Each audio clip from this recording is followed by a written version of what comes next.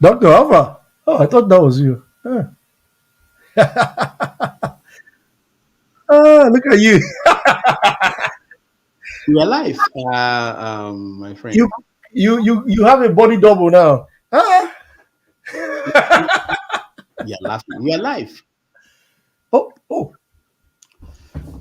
When in the course of human events, it becomes necessary for one people to dissolve the political bands which have connected them with another, and to assume among the powers of the earth the separate and equal station to which the laws of nature and of nature's God entitled them.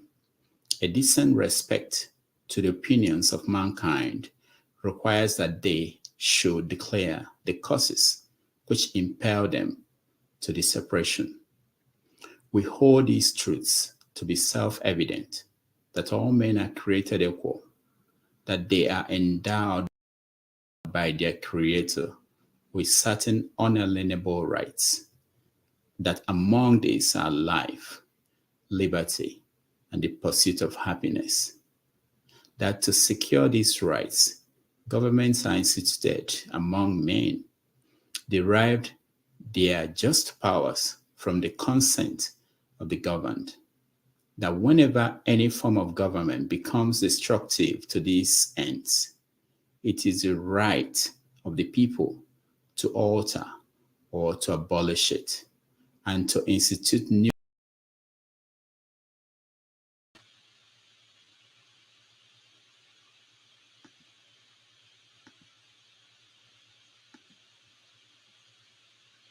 Afternoon, fellow Biafrans. This is the second day of our 1 week long historic sit at home for the demand to release Mazen Kanu, and of course, in preparation for our Biafra self-referendum. I am sitting at home. When they tell you Simon Ekpa is in Finland, no, I am sitting at home. This is me at home, and I will sit at home for as long as the sit at home lasts in Biafra land. Thank you very much for this historic moment that we are making in our Biafra liberation. Woto Woto, remain the code. And very, very soon, everything about Nigeria will be evicted from Biafra territory. Mark the word, evicted. These are the people who facilitate the murder of our people. These are the people who facilitate killings for our women and children. And we will no longer allow them to stay and sleep and wake up while they mastermind the killing of our women and children in Biafra land. So today is the second day of the historic sit at home, and I thank Biafra people for taking up this challenge and making this sacrifice for their future. Thank you. See you in the evening. I am sitting at home. Whenever you see that man with our phone called Ifeanyi Ubah, tell him that Simon Ekpa is sitting at home. My warning is going to receive it very soon. Thank you.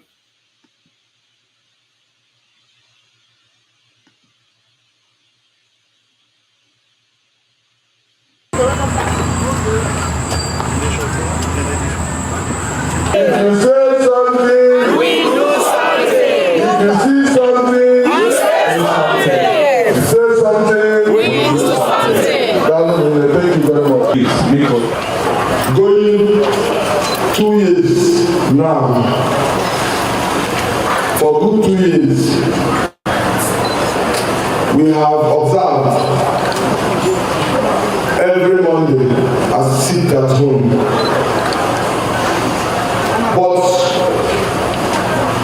we have cooperated in the spirit of observing every Monday for sit at home. We have also found out that we are losing our economic base, and most importantly, we are losing jobs and business opportunities. As a representative of the good people of Anambra South, Nnewi not being the political capital of Anambra South, we deem it fit to say we will not continue to have sit at home on Mondays.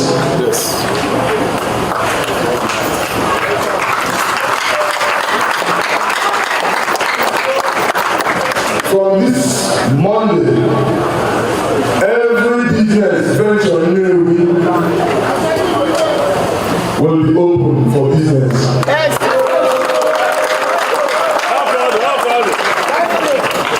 We have our men, we have our system. We know saboteurs will try to come to sabotage what we are doing, but we are resolute to fight any aggression that will come into this town. Yes. I've had statements. To be precise, I've heard from what's that his name? Simon Ekpa, one Simon Ekpa. I heard from him. This is a warning to Simon. For 17 good times, you have mentioned the Ifeanyi Ubah, and I did not reply you. You have been seeking for my attention 17 good times, and I'm replying you today. I've never ever mentioned Ifeanyi Ubah or Nnewi again. You have your parents in Ebonyi there. Their state is ABC state. And they have never ever one day mentioned their state in Ebonyi. Ebonyi don't observe it at home. You are in Finland contesting for councillorship or whatever. You go to your job on Mondays, but you want to really go us, you want to deprive people because you have communication gadgets, you have internet to run propaganda. I am elected officer of the Federal Republic of Nigeria. I represent the people of Anambra South. Yes. To you, Simon Ekpa, and your co-brothers, for any one of you to mention sit at home again, you will start charity begins at home. You will start preaching sit at home from the Ebonyi before you continue to mention Anambra State and you are seeing Nnewi and Anambra State as a drain for your enterprise, for your dubious enterprise. I am telling you, Simon Ekpa, be careful. Be careful. Be careful. I will say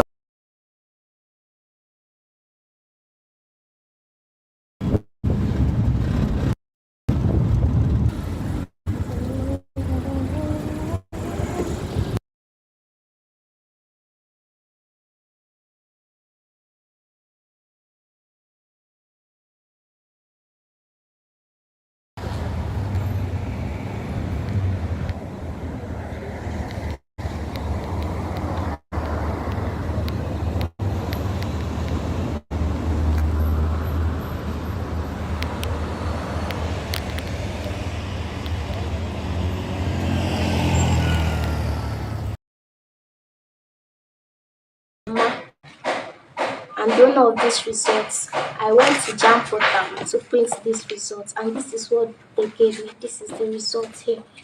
So this is my aggregate 362. This is exactly how I printed it. I downloaded it from that site. So they now saying that I forged my results is what I don't know, and I'm traumatized that they accused me of forging my own results because I am not capable of this forging results. This is the evidence. Okay, they say that I forged my results.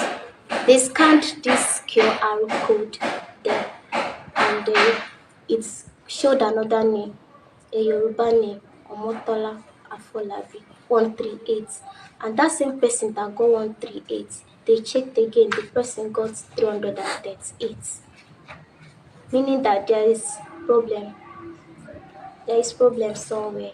So, and we went to Commissioner of Education office on Friday last week. My principal and the educational secretary of Anglican Girls Secondary School, or Anglican Diocese. So we went there. We showed all these results to Commission of Education, both this one and the SMS they sent to me. and she snapped it and sent to the JAMB official. They called back saying that this is a forged result, that I forged it myself, that the JAMB office don't have the record of this. So they now say that I forged it, and they called the DSS over to come to her office. The DSS, they took us to their office, and we made our statements there. And they said they will contact us later, that they are going to investigate these results to know where the source came from. So that's what they said. And instead of them to wait for the investigation to be over, they posted that I forged my results without confirming. So I'm really sad about it. And it's not that since my nursery school have been taken first, I'm a brilliant girl. It's not that I'm an illiterate person that will go and forge her results because I'm not intelligent to impress people. I've been taking first position since my nursery school. And even my common entrance, it was 300 and something. So it did not start today.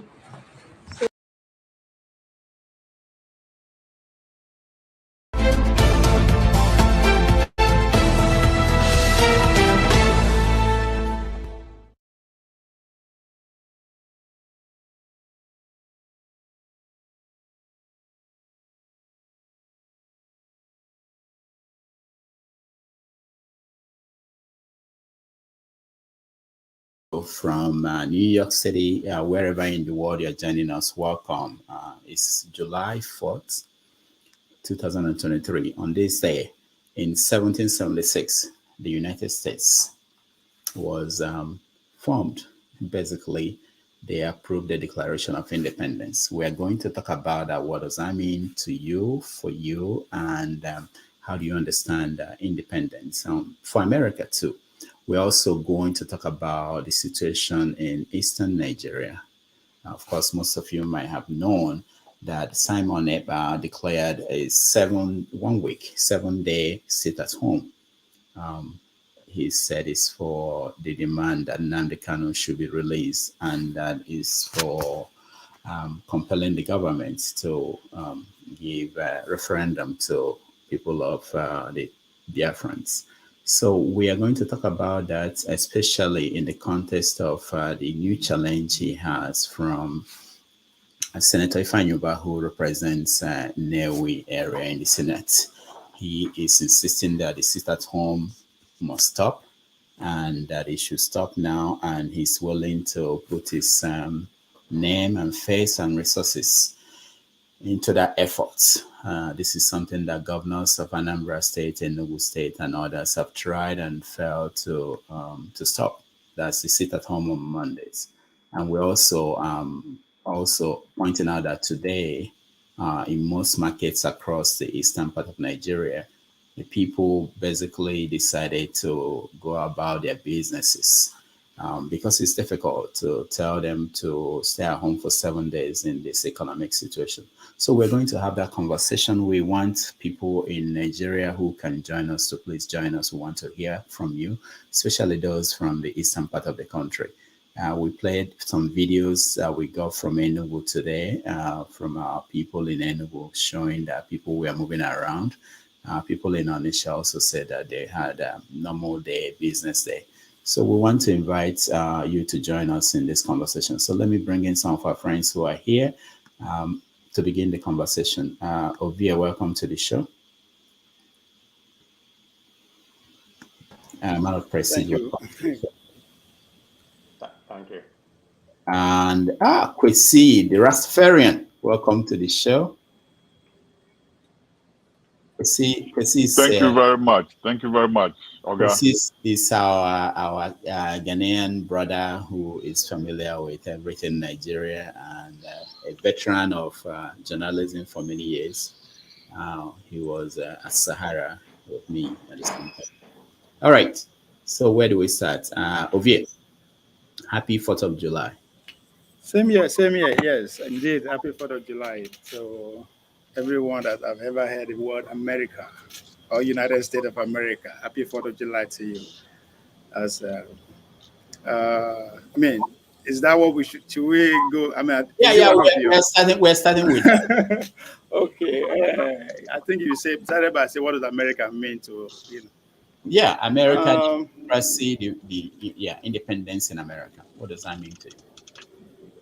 I think um,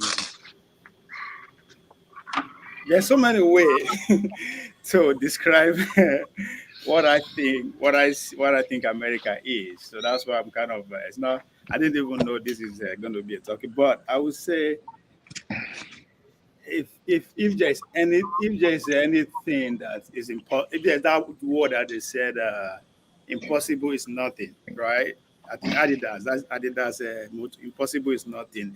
If there's any way to define human ability, I think that's what America is. To me, it's America is an entity that people came together and said this is how we want it to be, right? Just bunch of people. I mean, you can, there's a conversation around how they were able to achieve that, right? Already, but that's not what I'm acknowledging that, but I'm just telling the story of America the way I see it here.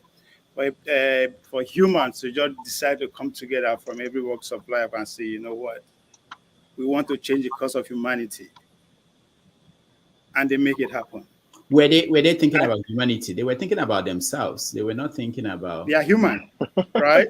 yeah. They are human too. They are part of the humanity. They are part of the human race. How far can I go? How far can we go? Right? How far can we go? How far can I go? Emiloko, that's how I start with Emiloko first, right? How far can we go? Right? And I think if you actually it goes back to what we will end up talking about today, which is the idea of Biafra, right? And I think if you go back to the core of it, maybe we find out that it's just people that say, you know what, we can decide our own. How far can we go if we decide to stay on our own? So it's a story.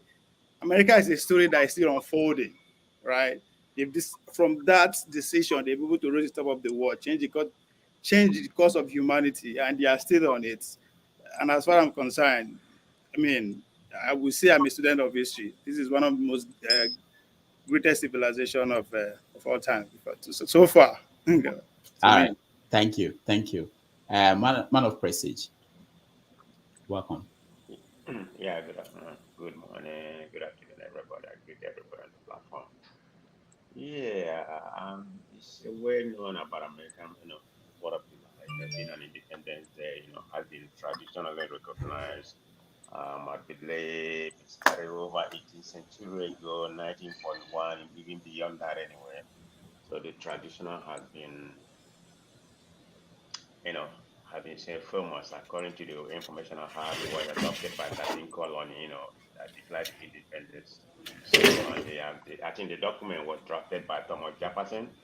The little history that I know, I'm not a purely student of history, but I have a little bit of knowledge about American independence. So, yeah, it's very important, the festivities, the firework that's going to be going on, the hot dog by just, hopefully somebody's going to destroy him.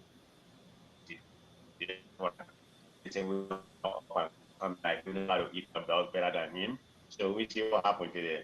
So that's it. That's it in a nutshell, and parrot, of course.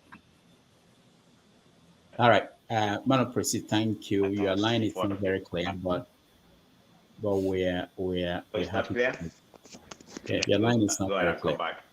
Okay. Kwesi, welcome to the show. Thank you very much, Oga. So, did Ghana start the way America started, or is it?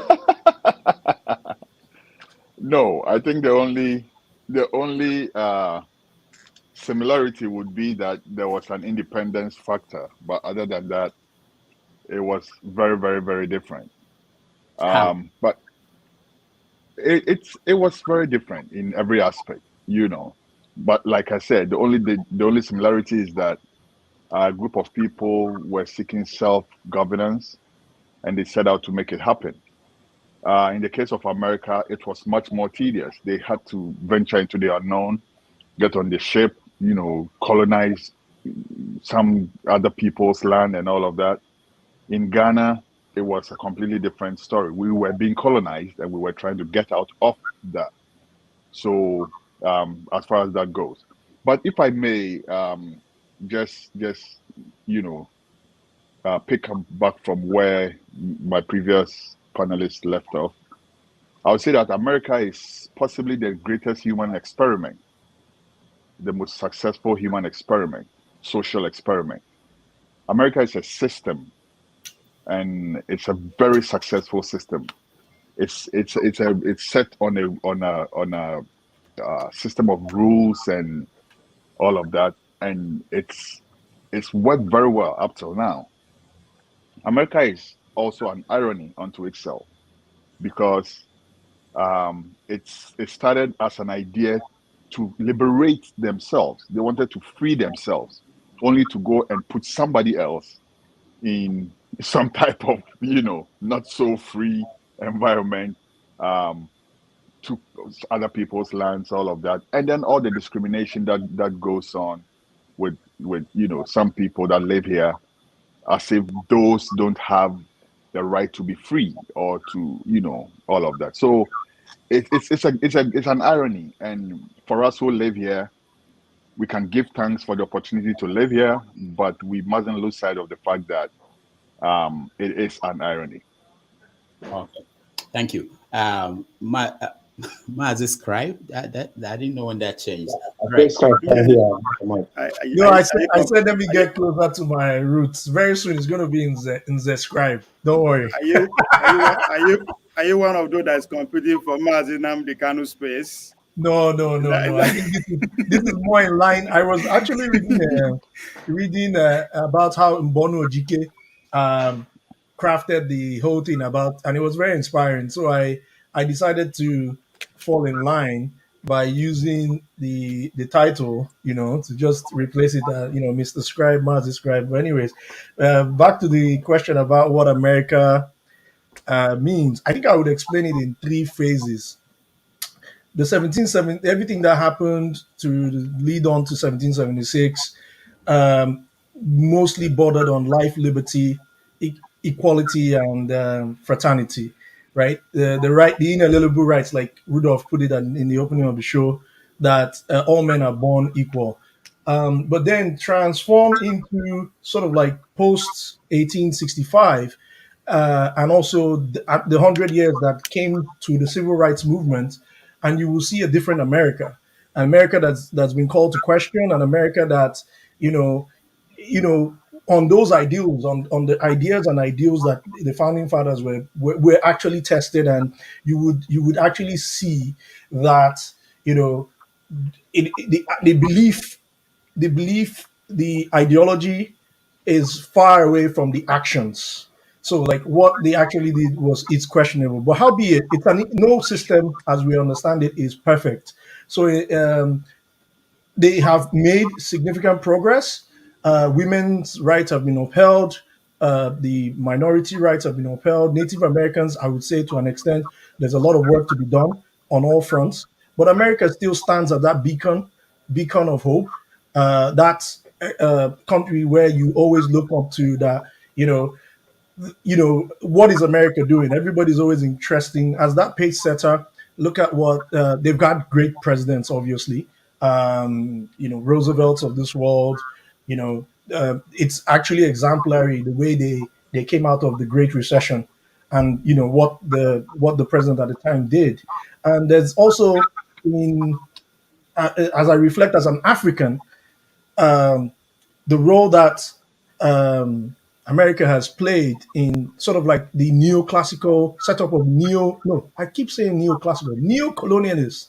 I don't know what neoclassical. Whenever I think neocolonialists, I always say neoclassical.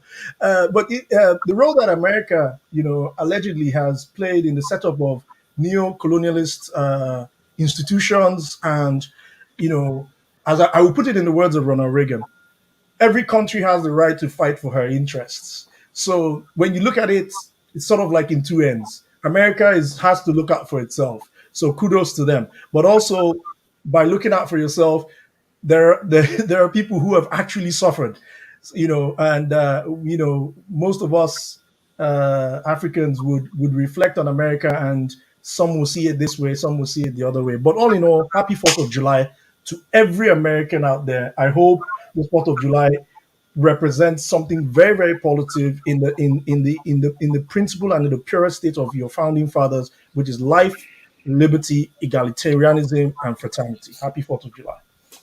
All right, thank you. Uzo. Yeah, I greet everybody, every panelist out here. Yeah, my own take is this. I remember when I was little, when I hear independent, I was thinking it's a leave. All of us now about independence leave in Southeast. I was thinking just a leave, you know, until I begin to grow up. I now understand what independence means. And for those of us in America, it used to be a good experience, a day to rest, a day to reflect, a day to be with your family. It's really a wonderful day for each one of us, and a day for the police to make their quotes, a day for drunkard, a day for whatever. I really, really like America owns the oldest independent, oldest democracy in the world, but we Nigeria, we celebrate it more. Yeah, they celebrate it here, the way I see it, but average America, I won't say average. Most people, 4th of July is very important to them than what you represent. You know, a day for the rest, as I said. But at the end of the day, we all know what it stands for. You know, in Nigeria, we know how when I was growing up, Independence Day was used to be a day you always mark in your calendar, Independence Day. And when we grow up, we think that started depreciating from our mind. You know, it's a history which will be told. So I use the opportunity to wish my fellow guys here, man of prestige over here, all of us in America, happy Independence Day. You know, today's a barbecue day, but I wonder why you are here. Mahmoud have not talked with you. Yeah, so we roasting some chicken, some yam, and some here are talking to us. I won't be long here. I'm going to roast my own chicken and this thing. I have my He lives drink to drink. So happy Independence to every he one lives in of New York. He's not a patriot. He lives in New York. Thank us. you. Thank you So so much. today is a day for the police to make their quotes. If not, all police quote will be made today. So that way is mostly well it is for some people here. Thank you very much. Thank you. Let me go to Matt. Doctor, I just want to make a quick correction. America is not the oldest democracy in the world. Athens is. I say It's one of not. the oldest, one of the Okay, oldest. okay. The oldest democracy is in Athens, so I just want to make sure. Yeah, I say one I of will the need to oldest. Yeah. respond to Absolutely. Maz's crime too, Dr. but Rudolph, after you say you everybody didn't else, hear me I will need before. to Can I respond to reclaim Maz. my place a little bit? Huh? Maybe you So can hear what? me now. You say you didn't hear what I said before. Can I reclaim my place just a minute? Okay, go ahead. Thank you very much. Thank you. Thank you, Sid. It seems like you're a scholar about American history. So thank you for educating us about American history. You know, the way you enumerated everything is very enlightening. I'm not too much of a student, but I just have a vivid knowledge about American history. You know, according to what I understand, you know, it dates back about 18th century ago, of course. It didn't quite get on a declaration until 1976, like he properly stated. So I just look at it as a day of liberation. You know, of course, in Nigeria, you know, we celebrate it more than they do here, but they do it in a different way. It's a day of, you know, traveling. You know, I mean, look at, you know, being with the family, independence, firework, hot dog, you know, and every kind of thing, concert, parade, and everything that, you know, encompasses independence. So it's very interesting. You know, I always look forward to Chestnut, you know, the hot dog contest, which is taking place today. But my understanding, so let's watch and see. They say there's a new kid in the blood that may dethrone him because that guy been winning for many, many years. Thank you very much for that. So we All see right. what happens. Thank you, man of prestige. Matt. Yeah, good evening, Dr. Damage, and everyone here present, and those who are in the comment section. I'm greeting from Barcelona. Um, I don't know what the topic that you people are discussing, but I've just heard from uh, Brother Uzo and so if you can just put me through, so let me know what to, because there's a topic that brought me here, because I saw Simon Ekpa Yeah, we started with today in America is 4th of July, which is Independence Day in America. So we wanted to know, what does that mean for you? What you think about America and America's independence? Does that resonate with you? What do you feel about that? How do you compare it to your own independence of your own country? That's the conversation we want to start with. Okay. But what if I ask questions before I start make my own contribution? Okay. I want to ask now, we Nigerians, you know, I work in Manama. That is We can't hear you very well. Can you either I come said, closer? sorry. I say we Nigerians, in Igbo language, we say Okamanama. We like, do celebrating outsiders.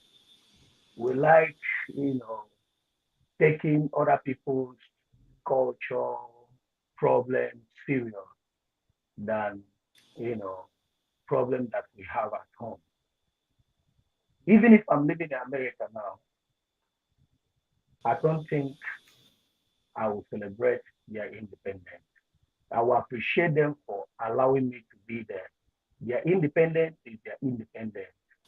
I will start talking about home because I just want to say this way. How many Americans in Nigeria that was born in Nigeria, school in Nigeria, because I know there are many that celebrate our independence the way we have come here to celebrate American independence. That's my own thought for that one. But I would say congratulations to all of you that are living in America. But I'm not interested. All right, thank you, Matt. Matt, I don't want, the point is that we are not, you can be, we are not an island. Everybody, we're all connected. And just so you know, a lot of countries got the motivation to fight for their own independence from America, how America fought for their independence. And if you want to look at your country, whether it's Ghana or Nigeria or Kenya, we all got the independence from the same United Kingdom, Britain. So what did Americans do right that we didn't do right? That 100 years after we were free from Britain, we are not as independent as America is from the United Kingdom. So these are things that we should ask ourselves the question. We have templates of how other people did it. Why is it that we couldn't do things like that? So we can't isolate ourselves because there is a problem in Nigeria where you won't know what is happening to or other parts of the world where we have shared experiences. We all share the same experience. Why is it that America is not part of the Commonwealth of Nations? Why? Okay. So, Rudolph, may I? Oh, sorry. From that aspect, I can say you're making sense. You draw me more closer, but you are dragging me to still, put interest in their independence. But what you are just saying about what we have to learn, what are we learning, or what exactly can we draw from, their own experience? That's true.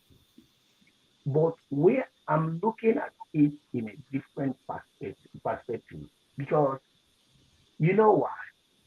These same people that I'm going to put my energy to celebrate, all the chaos, all the problems that are in the world today, they are the people that created it. okay.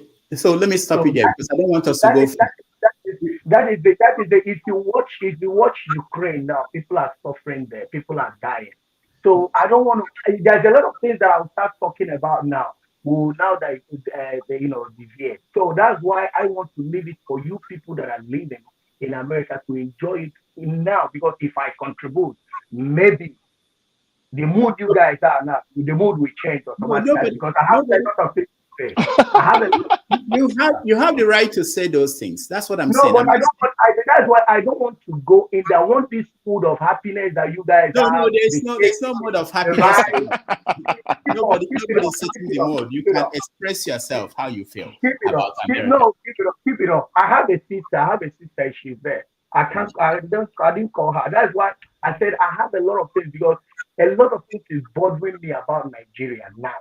Okay. So I don't want to put my energy celebrating, people who have seen a lot of, things that have gone wrong.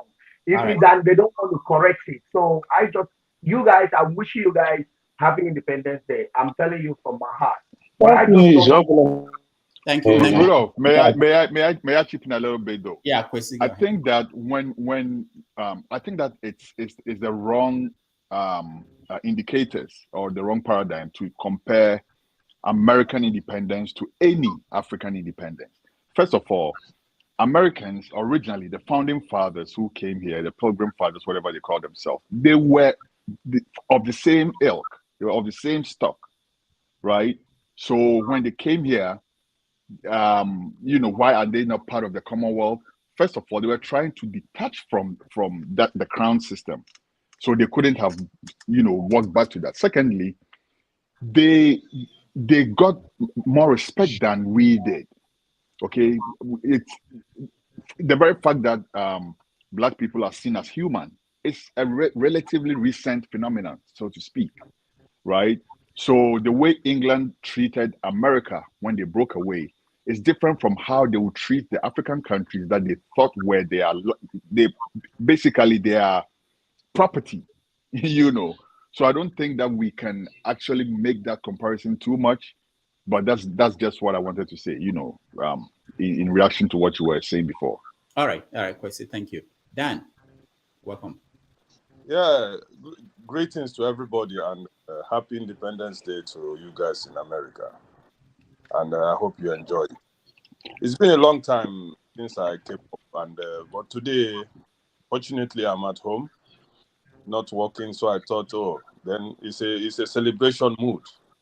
But what I want to say, in a very nutshell, is that American and Nigeria, you can see there's a lot of similarities.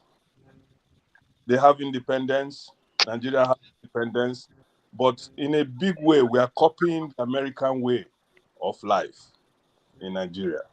I hope I'm not deviating, but I think I'm just trying to put something together there. If you see the way the American system is being run, maybe in a much advanced way, but Nigerians are copying it. No respect for people. The big guys who are the so-called white people, they sit on top. The black guys are being molested or being treated as if they are not supposed to be in America. The same way I see it in Nigeria, the cabals or the big guys, they treat the poor people in Nigeria in certain ways. So for me, really, the American system, comparing it to the Nigerian system, is a wrong system. I would rather choose the Scandinavian system of life. You understand?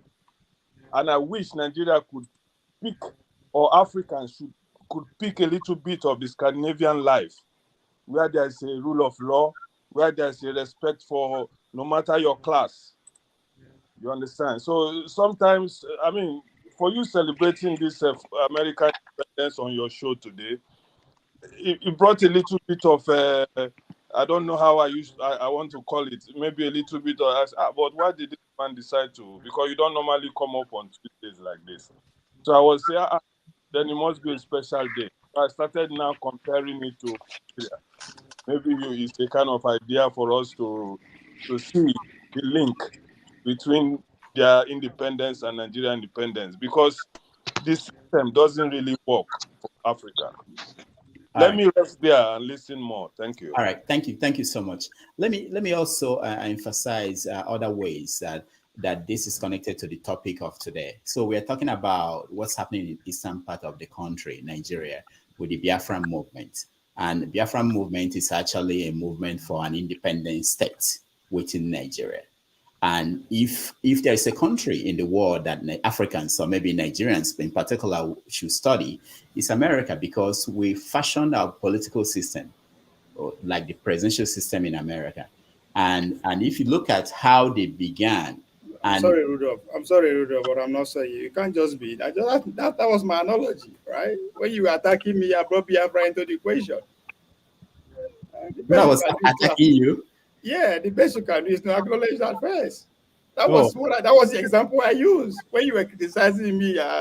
I said, look, just it's an idea, just like Biafra. That if you go down to the Biafra, people actually sit down together and say, you know what, we can decide our own life. That's what I said. I So criticized you acknowledge that. today. Did I criticize you today? I'm surprised. No, I No, not didn't. like not criticized, but a little Okay. bit of pushback, not just a pushback. So Okay. Okay. No. I'm just pointing out the connection for those who do not say it. and I The said I fact, did the, that first. I did that yeah. first. That's what I said. Okay. Okay. I'm not. You didn't Okay. You acknowledge did. that. You did. Ovia, you did. Yeah, I My remember people that. say if lizard fall on top of hit ground, if nobody praise that, you go praise yourself. Okay. Okay. You did. Now Anyway, this is something that is very important in the Declaration of Independence, which was written by somebody said that Thomas Jefferson. He was actually sent to write it with Benjamin Franklin. And Benjamin Franklin was an old man, so he told Thomas Jefferson to write the draft and bring it up. So when he brought it and they were discussing it, they were striking some things out. And Thomas Jefferson was worried about, he spends time or sleepless nights writing this. And they were striking things out from that. And Benjamin Franklin called him and said, look,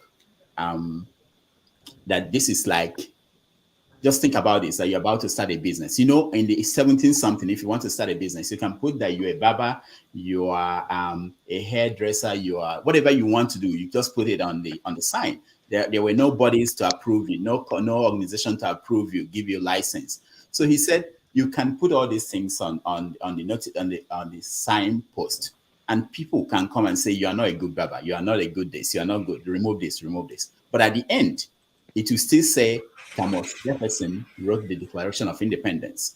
So he wrote it, but they debated it and they struck out some things and agreed on some things. But look at the first line. When in the course of human events, it becomes necessary for one people to dissolve the political bands which have connected them with one another and to assume among the powers of the earth the separate and equal station in which the law of nature and of nature's God entitled them. A decent respect to the opinions of mankind requires that they should declare the causes which impel them to the separation. So here you are seeing that we know that the states in Africa were made by the Europeans to a large extent, all the states, and that people are questioning whether they should remain in that state, which connects to the Biafran movement.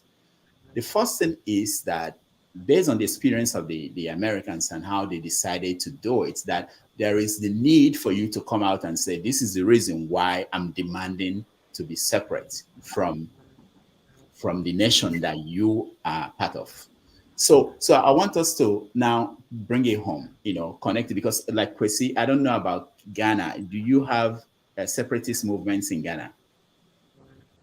No, the government of the day faked one just to give itself the opportunity to gerrymander a little bit and do its own political gimmicking and all of that. But there is none. There is a bit of internal strife, in the upper parts of Ghana, but that has nothing to do with separatism at all. I wouldn't say we do. Okay. So everybody in Ghana agreed that this is the country that they were given and they were part of. Okay. For the most part. For the most part, except that, like I said, they were faking. I'm sure there are a few people who may have a sentiment that what used to be called Transvolta Togoland, which is now the Volta region of Ghana. I've heard a few people mention that they wanted to be their own country. It's not anything significant. And the government of the day jumped on that and did its own, little tricks here and there. But to a large extent, most Ghanaians, thanks to the fastidiousness of Kwame Nkrumah, our first president, have signed on to the idea of a one Ghana, even though we are so many different tribes. How many tribes? Oh God, I don't even know. There's a lot of tribes in Ghana. There's a lot. Okay. There's a lot. I need to do my research to come up with an actual number. Okay. So for Nigerians who are here, if you say that democracy that we have in Nigeria is not working today, and it's modeled after the American system, what in American system are we not doing? Why is it that it's possible for the United States, with the number of people who are here from all over the world, they are able to put it all together and make it function as good as it is? Why is it that we can't do it? That's the question we should ask. And that's why I think that if there is anything to study abroad about other countries in the world, people in Nigeria who are running the presidential system should know everything about the American system, why it works, why the one we have is not working. So if I ask you, last question, I please. I think can I go? Yeah, Um, sorry. I think when you were saying what you were saying just now, two words came into my mind: principle and abuse. And I think both sides, depending on how what kind of lens you use to look at both the America and Africa or Nigeria, you kind of I just can't say that America is perfect. They have their issues, but I would say they are relatively more diplomatic in how they in the way they project their own problems to the world. Um, Africa, I think it's unfair that we would, given our background with slavery, given our background with exploitation, this is the same Africa that Pinto, when he visited the Benin Kingdom, described, equated the Benin Kingdom as something he has never seen before. So this is a man that came from Lisbon, in Portugal in those days. I don't remember the particular time. So what I think, Rudolph, in my humble opinion, I want to shift I want to kind of twist it a little bit and reflect on what did our ancestors do, or where what did our oppressors, I don't know if that's because I want to use colonizers, I want to use slave traders, but I'll say oppressors. Where did our oppressors have the upper hand on earth? At what juncture? Because clearly when they met, if Pinto, a white man, met, or the likes of Lecky, I'm just remembering all these Portuguese traders that they went into trade with, our forebears. If these people were able to transact trade properly, how did the idiots that, wanted to justify, gave a dog a bad name so that they can hang it, justify that black people were not people? I think that's where the problem is, because we're still coming out of that PTSD of where we still don't see the black man still doesn't see himself. We're still trying to convince ourselves that we can do it. Whereas, Rudolph, you and I know you're a brilliant student of history, even better than I. We know that Africa was practicing, or let me speak for my own people. The Igbo people were practicing the purest form of democracy ever seen in the world, which is pure egalitarianism. The other system, name it. I've looked at a couple of them.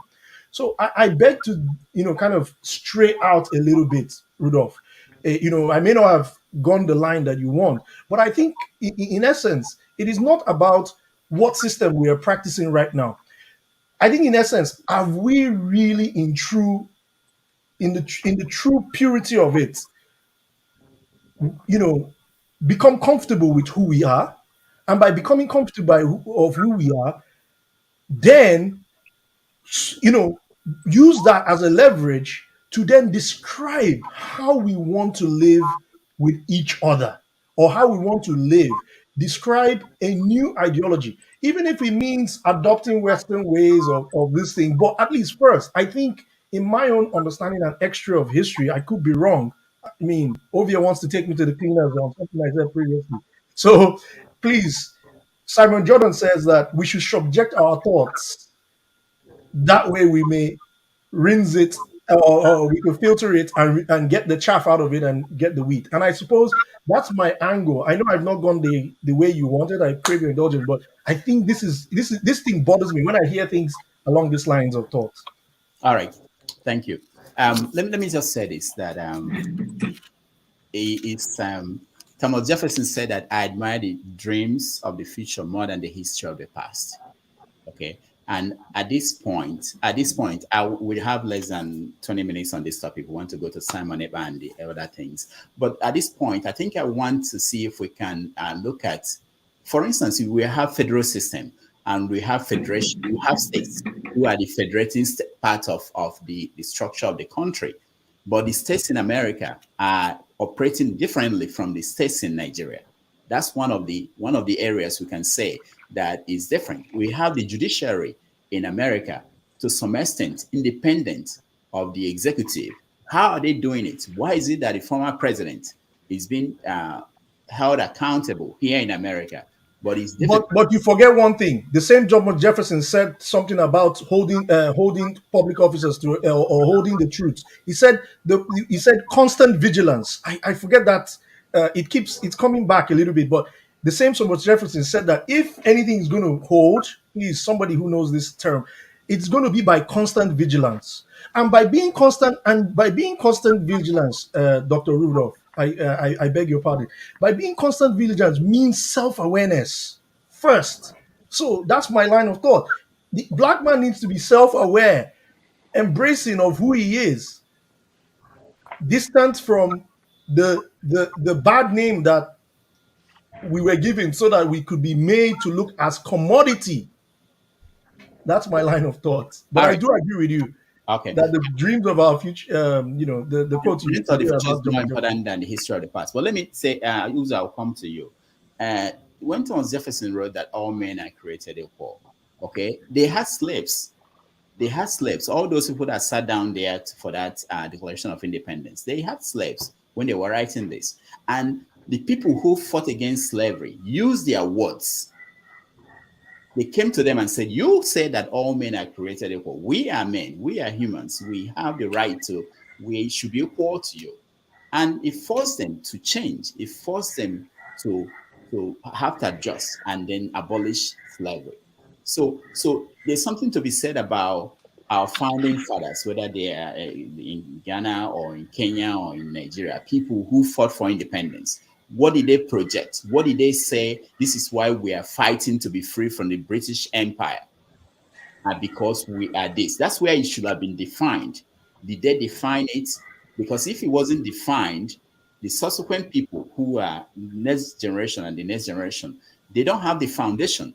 It was based on this foundation of the Declaration of Independence that they've been able to sustain the American experiment. The price of liberty is eternal vigilance.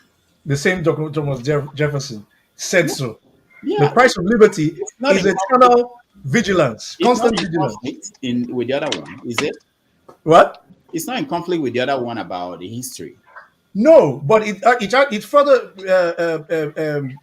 reinforces my point that if one is not conscious of who he is, how can that vigilance be prolific, or how can that vigilance then birth a form of consciousness? What are you vigilant about?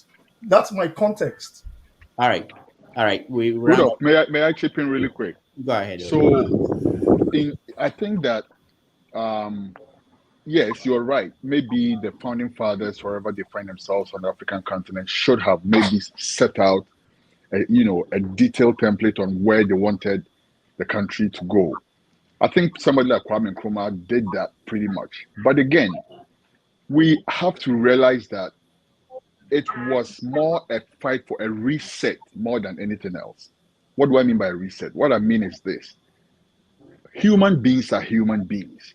So if we found ourselves living in a system where we were being considered as chattel, we were being considered as second, third class citizens, the first reaction would be to emancipate ourselves from that before anything else.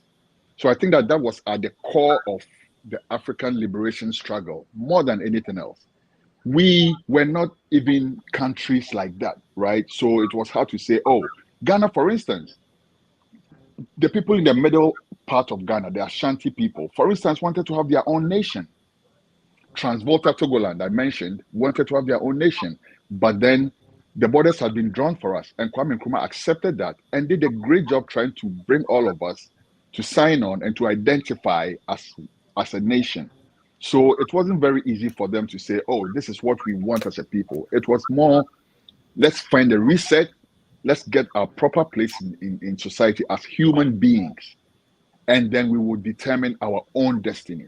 Like Kwame Nkrumah said, we will show the world that the black man is capable of managing his own affairs. That affairs, and he also went on to say that if we fail, we want to fail by ourselves.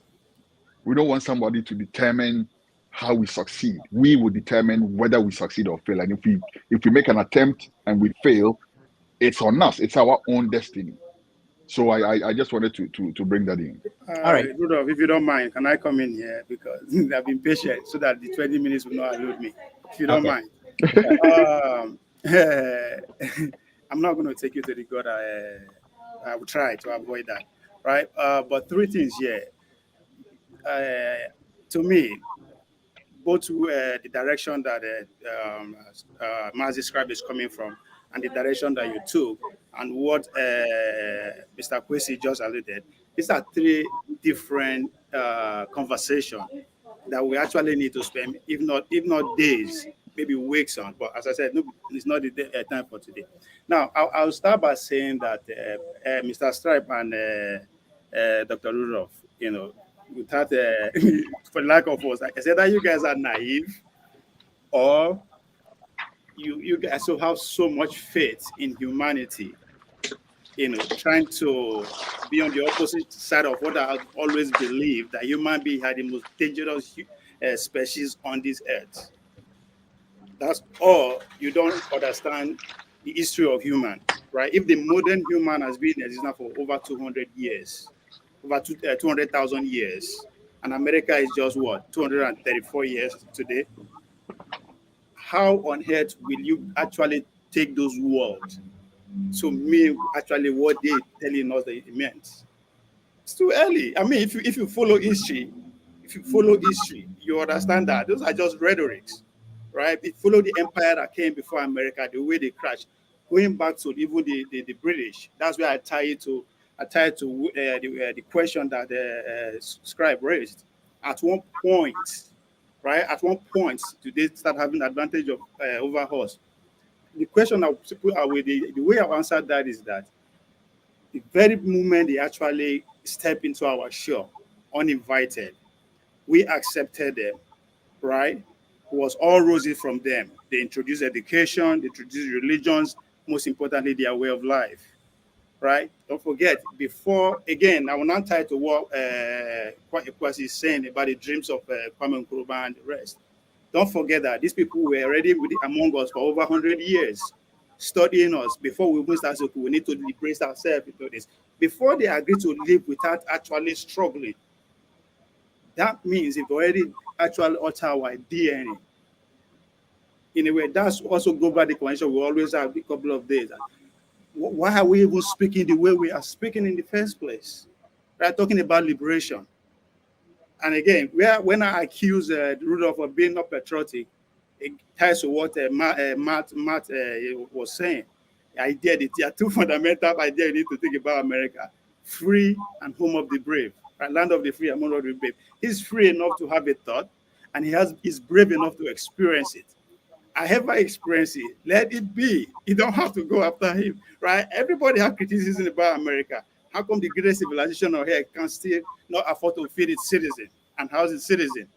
How come, right? We all have our own, but that today is not the day for that. But those are three things that actually they need more conversation. And again, you are saying, what do we need to learn, or what are the steps that I take? This will model our democracy style for America. Again, you have to study the history of America, right? You see, the paper that came 1766 or 1766 took over them almost another 100 years. Civil War broke out, which answered the question: how were they able to have this self-determination in terms of states and local government? That's where all that start from. It was still due to the bravery of it. They say, I want to go, I want to go, I want to go. That actually led them start our civil war. There's a reason why everybody they want to go. That ties to what you are talking about, the Biafra again, right? It's a good thing as far as I'm concerned, right? It is not upon our political elites, our leaders, our intellectuals, right, to key into that environment and convince them. You cannot force them to buy it there, but you can only convince them to keep staying with us for only God knows how long, right? So it ties to all. If you look at what America went through, even up to today, the Texans, they will tell you that they still have that ability, the right to say if they want to leave, they will leave. It took them years, civil war. They left at one point, they had to convince us to come back. So we should also take into consideration that America is not all rosy. From that day one to this point, a lot happened, and a lot is still happening. Right? You can ask your question: why is an average African American billionaire doesn't want more than 10 billion? Why the other people are worth 200s of billions? That's a question we should ask. Are they that stupid? Are they that dumb? Right? There's so many questions we can ask within the institution we call America. As question always put it, it's an experiment. That is ups and down. So we are also going our ups and down too. And Biafra agitation is one of it. Are we going to convince them to stay with us? But we have to show it, right? We have to prove it they have to prove it to the Texans. They have to prove it to the whole Southern America that yes, we will allow you to do whatever you want within your space, right? So it's a conversation. We are still growing. We are still evolving. But fundamental question is what Scribe asked at one point. To me, it's education. We are all miseducated. All right. The last of Kwame Nkrumah, they came and they were trying to convince us with a foreign language. So yeah, so many questions. All right. Yeah, the conversation can go far and wide. Kwesi, you're muted. I can't hear you if you're speaking. Kwesi, let's go to other people. But go ahead if you want to say something. I just wanted to throw in just a quick reaction to what you said. Just 2 lines, please. Okay. The English language is a blessing and a curse at the same time. Because imagine all of us, you're from Nigeria, I'm from Ghana, and we find a common ground to communicate, right? So yes, like I say all the time, everything is good for what it's good for. Let's see it for what it is. And let's, because yes, it's not our culture, but if we take it and use it, English people are taking our stuff and using it too. Why not? So I would say that it's a blessing and a curse at the same time. That's just what I wanted to react to. I just want to give you another quote from Kwame Nkrumah. No. Wait. 1 minute. He said, you can measure. He said you can measure the degree of the revolutionary awareness. Hold on. By the political maturity of the women in that thing. So I beg to differ a little bit from what they are saying, that the language may have been a hindrance, but then there was nothing that blocked the Alake of Egba's land's abdication. There was nothing that blocked the women from rising up and supporting Kwame Nkrumah to achieve independence. I think one of the fundamental things that we forget as Africans is that the role that actually women play in the political space, that enough time is not being given to sensitizing of women, and I think that's the point I wanted to add quickly. Mr. Scribe, are we really independent? That's another question. No, we can't continue. We can't continue. We have 1 hour. I wanted to add on something before you Scribe come in. No, hold on. Let me go to Ngozika. She's in Nigeria. I'll wait.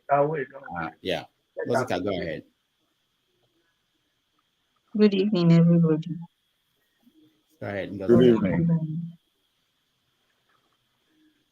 I don't know if any of you have seen that video that is purportedly from Ebonyi State.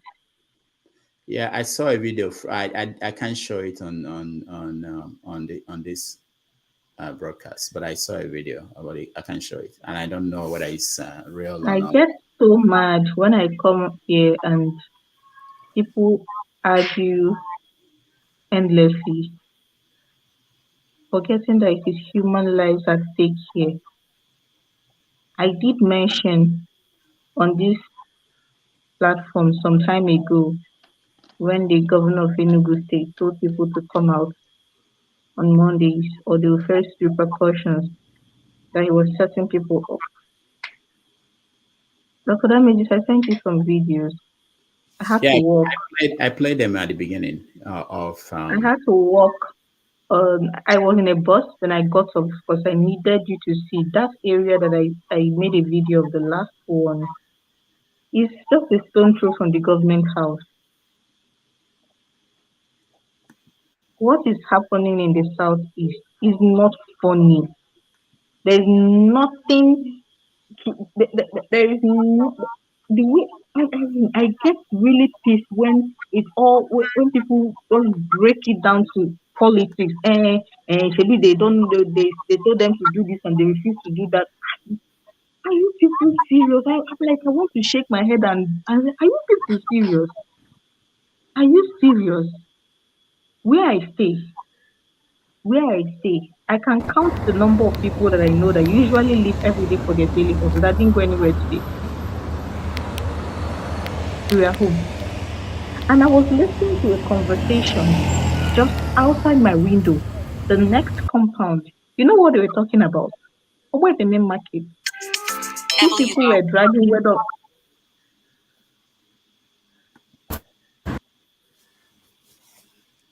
Can I go on?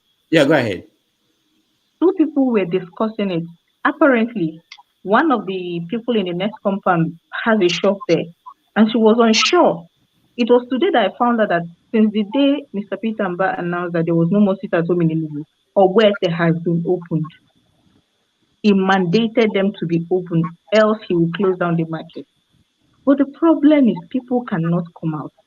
And what you saw happen in Ebonyi State, Isheke, is the reason people are scared to come out. You don't know when it can, when you don't know when everything can go from 0 to 100. You don't know.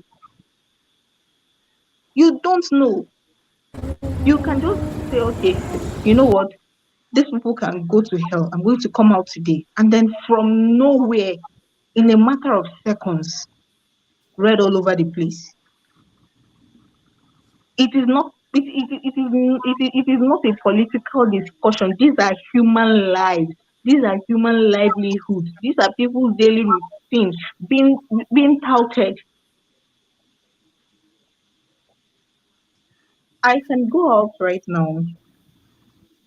I I I I I am so the video from Ebonyi State has me messed up because it just made me realize that just this brief time that I went out, it could have been me. And I know for a fact it could have been me. Yes, those people you saw in the video from Ebonyi State. If what happened to them could have been anybody in the southeast today. Nobody plans, we don't plan it, we don't enjoy, we are not enjoying it, we are not supporting these people, we don't know who they are. Every person do not care, we want them out. We want them to be taken out. We want our lives back. We want our days back. We want our time back. But you can't do anything. You know the feeling of helplessness. Do you know the feeling of frustration? And you come here and people are treating it as if it is a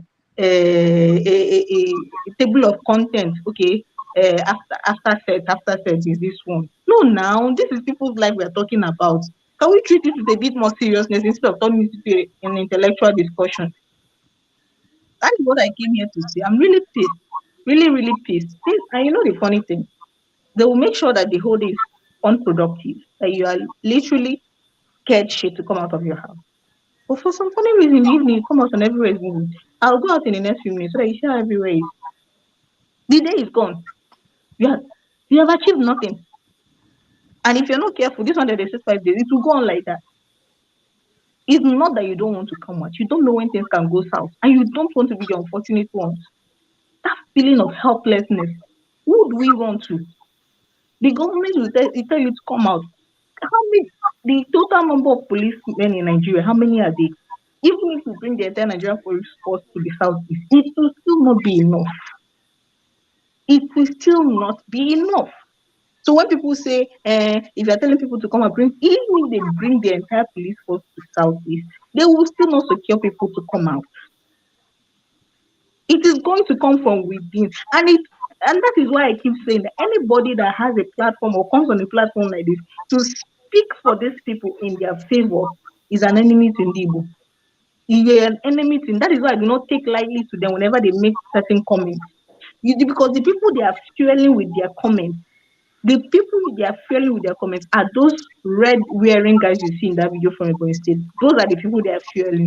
Because when they hear this repeated endorsement kind of statements from people on several platforms, they feel, yeah, we are doing something right. It is no longer fun. I Rudolph, don't know. Call can I anybody. ask her a question? Can I ask Ngozika a question? Yeah, Before go it's my ahead. turn?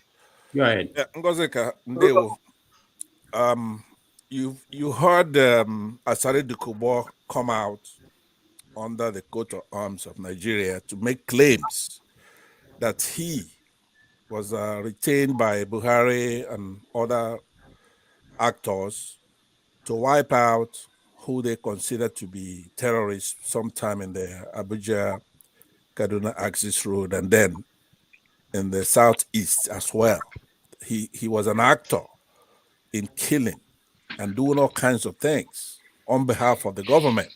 So when about 6 months ago we were saying that we don't know who these unknown gunmen are, there were a lot of people who say, "Oh, they're Igbos.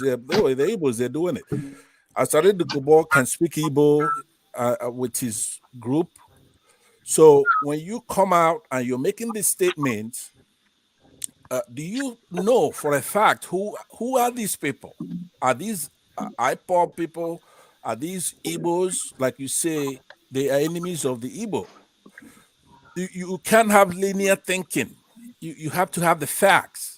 Now, me myself, who's asking you this question right now, I don't know. Now, when it comes to my turn, I would cover this. I'm only going to be here 2 minutes because I'm violating Rudolph's video rule. I'm in a place that I can't show video, but I want to answer a question that he asked earlier. So please tell me, because every time you come here, you try to get along with those who are chastising the Igbos by saying, by admonishing the Igbos, but do you know who are these actors? Who are these people? Is it Dokubo and his group, or are these Igbos? I want you to give me a precise, concise, but direct answer to that question. Thank you. Can I add up something? Let's see Ngozika then. I'll come to you, Matt. Ngozika, did you hear Pansat? I'm trying to get my camera to turn. I don't know how to do it. I don't know. Trying to get. Okay, Matt, I you don't can know go. if you can see it. My brother, you know, I don't know if you can see it.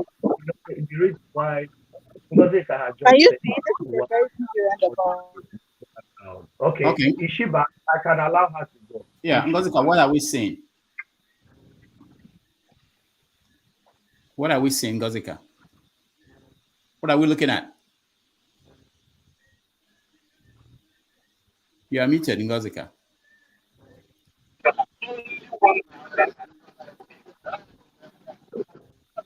So that is like basically it. I am not with my earpiece. I am not with my earpiece. Let me just go back inside and then rejoin the show. Call you came out here. This is I see behind me. That is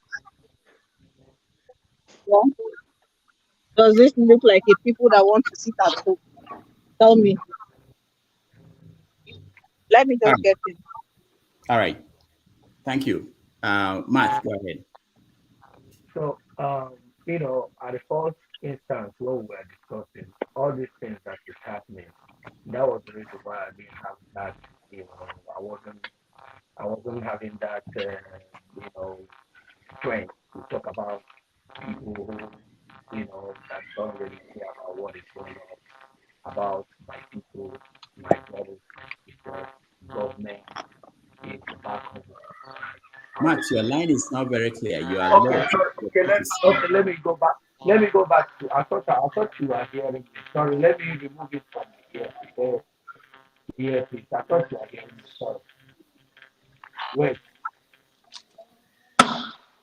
Can you hear me now? Okay, that's better. Go ahead. Can you hear me now? Yeah, it's better. Go ahead. Okay. So the reason why I didn't want to talk about America really because I saw something about what you posted the picture. So I wanted to discuss about things that are happening because I prefer talking about us, Africa, and finding solution, what we can do, to change the situation that we are facing in Africa. Because the blood that is being shed in Africa is a whole lot. It's something that is when you see it, you start thinking what is going on. Is the world not seeing this, or are they just closing their eyes? You know, like what Ngozi just said, I just want to say this. This is intentionally the government, the past government knew all these things, and they just want to create this problem to the southeast. There are one solution to what Ngozi just said to solve this problem. These people that are killing, these people that said sit at home, they are asking for one thing. Why don't you, even don't release him, don't release that person that they tell you, call one evil man that you people feel that you trusted. Say, we are handling you this young man. We are giving it to you until we finish his case in the court. This is what they are requesting. We don't know who is fighting right.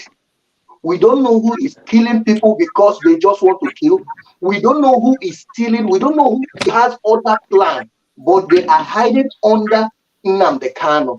Why don't, if you people, if the country, if the government say that they want to bring peace back to Southeast, both Imo State, Enugu, Ebonyi, all these people, both in Anambra State, everywhere, Abia State, they are fighting, saying, release this man for us. Why don't they release this man? Don't leave him to go back to Afaruku, his town. Release him to people who have, requested that he should give it to them to stay with him until this case, you people will, decide on his case. Then, from there, if there is any other person who goes outside killing people, you now know that this person is not fighting for the cause. But for now, you cannot stop it. Because if you do, they all will hide under it is because you are holding this, it's because you are holding that. This is the only way. And if this man comes out and say, please, I am okay, I am with so person in his house, I'm okay. From there, he can relate to people, his family. My brother, this is the only solution to bring back peace in Southeast. If they are looking for one, I'm giving them one. Because whatever thing, if you bring military, you know that you are escalating this. Whatever you bring there, you know you escalate it. These people you are fighting are the people that stand against Nigeria for 3 years. They fought Nigeria 3 years. This is not civil war. This is guerrilla war right now. How do you think that you will be able to eliminate all these things that you are saying? This is my own contribution, and this is what I am, bringing on the table for the government that is new now to do something and release Nnamdi Kanu and then solve 80% of this problem in the Southeast. That is what I'm bringing. Okay, thank you, Matt. Thank you. Let's start from the beginning. The conversation now has changed. Why are you going to start from the beginning where I've not talked? I haven't talked either. Rudolph, I wanted to spend 2 minutes and you could have the rest of it. I want to talk about this particular topic. Could I? All right, Pastor, 2 minutes, John, about 2 minutes. And then, but I wanted to introduce the topic properly because Matt jumped in. Matt is talking about what should be done to stop this. But the issue, the first thing is this. Today is Tuesday. Today is not Monday, okay? Today is Tuesday. Typically, Tuesdays are peaceful in the East. What is happening today, and I hope we can agree on this, is that Simon Ekpa declared that there should be 7-day, 1 week sit at home. This is not the normal Monday sit at home. This is Simon Ekpa declared that there should be 1 week sit at home. So anything that happens today is happening because of that, not because of the Monday sit at home. And I brought up the Monday sit at home because we have Senator Ifeanyi Ubah fighting that should end in Enugu. So that's the other part of the conversation. So Pansad, go ahead. All right, thank you very much. At least Simon Ekpa is not calling for Tuesday, grab your AK, right? We have to stop the federal government of Nigeria and other tribes from persecuting us. The worst thing you can do to somebody is not to have them be alive. It's not to take their life. I mean, what we're going through in Nigeria, we have to start talking about those kind of things. Or the style, like Simon Ekpa's style, I may not like it, but that's just, he's trying to apply bandage to cancer. So let me first start by saying hello to everybody on the panel, greeting my brothers here and those in the chat section, and particularly to Kwesi. The questions that was put to him, you could tell he's an African, right? He's an African. In Nigeria today, there's two traditions. We have the Islamic tradition, and you have the Christian tradition. But let's narrow it down to sub-Saharan Africa. What is the problem that we're going through, particularly in Nigeria? There's a dichotomy. It's not about anything else. It's not about tribe. It's Islam and Christianity. That is what our problem. When you see Nnamdi Kanu arrested, freed by the courts, they won't release him. It has nothing to do with anything else but that he's a Christian. That's it. Now, my brother here, this Ghanaian here, he would talk about Nelson Mandela. He would talk about Kwame Nkrumah. He would talk about Julius Nyerere. He would talk about Patrice Lumumba. He would talk about Jomo Kenyatta, Thomas Sankara, Nnamdi Azikiwe, Kofi Annan, and so many. These are Africans, Pan-Africanists. You're never going to see a Muslim talk about any one of these people I talked about right now. Not one. So the decisions we have to make, they come in pairs. Are we a religious country or are we secular? First, we have to make that decision. Because if we're a religious country, then Christians have to fight for their rights. We cannot sit there and get Islamized by anybody or become or Christianized. But I haven't seen any Christian trying to Islamize make somebody who's a Muslim a Christian. So it's not equally yoked, and it's not the same moral. It's not morally. How do they put it? Equivalence. It's not. Talking about it doesn't mean you're anti. Talking about the truth. It's good for everybody. You're not doing anybody a favor by burying something under the ground. Now, Ngozeka, let me tell you, I see you come here all the time, and you're feisty, you're sweet, you're our sister. When somebody travels from Nigeria, and everybody here could attest to it, you come from Nigeria to say a Western world, let's say the United States, you are as dumb as a bear, a dumb bear. You're not savvy, you don't know what's going on. It's because of I made this is a controversial statement that I'm making, but it needs to be made. When we're here, we're fighting for you, right? You're at home. You don't have a boot to piss in or a wounded to throw it out of. You're getting persecuted. You don't even know who's hitting you and why they're hitting you. You can't come assigning blame to Mr. our President, people. Let me land. Let me land. I'll take you serious when your face is up. I do not reply faceless people, please. Okay, good. I please, do not. You're fighting for who? Who do you know you're fighting for? I only have 2 minutes. Mute her. Let me I'll land. take you serious when your face is up. What I'm saying if you want me to take you serious, let your face be up. Say whatever you want to say with your full chest. And you are the one fighting for me. My face is up.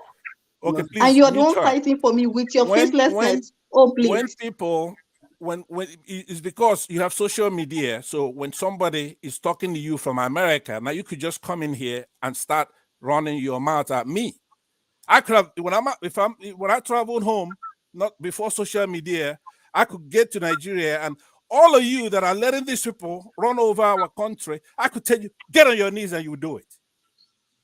So because we're on social media, are you gonna come here assisting, giving comfort to our enemies? They cheer you on when you're talking because you're putting all the blame on our people. You need to fight the people who are persecuting us. The Nnamdi Kanu has been to the courts, up to the appellate level, and they say, release him. He's been to courts at the United Nations. He's fought this thing legally. He's freed. But the federal government decided to appeal the case to the Supreme Court, right? So instead of them applying habeas corpus and have him released while these people appeal, they have the federal government has the right to appeal. But you can't hold a man down while you're taking your time, right? So Rudolph, what I was trying to say to you here is that the dichotomy, the problem we have in our country is a religious problem. It's not tribal. It's not clan. It's Muslims who have problem everywhere else they are. It's not a unique thing to Nigeria. This is not knocking Islam. I'm not talking about the tenets. I'm talking about a gang of people who have decided to dominate, disrespect. Now, Iraq had the same problem. Please allow me another minute to say this. This is important. You sit here talking about everything else in the world, but important things that we need to talk about. I was going to make a proposal to your format here, but by the time I end here, I'm gonna actually do a format that's totally different. But what I'm saying is that Iraq fits Nigeria like a glove. They have the same problem that we had. In their case, it was the Sunni Muslims led by Saddam Hussein, a military dictator, that disobeyed every United Nations, what they call the United Nations, help me out on that, if you can, resolutions. And he was lobbing missiles at Israel, and he was persecuting the Sunnis, the Shia. So it took George Bush to come in as president of the United States.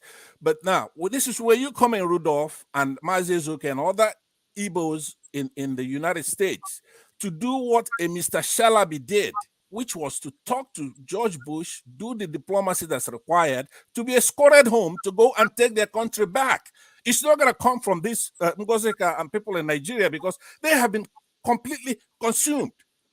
It has to come from us outside here to do the diplomacy because the people holding us down actually assist these Muslims in northern Nigeria to turn Nigeria into a hellhole. Buhari just ruled that country for 8 years. There is not a single virtue, not one. He's got us divided. He's got a lot of people killed. So all I'm saying to you is that when you were on this show now, I close with this. I'm saying that if you introduce a topic, let those for yea and nay, let them decide, and then let's have a debate for and those for the yea and those for the nay, and then we hash it out. So that way, the teams can work. Somehow there needs to be a debate, but it has to be directed, something that's going to resolve the problem. You just can't, every day we're talking about Igbo this, if it's not Igbo this, Nnamdi Kanu or Simon Ekpa, what do you want them to do? You want them to sit there and have our people get persecuted and killed? So maybe what they're doing is not enough, right? It has to be augmented. All right. No. Thank you, Pastor. Please, thank you very much. I don't think that I really hit it well. I want my brother Pansat, what is shocking my heart is that they are killing Igbo people. This is where I'm against them. They are killing Igbo people for crying out loud. My brother, Matt, hold on. Who are the they? Can I answer you? I tell you. I'm telling you. Now, my friend, my brother Matt, it's not only Igbo people they're killing. It's not only Igbo people they're killing. I can't hear you, please. I said it's not only Igbo people they're killing. Even that John Abba that you see there, his people are getting wiped out. John Abba is a Christian, and in the north, you see him laughing, right? Because he doesn't care about his people. He hates Igbos more than he loves his people. His people are getting wiped out. Christians in the north. Look at him laughing. I haven't said anything that's funny here. It's true. Have you ever seen John Abba come here and say, look, Rudolph, help me, my people are getting wiped out?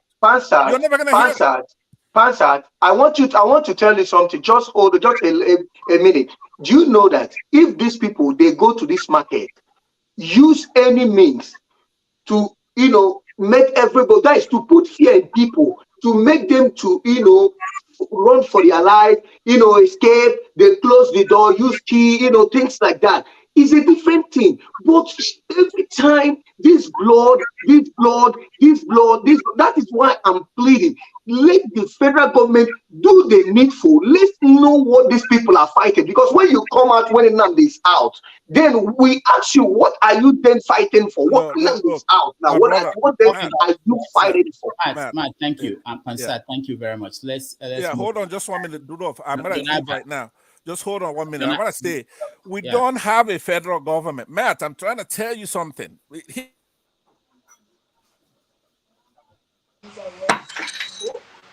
Jonah, go ahead. Happy 4th of July, everybody. The viewers and the fellow panelists. Before I lose my thought line, line of thought, I want to say to Pastor, you don't, you don't love Benue people more than I do, and I'll say to you guys over and over. I'm not a sadist, and I'm not rejoicing over the death of Igbo man or Idoma man or Hausa man. There's no reason for all of that. The problem is that when people are cut off in their own world, we are talking today about what is 4th of July. Freedom, freedom starts with someone being free. When you are not free, you can't free others. And you cannot be locked up in your own mindset and you're narrow-minded. And when you can rant without offering any substance or any solution or having an understanding of what is going on, it's not a freedom. Freedom means you free yourself and being a humanity. And it's not about the religious diversity or a religious fight. It's about freedom of oneself and have respect for other religion, even when you have your own religion. And that is all about freedom. And that is what we're enjoying today in America. And so many of us that are here today, whether you are in Caribbean or you are in Ireland, whatever you are in UK or any part of the world, I believe that Ngozi Kaole on this platform that I recognize that is in Nigeria. If somebody fight for that your freedom today, and you cannot take it for likely. And I don't think there is anybody that Nigerian cabal hold hostage that it can be compared to the freedom we're enjoying in America, that our life in America and the life of our children, that we have come from Africa so far to protect in America and looking for a grace pasture that we couldn't have in our own country today, both being exposed, whether it's in education or in a social secular world. So freedom have been not just for us, but we are able to extend it to our own children, that they can live to their own good God-given potential if they work hard. That regardless of their genders or color of their skin, if they work hard and play by the rule, they will be rewarded. So that is what we are talking about today if you want to compare and construct. And for those of us who says that this is a religious war, we are just throwing all the kitchen sink on the table. It's not a religious war in Nigeria. And for us to be fair enough, I'm a believer of freedom for all. But when we talk about the issue of Nnamdi Kanu and whatever, it's a sensitive issue to me. I don't want to talk about it so much. But all I believe is that if the court says it should be released, okay, let them go ahead and release it. But for any other reason, I'm not an expert on that. But I wish he can have his own freedom and let every Nigerian, even including in Igbo and even in Ebonyi State that they showed on the TV today, let everybody have the freedom of movement and freedom of deciding their life and shouldn't be imposed upon them, because you cannot be fighting for the same people and then you kill the same people that you are trying to say you are preserving their life. And another thing is that if we're going to set standard, Mr. Rudolph, if a pastor says 2 minutes and he's going to stay without revealing his face, if a man enough live to your value and your word, you cannot be hiding your face under wherever you're using an excuse. If it's collateral that come here right now, he will be cut off. So let us make our word our word. Thank you for removing him. Thank you. God bless you. I'll join you guys later. All right. Ngozika, go ahead. I want to say this, then I'll leave because it's like these days, for my mental health sake, I'd rather watch today's show from the comment section. Mr. Pansa, the only thing I'm going to agree with you on is that we here living in the East are consumed. We are consumed with frustration. We are consumed with anger. We are consumed with helplessness. We are consumed with all the wrong emotions because this is a situation we cannot help. You sit there, you tell me you're fighting for us just by spinning theories that do nothing to help our situation. Who is fooling you? I might be a child to you, sir, with all due respect, but you're not the one living in Enugu. You might have family in Enugu, but they are the ones living here. I am the one living here. We are the ones feeling the heat. You don't get off telling me that you're fighting for me and I know nothing about my lived experience. You don't get off that. You don't get to tell me that my experience, what I'm living through, is not enough for me to talk about the situation on ground. You don't do that, sir. And let me say this. I will only begin to not support, but take those people serious. The people that say that they are doing all these things. In this context, I want to refer back to that video. They were saying that for sit at home to stop, the Mazi Nnamdi Kanu has to be released. I have said it so many times on this platform that the Nigerian government has no business keeping that man in detention anymore. It is on record. I have said it. Now, they are claiming in that video that if he is not released, they will continue. No wahala. But my problem is, he is not being held here. The people holding him are not here. So why are you here causing chaos? Why? Why are you here disrupting our lives? Why are you here just basically destroying everything we fought so hard to achieve since the end of the Civil War? Why? And when I ask these questions, people come out and tell me you are this, you are. Are you people okay? Are you people okay? Is something wrong with you? Somebody is being held in Abuja when the courts have set him free. Instead of you to go to Abuja and protest or talk or do whatever you want to do to those holding him, you are here burning your home, and you people claim to be Igbo people.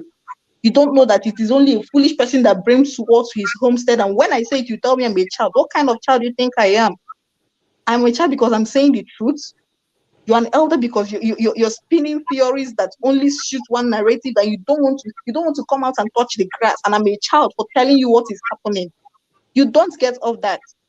If they say this is why they are doing what they're doing, they should take it there. Take it to the headquarters. Take it to those holding him. Go there and do these things, and they will release him. Everybody will be happy.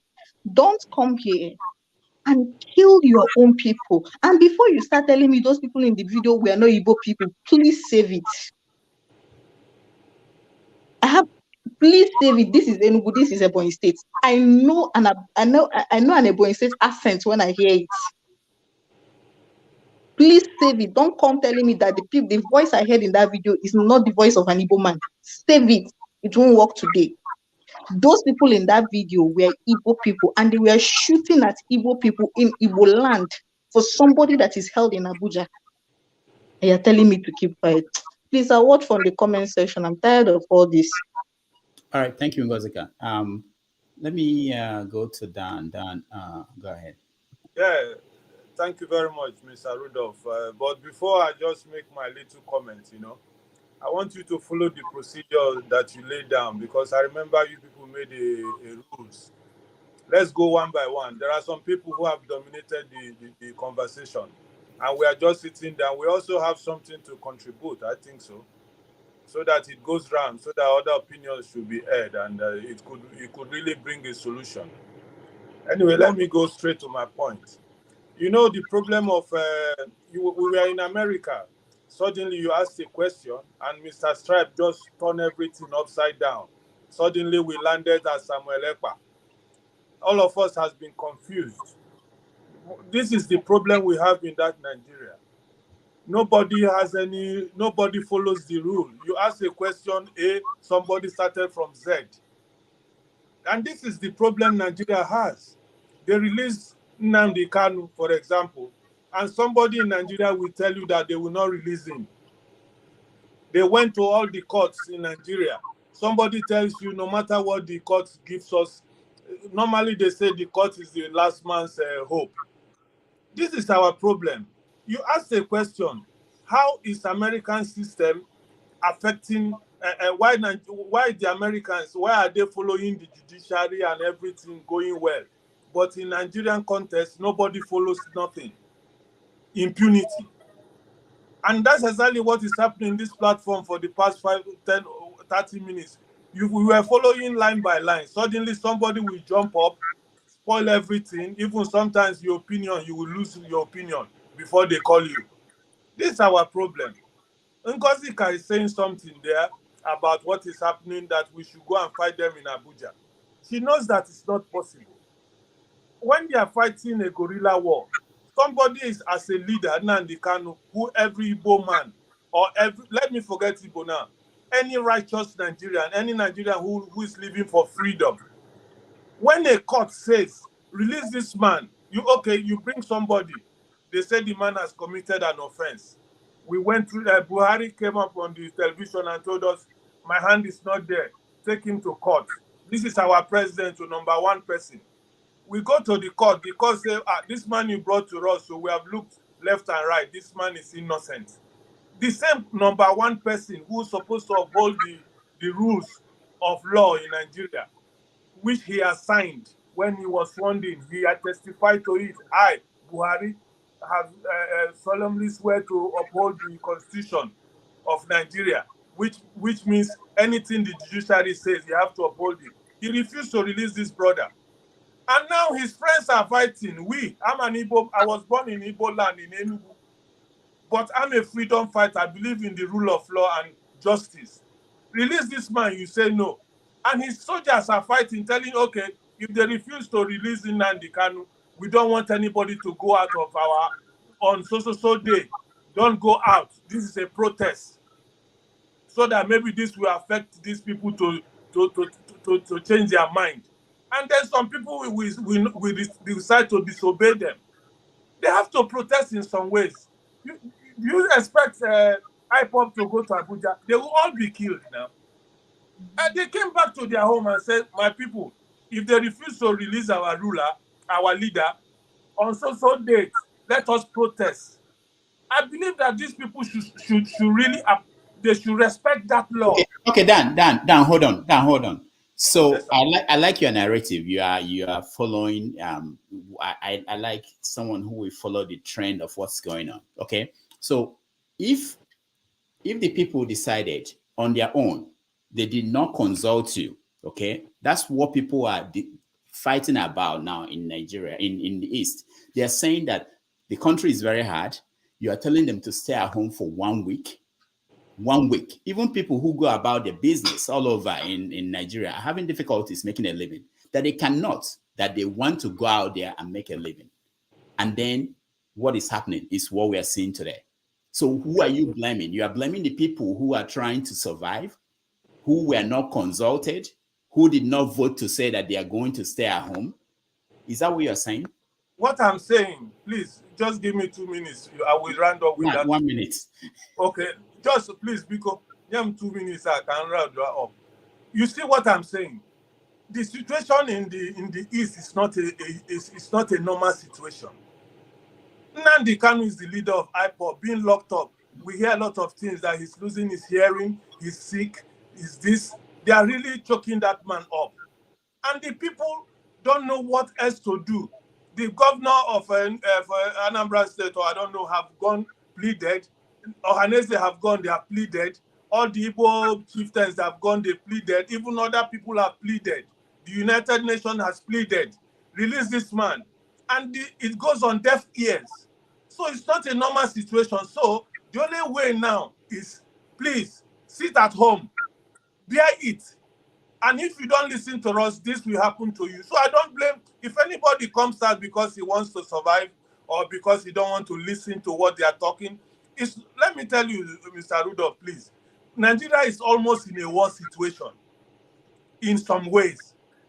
Because we did an election now, somebody took it over, everybody just keep quiet, crying inside their house, not ready to explode, something like that. It's the same thing what Nnamdi Kanu is facing. They have released this man, for God's sake, at all level of justice.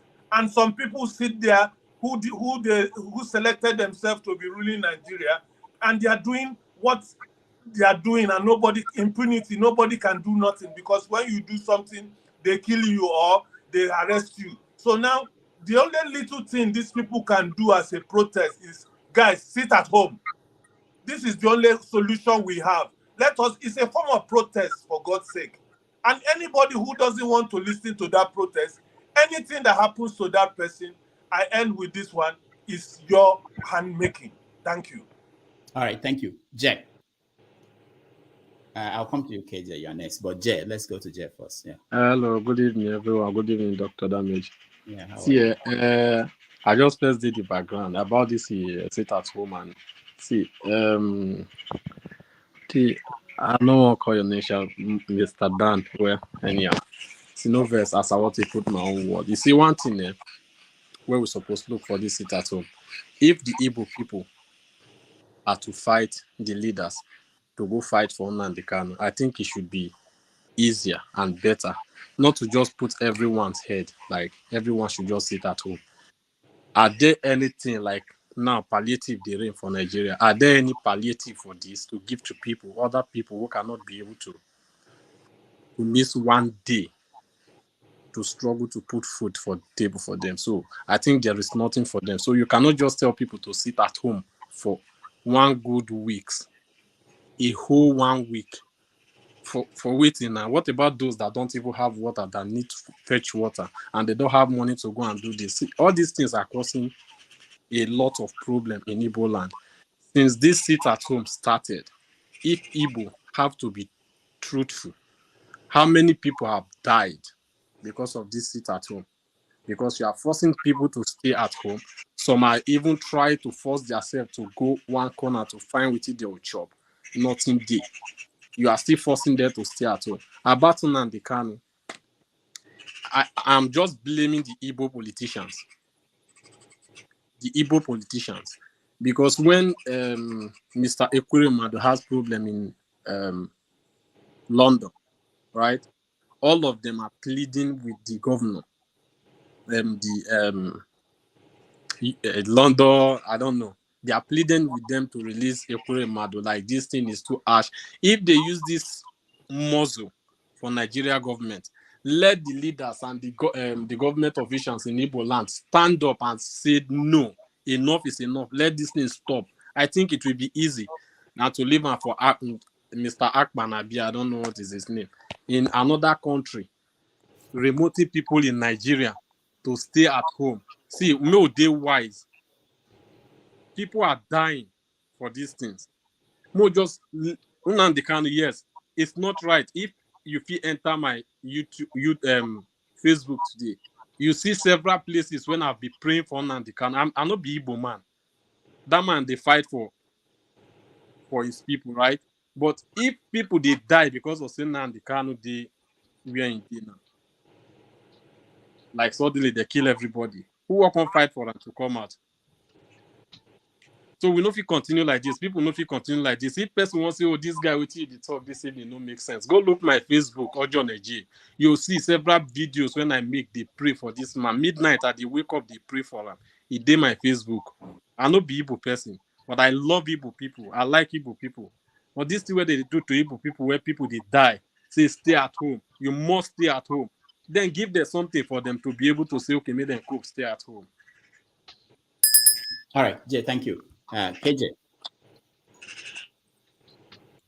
Thank you so much. Thank you. I was happy July 4th to everybody. My first appearance on your program was actually, I spoke extensively on this issue.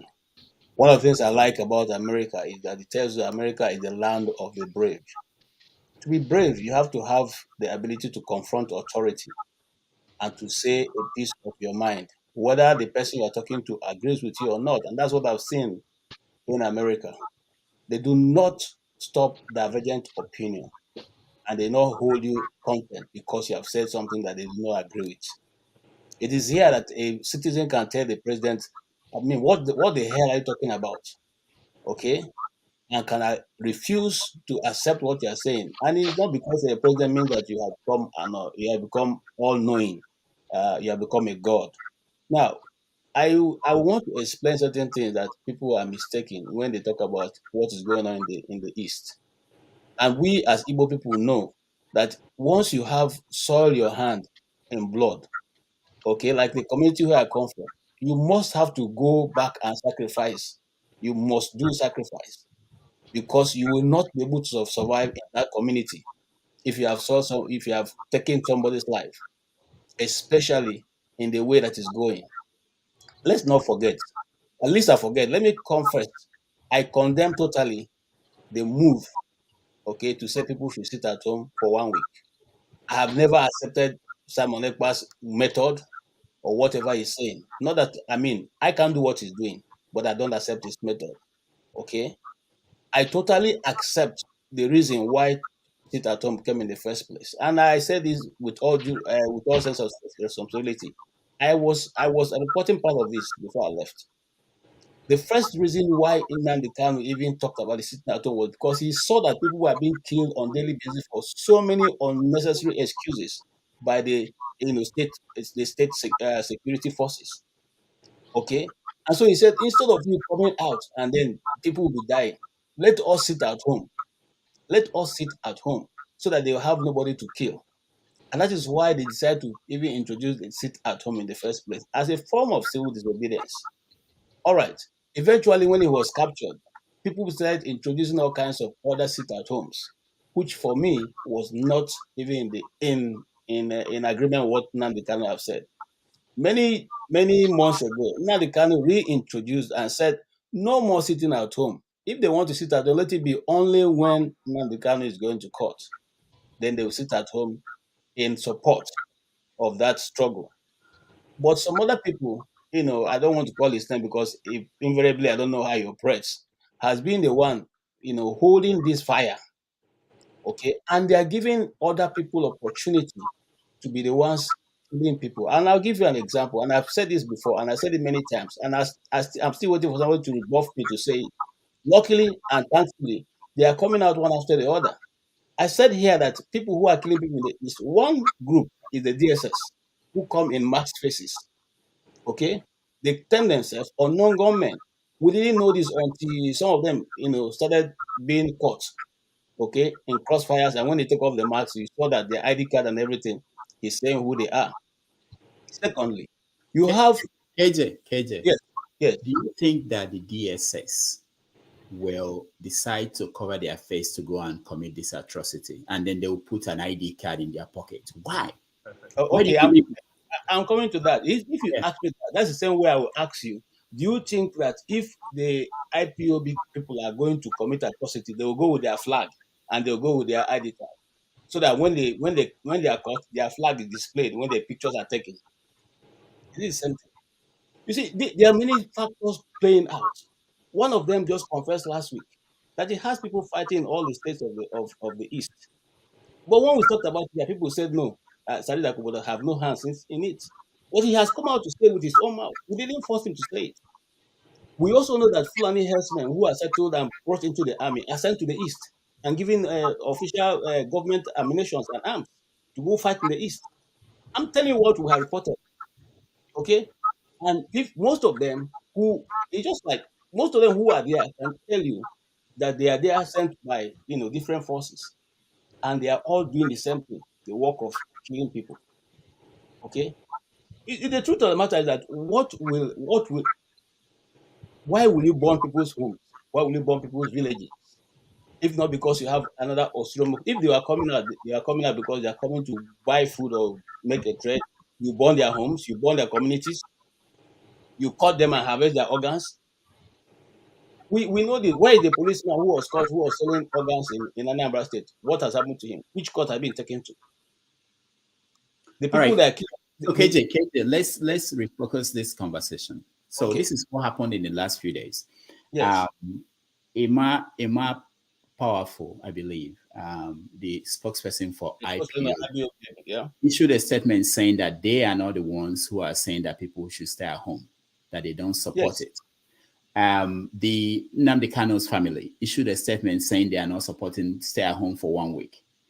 Simon Ekpa came out and said he is the one supporting stay at home for 1 week and that people must obey.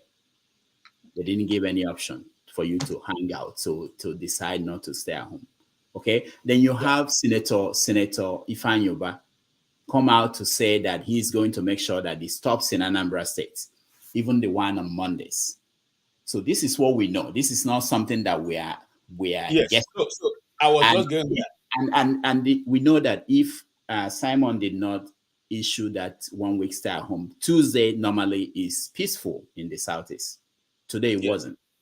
Yes. People defied that, went to market in Onisha, went to market in Aba, in other places.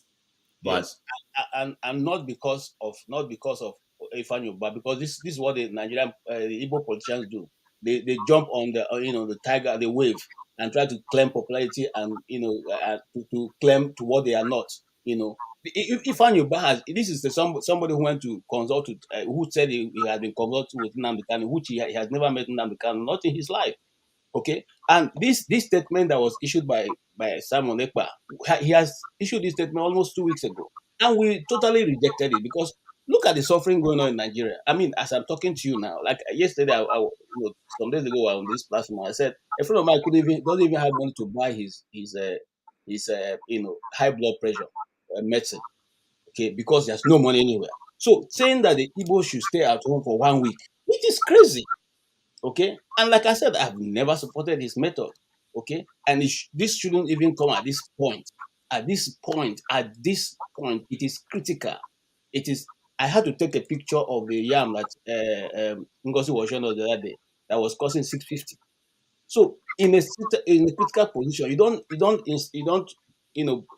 overburden the people anymore. But what I'm saying is that look at now, this guy has gone to form his own group now, and they are parading the whole of Anambra State with bikes and vehicles. Tomorrow, when he doesn't pay them any longer, these guys will become the forces extorting money from people. And when you don't give them money, they will begin to do whatever they want to do to you. And at the end of the day, it will be said that it is same IPOB members that are doing this. Okay, he has formed the group now. We don't know how many they are. He has given them machetes and the bikes and cars, and they are running around. Tomorrow now, this will also be given as one of the groups killing Igbos. All right, thank you. Okoye, welcome to the show. Thank you, Rudolph, Doctor. Good evening, everyone from here. Well, I think what the senator did was quite commendable because it's about time that we start standing up to these criminals because they're nothing but criminals. There's nothing like freedom being fought for here. This is not how to fight for freedom. This is not how to organize civil disobedience. Everything they are doing is verges to criminality because there's no system to it. They're not systematic into what they're doing. They don't even plan ahead. They just come up with all this, fear sort of tactic, whereby they jump into a Siena and then on our way, sort of citizens going about their business, they come out of Siena and shoot gun and attack them, and then jump back into the Siena with red rags they tie around themselves and jump back up and film it themselves and then post it on social media. What kind of nonsense is that? Is that how you fight for freedom? Terrorizing your own people and think you're terrorizing Nigerian government? That is not how to fight. Like the video circulating this morning where you see ragtag people wearing red all over the place, shooting guns and attacking market women. Is this what you call, getting to Nigerian government? And people that sit in Abuja don't even know that happened. Nonetheless, trying to do something about it. It doesn't hurt anyone but the poor people that you're hurting. the same people you're trying to free. You're the same people that you're subjugating and killing and, making their lives even more miserable. And then you sit there, gloating that you're doing something. Well, you're doing absolutely nothing. You're just empowering criminals. You're just empowering criminals to kill people for no reason, for no absolute reason, but for just, momentary gain and momentary fame and momentary, dictating to people. Look at the guy that sits in Finland, call himself prime minister. Who voted him in as a prime minister? What kind of nonsense is this? And people will be listening to all manner of this nonsense. People just somebody call himself a prime minister, saying that, talking about printing his face on money and talking all this jargon, all this nonsense. And reasonable people will be believing it. To be honest, I don't know where we, Igbo people, get this sort of, mentality from, that they believe everything. They believe every and all things. How can somebody like Simon Ekpa of 2 years ago, 3 years ago, come and dictate to Igbo people how to live their life, not to go out and do their business? Simon Ekpa, some guy that hasn't been to Nigeria since 1999. He left Nigeria in 1999. He doesn't even know how Nigeria looks now. He doesn't even know how the East looks. He doesn't know anything about the East. Then he will be dictating from Finland, and telling people to sit at home. That is nonsense. That is no-brainer. People shouldn't, listen to that nonsense. And I'm glad that senators like, Ifeanyi Ubah is standing up to this evil, because it's pure evil. There is no rationale to it. We cannot sit here and rationalize it and say that because Nnamdi Kanu was held in Abuja and his boys were trying to free him and all that, giving some kind of lame and useless excuses. Everybody knows where Nnamdi Kanu is. They know where he is. Now, it's not hidden. Nigerian government is holding him.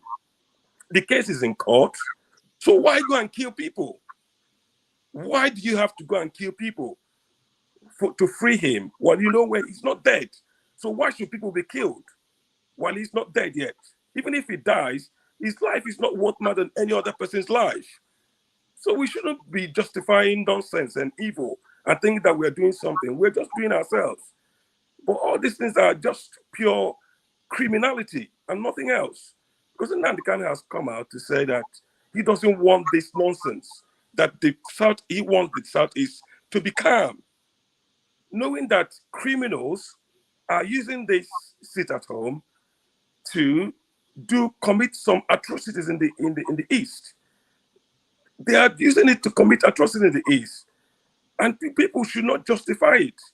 It's not worth it, because it's not helping anyone. We're just simply destroying ourselves by supporting this nonsense. By supporting all this nonsense, we're just destroying ourselves. There's no way to justify it. Nnamdi Kanu, we know where he is. The case is in court. If the Nigerian government holds him, what's true? I mean, we're not going to force that as a people. These things can only be ironed out through dialogue, through negotiations, through the court itself. We're not going to leave Nigeria tomorrow. We're not going to, burn everything down because of one man. Now the country is one man. Besides, I don't believe in him. I don't think he's worth anything really, because he himself is a criminal also. He is the person that started all this criminality, because he shouldn't be going about, dictating to anybody. I mean, anything. He's a criminal. Nnamdi Kanu is a criminal. He's the person that brought this Simon Ekpa and said everybody should be listening to Simon Ekpa, and before he got kidnapped, before he got renditioned to Nigeria. So he shouldn't be. Nobody should sit here and justify anybody dying because of Nnamdi Kanu. Because Rudolph, let me ask you a question, wasn't please, doing the right thing before he got renditioned to Nigeria. Thank you. He wasn't doing the right thing before he renditioned to Nigeria, because he was there during the NSAS, encouraging people to burn police stations, to kill the soldiers. I don't think this discussion about people in the authority. But he shouldn't be doing that. If I'm talking, you've spoken up to 10 minutes now. People should not be interrupting me while I'm talking. He's the one that was instigating all this violence before all these things kicks off. You've taken up more than 10 minutes. And ESN, now where is ESN? to protect the people. The ASN is nowhere to protect the people. But all these criminals are roaming around, killing everybody in the Southeast. Simon Ekpa has already, formed his own group for his own criminals. Why don't the ESN from Kano go for them, go and attack them, and make sure that there's calm, since they don't support what is going on in the Southeast? But they're not doing it because this is all criminality. All right, thank you, Okoye. Thank you so much. Let me go to Olumide. Olumide, Matt, please, can you? I was sending you a message. I don't think you're getting it on the. I wanted to ask him a question. No, not yet, because that would mean he will continue to talk and people complain. Okay, no problem. Did you call me? Yeah, Olumide, yeah, you're next. Okay, can you give me 1-2 minutes? Okay, skip you. All right, Kenneth, you're next. Yeah, thank you, Dr. Damages. Thank you, everyone. I listened to Mr. Okoye spoke for close to 15 minutes. So I guess I will be giving such time too as well. This is it. Some of us that call ourselves Igbos, sometimes I ask myself, kind of examine myself, what is really wrong with us? Is it that we don't know how to think and reason as human beings, or we just jump out and maybe we had a news from Channels TV or NTA and we just carry it and start to spread it without actually sitting down and put one or two together? See, we are all Igbos, and thank God I'm from the same Anambra where this thing is going on now. We've had leaders that we voted to represent us. And since we've been voting for these people, nothing positive has ever come out from them. And I guess that everybody will agree with me on this. We're talking about Nnamdi Kanu. I don't want to go deep into that because we've flogged this issue several times here. Nnamdi Kanu didn't just start asking for cessation. Before then, Nnamdi Kanu was on the street where none of us, maybe Dr. Damages, but on this platform, or Mr. KJ, none of us was even there or even tried to speak up for the Igbos or for Nigerians. Nnamdi Kanu was carrying, let me put it that way, was having Nigeria on his head as a burden, calling for good governance in Nigeria. None of us could even speak safe then. I could remember when Nnamdi Kanu, I always watch him on the TV, on the street of London, calling for good governance in Nigeria. We had no voice then. But today, it is easy for some to come out and start calling Nnamdi Kanu names. Because we don't have respect or we don't have a good thought process. Nnamdi Kanu was on the street of London calling for good governance. He was tired, just like Ojukwu was tired. Then he started calling for restructure that country. They said no, they cannot restructure it. He got tired of calling for restructuring. He now said, okay, let's go our separate ways. They said, no, you can't go. You don't want good governance. You don't want to restructure. Then you don't want us to go. Who are you? It is only a man who has two solid balls, that will stand and defend his people. And that man is Nnamdi Kanu. And here we have some ballless people who come and be calling him names. Today, I'm in a good spirit. And God help me, I don't want to be angry today. Now, Nnamdi Kanu was arrested. Who arrested Nnamdi Kanu? Who plotted for his arrest? The same people, the same Igbo people you are voting to represent you, colluded and even offered themselves to bring Nnamdi Kanu to arrest. Of which Ifeanyi Ubah is one of them. An illiterate, a stark illiterate that called himself a leader, Ifeanyi Ubah, and somebody is here commending Ifeanyi Ubah. It shows that you don't know the person you're commending. A brutal illiterate, very brutal. That is what not. See, some of us, we have Ifeanyi Ubah's record in Guinea-Conakry, where he started his criminality. Now, Nnamdi Kanu was arrested. The first time he was released. And Nigerian army went to, he invaded his house to take him out, to take his life. God help him. And he escaped. None of us had a voice to speak against that. That it was improper, it was illegal for Nigerian army to invade his house and try to take his life. More than 27 people were taken. And nobody is speaking for those people that lost their lives in Nnamdi Kanu's house. Through that trauma, his parents left. Both parents. We are not speaking about that. Now, Nnamdi Kanu was arrested the second time by the same your Igbo leaders. Ifeanyi Ubah is among them. In short, it was alleged that Ifeanyi Ubah's private jet was used to convey Nnamdi Kanu from Kenya down to Nigeria. And nobody is talking about that. What is Nnamdi Kanu's offense? That your so-called leaders, the so-called representatives that you voted for, are colluding to punish him. What is the offense? Calling for good governance, calling for secession, right? That is offense, right? Now, Nnamdi Kanu was arrested.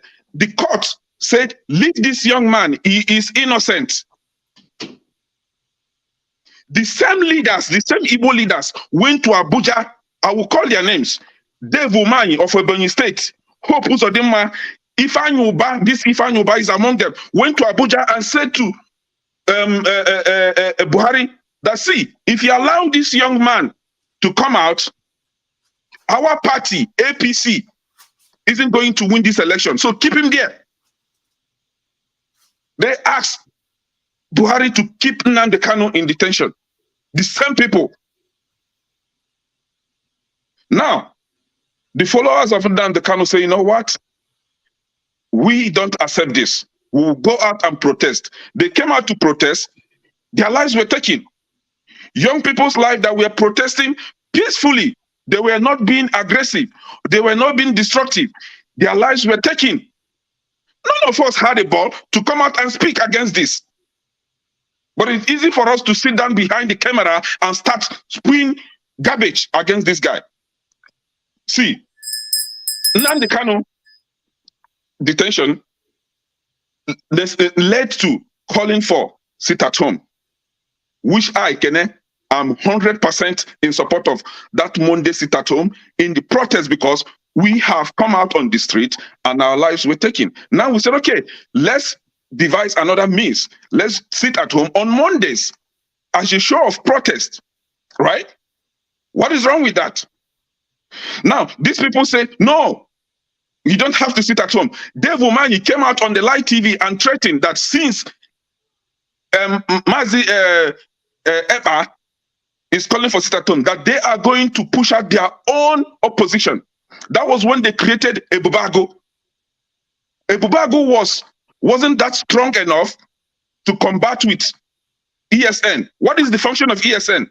ESN was protecting our people, our women in the farm that get raped every time, that get killed every time. And none of these state governors, Ifeanyi Ubah wasn't there to protect them. ESN was instituted to protect our people. They formed Ebubago to counter the activities of ESN. Is that a good way? But we didn't speak about that. Ebubago mashed ESN down. The same Dave Umahi and Hope Uzodinma came out and threatened that they are going to marshal out another means of combating ESN. That was when they contracted with Asari Dokubo. Asari Dokubo recruited his militant killers and they pushed them down to Imo State, although to be precise. Somebody was saying that those people, I didn't watch the video, but I already know what is in the video, that those people sound like Igbo people. No, if you go to state like Akwa Ibom, Cross River, even down to part of Bakassi Peninsula, they speak Igbo. Some of them understand Igbo. If they are speaking English, you think that they are Igbos. These are the people, these are the miscreants, some of the miscreants that Asari Dokubo recruited, and they were committing havoc in Imo State. Sponsored, funded by Hope Uzodinma, Dave Umahi, the likes of Ifeanyi Ubah, and those crook that we have as leaders. Nobody's saying that. They keep on killing our people, taking the lives of our people, sorry. And we're here to condemn the activities of ESN. And I ask, who is actually the chief security officer of Anambra State? Charles Soludo, right? Who gave Ifeanyi Ubah the authority to recruit security outfit in that state? He's taking advantage of the condition of his people.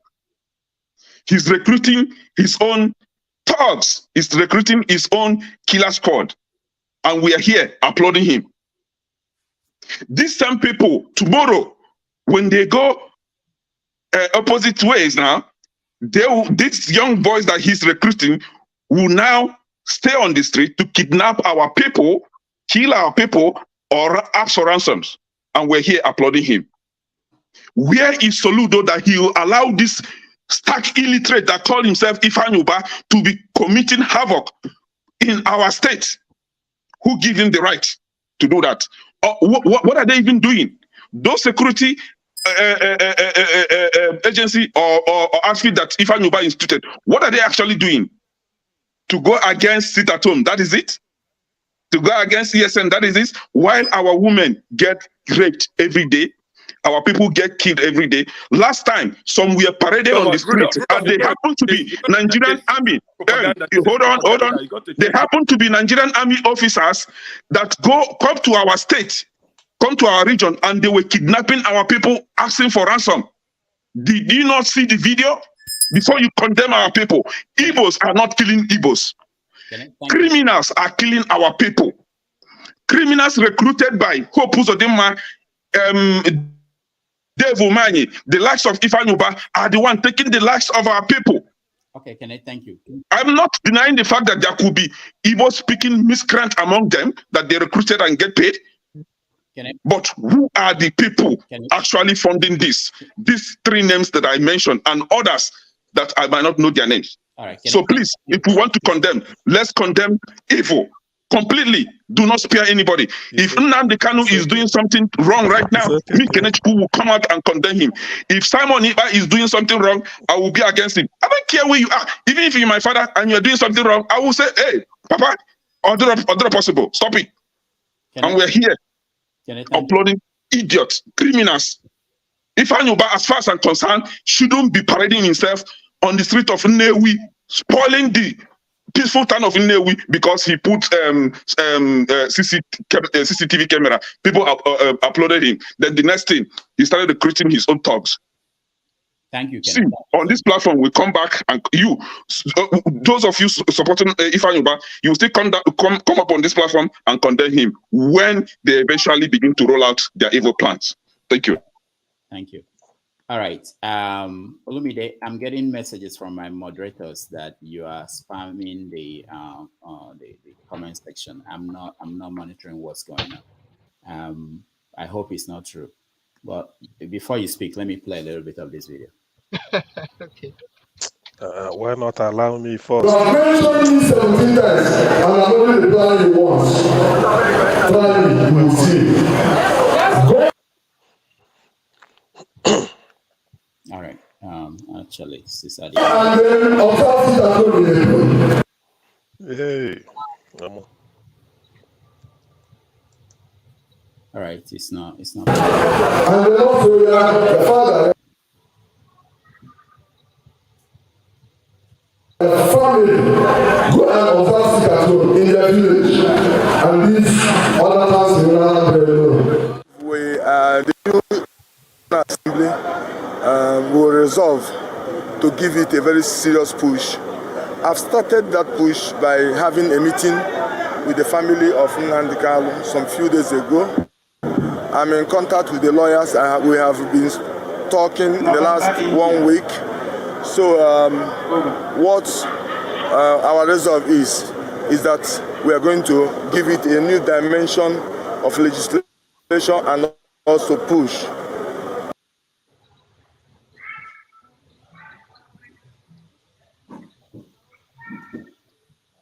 All right.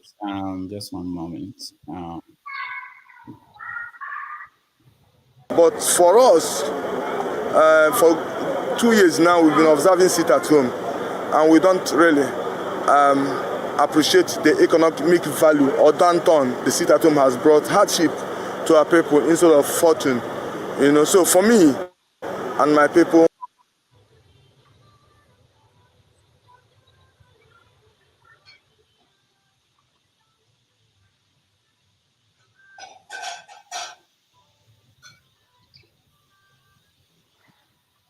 All right. I'm having technical problems here. There's I am another. sitting at home. When they tell you Simon Ekpa is in Finland, I am sitting at home. This is me at home, and I will sit at home for as long as the sit at home lasts in Biafra land. Thank you very much for this historic moment that we are making in our Biafra liberation. Woto Woto, remain the code. And very, very soon, everything about Nigeria will be evicted from Biafra territory. Mark the word, evicted. These are the people who facilitate the murder of our people. These are the people who facilitate killings for our women and children. And we will no longer allow them to stay and sleep and wake up while they mastermind the killing of our women and children in Biafra land. So today is the second day of the historic sit at home. And I thank Biafra people for taking up this challenge and making this sacrifice for their future. Thank you. See you in the evening. I am sitting at home. Whenever you see that man with our phone called Ifeanyi Ubah, tell him that Simon Ekpa is sitting at home. My warning is going to receive it very soon. Thank you. All right, take care. Thanks. All right. Olumide, you're next. Okay. Thank you, Rudolph, for giving me the opportunity to air my view on your platform. And this topic is a very, very, very, how do I describe it now? It's a very sweet one, not without so much controversy there.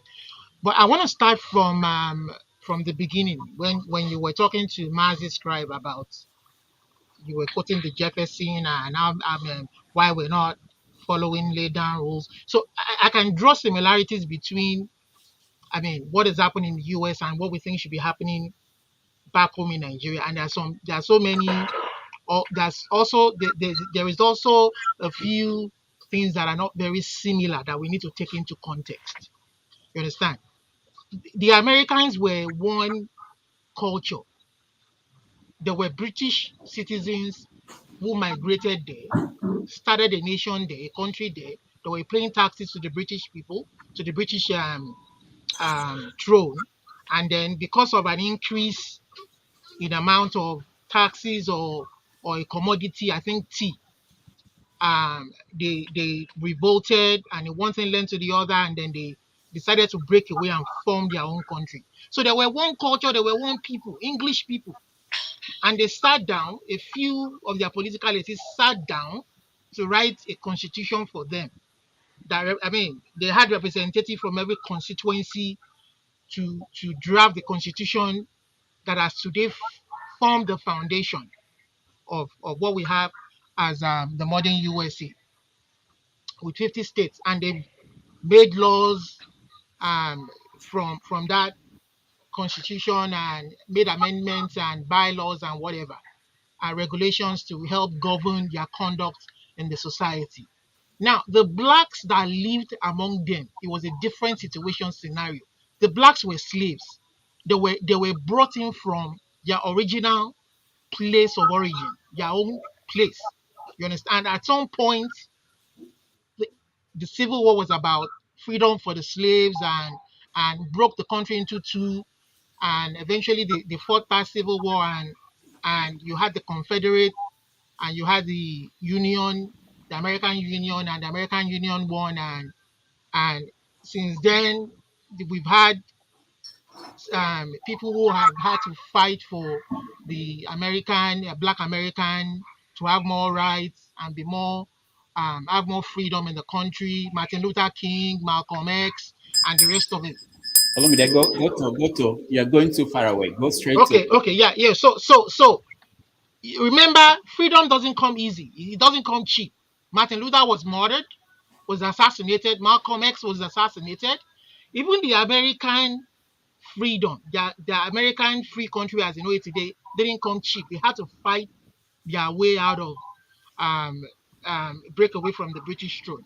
Now, Nigeria is a conglomerate of different nations, language, culture, religion. You understand? We have to realize that.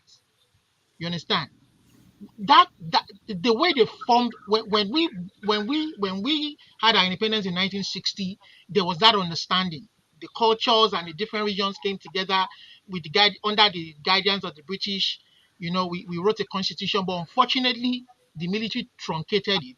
I mean, I don't want to trade blames or whatever. That's not what I want to do. But since that time, there's been no peace in that country. That country has not known peace, and there was a civil war. And since then, I mean, things have not been the same, especially for the Igbo people, the Igbo region. You understand? So I'm of the view that before we can form that country, if things keep going the way they are going, whether you like it or not, we might end up fighting another war. You understand? Yorubas are agitating now; they want their own country. You understand? John Abba, from where he is from, I mean, I'm so, I don't know how to say it. I don't know how so many people can be killed in so short a time without anybody being held accountable for it. 8 years of Buhari, Fulanis were killing people, not one person was prosecuted. You understand? So how do you form a nation without putting that into context, the people's language? You understand? Awolowo understood that context. That was why that man had so many enemies. He understood that context. That see, we're not saying we can't be one, but we have to understand the context of where we all are from. We were a nation before the British came, before they lumped us. And it's not just the case for Nigeria. For so many other African countries, different ethnic groups, ethnic tribes were lumped together for their own economic benefit. But when they left a mess. And we are still fighting each other till today in that mess. All we have to do is come together. We don't have to fight a war. We don't have to be like Somalia. We don't have to be like Sudan. All we have to come is we are all educated.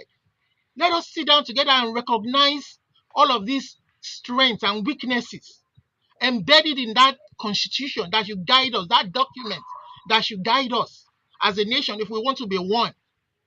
You understand? We don't have to be unity beggars. I made that comment in the section, like Ngozi was saying. We don't have to be unity beggars. I'm telling you, people will fight and resist the way things are right now in Nigeria. And as per Nnamdi Kanu, the Nigerian court, they don't even obey their own laws. The courts have said he should be released. Why are you still holding him in detention?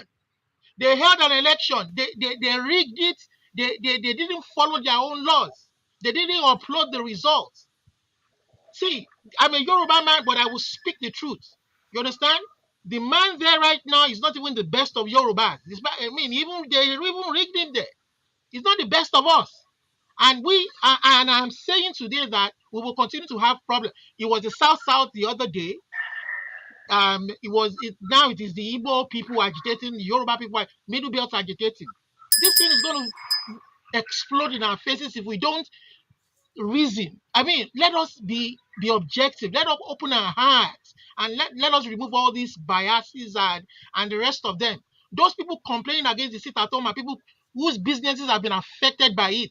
Freedom doesn't come cheap. People protest, you shoot them. People talk, you jail them. What do you want them to do? They are sitting down at home and protesting. And then you are complaining, castigating them. Release the man and let him go. If you kill him, he ends up being a matter for the Igbo people, whether you like it or not. That man is a good example for me. Legal government, governments that people recognize legally couldn't give protection to the people in the village, in the farm.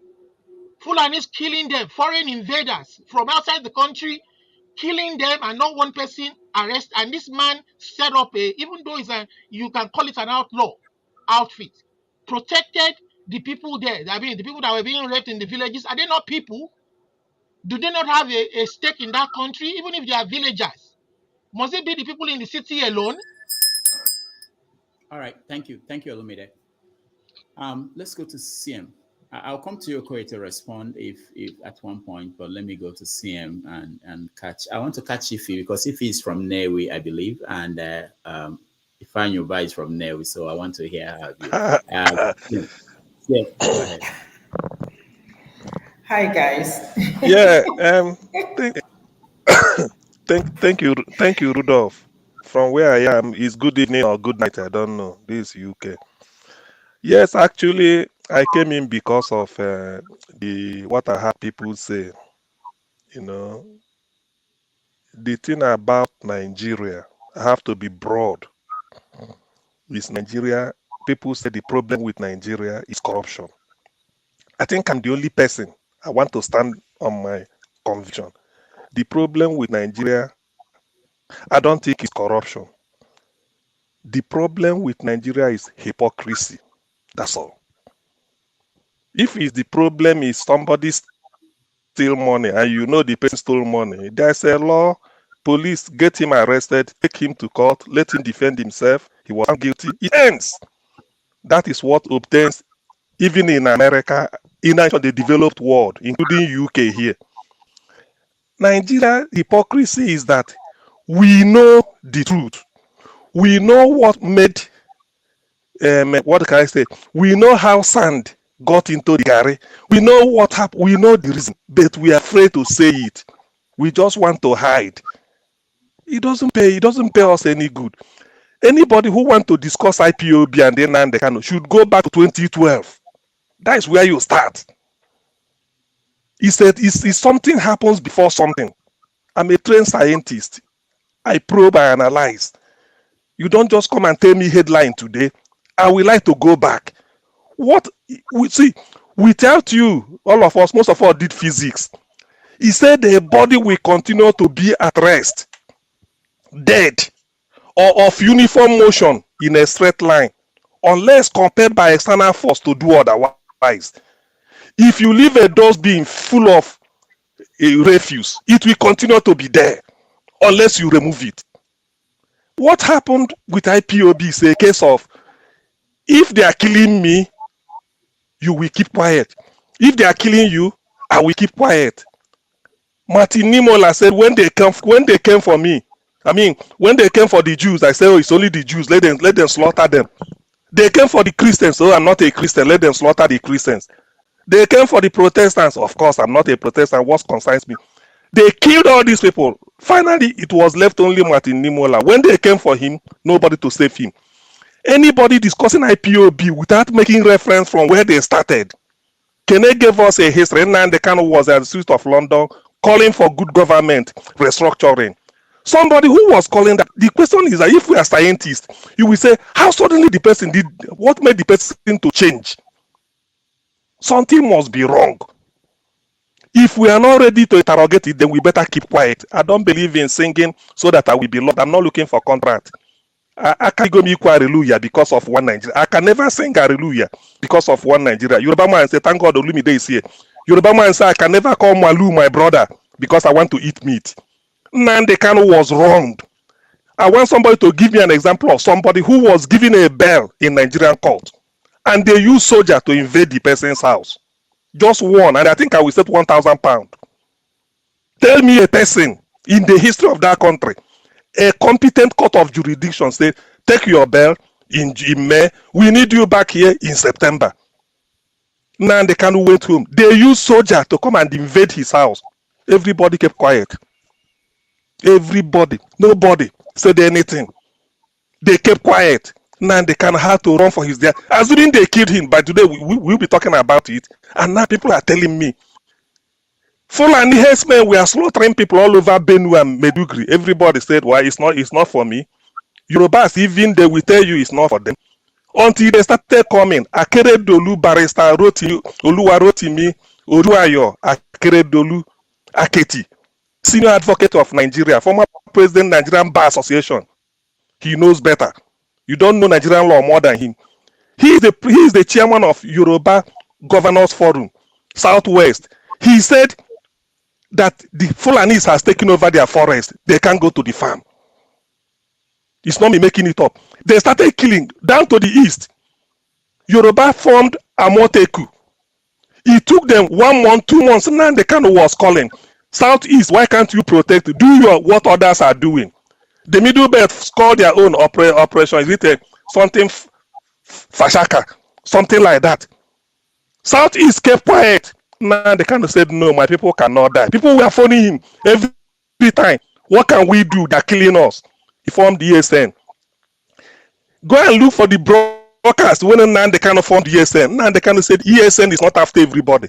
You can't see ESN at Opi Weka. You can't see them in the cities. If you want to see ESN, go to the bush. That is where they will be to smoke out the Fulanis. He warned that we are not chasing Fulani out of Igbo land. If they want to leave, there are houses in Oneshaba and Nnewi everywhere. They can come and rent house or buy land and build and live with us and pay tax and do business like we are doing in Kano, Medugri. Now the Kano said, I can never tell anybody not to step in Biafran land because Biafrans are all over the place. That's what Nnamdi Kanu said. Some people will be hypocritical. They forgot all this. Somebody doing that, was he calling for war? And they turned against him.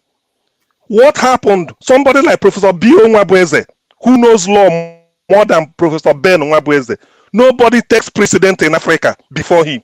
The best constitutional law expert ever to come out from Africa. He led the delegation, Nnamdi Kanu on his side. They went to government house in September 27, Kanu. In the meeting, Ekweremadu was there as the deputy senate president, who is the highest ranking Igbo politician at the federal level. He came down. Nnewi, the president general, was there. Other governors were there. Obiano did not come. He sent in Nkemo Keke, the deputy. Other governors, but they were representation. Nwabweze told Nnamdi Kanu, say, this your Biafra or this or this. Is it absolute? Is there nothing we could do so that you can drop this fight? Is there nothing? So that let me know. Nnamdi Kanu said, look, I'm a leader. Whatever we discuss here, I will take it back to IPOB board. I will tell them this is what we are discussing. In fact, next meeting, some of them will come with me. That was the agreement.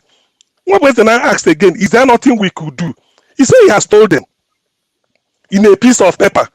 He said, Calabar Seaport, open it. Let it be functional like Lagos. Calabar International Migratory Airport should be functioning like, if you live there, you can land in Los Angeles.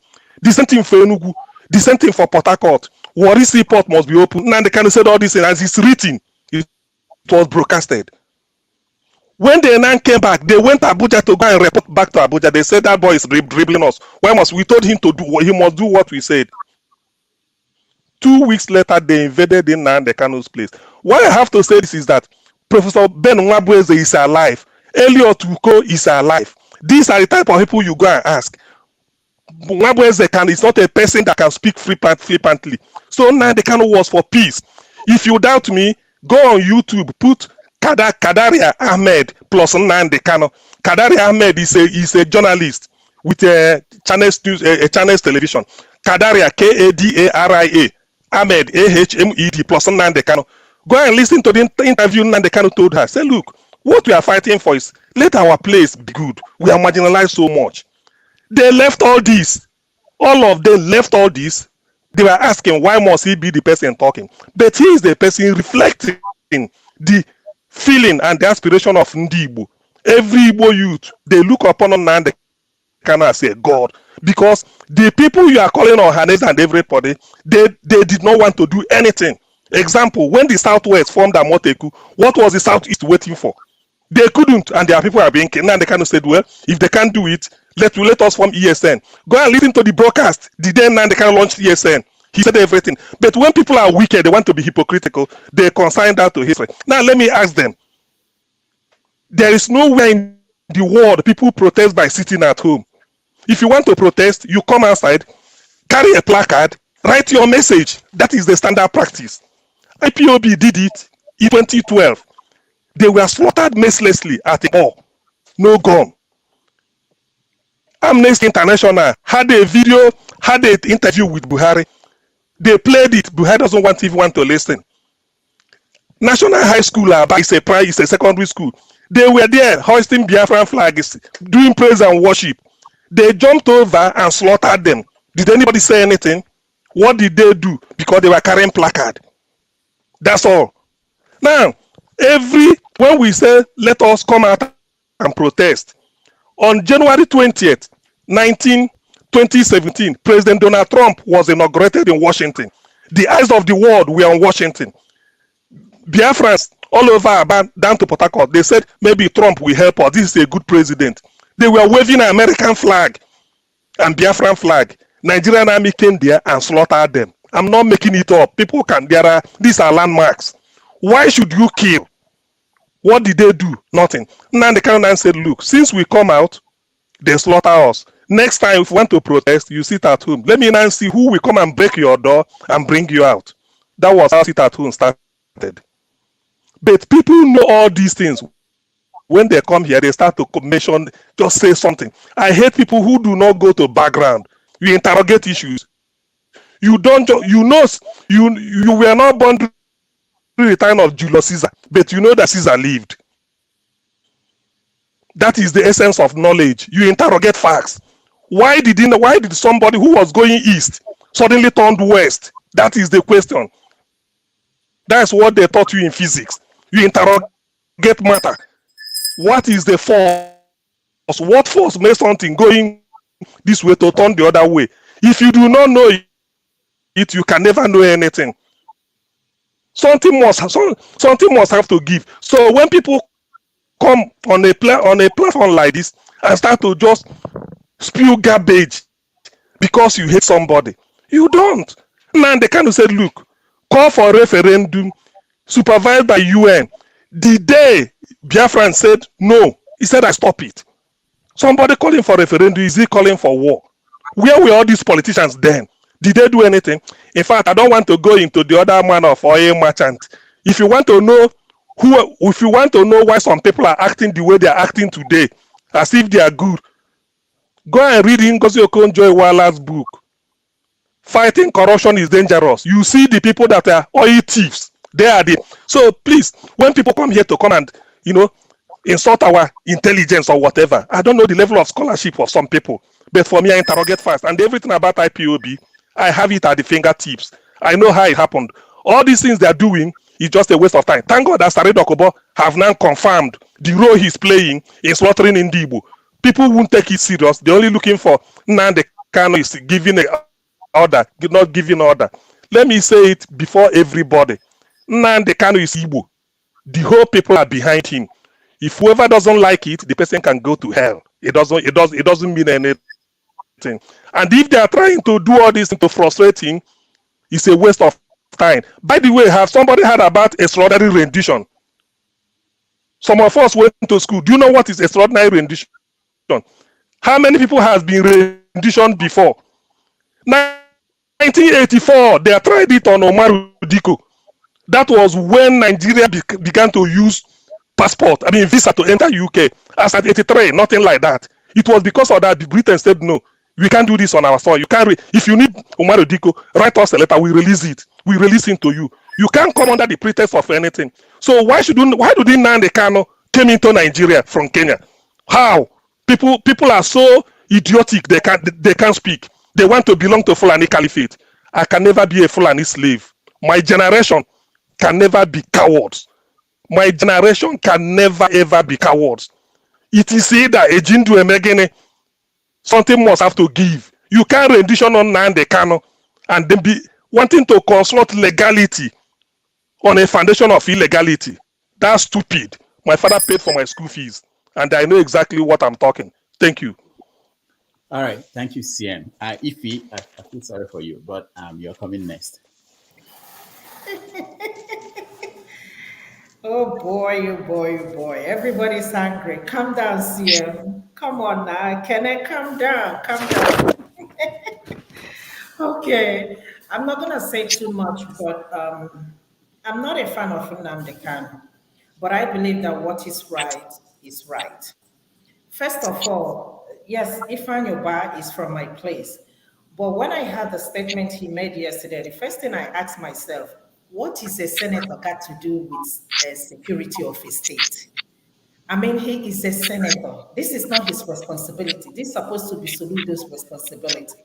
It's just like you coming to my state and one of my senators start talking about security or recruiting people.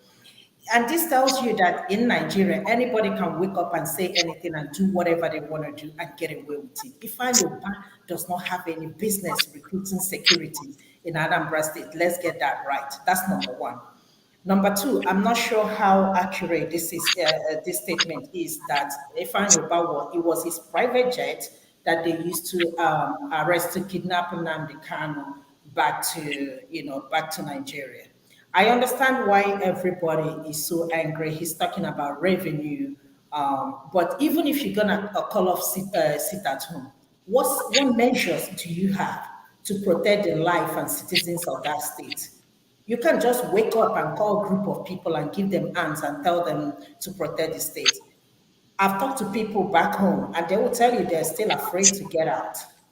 So I don't understand the issue of Ifeanyi Ubah, being at the center of this. He's telling me there is more to this. He's taking it more personal than any other person. So he needs to calm down. This is just completely getting out of control. And he's not doing Anambra State right. To me, he's even employing more anger among the youth. And if care is not taken, this is going to escalate into something else. So somebody needs to bring that to his attention. I understand the frustration of people, but we have to put a lot of things into consideration. Remember that Nigeria is not a country. Let us understand that. So even if they choose to sit at home for 10 years, I don't think it's going to change anything. It's not. And like I always said, if they need to call out the sit at home, it takes the 5 Eastern governors, or together with all the senators, the 5 Eastern senators, to go to the march to Aso Rock. It's not Ohanese. They're not going to listen to them. Tell them this is what is going on in your state and see what they can do. And again, people that put their trust in judiciary, this will tell you that honestly, we don't have judiciary in Nigeria. If the judiciary can tell you guys to release this guy and let him go, and the country is still holding him hostage, what do you think of what I don't understand what's going to be the outcome of Obi's case that is currently in the tribunal. So Nigeria is not a country. It's a lawless country. It's a country anybody come and say whatever or do whatever you want to do and go away with it. So, I mean, a lot of things need to be done. Ifeanyi Ubah needs to keep quiet. Nnewi has a lot of trouble going on that he can address. He needs to focus on the Nnewi's problem. Nnewi's problem is even too much, more than what he's even doing now. So he needs to go take a chill pill. And Soludo himself needs to do more. If you want to call off the sit at home, you can't just wake up. Even the Enugu state governor wants to call off the sit at. You can't just wake up and start telling people, and if you don't come to work, you get fired.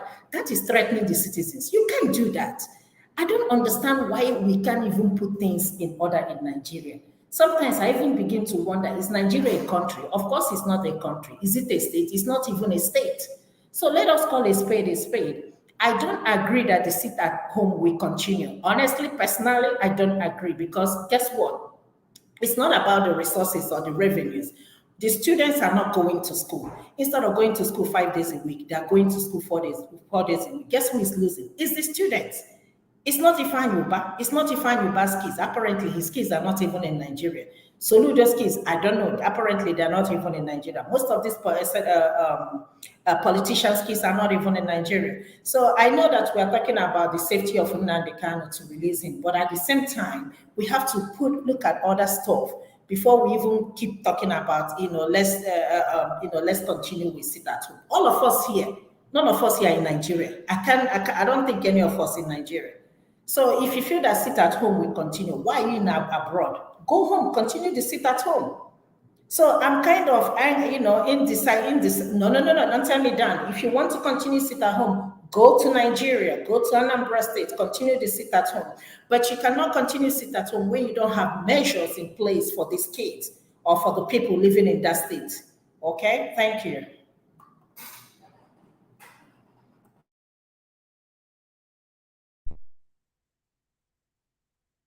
Dr. Damages, we can't hear you. Dr. Damages, can you hear us? We can't hear you. Now, let me help him until he gets back, right? My sister. It bothers me sitting at home. My sister, Ify, can you hear me? Okay, please, I understand your position on this. I really understand that. But this is what we need to understand here. The sit at home, yeah, as you said, won't change anything. But don't you think that if we continue sitting at home, if you call off the sit at home and everybody resume to normal business, that Nnamdi Kanu will be forgotten in that jail, and probably his life will be gone. And believe me, if anything happens to Nnamdi Kanu, that thing that you are avoiding, the results of that thing you are avoiding will be worse off. Should anything happen to Nnamdi Kanu, Nigeria will be an end story, like forgotten country, right? So that is why we, people like us, are standing on this very strategy of release him and sit at home will end automatically. Just release him. That is why we are insisting that our leaders, in short, what we should be doing is to push our leaders, advocate, push them to go and release Nnamdi Kanu. Somebody like Ifeanyi Ubah shouldn't be jumping about trying to take advantage of the situation to buy sympathy, to buy vote from Nnewi. Ifeanyi Ubah should concentrate his energy on building roads to Nnewi. Nnewi's road is dilapidated. There is no road in Nnewi as big as Nnewi, in terms of business, in terms of billionaires, in terms of technology. There is no road in Nnewi. He should build a road in Nnewi. He should go and advocate for his brother Ibeto's cement license that was revoked. He should advocate for his brother so that we'll have Ibeto cement. For one, I prefer Ibeto cement than to Dangote cement. Can I thank you so right? much? I've used both cement, and Ibeto cement happens to be the best. So he should advocate for the Ibeto's license to be given back to him. He should fight for his people, not taking advantage for sympathetic vote. He was last time in Lagos, the street of Lagos, crying like a baby because our people in Lagos State pursued him and asked him to go. I hear you very well, but let me ask you. So if we do sit at home for 10 years, tell me of what use is this going to be to these Anambra people? Thank you. Well, I'm not saying that we should continue to sit at home. But so when are we going to put a stop to that? All right. So please, can you guys hear me? We can do this. Can I know? Don't take over this. Yes, we can hear you. AY, you're next. Yeah, good afternoon, Mr. Rudolph. Yeah, I don't have much to say. However, now I want to you all this while to speak. I want to align with a lot of things Olomide said and a lot Ife said. Ife made a lot of very good points. First of all, one of the points is, honestly, when I saw the video with the Ifeanyi Ubah and the his vigilante outfit, I don't know what you call them, I was actually thinking like, oh, why is the governor not here? Is the governor involved? Like, I know, I think what he's doing is good, but who gave him the authority? So I was expecting to see the governor, like, I mean, all the 3 senators in the state can work with the governor, even if they are from different parties, to set up stuff like this. But when you allow individuals to do stuff like this, trust me, he can turn to something else later. They can use them for use it for their personal gain, even in election and other stuff. That is one. The sit at home, the question we need to ask ourselves, who is losing? My answer is the common man. The market woman who goes to the market every day, they do buy and sell it. That is how they feed their family. The men who go to the market every day, they do buy and selling. You need to recognize that majority of these people, they don't have service. They do buy and sell it. They go home and use this money to feed their family. And as if he said, the students are suffering. Like, I mean, instead of five days in a week in school, they do it 4 days. So the sit at home is not hurting the government. It's not hurting the federal government. They don't care really, but I think they should find a solution to that. Then the general thing here is, what you actually expect President Tinubu to do right now is to release Nnamdi Kanu, get the Southeast leaders together, discuss with them how to resolve the crisis in the Southeast. And so also, we should refer to the COFAB report. The COFAB report is very comprehensive because they got all the leaders across the six geopolitical zone to work together and produce this report. Refer to this report, look at what you can do, like how can you implement this report, even if you have to take it to the Senate to make some amendment and all that. Do it.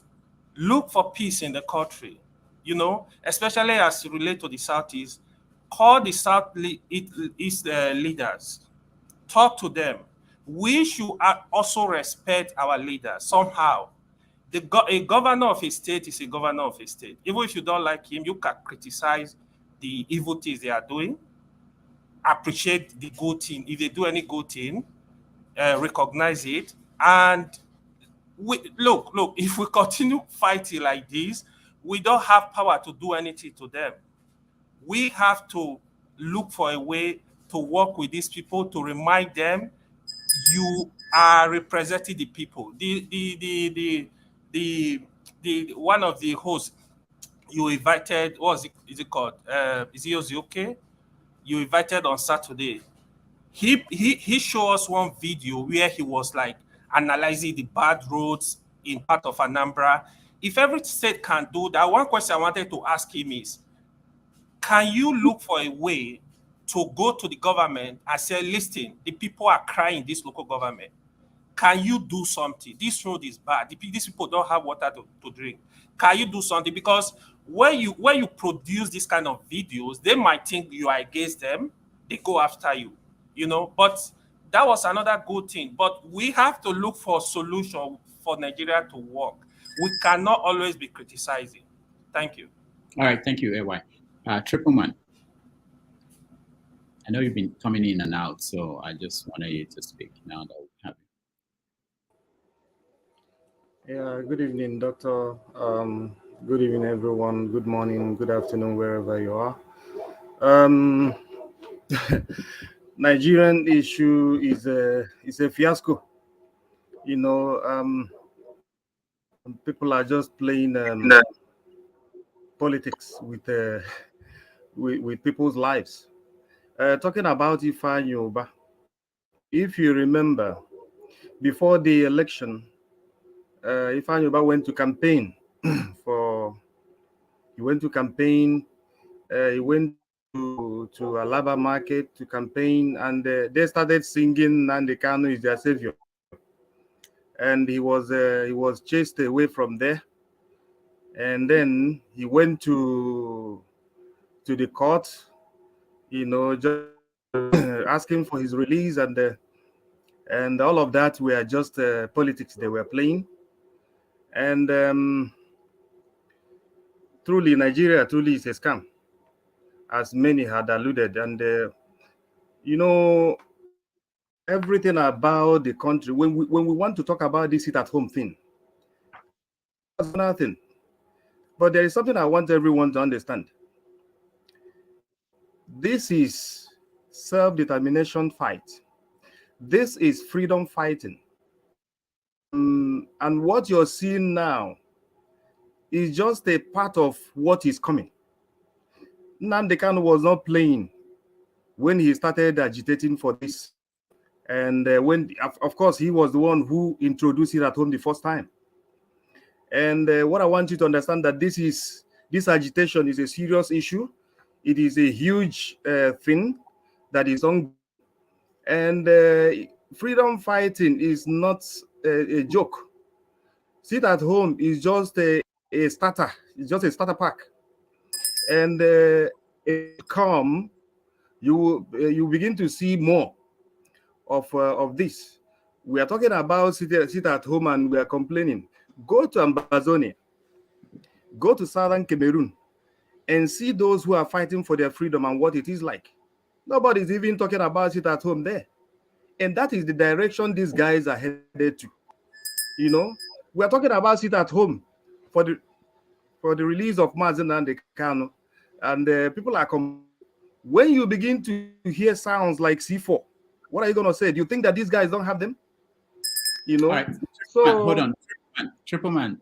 Hold on. Let me ask a question. Let's push this forward.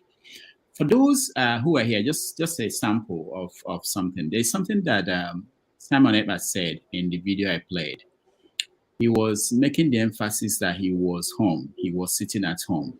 So which tells you that he has gotten the message, which is that people feel that you are living your life outside of the eastern part of the country and you are enforcing people to stay at home. So he made the point that he was sitting at home.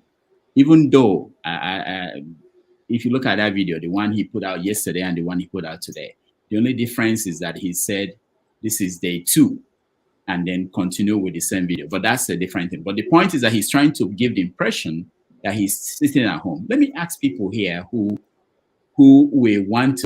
are supporting the sit at home, who will want to join the sit at home, even though they are not in Nigeria. How many people here who are supporting by? Raise your hand if you want to, if you are willing to do that. Okay, only why not? Okay, why haven't you done it? Why haven't you? Let me tell you. Of course, yes, of course I am, and I will tell you why. You know, it is fashionable for everybody to jump on the bandwagon that the economy is destroyed. When you sit at home, you lose this.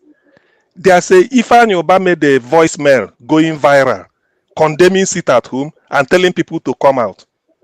People who knew Nnewi business made their own viral distance, said Ifeanyi Ubah, go and sit down. We enjoy sitting at home. If you want to help us, there's a road that goes into the market. It's untarred. Yeah, that was very bad. Go and fix all those roads. We sitting at home on a Monday.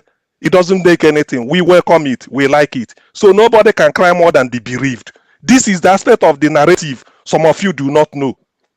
Those people doing it, they say yes. They told Ifeanyi Ubah, if really you care for our welfare, forget about issue of sister at home. Leave that one to us. Go and tar the road. Help us to make sure that our businesses, he said our business was burnt in Lagos. Our business, we were killed in Lagos during the election. Ifeanyi Ubah never said anything. If you want us, go and fight for us there. Leave us here sitting at home. We won't die for it because of one day. Yes. Hold on. First of all, Ifeanyi Ubah was in Lagos after the incident. He was actually the only person who went there and talked to. He tried to calm down. I'm not a fan of Ifeanyi. I will tell you what happened. I know when he went there. Yeah. I know the day he went. Yeah, I know the day he went. It wasn't when the thing happened. It was as a result of backlash that listen. Tomorrow, Dave Umar, he might still go tomorrow to go and talk like Hope Uzodinma went. Is that last week or last something? But the thing happened in February, March. They are going just this thing. It's just because of backlash. Because they are going back to the Senate. We got to push back on this narrative because this narrative is false. This narrative these people are spewing here is false narrative. These are all propaganda. These are all like false what? narratives about Which one is false? Just one. Which one?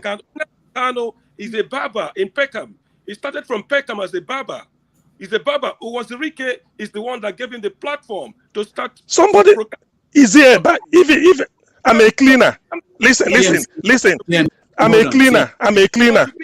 If you want to know, CM, hold on. I'm a cleaner. I'm not criticizing his work, his employment, but the narrative you painted about him is like he's this sort of, I don't know.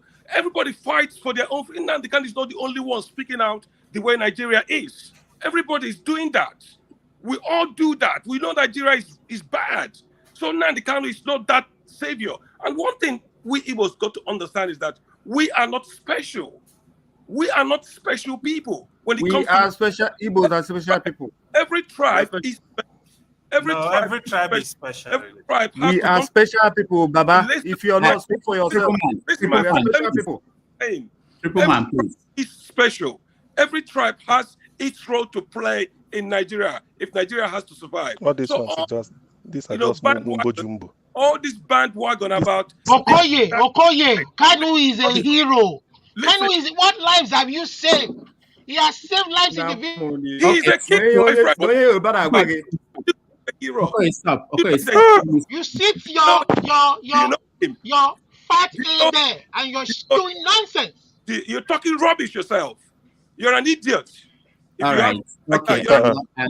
I lost it. So all right. So let me do this. I'll have to. I was about to say that I'm Yoruba. You don't make sense to your people. So we have to take out Okoye and Olumide. So we can't allow this kind of thing to happen. Forefathers, welcome. No. Thank you, Rudolph, for turning me to a furniture. Even Kulata acknowledge that. There's a reason why people rush to come here at first, right? So that we'll have more time to talk.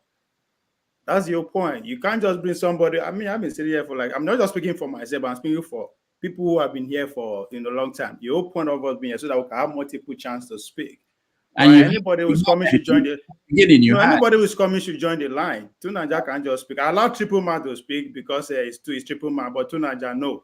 Go back. All right, go ahead. Join the queue. Okay, go ahead. All right, go first. I know he's boiling. He's been boiling, so I can see it from his nomenclature. Go ahead.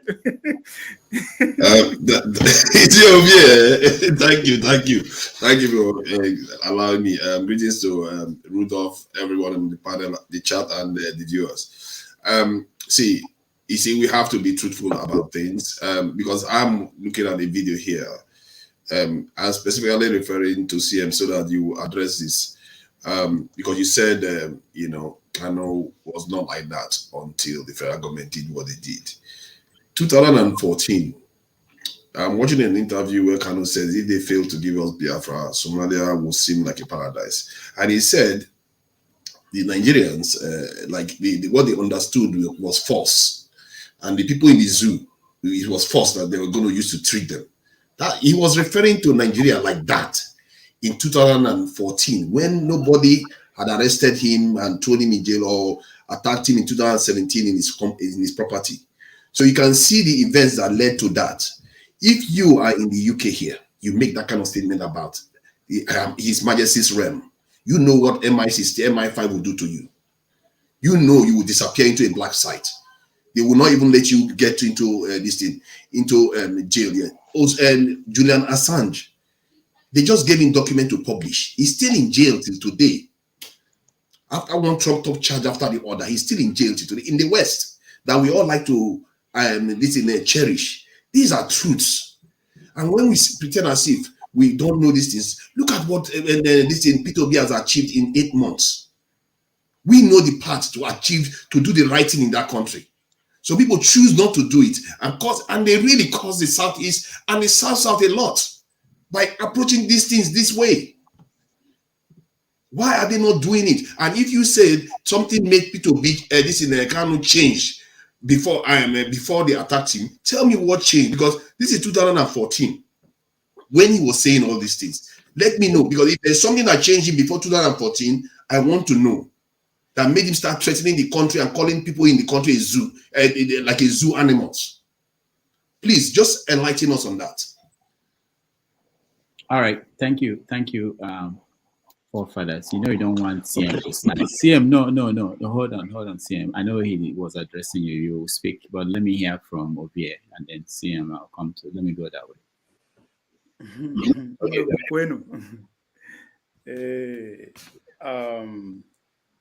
Well, Ikene is gone. Anytime I see Ikene, I see the spirit of Nkemba, my good old friend. May so rest in peace. To Najazi, what Obi has achieved in 8 months, we should see. That's deep, right? I know we see the court because that's why nobody's actually focusing on what that man has achieved. And that lead me to what John Haber also said, that you have to be free first to free other people. Right, that's deep also. So, and I will go in by. I mean, Nnamdi Kanu is a focal point that everybody is. It's sad that it's as if what I said about when he was first arrested, that there's a political motive. The South elite actually gave him up. That's what I said. And it is sad that he is becoming a political point for everybody. Who fight in about 2024? That is glaring before every one of us, right? When AY was saying if the three senators should come together and do something, it's a good idea. But in this game of power, now individual affairs, at a point we come together, but not at the beginning. So about 2024 is very before us. And if you look at my my guy in Finland, right, from no election to Biafra, is it in diaspora government that is trying to form? That I know they pick up. Now it's done. Nnamdi Kanu must be free. And he's going by saying we'll give them water. It's a trend. It's a trend, right? So if you follow them, so it's just sad that it's at this one. Federal government never started to play on politics with Nnamdi Kanu. We'll still get there too. But to what Tunanja said about what will be achieved, right? Politics.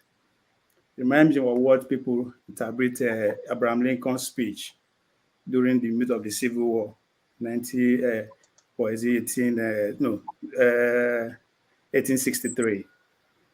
Right? He said that if it takes to freeing the slave to keep the Union, I will. If it takes to keeping them just to keep the Union, I will.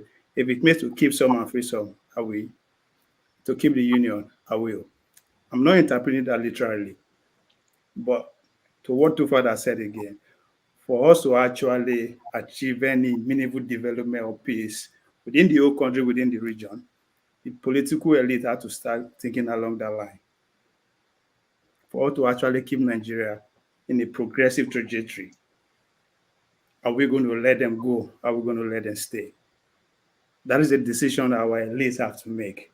And if they are not making it in the next 20 years or in the next 5 years, some of us will be in that realm of making decisions in our various community. It don't have to be at the federal level, but in our community, in our home, we want to be leaders. We want our voice and opinion to count. We have to start thinking along that way. Again, I also go back to our constitution, right? There's nothing, because I understand Olumide was, telling us about America. He also forgot about the American Indians, the Native Americans. See, it's easy for us to just leave them out of history, right? And I think that is what some of the Biafran could see within the next 300, 400, 500 years. Would yes be my people, right? We can disagree on how they are going about it. But again, we want to use America as an example. Land of free, home of the brave. I admire their braveness. It has to take that kind of bravery from every one of us. Now, that's where every tribe is important. Every tribe, for us to actually achieve, for us to actually even keep our race, because that's the bigger picture, right? If the Biafran are scared of Biafra, it's going to wipe out within the next 100 years. The whole country, the whole continent can as well be gone, right? So, to end this, our constitution is as good as our Supreme Court, because they are the only one that can interpret the Supreme Court. So if you believe so much in our Supreme Court, there goes our constitution.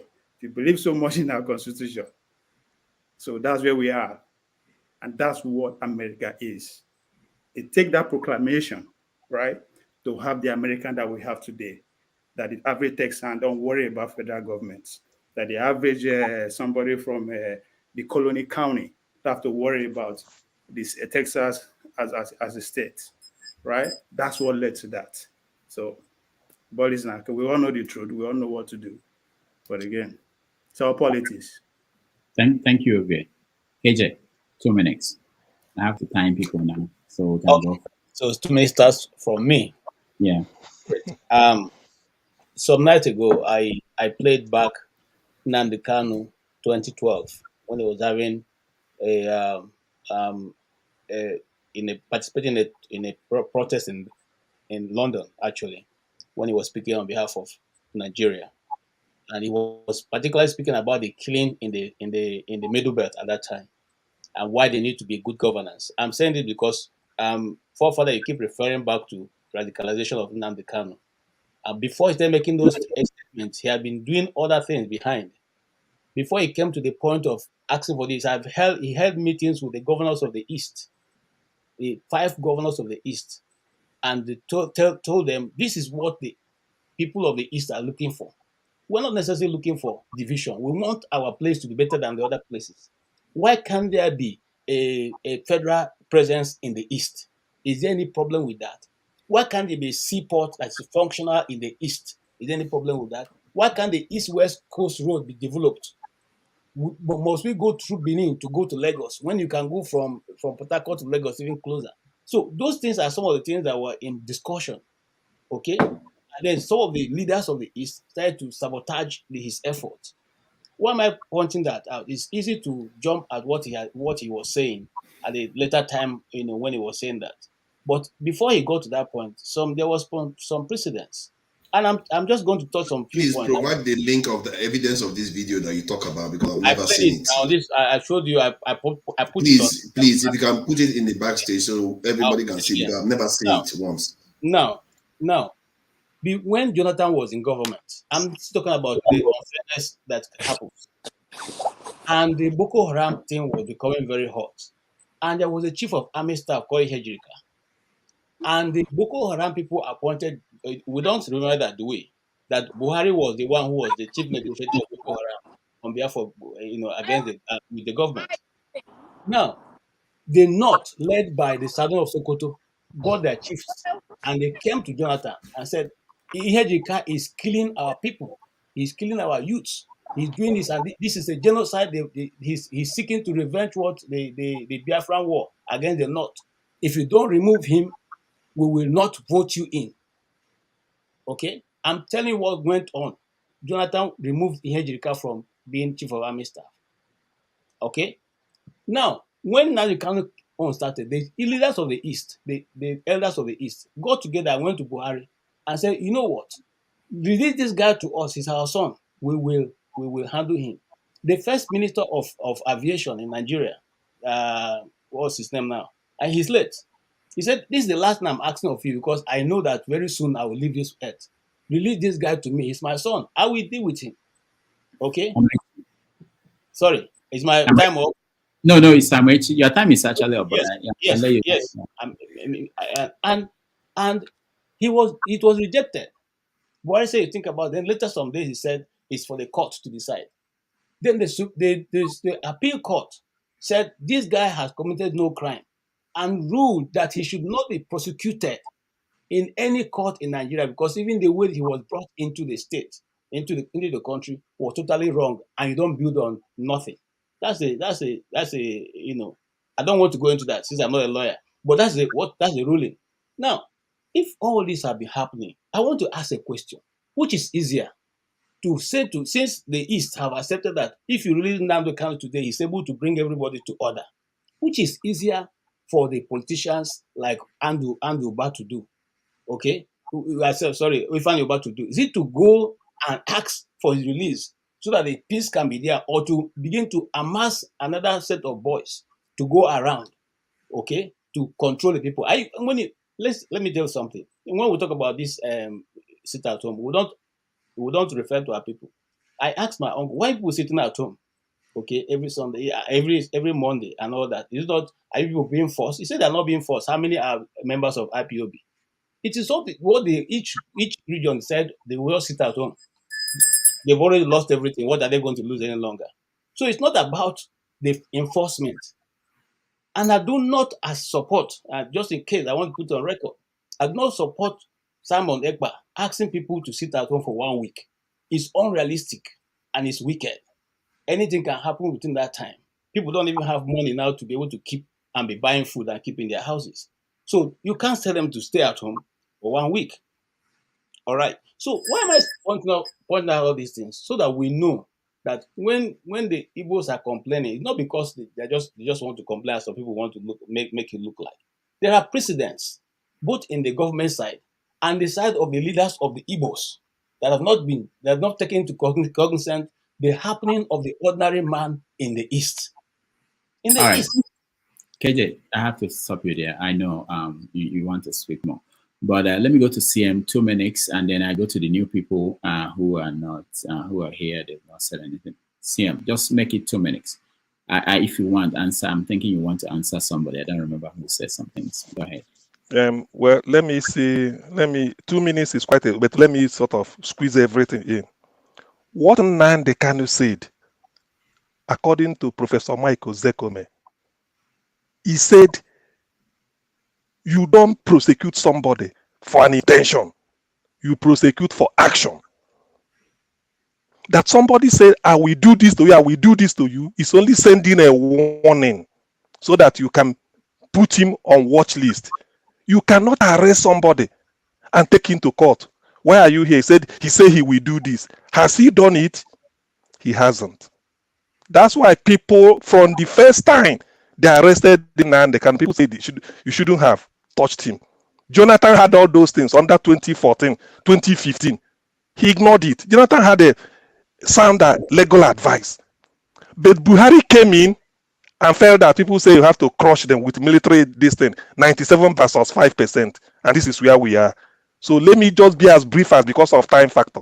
So what Nnamdi Kanu said, utterance, you don't punish an utterance. I mean, you don't prosecute. What you do is stand until he does the action because you can't convict him. Ozdekome said somebody can be in a state of mind and say something. You cannot prosecute that type of thing because there's nowhere he hasn't done it.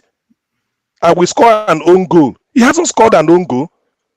What you then do is that either you drop him, don't put him in the match, or if he's playing, you be careful with him and don't pass the ball to him. But in the end, he didn't score an own goal. So you don't. So that is the illiteracy of Buhari's regime. It was quite apparent. That's why he started going after them to start telling people, May 30th, every May 30th, Biafrans all over the world sit at home to remember the day, to just for commemoration. It's done everywhere. We fly flag everywhere. In the end, when they started doing it in Nigeria, they started shooting them. It happened at Impo. IPOB is armless. There was no ESN then. Since then, ESN came into exit. Was it not 2018 or 2019 they formed ESN? Since for 5 years they've been slaughtering them, nothing like that. And people were condemning it. So when people want to judge, because you have to say if it were you, when people want to judge, why did people, when you carry your flag and the placard, and you are holding somewhere saying we want beer, just they sing and go along the road without even obstructing traffic, army will come and be shooting you like as if you're a fake game. We all know this. Amnesty International documented it. Biafra didn't kill anybody. When you push somebody to the wall, they have to react. That's why ESN came, and then everything quieting the beat. All this Asare Dokubo maneuver, we are now hearing the truth of who is the unknown gunman in the East. Thank you. So Buhari engaged Asare Dokubo to come and do the T job in the East. Asare has confessed. That is the next talking point. Thank you. Ebi, welcome to the show. Thank you, Dr. Damages. And, I saw when the studio became vacant, it coincided with my yummy meal, which Chioma thinks is Gary. I love Gary, but it's not Gary Chioma, and I know go give you a chop for comment section. So I had to jump on. So sorry, I'm eating. I don't like to do that. Yeah. I want to approach this on a different perspective. It's going to be questions, and I'll get out. Whoever wants to respond can respond. Okay. I want to approach this in a root cause and questioning approach. All right. I'm not going into detail what Simon Ekpa is doing and all that. Here are my questions. Who was Asari Dokubo years back and right now? Has Asari Dokubo caused mayhem? And is it still potentially causing those mayhem? What has been done to him? Who is he today? How is he embraced? What did Sunday Igboho do? Where is Sunday Igboho today? Has he been given justice? Boko Haram. How many Boko Haram top leaders are in custody right now? Can we quantify the amount of evil and mayhem Boko Haram has unleashed on Nigeria? How has Boko Haram members been treated by the government of Nigeria? Why are we calling for justice when the Nigerian institution themselves do not respect justice? Why do we think a baby will be hammered on his head and will be prevented from crying? I'm just asking, why? For those of us in diaspora, the diaspora which we see today with 247 light and security, quote and unquote, have we taken time to look at the history of where they got to where they are today and what are the intricacies and what happened? The other day in the city that I live here in Canada, I took my kids and we took a drive to, it's just from where I live, it's 7 minutes drive to the Atlantic facing Africa. If you look at the map of Canada, that side facing Africa, where if you carry canoe, go. So, and we were there, and you know what? There were all sorts of monuments there. And you know what were there? Heavy guns and things. I just wonder. And my kids were like, what is this? I said, these are olden day guns, more like, you know, equivalent of rockets today. You know, those bombs that is there in the UK, you will see them, all those things. You know, I had to explain to them.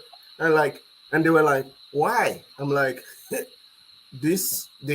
was fight, like they came to take over this place and other people want to take it over. So wow, they said, wow. So, and there's a popular saying that said, peace is not just the absence of war. We are so focused now on the, what they call the outcomes of the evil that have been perpetrated. And we're moving away, just like the election where people are telling us, move on, let's move on. We are window dressing this and pushing the root cause under the table. And as long as we keep doing this, there shall be no peace. Today, we will jump on Simon Ekpa. Another one was, quote and unquote, because I don't believe Simon Ekpa was, another Simon Ekpa in multiple will emerge until we focus on the table. Look at, and I will close, today on Twitter by People's Gazette, Sani Yerima, he says, bandits are poor, ignorant Nigerians. Tinubu should rehabilitate them like Boko Haram. Guess what? They are going to do it. Why must the Igbos be treated differently? That is my question. Thank you. Thank you. Quick input. No, Rudolph, who is speaking? I Who is think speaking? that myself, AY. No, AY, no. No, I'm not gonna speak. Just something, just observation. I Okay. think that statement he made now about Sani Yerima, I think it should be a point of discussion. Okay, thank you. Yeah. Shagun, go ahead. Can I go ahead? Yeah, Shagun. Okay. Good evening, everyone. Yeah. I just want to jump onto the panel and just say a few words, and I will jump off. I know when it comes to the discussion about Biafra and about Samuel Nnamdi Kanu, it's always very sensitive. And so I respect everybody's view, not necessarily because I agree with them, but I think that there needs to be a change of strategy. I know, obviously, the sit at home started for some reasons, but there needs to be a stock taking on either the IPOB end or whoever's are fighting for Biafra. Is this thing working? This thing achieving the main aim to which we started it? If it is not, then there needs to be a stock taking and a change of strategy. I don't have answers to all this, but I'm just saying there needs to be some rethinking behind the move, other than bringing the war to your doorsteps and having your people killed. Now, one thing I know, for example, is there's a new government in power. Pressures can be mounted on the government to get Nnamdi Kanu released. Now, I know there could be an argument to say that the current government may not be legitimate. Maybe you want to wait till after the courts declare the whole thing, whoever is there, start mounting pressure. I believe if the leaders, political leaders and traditional leaders and leaders of thoughts from the southeast mounts pressure on whoever the new government is, it's likely for him to be released. The question is, whichever government is going to release him would want something in exchange. Now, that could be a guarantee for peace to an extent. Is this something that the fighters or agitators of Biafra and Nnamdi Kanu want to give? To what extent could they give something? But I think the current strategy of sitting at home endlessly and whoever violates it is being harmed or killed is not working. You don't bring the war to your doorstep. You take the war to your opponent. So that's just what I believe. Then we all know what the problems are. We all have different views about the history of the things that has happened. How be resolved or moved forward or progressed in a form or such that people are not killed in the southeast, the progress of the southeast is not impacted negatively. I think these are things that the IPOB go back and start thinking and come up with strategy. I believe sitting at home was a strategy. Again, is it working? Not working. What do we need? That's Okay, Shagun, you're getting out in and out. You know, we're hearing a little bit and then off again. But we got your point. We got your point, most of it. Thank you. Thank you so much. Okay.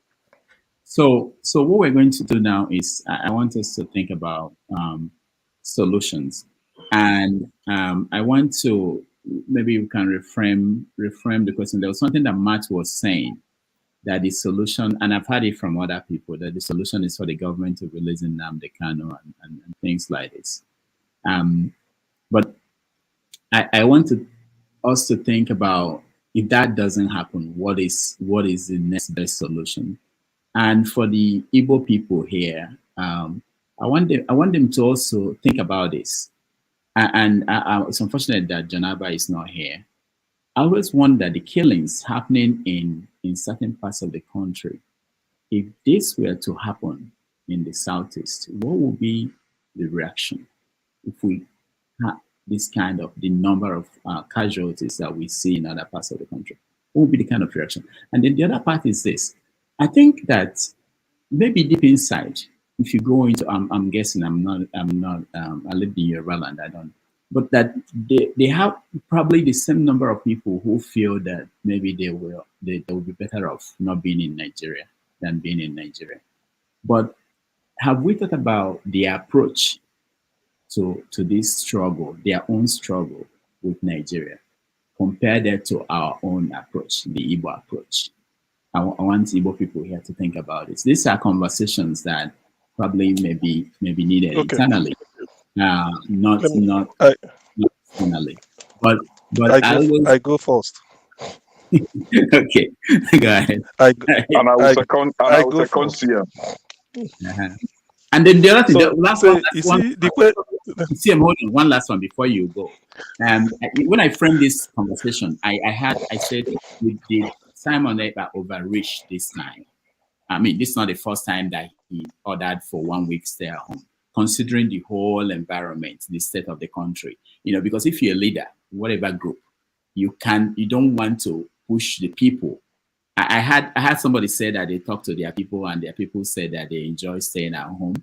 Okay, you can say that. I know people who say that, but there are people when you say 1 week, people were angry. People were angry on this. I don't know who you spoke to. I spoke to a lot of people in the southeast today and yesterday. The fact that tomorrow tomorrow is Wednesday. So in their timetable, tomorrow is a day for the markets to open so that people can buy things. And then for the next 3 days or 4, there's again sit at home. So people found that very difficult. So did he overreach? So we have to think about it. So CM, go ahead. Okay, yeah. Regarding killing, let me go straight to the point. Regarding like killing in different parts of the country, if it were to be in the southeast, how would they take it? First of all, as a person, I condemn every killing, whether in southern Kaduna or in Benue State or Plateau or Borno, anywhere it is. Nobody has the right to take human life. It's as simple as that. The fact that maybe the people of Kaduna are not fighting back ferociously, the people of Benue State You are think they in are not refugee fighting camp. back in Kaduna? No, I'm coming.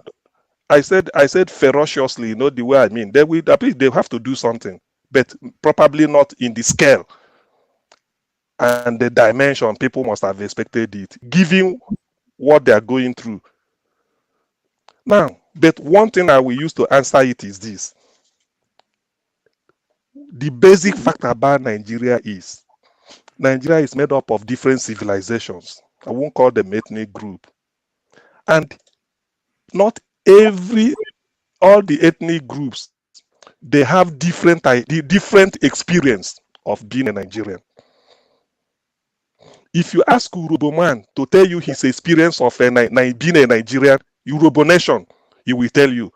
If you ask a TV, ask a Kanuri, ask Igbo. So every civilization has a different experience of being a Nigerian. Therefore, people approach any problem that comes to them in the way and manner they deem fit. Because of difference in values, differences in value system and our civilization, the way a Fulani will solve a problem will be different from maybe the way an Igbo man will solve it. It's the same problem. The way a Kanuri man will solve a problem may be different from the way a Yoruba man will like to solve it. The same thing for Ejo versus TV. So everybody will have our different ways. So because of that aspect of it, I can never say my formula, Urobo, TV man must do it the way we are doing. Or somebody, Bachama, we after all Fulani are killing us, use our formula. I can't do that. I can't accept it. And I don't believe anybody can accept my own. So that's a fact. That's why I answer it in terms of killing. Then secondly, let me now come to Simon Ekpa's issue. You see, I've argued here, was it here or somewhere else? I said, if you want to know what goes on in Union Bank, you do not go to UBA to go and ask somebody in UBA. Instead, you say, no, this is not UBA. I mean, this is not Union Bank. So if you want to follow, if Union Bank says this is exactly what we do, you don't have to go and ask somebody in First Bank. Why I'm saying this is this. IPOB is led by Nnamdi Kanu. When Nnamdi Kanu, the authority Nnamdi Kanu constituted is Directorate of State, headed by Chike Edozian. When Nnamdi Kanu left, Edozian took over. When all this sit at home started happening because Nnamdi Kanu's case was adjoined. Whenever they call on Nnamdi Kanu's case, people will charter buses from different parts of Southeast to go to Abuja. When they go to Abuja, they don't get into the court. They start about the court premises, feeling happy, singing songs, praise and worship, making solidarity. Until Army, DSS come and start shooting them. I'm not making it up. It happened before our eyes. Use tear gas and disperse them. Then I said, okay, don't come. When it is that time, sit at home wherever you are and solidarize with them. That was how it started. Now, single day sit at home. People were following it until when they announced said, when will this case end? They said it's a political situation. It requires political solution. Ozekom, even the lawyers, all the lawyers, they said with this political situation. They approached Buhari. He refused. He came to Abia State. Imo State. Hope Uzodinma was commissioning something. He asked. They said no. He said he went to Ebony State also. He said it's out of his hands. Let the court decide. Now court has decided, discharged. Let him go. People are saying he should be there. How can you? Nigeria is a member of Commonwealth. Kenya is a member of Commonwealth. Me staying here. If I commit any crime in any country and you need me, what you need to do is that you inform UK government. Tell them that you need so person. By the time you prepare, they will come easily. They will take me away. But if you invade the country in the midnight, you want to take me away, and I happen to call the police, or police gets to know about it, I said my life is in danger, they are kidnapping me. That is what happened under Umaru Diko. That was why till today Nigeria is using visa to come to UK. It happened the 5th July 1984. So why should Nnamdi Kanu be renditioned? Nnamdi Kanu can never hide any part of the world. Nigeria maintain diplomatic relation. He can tell any country, I need you, I need this citizen. By the way, America said this example. Abba Kyari, America wanted him. They wrote to Attorney General Malami, say we need this person to come and answer in respect of hush puppies trial in America. America should have used their jet in the mid-90s, invade Nigeria, take Abba Kyari. They didn't do it, a police officer. They applied. Why didn't Nigeria do it? You see, the thing about Nigeria is that we feel we went to school, but if you want to punish anybody, that's why I believe I supported what AB said. When it came to Ndibo, they change it. Ebi Komolafe, he's a Yoruba man. He said it here. When he gets to Ndibo, they change it. Why? Why must you rendition on Nnamdi Kanu? Handcuffed, blindfolded, smuggled in, beaten. What if he had died? Why are they doing why is Nigeria? Don't you know that Nigerian rating in the world, in the scheme of things in the world, has diminished? That was why Bruce Fein from America, former deputy undersecretary, Minister of Justice under Ronald Reagan, 1980-82. He came to his Nnamdi Kanu's wife. He came to Abuja, Bruce Fein. That was what made Nigerian government to be afraid. Because the guy came, he said he want to witness the type of how Nigeria how they can try and find this man guilty. Somebody you extraordinarily renditioned. You don't do it. It's it's an affront on international law. You cannot build. That's why sometimes when people argue here, I felt that what people, somebody like me may not say. Thank God Abi said it. Why is it that when it happens to Ndibo, they change the system? Can this happen? If Abba Kyari, was he renditioned? Was Abba Kyari to America, was he renditioned? Let somebody tell me. Or is offense not worthy to be? Why can't America rendition him? Why is it that when he gets to Nnamdi Kanu, an Igbo man, everybody will keep quiet? Even those that say that they are Igbos. Why must Nnamdi Kanu be renditioned? Right to Kenya, tell Kenya government Nnamdi Kanu is in so hotel. We know where he is. Just get him for us. Simple, you bring him back. That is the way it's done all over the world. That's why I say Nigeria is a zoo. And I believe that Nigeria is a zoo because of that. You don't behave that way. No civilized country does that. The rule of law is supreme in everywhere. But when it gets to Igbo, they change it. And when people now want to talk, they pretend. If it is you, some of you are in America. If I report you to any government, they can't bond you. If they bond you from America, they find out. America will go to places with the person. Why? Simple thing Nigeria fails to do. Then you want to go and get him. We want to get him to Abuja and convict him. Now court said, let him go. Discharge him. He didn't do anything. All this idea that he said this. Why didn't they convict him? No, nothing is anything. Somebody, if you say I committed a crime, as long as they check the constitution, it is not there. They will set you free. Any offense not covered by the constitution, that is the highest law. The offense they say Nnamdi Kanu committed is not in the constitution. So how are you gonna hold him responsible? All these phantom news about security, national intelligence, all these things, these are just bunkum. It's just wickedness and evil. They are treating him. Just pray that what happens to Nnamdi can let it happen to you if it's the same thing. You see, I went to school and I like logic. You cannot build something or nothing and expect it to stand. I'm ashamed that people will come here and be Can I just ask you one quick question? You know about what happened to Abiola in Nigeria. That stuff happened to similar stuff that is even worse happened to Abiola directly. And he's dead now because of he won an election and he lost. And lost his life. Abiola was not renditioned. Abiola was not renditioned. Abiola was never renditioned in his life. Abiola was never renditioned. There's something they call international law. Abiola was not renditioned. Let me explain what is rendition. Abiola left Nigeria and went all over the world. Even when Abacha was annoyed, they never planned to. They didn't bring Abiola, tied him back, hand behind the back. That is what they call rendition. You don't commit international outrage. And they say, why have you asked yourself what happened to Umaru Diko? What are we saying? So because he's a Igbo man, you now rendition him, and then you want to bring him to trial. That is pure nonsense. Somebody losing their life. That's what you're comparing. No, rendition. Can I come in now? You cannot build the let me leave. Oh, sorry. Dr. Damages, can I come in now, please? I asked 2 seconds. No, you can't. That's my lose my thoughts process, please. Yeah, write it down. KJ, go ahead. Oh Lord. Write it down. You won't. Okay. Thank you, CJ, CM. What you've said is totally correct. You see, one of my problems, and I grew up in the north. My friends, in fact, my best friends are northerners, so I know both ways.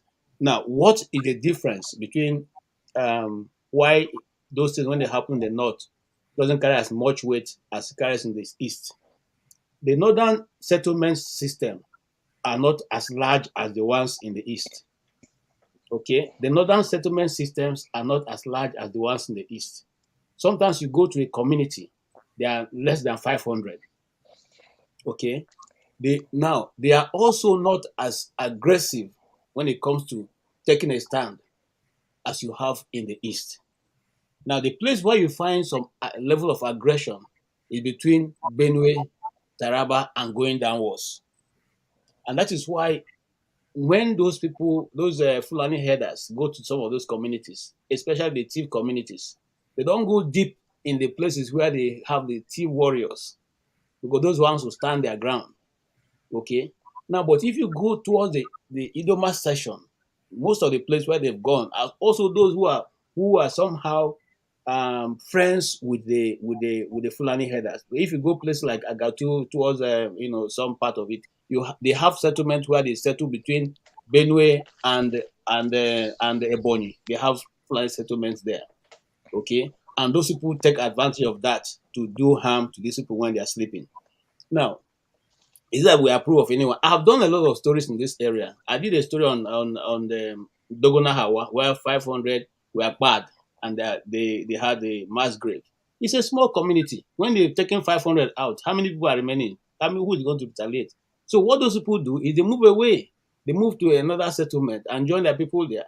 And those other places are occupied by herders. That's what happens. Sometimes you go to those communities, they are so few, they don't want to live there any longer, so they relocate. And those places are left for herders to take over. And some of these things are not in the news. Okay? And that's why, like I've always said here, Nigerian media are part of the accomplice. I mean, they are an accomplice in this situation. How do we bring peace? Anybody who wants to bring peace in Nigeria will do just two major things. Nigeria are peace-loving people. Igbos are not necessarily looking for another state. We are saying let the right things be done. Release Nnamdi Kanu for crying out loud. Let him come and take care of the things he started. And then sit down in a round table. Whether you call it, whether you call it tribal meetings, whatever you call it, if you want to select representative from each tribe or whatever, or region or whatever, or state, sit down and let us have a new understanding. You don't want to call it constitution, okay, so that you keep, let us write how we need to operate. The average way an Igbo man lives in his community, for instance, in my community, we are Republicans. No one man stands up in my community, no matter how rich or wealthy or who you are, and say, this is what's going to happen. And that is how it happens. No, it comes through the 8th grade. Decisions are made through the 8th grade. We all gather, and representative of each 8th grade, we say this is what we think in our 8th grade, this is what should happen. And that is how decisions are made in my community. Till tomorrow, irrespective of, we have professors everywhere. So it doesn't matter because you're a professor means that you're going to sit at the head of the table and tell to everybody, oh, because I've read so much, so this I no. Even the little man who has not gone to school, if he's the one his 8th grade has selected, will make a contribution in that meeting, and it has to be heard. It is not so in the north, where a man who is the emir or whatever will sit down and take a decision, and everybody must bow to it. So because of these differences in our different ethnic groups, we need to have a convergence, how things can be done. If you do for one person, you do for the other person. If you are giving groundnut pyramid to the north and groundnut can grow in Benue State, why not also put groundnut pyramid in Benue State? You see, when these things are done, when the level playing ground is totally level, nobody will complain because all can see that they are trying to do justice. But when it is always skewed to one end, people will have reason to complain, and there will be agitations, whether it's from the east or from the north, wherever it is, there will be agitations. Sorry, one more second. There is also agitation going on in the middle belt right now. There's a serious agitation going on. It may not have come to the level of becoming Nnamdi Kanu on, but I tell you, if this continues in the next few years, it will get to that point. Thank you. All right, thank you. AY, 2 minutes. You have a hot dog on the grill or something? No, I don't even eat hot dog. Just that this very point is very, very vital. You Okay. jump me. You jump me now. No, hold on. You jump me, Abi. You started this round. What? Did you not? No, he started. This is the second discussion on easy now. No, he asked. Actually, Dr. Damages, you are mixing it up. You asked this question specifically for Igbos. You actually called out Igbo people on the platform, on the panel. What do you mean, Kenny? What do you mean? Are you more Igbo than me? No, he was the one that answered. No, you are from Oseso are you now. more Igbo than me? No, you are from Oseso. Are you more Igbo than me? All right, we're wasting time. Okay, go ahead. Okay, I should go ahead, right? I actually called AY, but he didn't say anything. So I'm just waiting for you guys to. You're not on this show. You have once your name is called. Okay, so I should go ahead. See, Dr. Damages, the thing is, we really need to understand where the problem is coming from. There is a saying in Igbo, something like that. I can't even complete it. But this is it. Prior to Civil War or during the Biafran Nigerian War, some people thought that they had brothers and they colluded to wage war against the Igbos. Little did they know that it will backfire on them. And these people, I will mention the state, starting from Bauchi, you have Plateau, you have Kaduna. When you come to Kaduna, especially the southern Kaduna, you have the Plateau state. Then it was Plateau and Nasarawa, they were together. And then you come down to Benue state, especially Plateau state, Benue state, and the Kaduna indigenes played active role in the Biafran Nigerian War, killing, taking the lives of millions of Igbo people. Today, it has turned around. The table has turned and they are crying. Just like CM said it, I'm one that will never be in agreement with anyone taking the other's life. Any form of killing, I'm against it, and I'll always speak against such. But this is it. When the table turn around, the people are helpless. To answer your question, they are fighting. They are fighting off the taking of life in their region, just as the Igbos or the Southeasterners are fighting. But the clear factor there is that when you come to Southeast, our form of settlement could be equated to the nucleated kind of settlement where you have clustered kind of settlement. So any form of event, any type of event that happened close to your community, you will be aware of it. However, when you come to the north, especially states like Plateau, that they are fighting aggressively to take over.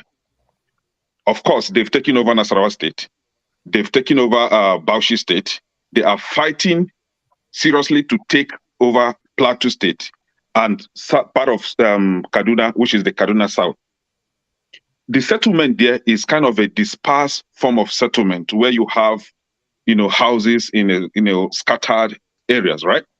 So it is easy for these killers or for these terrorists to come to that clustered environment, level them out, take over that environment without even the next community aware of what happened there. So they will capture that, go to the next, and their operations move smoothly.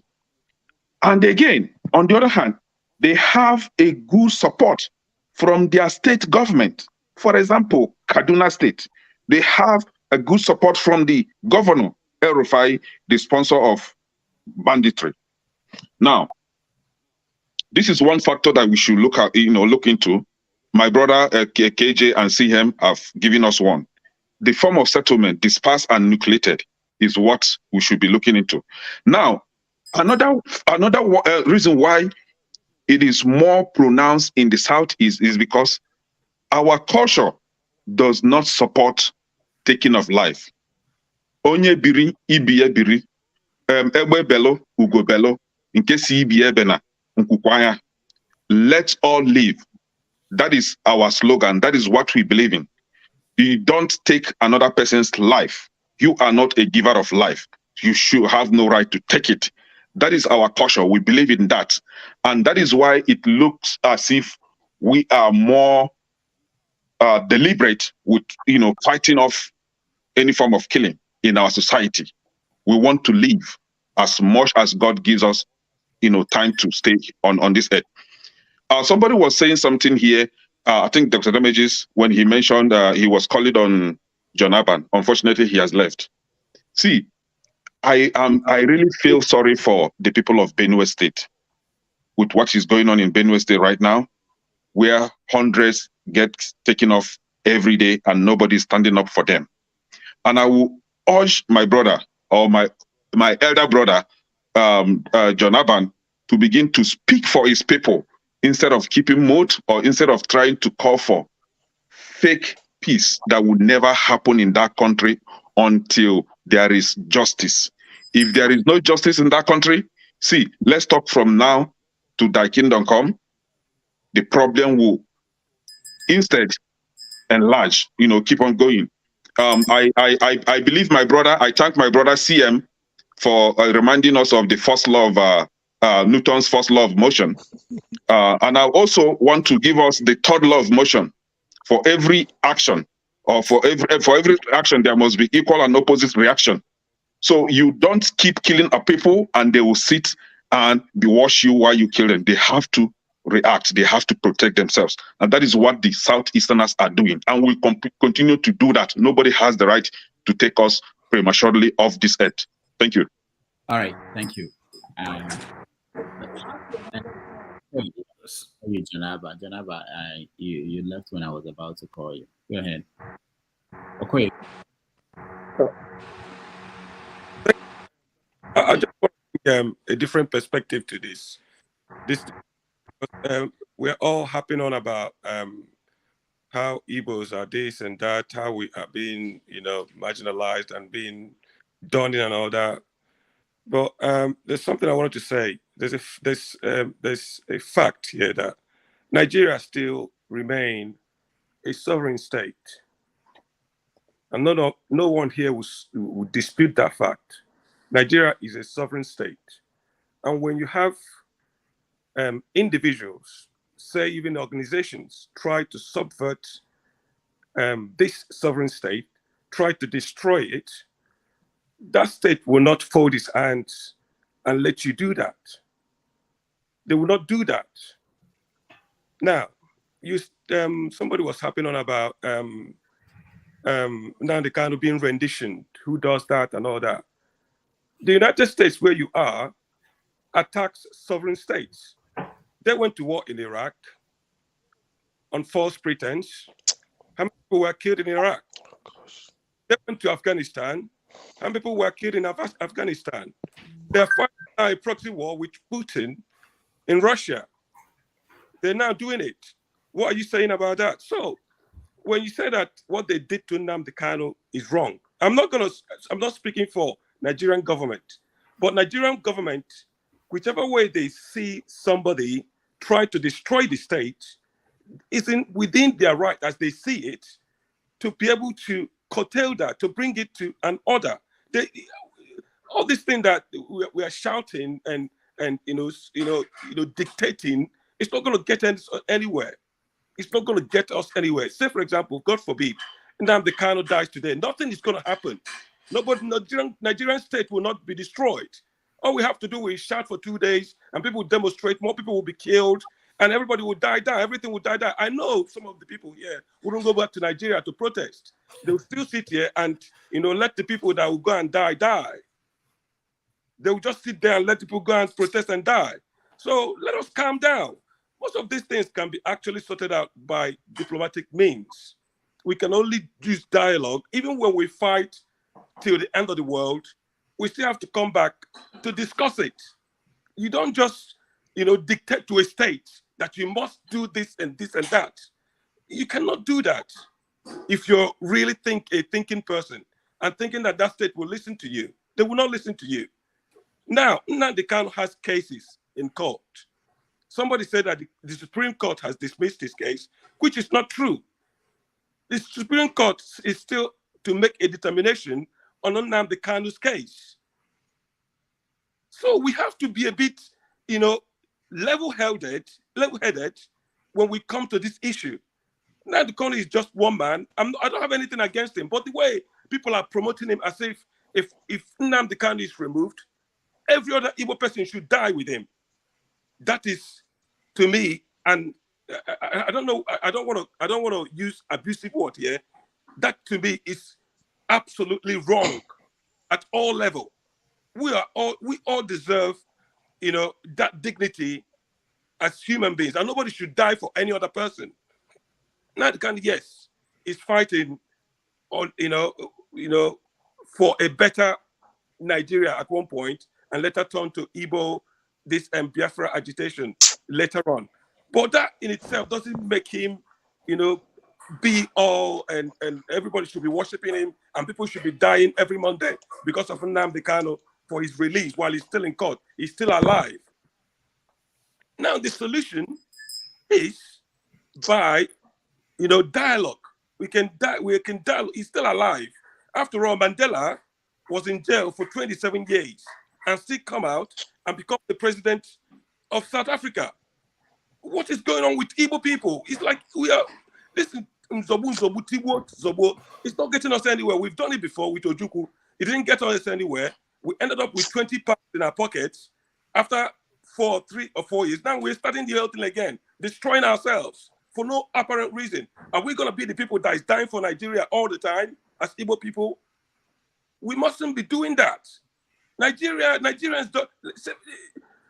You don't buy, say for example, now that fuel is 550 naira. You don't buy 550 naira fuel in Enugu and go to the north and buy it 350 naira. Everybody's suffering, both the Hausas, the Igbos, the Yorubas, and every other ethnic community that make up Nigeria. So everything has to be dialogued. We Igbos don't have to carry it on our head all the time and kill ourselves because of it. After all, the politicians, Hausa politicians, they steal money also, but their people are not killing themselves. Hausa politicians, they go to Kano State. The governor and the recent governor are fighting each other, destroying things that each other built. But Hausa people are not killing each other for it. If it's in Igbo land, 200 people would have been dead by now. Or 500 people would have been dead by now. Why do we so much, like to portray ourselves in this way, as if we don't know anything about diplomacy? We've got to start to calm down and use diplomacy to achieve our means. We've tried this in Zobu before, and it didn't work for us. Why are we still doing it? That's why I commend what Ifeanyi Ubah is doing, because at some point, somebody's got to stand in the way. When the government is not there to provide security, people are well within their rights to organize it and protect themselves from criminals. Because nobody's doing it. You're not going to just sit there and let yourself be killed. You don't do that. People are right within their right to organize and protect themselves.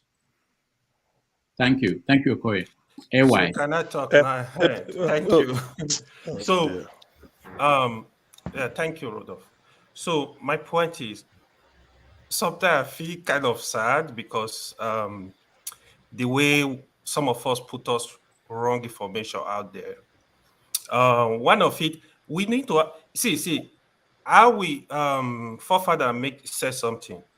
If you are telling me Nnamdi Kanu did not commit a crime against the Nigeria state, you are just being economical with the truth. However, we also need to know that extraordinary rendition, it is a legal tool countries use to bring people that commit crime against the state to face the law. America used this every time to bring back terrorists to America. In case of Nigeria, we are even working with the government of Kenya to bring Nnamdi Kanu back. However, since the court actually determined that, I say, in my own personal opinion, Nnamdi Kanu committed crimes. If the court has say Nnamdi Kanu did not commit any crime, and allow him to go. But in general, I think the solution to Nnamdi Kanu case, it is a political solution. You need a political solution. Like the way some of us are talking here, war. The truth is, if there is a war in Nigeria, will you leave America to go to Nigeria to fight? Will you go? Look, Ojukwu was one of the best military general Nigeria ever produced. If you don't know, you know. If Ojukwu is alive today, you tell Ojukwu, let's return to war. Ojukwu will tell you, I'm sure will tell you no. We can make peace without even throwing a bullet. I don't believe. And the other thing is, you see the issue of this North, people are saying, you call Benue, you call this. One of the worst states in the North, ravaged headquarter of a bandit, is Zamfara State. This is just a crisis. So I criticize President Buhari for declaring IPOB terrorist organization as at then, without declaring the bandit terrorists. That was, to me, like, I don't know why he did that. So for us, instigating war every time, war is not a solution, because we that just shouting war, it's not fun. No, it's not fun. If there is war, I don't think a lot of us will just sit down here and just be watching people back home. Thank you. All right, thank you. Please, can I interject? Just a question to him, please. A question just to him, please. We answer. Please. We don't want to answer. Hold on. If you ask me, you answer, and that would delay us from getting to other people. So Rudy, you call me. That is why I come on the platform. Give me a chance to talk, then I can go back and eat my barbecue. Before, that's my American freedom, that I can eat the meat not bone. Go ahead. Okay. I am so happy to hear Kui. Kui is among the Igbo intellectual. I know that those that I don't want to use a very word that will sound so rude, but then I always tell people I'm a liberal mind. I don't have to enforce my own lifestyle on anybody, but I believe in progress and dialogue. You talk about why I came in, you say that how the Benue or the Middle Belt feel about the death in their own area, as far as you guys or as the East also are feeling. Death is death everywhere. But like I always said, especially the Benue issue was more of political issue. As I gather so much evidence than any other thing. And since the leaving of Governor Autumn, I don't have any problem with Governor Autumn, but then Governor Autumn created so many problems in Benue State. Now, all the councilmen in Benue State have been fired, and all the chairmen of the local governments have been fired or suspended indefinite, quick, they're not coming back. Because the governor wanted to fire them and the court do not allow it, because they colluded with the Autumn, who carry Bible as the chief priest or pastor of the whole world, to be stealing money. And I have evidence on my own phone to send to you on personal issue where they will go and give Governor Autumn the money, why he's the one crusading that Fulani henchman. And I've came on this platform to send a message to him. He had it clearly that before Fulani henchmen or bandit Benue people, he have killed more Benue people than any other person. This is what heartless politician does in order to gain achieve their own selfish interests. So death everywhere is the same thing. Nobody, no reasonable human being in Russia, in Ukraine, in America, in Afghanistan, or in Nigeria want any other person to die. And today we are celebrating the 4th of July. Freedom is not free. Somebody died for it. So for those that are fighting for the freedom that everybody have the right to live their life the way they choose to, it's a good day. But the issue of Nigeria that we talk, especially Unandi, I said the last time, is sensitive. But to be honest, cried out loud for God's sake. It will be so hypocrite to say that Unandi did nothing wrong. You may say that he is agitating for his people, but there is a diplomatic and a civilized way in 21st century, for God's sake, to approach those things without inciting violence in the community, or somebody to kill each other, a soldier and his follower to take a gun from a soldier on the street and kill another soldier and carry the gun in order to win that war. Is not the way in 21st century.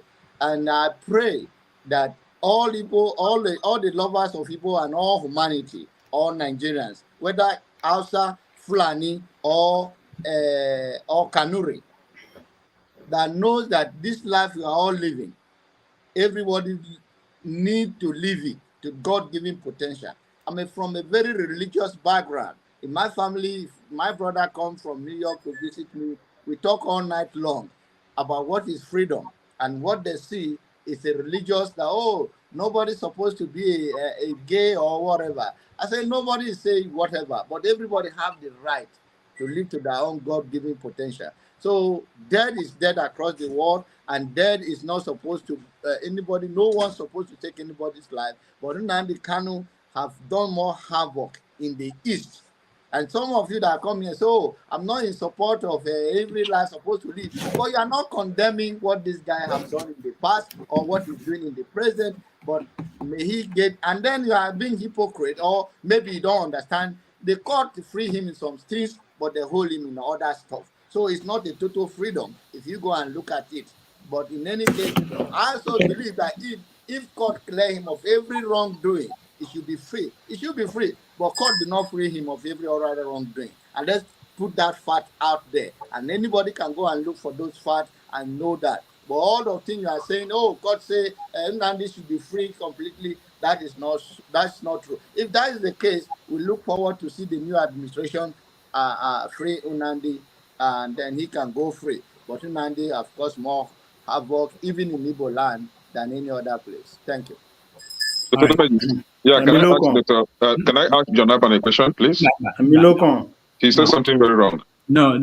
When it comes to your turn, I say one thing I want to speak to it. You don't have any marker to mark my wrongdoing. Are you kidding me? The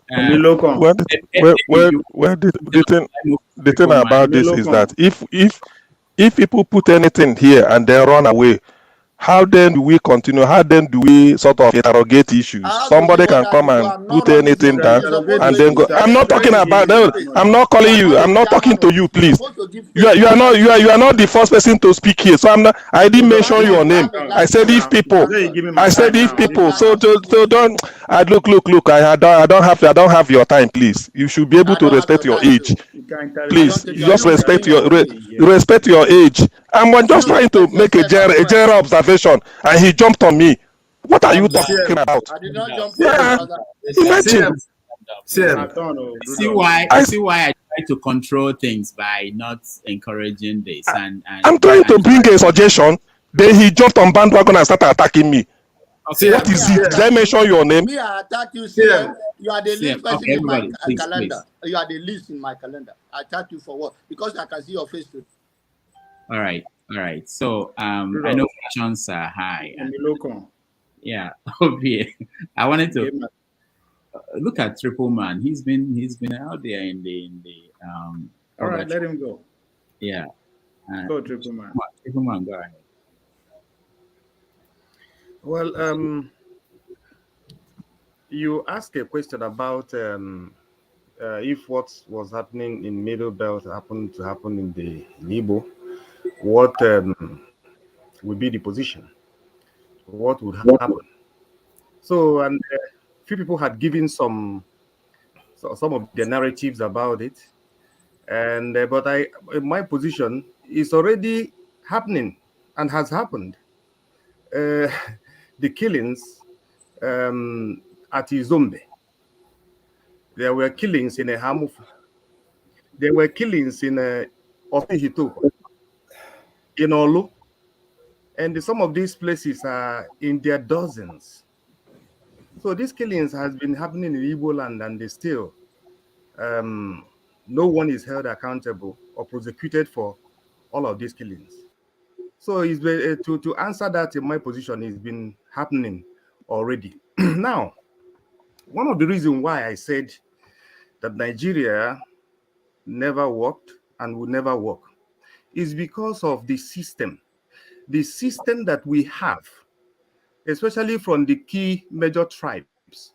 They are of differences, and it has never worked in any nation at all. Let me explain this.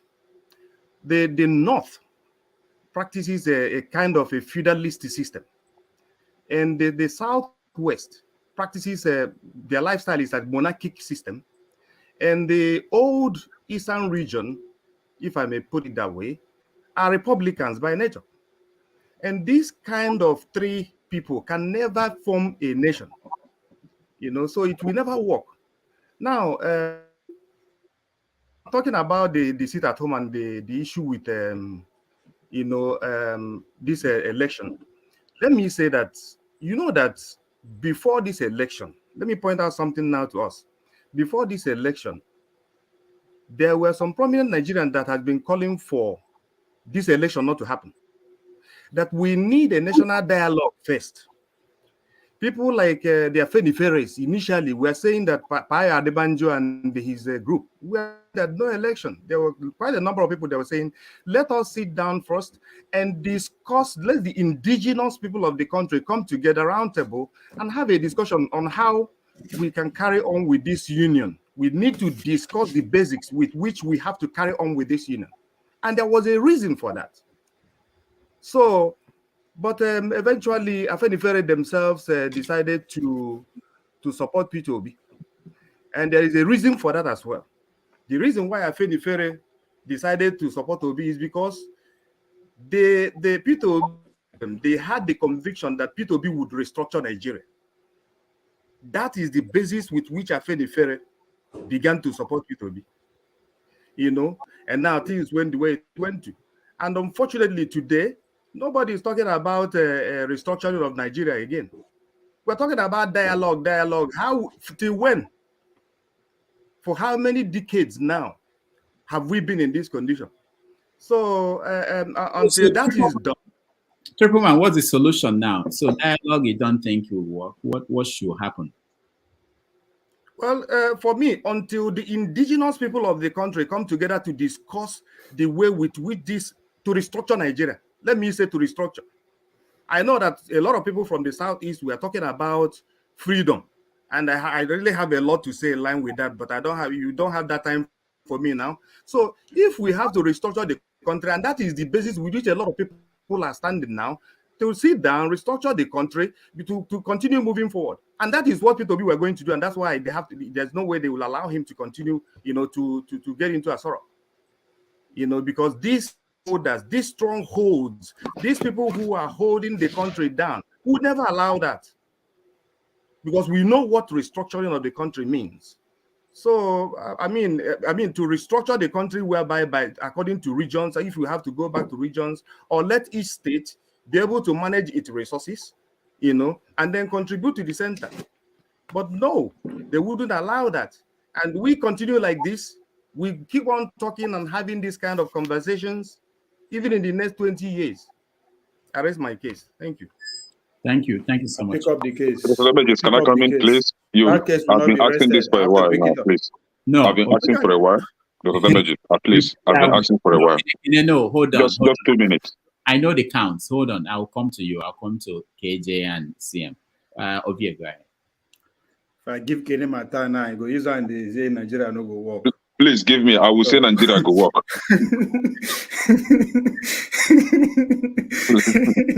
Go ahead. Okay, thank you. You see, some of us you don't know here. Dr. Ovie is from Soso, Edo State, but he's a brother to me. And you see, that's why he gave me his time, because we always speak for the good of that country. But this is it. My brother AY, you say that extraordinary rendition is a acceptable measure to which with which someone allegedly called a terrorist is brought back to his country. No, you are very wrong on this. Extraordinary rendition is a criminal act. It is not acceptable by anybody. In as much as maybe you think that CIA has done that in the past, but that doesn't mean that is a legal process with which you bring back somebody you call a terrorist. It doesn't really mean that that person is a terrorist. He's just alleged that he is one. Now, as far as I know, Nnamdi Kanu is not a terrorist, and he will never be a terrorist. Somebody here alleged that Nnamdi Kanu was committing crimes in Southeast, and I beg to ask, can you tell us one single crime that Nnamdi Kanu has committed in the Southeast, other than calling for restructuring? Other than when he was tired of calling for restructuring, he called for secession. When he was tired of calling for secession, he called for protest in order to draw the attention of our leaders to the tremendous problem that we're having in the Southeast. You will not come here to tell us that Nnamdi Kanu has ever taken the life of anybody in the Southeast. That is a blatant lie. But on the other hand, we had well-known terrorists which this UAE handed over to Nigerian government, gave them their names. Where are those people today? They were protected by the same Buhari. If you don't know that Buhari has a personal hatred against Igbo, the progress of Igbo people, please go and read the history of Buhari in that country, what he has been doing to the Igbo. Now, this is it. And even to Nigeria in general, Buhari is not even preserving anybody. He's committing evil to Nigerian people. That is Buhari for you. And that was why, before he left office, he said, if you disturb him, he will go back to his country, Niger Republic. Did he not say that? Now, John Aban, you said that Nnamdi Kanu committed crime in the Southeast. Please, that is very wrong, and I wouldn't want us to go into that. Dr. Damages asked for solution, and I have solution for this problem. The solution is this. Just the way Nigerian government used Nigerian resources to build a Papa seaport and the Tinkan seaport, and also gave put 20% of funding to what they call it, Dangote's refinery. Let Nigerian government also fund the building or erection of construction of a seaport in the Southeast. That is number one solution. Build seaport in the Southeast, right? Then restructure the country. The restructure it down will entail that each and every state will have independent policing, right? When we have independent police system, we have seaport in the Southeast. Please, thank you, federal government. I, Kenechku, will be speaking for you. Then we'll come back to Southeast. I will now ask my Southeastern governors, please, just endeavor to give us constant electricity and protect our territory as a sovereign state. Now, goodbye. I will never, if you see me ever talk, speak for secession, then I will be a liar. Thank you. That is the solution. Thank you, Kenneth. Thank you so much. Let's go to Ovie now. Ismail. All right, see you. Go see him. Thank you, Ovie, by the way. Thank you, Ovie. Appreciate it. All right, Okay. You see the. Let me put it this way. the disadvantage of somebody if you don't follow up what somebody says. Although Rudolph, you say it could be a dialogue between the two, but sometimes it's good.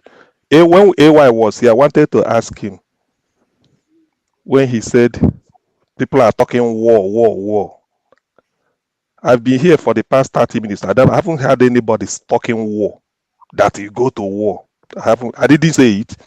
Somebody can go. So I wanted to ask him, because sometimes people will just throw in a word either to confuse or a mumbo jumbo just to disorientate people. I haven't had anybody here call for war. But the thing is, because Nigerian system has so pauperized, impoverished people, when you say you need referendum, that you want to be on, they say you are calling for war. You are calling for war. Please, I know that is a strategy to intimidate people. I can never be intimidated. Despite the fact that I'm a barber in the UK, like in Nnamdi Kanu. On top of it, I'm also a cleaner, and I'm proud to do it. So being a barber or a cleaner means nothing. It's a means of livelihood. As long as you do not steal, I have not broken any law by being a barber. Nnamdi Kanu, when he was in UK as a barber, he did not break any law. Police can never arrest you in UK for being a barber. And it does not mean that a professor of maybe computer science or physics at Cambridge is more important than a barber in any back street in London. The white people reason differently. I'm a cleaner does not mean that you, who is a prime minister, is more important than me. Our people, no matter how they may wear 10,000 spectacles, they still cannot see a grain of sand. I mean, they still cannot see a log of wood. They may wear the best lens, the best magnifying lens. They still cannot see a 10-story building standing before them. That is how myopic and stupid some people are. When you come and tell somebody because he's a shoe cleaner, then you denigrate the person. That says a lot about the level of civilization the person has. In the Western world, it's not. A cleaner is respected in a hospital like they respect a hospital consultant. In a company, you see engineers, even what they are doing, a cleaner, a dispatch rider, they are called everybody same respect. I think in America, anywhere in the world, everybody has their own respect. But in Nigeria, we feel that because I don't know, this ego, they feel. So it's a very, very big. What I want to say is, Rudolph, probably we need to interrogate the question posed by AB. All those things, because that is part of why we come here to exchange ideas. He said, who was Asare Dokubo years back and right now? What did Sunday Igboho do? How has he been given justice? These are questions. Some of these things, people will like to sweep it under the carpet. If you live in Nakano, what did Igboho do? Why should you abuse the military, to invade his house in the middle of the night and kill some people? Why? That made Igboho to run away for his life, and the same thing Nnamdi Kanu did. Sunday Igboho did it. Sunday Igboho went to Benin Republic, run away. Not because he wanted to, but because his life is under threat. Why? That is the question Obi is asking. So was Igboho giving justice? He wasn't giving. What did he do? I don't think he did anything. Now, for those that will be talking about maybe the law, this. Somebody started talking diplomacy. The meaning of a civilization of a country is rule of law. That is just the thing. That's why they say nobody is above the law. Whatever I do to you, you can seek redress in court. When you go to court, whatever the court decides stands. You get to the highest level, it stands there. But in our own case, people will like to model things up. Why this one? See, Nnamdi Kanu's case is no longer political. I don't even support political anymore. Somebody saying they have to negotiate, then they give something in behind in return. No. We told Buhari, Ohaneze Buhari, release him to us for political settlement. The Buhari said no. It's before the law court. Let the law take its course. Is it because the court said discharged? If they discharge you before the next date, you don't hold the person. That is the meaning. If I do anything in court today, you take me to court. And they said they've discharged me. Even if you put appeal, I should go home until that day. You can't hold me. You can't deprive me that. Even if it's 1 hour freedom, you can't deprive me of that. That is the mistake they made. I've asked a question here. Nobody will answer. Here, those people claiming. Tell me a Nigerian who has been given bail in a Nigerian court and the person went home and they used battalion army to go and invade the house. I said £1,000. If you like, I make it available to Rudolph. Tell me a Nigerian since 1914 who has been given a bail in a Nigerian court. The person went home and the army invaded his system before the coming to court. Tell me, if not only Nnamdi Kanu, why should it be done? Sometimes we take things so simple. It doesn't concern us. When you see people complain of Igbo this, Igbo that, nobody is more Igbo than me. Nobody. I'm not more Igbo than them. Nobody is more Igbo than me. Particularly those that are not Igbo coming to tell me, oh, Igbo man, we do this. Or those claim that Igbo, that if we don't do this, we have to, the bloodshed in the Igbo is all those things are bunkum. You can't shave my head in my absence. If you feel that what is happening, go and interview people on the streets. They will tell you the reason. They will tell you what they are doing. But somebody will just come out and they start to mouth. There's a way to do it. Nobody's talking. Now they can't ever call for war. Go and listen to interview he gave Kadari Ahmed. Now they can said diplomacy. He will use diplomacy to bring Nigeria down. He will use civil disobedience, sit at home to bring Nigeria down. They say, what of war? He said, no. He said, we fought war before. We lost over 5 million people. Why must we do it again? This interview, Nnamdi Kanu plus Kadari Ahmed, go and check on YouTube. Nobody will mention it. But when they want to nail on Nnamdi Kanu, they just go and concoct something. Nnamdi Kanu do this, did this, did that. All these things are lies. You can't fool people. That is as simple as that. You can never fool me. Nobody can bamboozle me because some of these things we know. That's why I say Nigeria is just too hypocritical. Particularly in the Igbo, they will come and just why are you talking? For contract in Abuja or what? That you can't say the truth. Look at what AB said here. He's a Yoruba man because he's objective. Look at the questions he posed about Igbo. Look at what happened in Nnamdi Kanu. By the way, how many Boko Haram has been tried? AB asked the question here. What have they been doing? Now we are talking about bandits, saying they should be rehabilitated. You call them bandits. Now you want to rehabilitate them. You want to use our state money to go and rehabilitate bandits. You say they should be rehabilitated. Where has that been done? All right. Thank you. Thank you. I will go to Mama Icho. Welcome you. But before then, I shared a private message, please. Okay, I haven't seen it, but I have. I know they fear Mama Icho. Me, I go fight on Amaton. Put me on backstage. You please. have been okay. For Maxi. I have been waiting. Okay, Ovia, you've been giving up your chance. So let me imagine. Yeah, it's serious. Okay. On Saturday we have a very interesting program. I think I should let you guys know. You guys may remember there was a fight in a church in New Jersey where the bishop was beaten up by the congregation. So we're going to have a conversation on that, on what happened in that church and the Church of Nigeria in general and the Anglican Church in America. So I have as guest Bishop Augustine Nnewi, who is a bishop in New Jersey, and other members of the clergy are coming and the congregation. So please, if you can join us on Saturday at 11, that's when we are going to start that conversation. It will be interesting. And then I also want to, we are talking about having a debate as part of this program, you know, people who have different points of view. So we could bring CM to debate somebody like forefathers, or you know.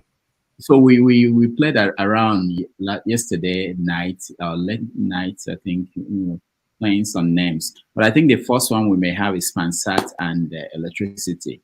But I need people who want to debate to reach out to me. And maybe come back. Once we agree, we set it up, you know, so that come on, man. Why heavyweight against lightweight? Come on. Who is the heavyweight and who is the lightweight? I didn't say anything.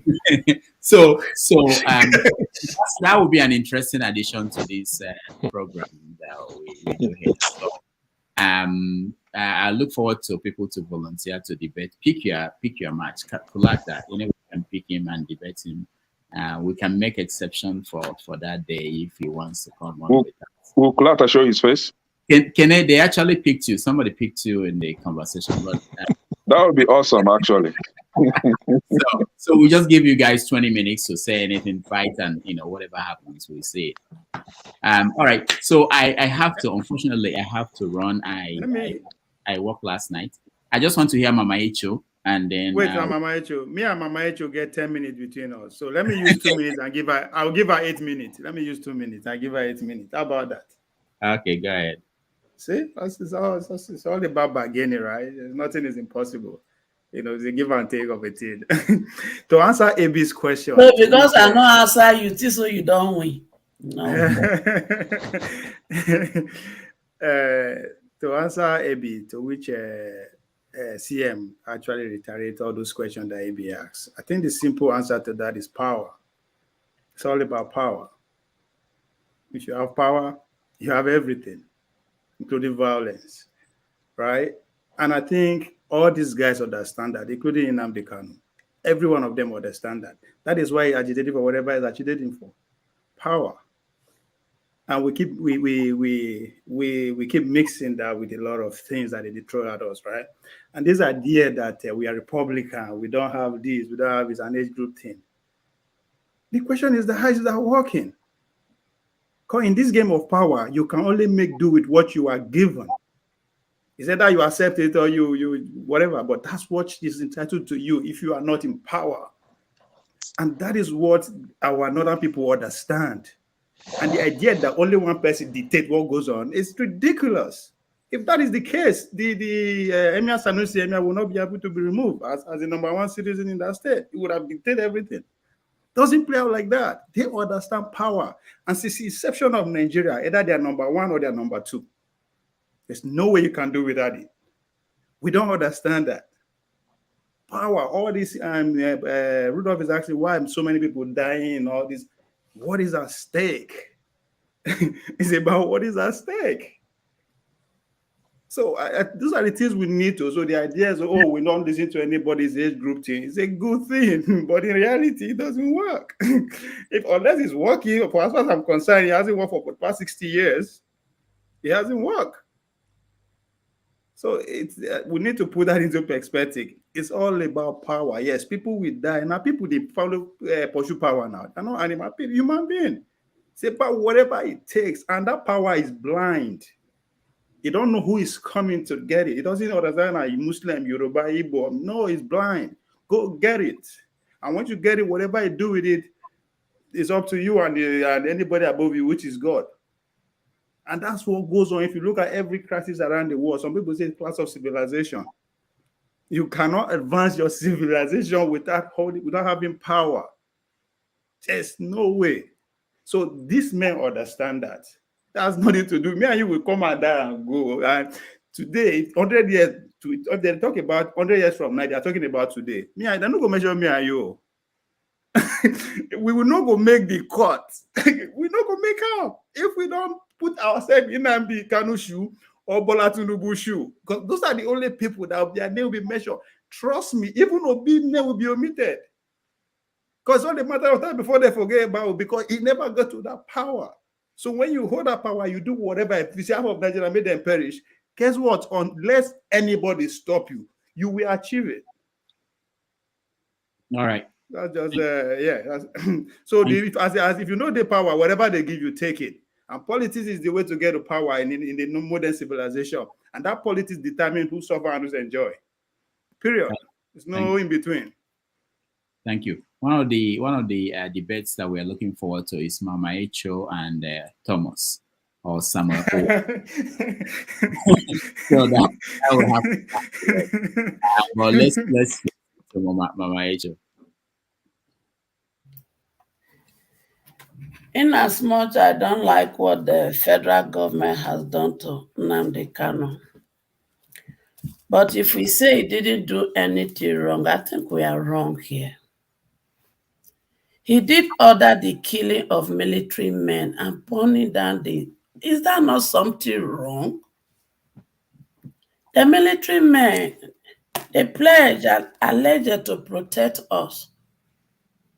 Because they were military men, they become enemy to Nnamdi Kanu. And a lot of them died like chicken. And we sit down here and say that is right. One of your daughter, a military person, was killed, if that language, by the same people who are agitating for Nnamdi Kanu. We didn't respect that. And we say that is right. In this our Western world where we are, do we agitate to the point that we go after the policemen or the military men? No matter how we went and cried when Ford was killed, the people never raised their hand against the policemen. So when we are talking, let us stand for what is true and fair. Just as the military men went after our children when they were raising the flag of Nigeria, and we are still against it today. It's the same thing. Having said that, for us to be able to solve this problem without actually going for war is dialogue. But we can't have dialogue when we don't have somebody in power, according to Ovi, who has the political will to want us to sit down for dialogue. And to me, if we are fair to ourselves, now that we have the opportunity to have somebody from our own tribe, the Igbo, to be up there, we should summon all political power to get him there. And then looking at him among all of that, apart from Showore, my son, he's one of the person who also want to sit down for us to solve this problem once and for all. This marginalization, this inequality, this injustice. If we like, we cry till tomorrow.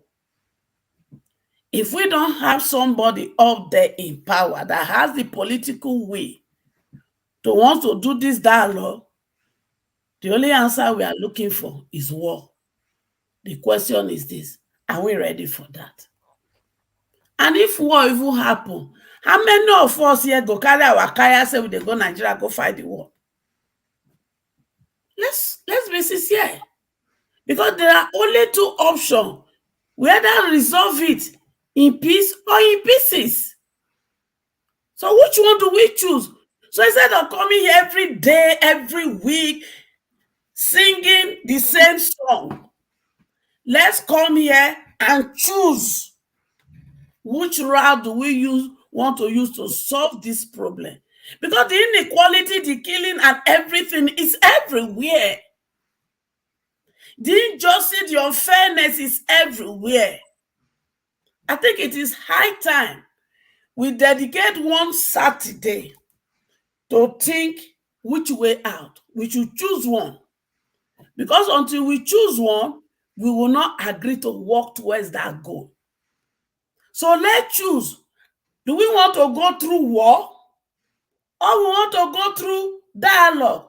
And if we choose one, then we will not fathom the way out. And people that says this is not possible, this is not possible, who says so? Please, enough of all these things. We are not moving forward. Throughout last year, we discussed this same journey. And now we are in a new year. We are in the second quarter of the year. We have not come up with solution to solve our problem. Please, let's find a way out of this. No person is enjoying the current situation of Nigeria, east, west, north, south. But some of the things we are even creating within our community is causing the pain. Our state governor, have we even held them accountable for the nonsense? Are they not supposed to be the chief security of each of the states? Are they not? And yet they are capitalizing on what is going on to even perpetuate their own evil, and we are not holding them accountable. I think it's high time we discuss solution. Thank you. All right, thank you so much. There's so many hands up. I think you left me. I know I stepped out. And I have to pay. It was my turn now before I jumped to Mama Hecho. Oh, KJ. Okay. Okay, KJ and Abby. Then Frankie. Frankie hasn't said anything. KJ, go ahead. Okay. Thank you. Mahecho, you know, the media sometimes sets the agenda from what is discussed. So we can't come here and then begin to discuss what is not, currently trending in the media. What we are discussing is actually what is trending, and that's the general discourse right now in Nigeria, and concerning Nigerians and every other black person. Now, the thing that sometimes we as Nigerians fail to understand is that the black race looks up to us. Bill Clinton, when he came to Nigeria, at that time I was still in the university. We went to meet with him in the place called the Women's Center in Abuja. And he said to us, Nigeria right now owns the next millennium. That's what he said. I still remember very well because we kept discussing it back, going back to the university. He said, Nigeria right now owns the next millennium. And it will be shameful if we cannot rise up to that occasion. This is what he said in Abuja. Whether he was playing with us or not, this is what he said to people who have reason, who have government, who have understanding, who have the resources, who have the number in terms of population to be able to bring this to pass. Now, at the time he said that, think back, if we had a leadership that is not thinking of region, that is not thinking of, tribe, that is holistically thinking about how to move their nation forward, what will have become today?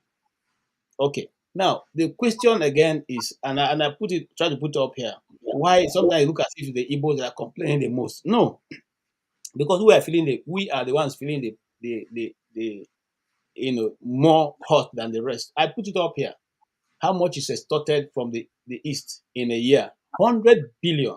That's what the Igbos are extorted of yearly by the Nigerian police and all the civil, whatever they call them, paramilitary going on with all the different checkpoints going on in the East. And this is not my own research. This is a Nigerian newspaper that put up this report. So it's a lot of money. So when they are crying that the Igbos are sitting at home, they're not crying because you and I, the Igbos are not making money for themselves. No, because that money is being reduced. So if there's nobody on Mondays for them to collect money from, it's reduced. And the more this guy is calling of sitting at home, the more the money is even getting reduced, the further they further. So it's not about the love of the Igbos, no. Okay. Now, the other guy was saying, and he's gone, I'll be happy if he was here to listen to me. The question is, did Nnamdi Kanu, and people keep making that mistake. Nnamdi Kanu, when he called for the attack of the military, was when he kept crying out. Many times I used to listen to Nnamdi Kanu, it was like a Sunday service for me. Okay? He was crying and calling federal government that the military is killing people on daily basis in the East. And that is not when the Easterners begin to defend themselves, they will say, we are fighting back. He kept making that broadcast. And nobody ever came to the rescue of the Igbos. And I tell the truth, if not because of that intervention of this ESN, I don't know what will happen today. I don't know what will happen today. And I'm saying this with all sincerity. And I don't care what anybody thinks, whether apologist or what. I'm Igbo. I'm indigenous. So I'm IPOB. I have no apology for that. I'm Igbo. I'm indigenous. So even when you look at it, I'm a member of the IPOB. Okay. Now, what is the way forward? That's where I was going to. And that's Dr. Rudolph's question. And I like to be on this platform because I don't visit other platform. This is just the one I choose to speak on. because I think people are more reasonable. What's the way forward? Before Nigeria got to this point, there was a constitution we're using, which was what brought us independence, which was what we all accepted, which was the 1963 constitution, okay, which made every region operate on its own, okay, which made the development to come at the pace which it came. And some people have said, okay, they have issue with that. We can go back to the constitution before that, which was the Richardson constitution. Okay, but we cannot continuously to operate and the same thing over and over and expect a different result. It doesn't happen anywhere. It doesn't happen anywhere where you have your best brains and you don't want to put it to use. Now, the question is, how do we make Nigeria forward? Each region has what it used to produce that made them a region. Those land is still there. The land that grew the cocoa is still there. The land that grew the palm oil is still there. The land that grew the granite premix is still there. Why don't we all fall back? Let me tell you something. Like I said, I speak most times as I sound, and I want to speak for the people of Benue. If you take Benue State, for instance, even in your backyard, you can grow yam. You can grow big, mighty yam in your backyard. Okay? So if it was the government that is looking for the progress of the people, you can grow soya bean in Benue. You can grow yam. You can grow cassava. Why don't you turn and then fruits everywhere? So much so that at the end, the women carry it to the market. They don't get anywhere to buy. They pour it on the road. Okay? If you put a fruit factory in that, a factory, fruit factory that can manufacture fruit juice, do we still need to import fruit juice from South Africa to Nigeria? Or yam? Okay? But nobody is doing this thing because it doesn't bother them. Benue is not important to them. Or Benue doesn't seem to give them, it's not singing their praise song. So, if we want to develop, we should go beyond looking at tribe and region and put money and strategy to where it's supposed to be. What stops us from developing the waterways in Port Harcourt, in Calabar, in Akwa Ibom, okay, to bring in business? What stops us from developing those seaports? It's not the same thing that we travel to come here and go and look at around here and carry our children and say we're looking at sea. It's not the same sea behind our house in Port Harcourt. It's not the same sea in Akwa Ibom, in Oyo. It's not the same sea in Cross River. Why can't we put money in those places? Why can't government bring out a chunk of money, just like Buhari said to the whole NGOs in Abuja, move to northeast and go and do your development. So nobody is doing anything now in Abuja. They're all in the northeast. If you can say that for a region, why can't you say that for the other people? Thank you. All right, thank you. Ebi, I'll plead that you allow me. There's somebody in the dark in Ghana, and he wants to say something. Let's let him. Maxi. So Ghana is just like now. What's going on? Thank you so much, Dr. Rudolph, and good evening to my brothers and sister, Madam Echo. Brother Kene. Maxi. Yes. Is that the former military man? Yeah. Yes, sir. What's happening in Ghana? 24-hour light. What thing that happened? No, you see, I have light. If you look behind me, you will see lights all over. But I am in my farm. I was unable to recharge my credit today. I don't know that it has been exhausted, so I was unable to recharge. That is the reason. There is light here 24 hours, my brother, irrespective of how poor we are.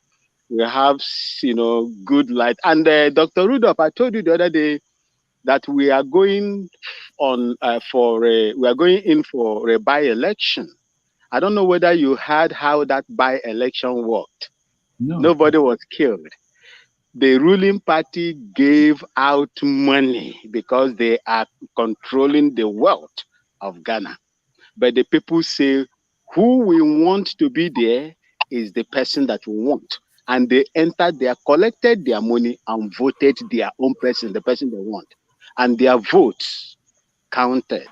You see, every time before the election, I told you people, from 1914, Nigeria has never worked. Okay, it just came.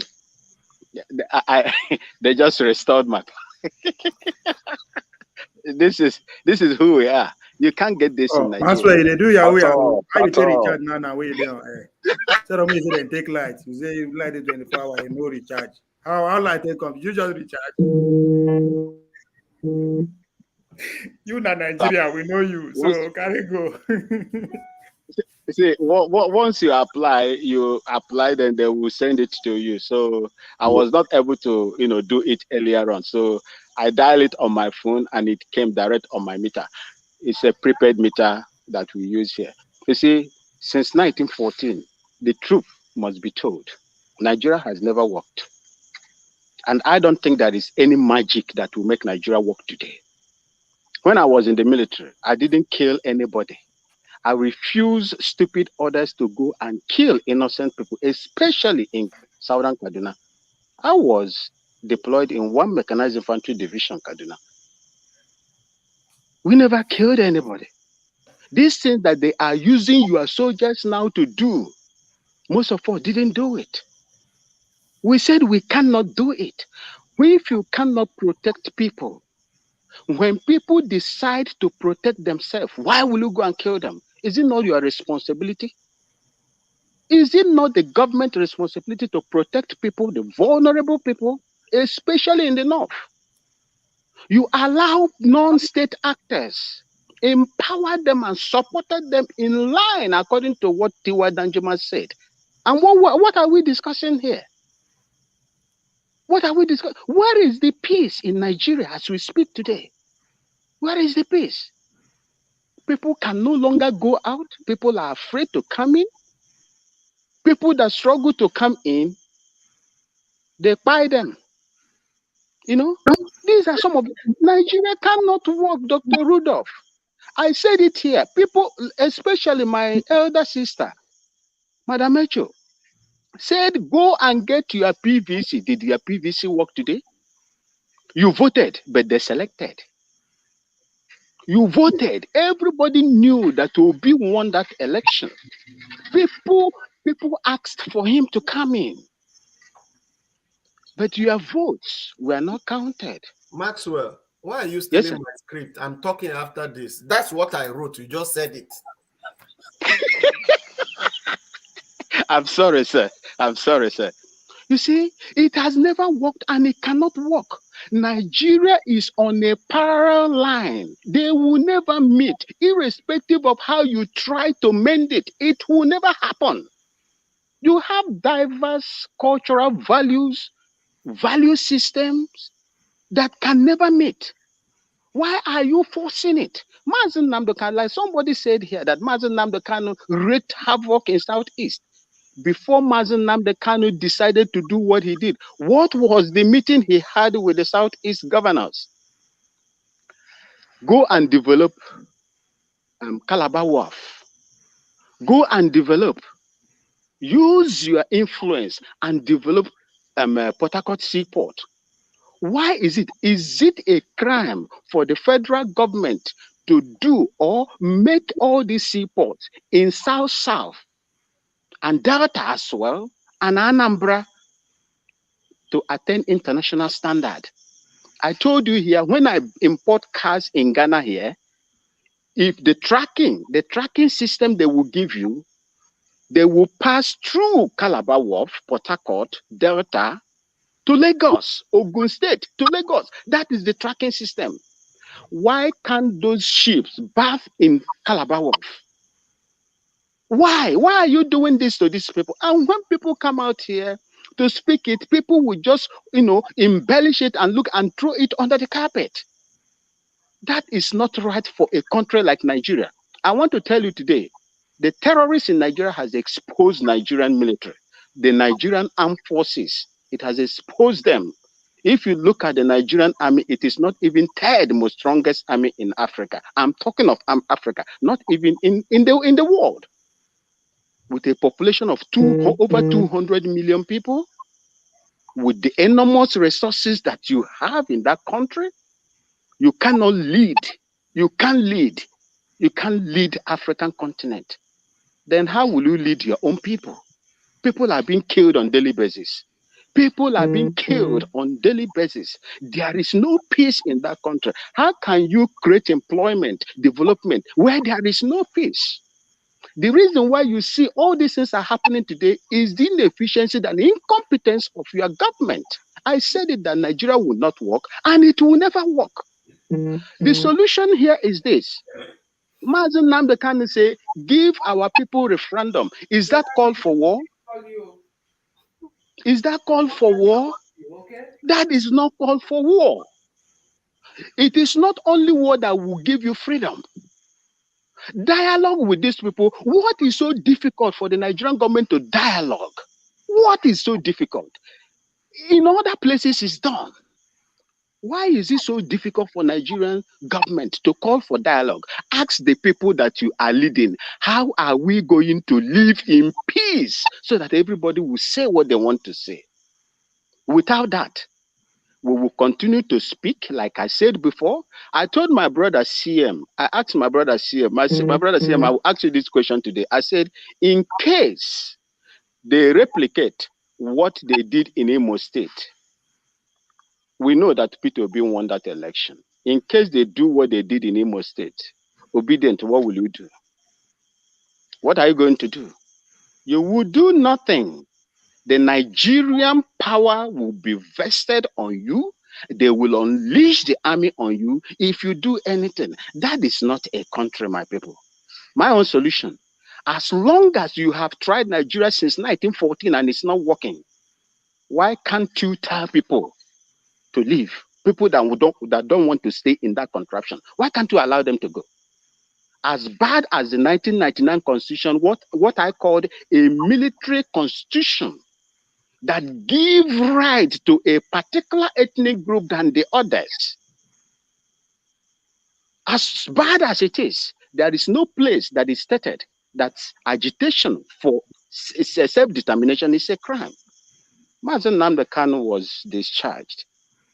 The appeal court discharged him and passed a verdict.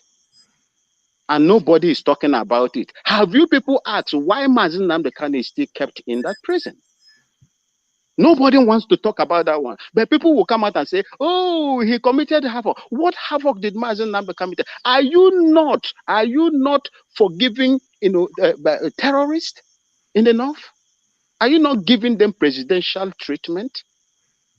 The people that has never carried gun, you put them, you detain them, you punish them, you say they should not cry. I hate injustice. And that is what makes us Ghana here, irrespective of how poor we are. Very, very good people. And I want the same thing to happen in Nigeria. And as long as it's not ready, nobody is ready to bring that. Let the people go. Let them go. Those that wants to go, that share same value system, let them go. Don't put them in a box where they cannot even move. Thank you so much, my brother. Thank you, Maxi. I want to thank everybody because I have to go and forefathers will take over. But forefathers, please let Frankie speak. I don't think he spoke since he's been around here. Thank you, everybody. And sorry, I didn't want to do a long show today because I worked last night and I thought I would just do 2 hours. But of course, our 2 hours always end up being 5 or 6. Well, I thank everybody, and I will see you on Saturday. Forefathers. Oh, by the way, Scribe is coming to talk about this Mesoma Ejikeme and the JAM issue. So he's coming back to talk about that. That's one of our topics. Anyway, I appreciate everybody. See you guys. Thank you. Thank you, Dr. Rudolph. Thank you, Dr. Damages. Okay. Because forefather government is not easy. Thank you, Dr. Damages. Let me just share the difference between me and myself and this in Dr. Damage. Dr. Damage allows everybody to share everything. It doesn't ask for proof of anything. But for me, I want to see proof of what we are talking about. I want to get to the truth of matters. So that's the difference between me and him. It's okay, sir. But it's not like I'm against anybody. Frankie, please go ahead. It was my turn. Now you see. I thought he said I should allow Frankie to talk. I thought okay, sorry, go ahead, Ebi.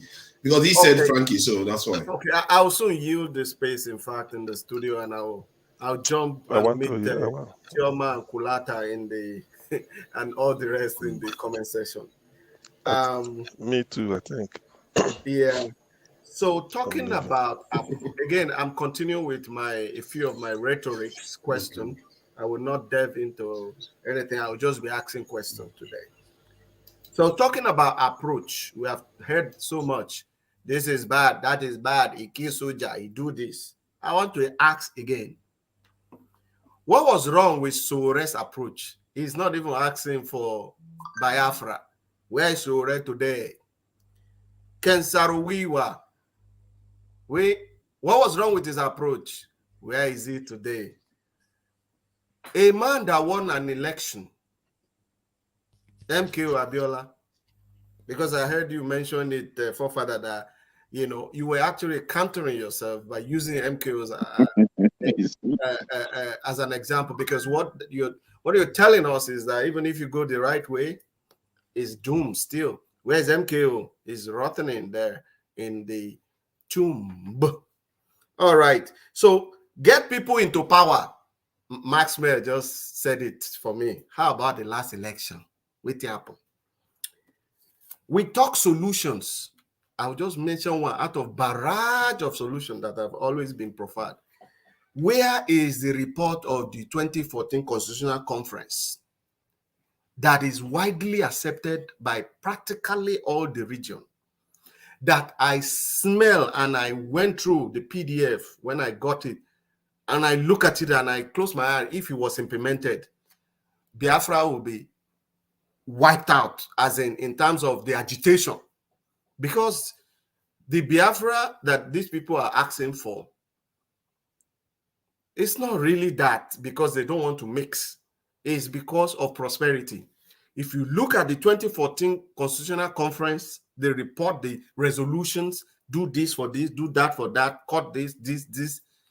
It will cut out 90% of the agitation.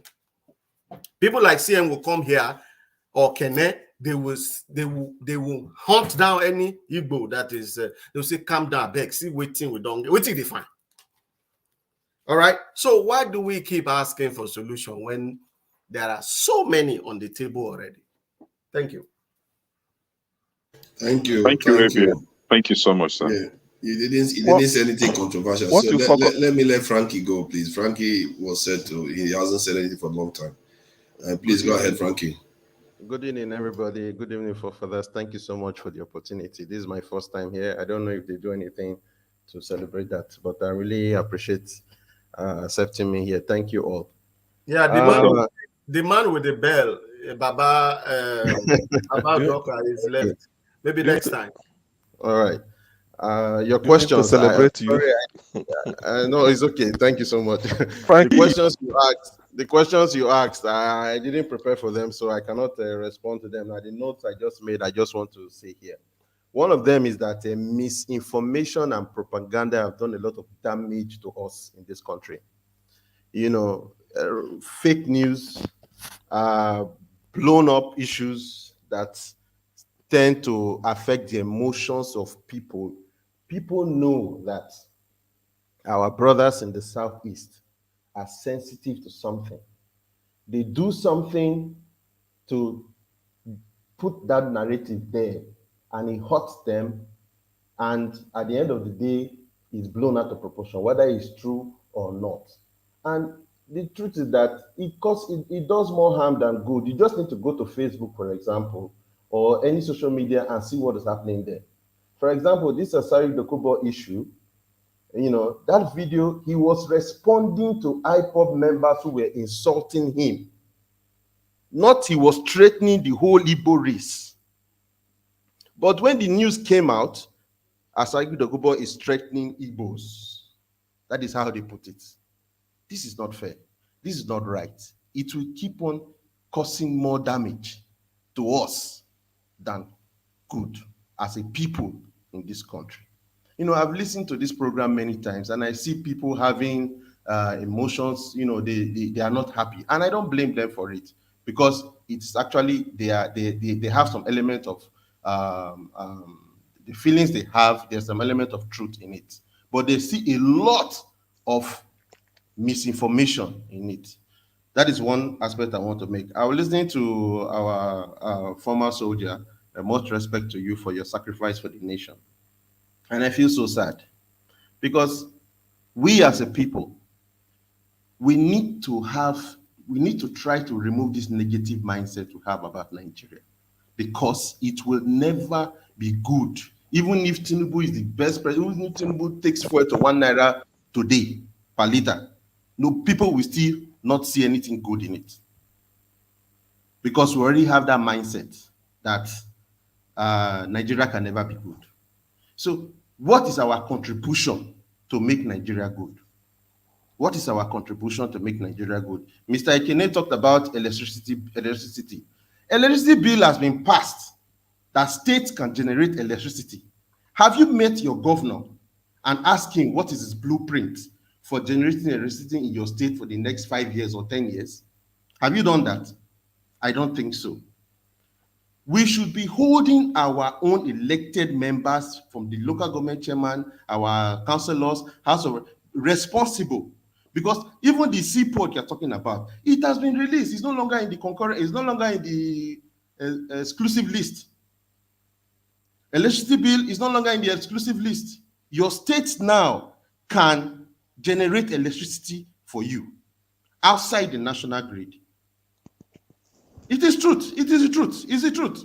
It's the truth. It's the truth, Mr. Maxi. It's the truth. Go and check. Google it.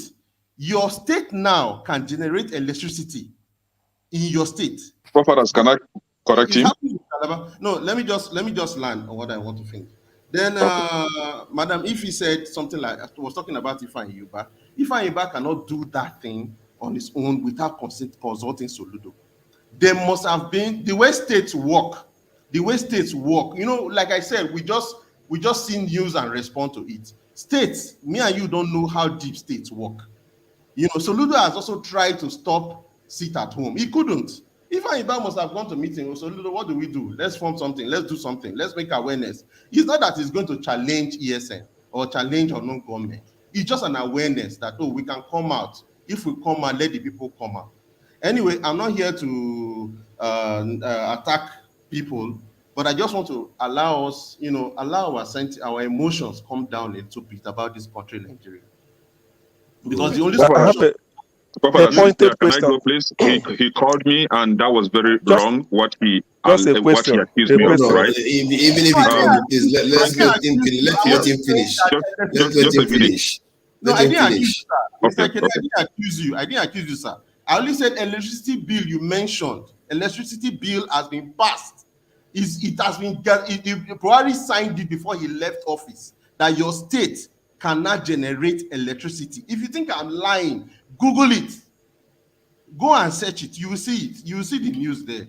So this is what I want to contribute, that we should not allow misinformation. You can't deny that misinformation and propaganda has done a lot of damage to us as Nigerians. You cannot argue that fact. Thank you. 30 seconds interjection before some other person go and submit. Thank you, Frankie. I wish you are Frankie, thank you for your submission. Frankie. I actually agree with most of what he said, actually. Frankie, if you can go back to where I made that statement to listen to what I said. I think it pays more to listen and comprehend before you have a conclusion or before you have a mindset against someone. When I was talking, I said, this is my solution. This is the solution I want to prefer, right? Let the federal government construct seaport in the southeast. Then I'm just like kind of repeating what I said. I will now come back to the southeast. This is when I will call out my political leaders to provide electricity in the southeast. I made this comment because I know about that electricity bill you are making reference to, right? So I know about the electricity bill, and that is why I am holding my southeast political leaders, especially the governors, to provide that electricity. So please, always listen before you say something. And again, let's Let's let Maxwell go ahead. I have a question. I thought I said before. Allow me to finish up, please. One at a time. Otherwise, nobody else will be able to talk. Maxwell, please go ahead. Then CM can talk. I have one more thing for fathers. Let me just use the opportunity. Everybody has one more thing. Please, let's let some other person talk. You will come back again. Maxwell, please go ahead. Godfather, like my brother Franklin. I don't know. My mother is from Abia State. Bath Energy, I think the former energy minister, had a generating plant in a place they call Aloji in Obo Hill, around Obo Hill, along Aba Ekorekpeni Road. A very big one. I think that can generate more than 100 megawatts. He was told to transmit it to the national grid. In essence, the industrialization and the power he wanted to bring in Aba main town, Enyimba City, will not benefit from that power he generated with his own money. And that is the reason why that generating station in Aloji is in comatose as we speak. Go and check. Do not look at what they put on paper. The same way they told you that your governors are security chiefs. What power do they have? What powers do they have? Your citizens that voted for you in your state are being killed on a daily basis. You heard Autumn. You heard Omahi crying to Abuja and nobody listening to him while his people that voted for him as governors are being killed. Forget about what you see on paper, my brother. It's not tenable. Okay. That is what I want to tell you because I am a living witness. Bath Energy built a generating station in a place they call Aloji. You go and check it. It's there. But he cannot power it because he was instructed to transmit all the powers to the national grid. Thank you. Okay, my own is to quickly to take off like this. Talking of propaganda, when a federal government tells you as a state, you cannot generate electricity, build seaport, do anything. What of the money to do it? Why must you control the resources at the federal and then you give me responsibility? 2014, they said, look, if you give somebody a responsibility, you let him have the resources. Let the states control their resources and provide all those things. I want to ask you, Frankie, directly. Federal government built Tinkan Island Port and built Apapa Port. These two ports. It's a multi-billion naira expenses. Is it fair to allow other states to build it while the one in Lagos was done by federal? Can the federal build the one in other places? Is it fair? That's what I'm, because we talk of justice in Nigeria. What Nigerians always talk is peace, peace, unity. Where is the justice that federal government should spend money to build a seaport in Lagos? Billions of dollars. That's what it will cost. Then you expect a state saying after all they cannot build. What sort of that? Because you are talking, that is the number one propaganda. That is the real propaganda at the federal level. We won't take that. The people you are talking, okay. They know. They're coming. No, the next thing. Others are talking. What is them? How many minutes did the person talk? Please, I won't take it. If you don't want me, I just get out. This person I talked to, I said, so what? This is what you are doing. He accept what? Everybody is here. Everybody had how many minutes this person talk? So I take what? What is the problem? What have I done to you? Allow me to say what I want to say. Man's sport. And so what? Let me allow other people talk, please. Who is next? Mama Echo, you want to give your time to CM so I can, because he's not letting other people talk. Mama Echo, do you want to give your time or you have something to say? Allow him to talk so that okay. peace will reign. Me to talk. All right. Okay, go ahead. You use Mama HO time. Why am I not in the system now? Why did you take me away? You are back, CM. Because I needed to take permission from Mama HO. You were not See, allowing me to ask her. Now, let me put it this way. Let me put it this way. You see, the evil can never have rest in their mind. The evil will always feel tormented. Those that are afraid of superior logic will always come under the flimsy excuse to do whatever manner of evil they want to do.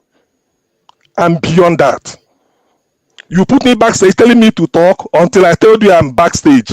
You are telling me Mama hates you, gave me time. While others are speaking, may your conscience judge you. CM, I gave you my time so that peace can reign. So instead of this talk. CM, I beg. This is not your friend, Ebenezer, your loved one. I beg, just drink water. If you have a glass, just calm down, okay? CM, calm down. Just take it. Calm down.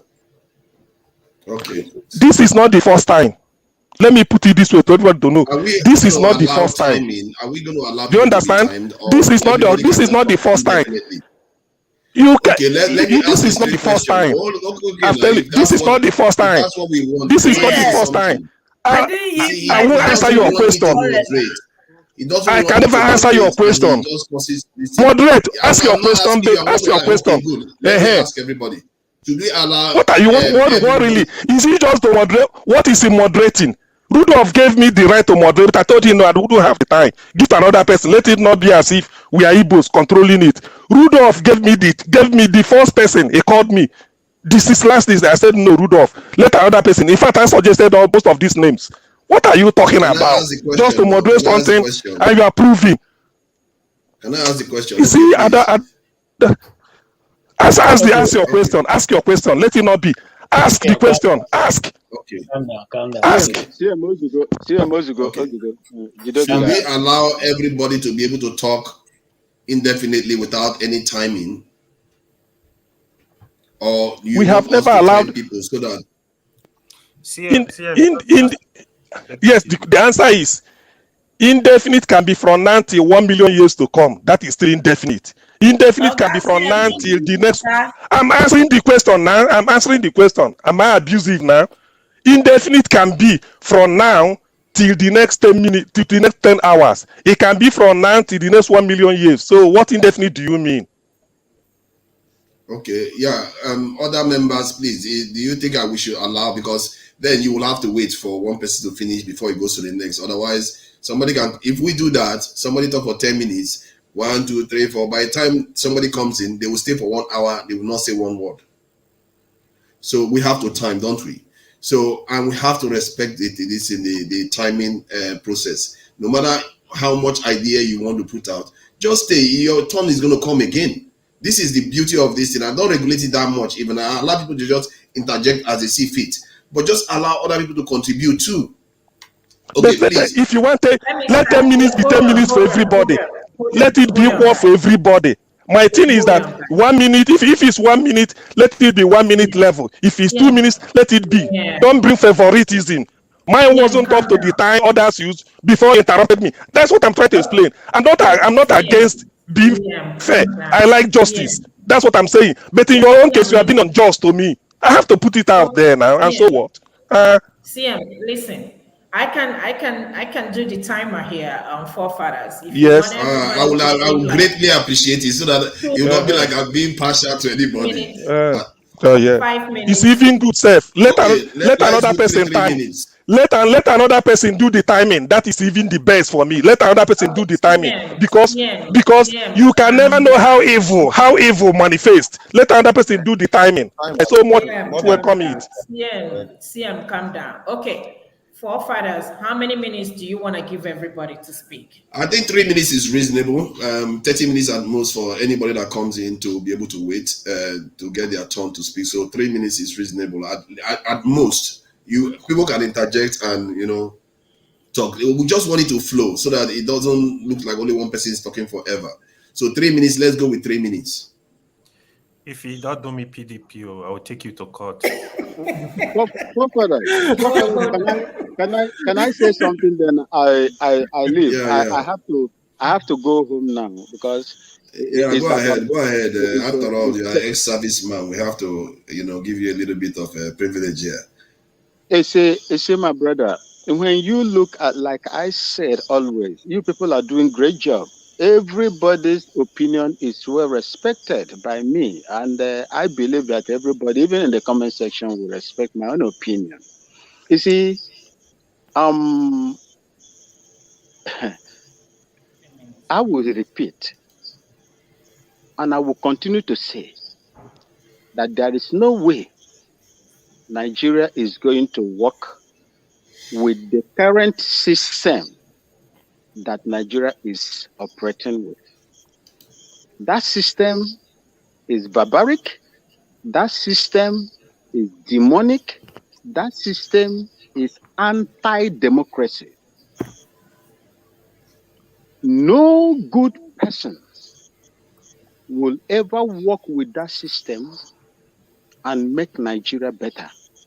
It is just a wishful thinking. It will never work. Since 1914, that system has never worked. Is it today or tomorrow that is going to work for you? The reason why people are agitating today is the imbalances in the polity of Nigeria. That is why you see non-state actors doing what they know how to do, but because they have been waiting for a change and are never seen. So how long are you going to continue? For me, my own solution, my mother is from the Igbo-speaking Biafra. As long as they say that they don't want to belong in that system that has kept them on the ground, please allow them to go. Do not keep them there. Or conduct a referendum. You say Igbo people, most of them wants to remain in Nigeria, right? Then prove it to us. Give them referendum. A constitutional act can put in place to introduce or add act of referendum, a bill of referendum in that constitution. Grant them the referendum. Let's see whether they are going to remain in Nigeria or not. If you don't do that, you are holding them against their will. These people fought war for 3 years. Their monies were seized.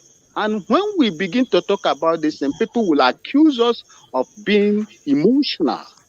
There is no way a person can be more emotional than what they did to these people, irrespective of the amount you have in the bank as at that time was seized and you gave them only 20 pounds. They use it to become where they are today. Yet you don't want them to have the freedom. Allow them to go. Give them referendum. And let's see if the Biafrans will remain in Nigeria. Thank you so much and God bless. Okay, question. Please don't go. Question. Wait a minute, Frankie, hold on. When are we starting these 3 minutes? We can start from now. Okay. Yeah, start from now. Okay, so who is speaking? Let's go with AY. He hasn't said anything since he came on. Yeah, AY hasn't said anything. AY, welcome. Yeah, I was on before actually. So Okay. I don't actually have much to say. Then you can take 15 seconds then. Yeah, for me, I'm just looking for peace. Like I'm actually looking for solutions. I don't just, the fight is just headache, man. I mean, like Mazi said, he said everybody's opinion should be respected. But however, we should stop propaganda, things that are not correct, things that will cause more division in the country. I think we should stop them. I mean, people can agitate for to me, I don't have problem when somebody from the Southeast said he believe in Biafra, he don't want to be part of Nigeria. That's completely fine, but we should do it respectfully, respect others, and just let the country roll. I know we have a lot of problems, but the idea of some people will come as and be making statement like this feeling of, oh, the every other part of Nigeria there is something they are benefiting that the southeastern are not benefiting. I think we should stop it, because the truth is Nigeria is messed up. The trouble is everywhere, every part of Nigeria. We are all suffering. No lights, no roads. Which state do you know that have roads? No employment, nothing. Everybody is suffering this. It's the same stories. So I think we should just be cautious and try to look for solution, make peace, and that's just where I stand. I have short interjection for AY. answer AY, me. when we have the solution, where should we take it to? If you're already struggling, it's all right. I think we are allowed. Let them interject. It's going to be less than 3 minutes. Please, Ebby, go ahead. No, let Ebby speak. Just make it brief. So, Abby, I'm gonna put you on timeout. Abby, I'm going to gonna answer put you you. on timeout. No, no. Ebby. If it's still part of his time. Interjection is usually 5 seconds, 3 seconds. Yeah, Abby, I'm The going to time answer is you. going, but you are using his time, and he Yeah, he he's allowing fine. it. He's happy. Did he Abby, ask? yeah, it's a good question. Abby, I'm going to answer you. See, this is what I actually think. Like somebody make mention of the COFAB report also. Now, we can actually have restructure the country. But the question is, how do we want to restructure the countries? For us to do this, we need to bring leaders from all the six geopolitical zones together and have a discussion. How do we want to restructure? Because restructuring is subjective. It has wide definition, right? So if we can get that and everybody agree, then we're good. Thank you. Time up. Can I respond to Mr. Interjection. Maxi? Can I speak now? Please. Who is due to speak next? I think KJ. Yeah, KJ hasn't said anything all day. Okay, AY, I'm coming for you. You see, why am I coming for you? Is that I've not been making a lot of sense? No, you have been speaking properly, and I appreciate your contributions. But here is my own end where I'm pushing back.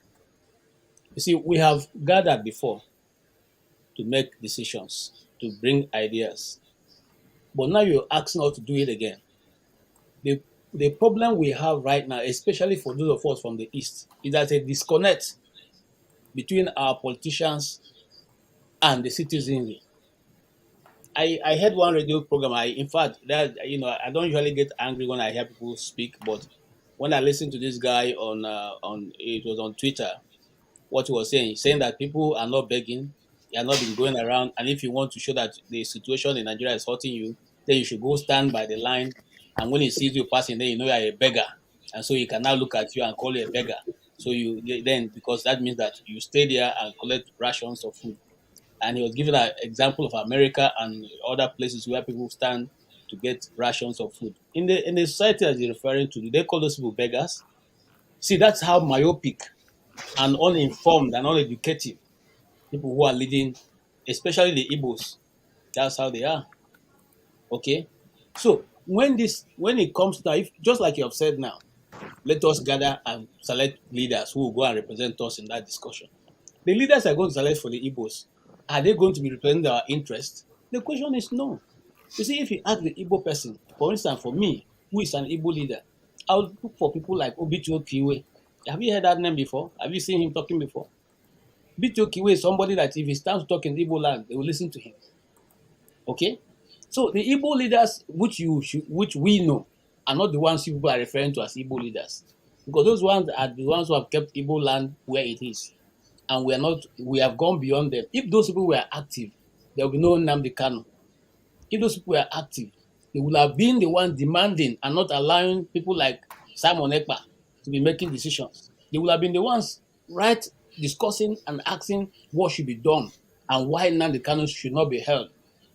After all, they not stopped Jonathan from eliminating Boko Haram, led by Buhari. None of us here have been calling Buhari as being supporter of Boko Haram. No, but tomorrow, anybody who speaks on behalf of Nnamdi Kanu, they will say, oh, So you are you are also one of those supporters of that charlatans who didn't go to school, not even achieve that, not that they are better than him. Nobody is calling Shetima, who is now your vice president, as one of the supporters of Boko Haram. None.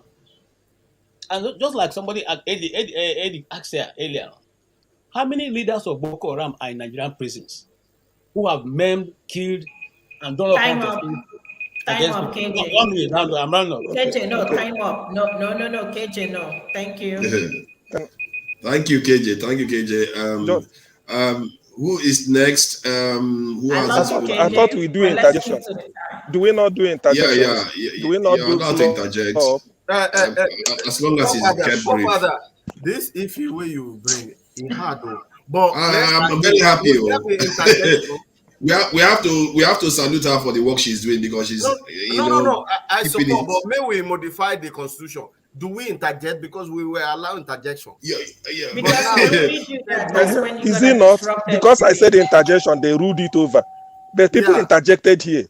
I wanted to interject, that is overruled. Hold on, CM. The people that interjected under the 3 minutes of the person speaking time. So it's not, Abby, you are the one that caused this problem. You are the one. Should we allow them have a say a little bit No, because when you do that, reason why I'm saying if you do that, that means somebody might wait for like 40 minutes or 50 minutes just to speak. Come on.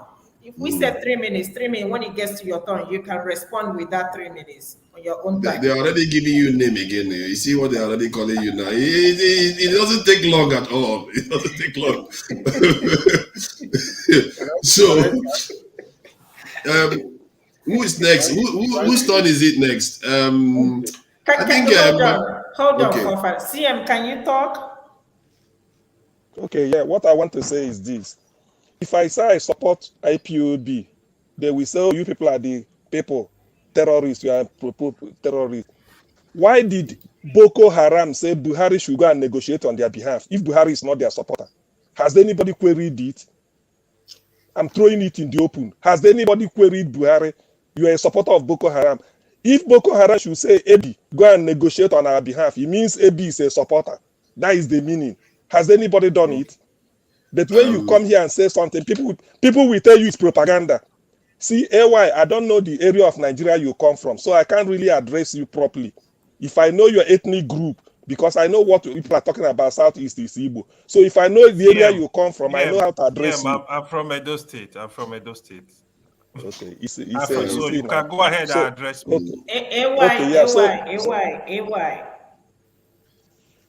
Go ahead, CM. More military. Brief interjection. It's supposed to be brief. It shouldn't be up to a minute. So the only thing I would like to tell you, AY, is this: if I were you, the way you know a leader is you ask the people who is your leader. If you can take a census, go to the Southeast. Just do it, a research. Ask the people, who do you think is your leader? Whoever they tell you, take it. It's as simple as. So it's not that when there's a conjecture flying around, then you use it now to define us. We know who our leaders are.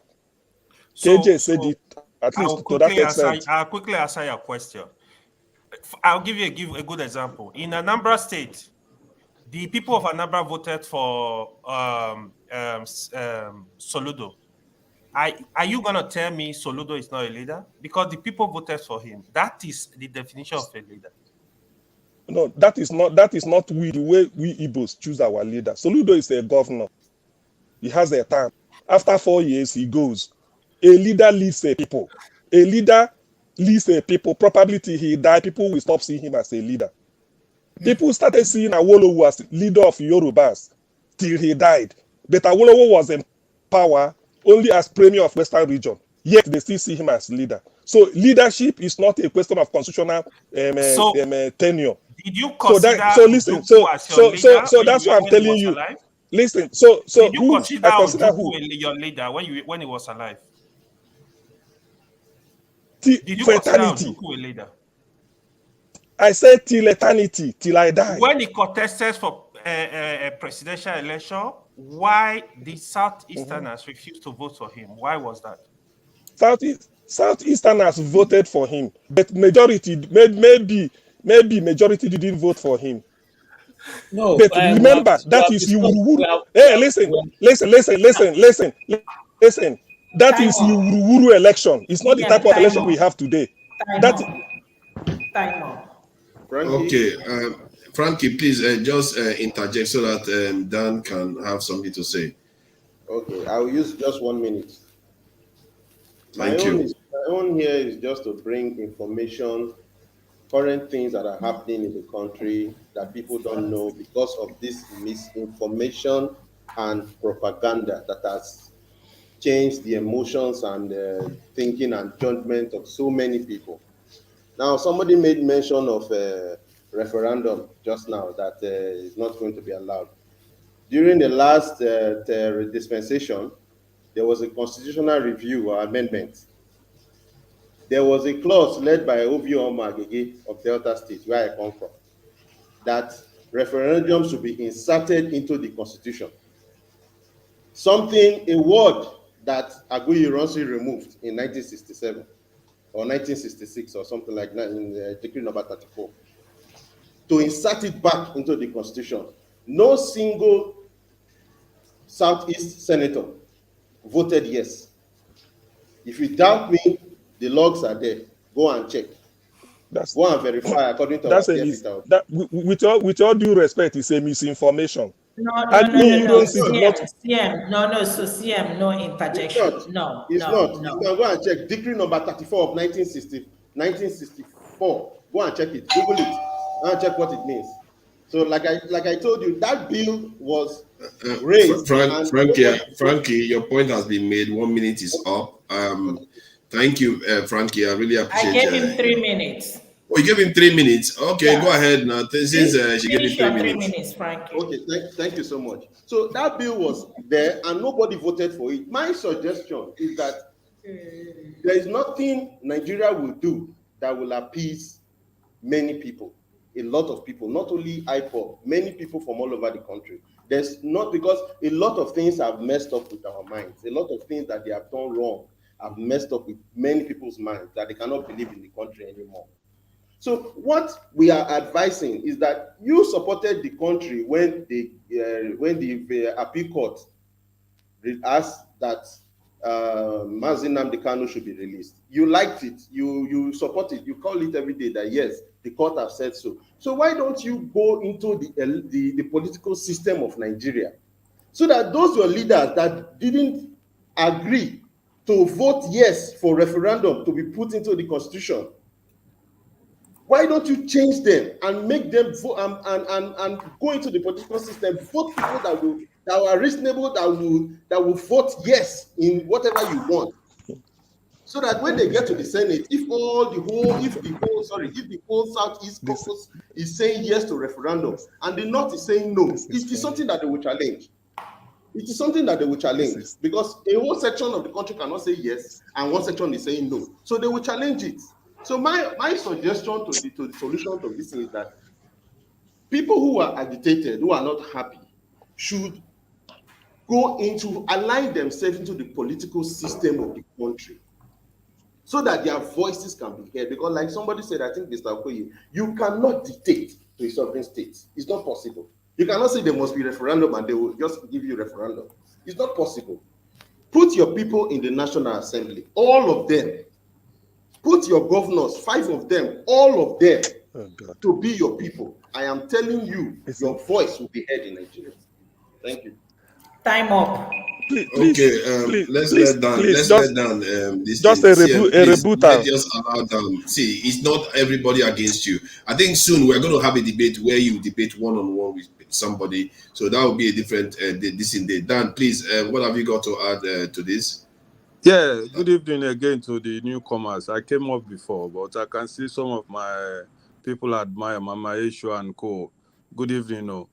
What I'm trying to say is, you people are asking us now a solution. You see the soldier man who spoke and left. He told you that Nigeria is a country that is not working. They've used all systems. They asked us to go and vote. We voted. So when you people are talking about a system that is not working, sometimes I cannot. That's why I always come with my revolution thing. But when I say it, people will just be say, this kind of funny guy or waiting this man they talk. But the Nigerian system, let us be sincere in our hearts. It's not a working system. When somebody say you want to change a system, did you put the people in that system in power? If you vote people sincerely in power, then you can call them home when they are fucking up. But when they put themselves there, they install themselves there, they deceive us. When the children go fight for SACS, they say go and find a leader. She will come and then beat the hell out of that guy. Small time, they say go to politics. P2B and that he came. We voted. They turned the game again. So when you people are looking for solution, the only solution is what I'm begging God one day, to cause a hunger in that country, that people will not find nothing to eat again. So now we all march and face these cabals. Either they kill us or they leave the power. Thank you. Okay, you still have some minutes left. That is like anybody can interject. CM, you can Anybody use can this. Okay, yeah. So Dad, yes, Dad, you mentioned my point of interjection is this: it is easy for somebody to, the real propaganda is for people to know the truth and still pretend as if they love everybody more than themselves, more than he or herself. Which part of the constitution empowers Buhari to go to Egypt in 2019 November to say that every Fulani in Africa can come to Nigeria and live? Which part of the constitution? In other words, somebody who is a citizen of Mali can now please. I'm just trying to, because so that to tell people the folly of when people come here, they try to moralize. P2B said from consumption to production, the whole country voted for him. Where is he today? Because of P2B being an Igbo man, they switched up the beaver. They switched this thing off. 3 ballot papers given to people. They voted for 2, allowed it to go through. The third one, they have to switch it off. I think, where is Frankie going now? Where is he running to? So they switched that one off because he's an Igbo man, isn't it? Why didn't they allow him? And you are telling me to come and vote. You are telling me to come and vote, my people. Okay, People should stop making propaganda. Welcome, Okoye. Thank you for your patience, and I'm sure you've heard what has been said. So please go ahead.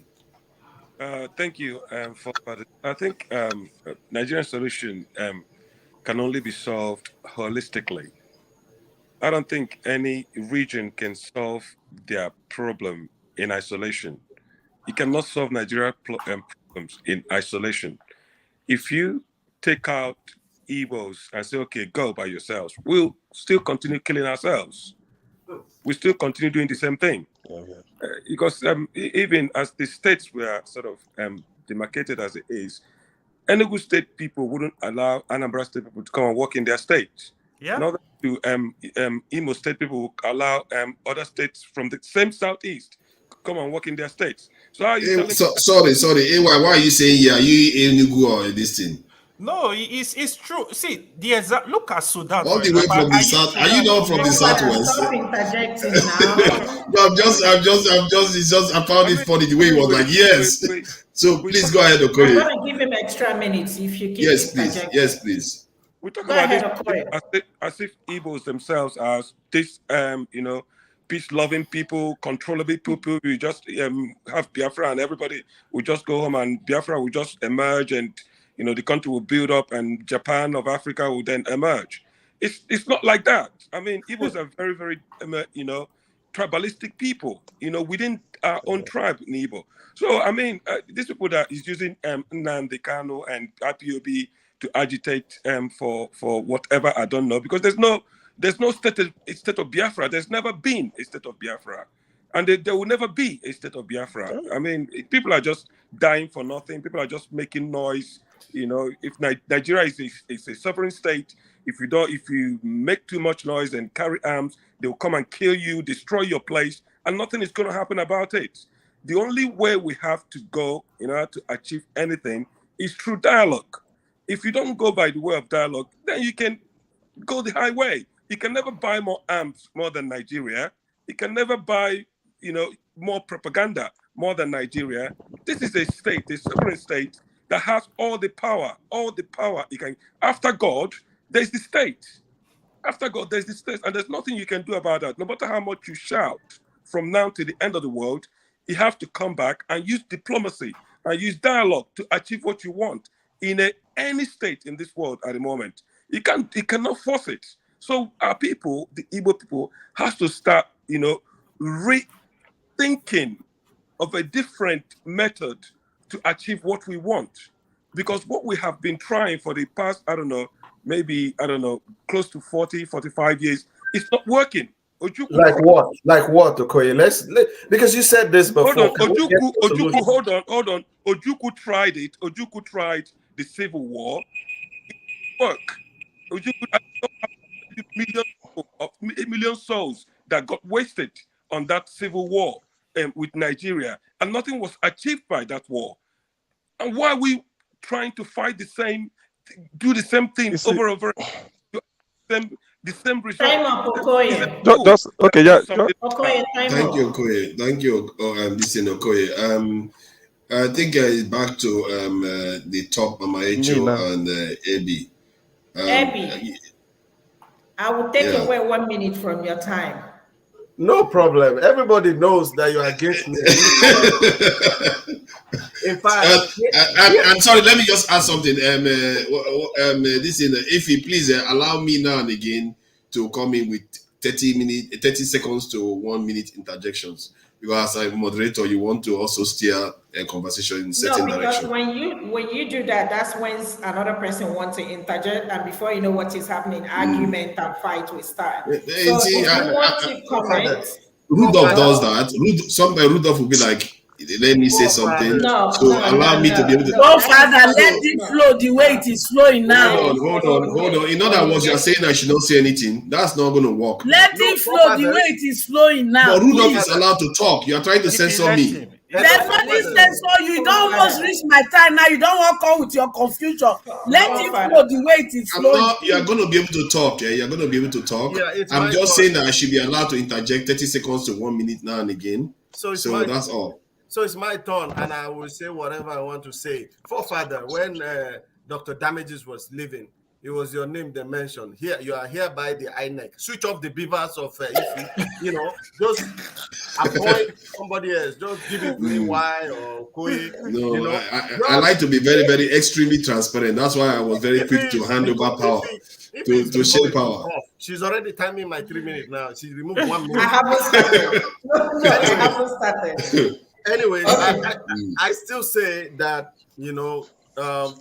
we are so much fixated on the symptoms that come from the root cause when it comes to Nigerian problem. And I say boldly here that it seems to me that the Igbos are special people. When you see that everybody is ganging up against somebody, that person is special. It's not, for the most of the time, it's because of a special thing that you are threatened about in terms of their capacity, their intelligence, their enterprise. There's no doubt about that, that the only tribe that have gone through the length and breadth of the remotest places of Nigeria today, just to stop in Nigeria, not talk of abroad, are the Igbos. We need to appreciate them for that. I mean, I am going directly for Okoye here. I have listened to you not today so many times, and all you say is about what the people are not doing right. And I'm not saying you should profile solution. I'm not going to make it like the other people, because the solutions are there. And that is why today, I have 12, stick it here, of questions that I've been throwing here. Where is the, AY said they should put everybody into, is it that easy? AY, I beg, stop that one. No, they talk out. Now, what everybody they talk, now BS. How you go fit together? We know that there is no unified, even within the tribes, there will be fight. Let them go and fight themselves. First of all, let them go and kill themselves by themselves. Do you know that a parent can, hit his kid and treat his kid in a very harsh way, but you be bypass the onlooker. You go try him now. You know how far. You get what I'm saying? And that does not mean the parent does not discipline their child, but they don't want the outsider to do it. All right, so we keep profiling that they will still be divided, and that's what you keep hammering. They will divide. Let them go and divide first, and then we know, and then we laugh at them that, oh, they said they want Biafra. They are there. That's it. Before Ifeanyi come, make a jump. No, you still have time. All right. So you still have time, Abby. Can I interject, please? Yes. Okay, go ahead. Yes, I don't quite get your point with regards to let them go and fight. Why don't you go and fight in your own tribe? Why don't you agitate for your own tribe to separate? We don't have to play from the same script. I'm a Yoruba man. Where's Sunday Go today? You're not being honest. You're not being honest. How? See, that's why I hate interjection. You see what I mean? Honest. You should be, promoting the violence in your own area and in your own tribe, so that the fighting I'm talking about has nothing to do with war. I want to interject. Hold on. Go and kill ourselves. That's not what I'm saying. We can laugh about it. Time up for everyone, please. And they interpreted it as war, right? That's what you're doing. Time up, Abby. Time up, Okoye. All right. Okay. Mama Echo. Back to you. Yeah, Mama Echo, welcome. And go ahead, please. Every point of correction, everybody is not against the Igbos.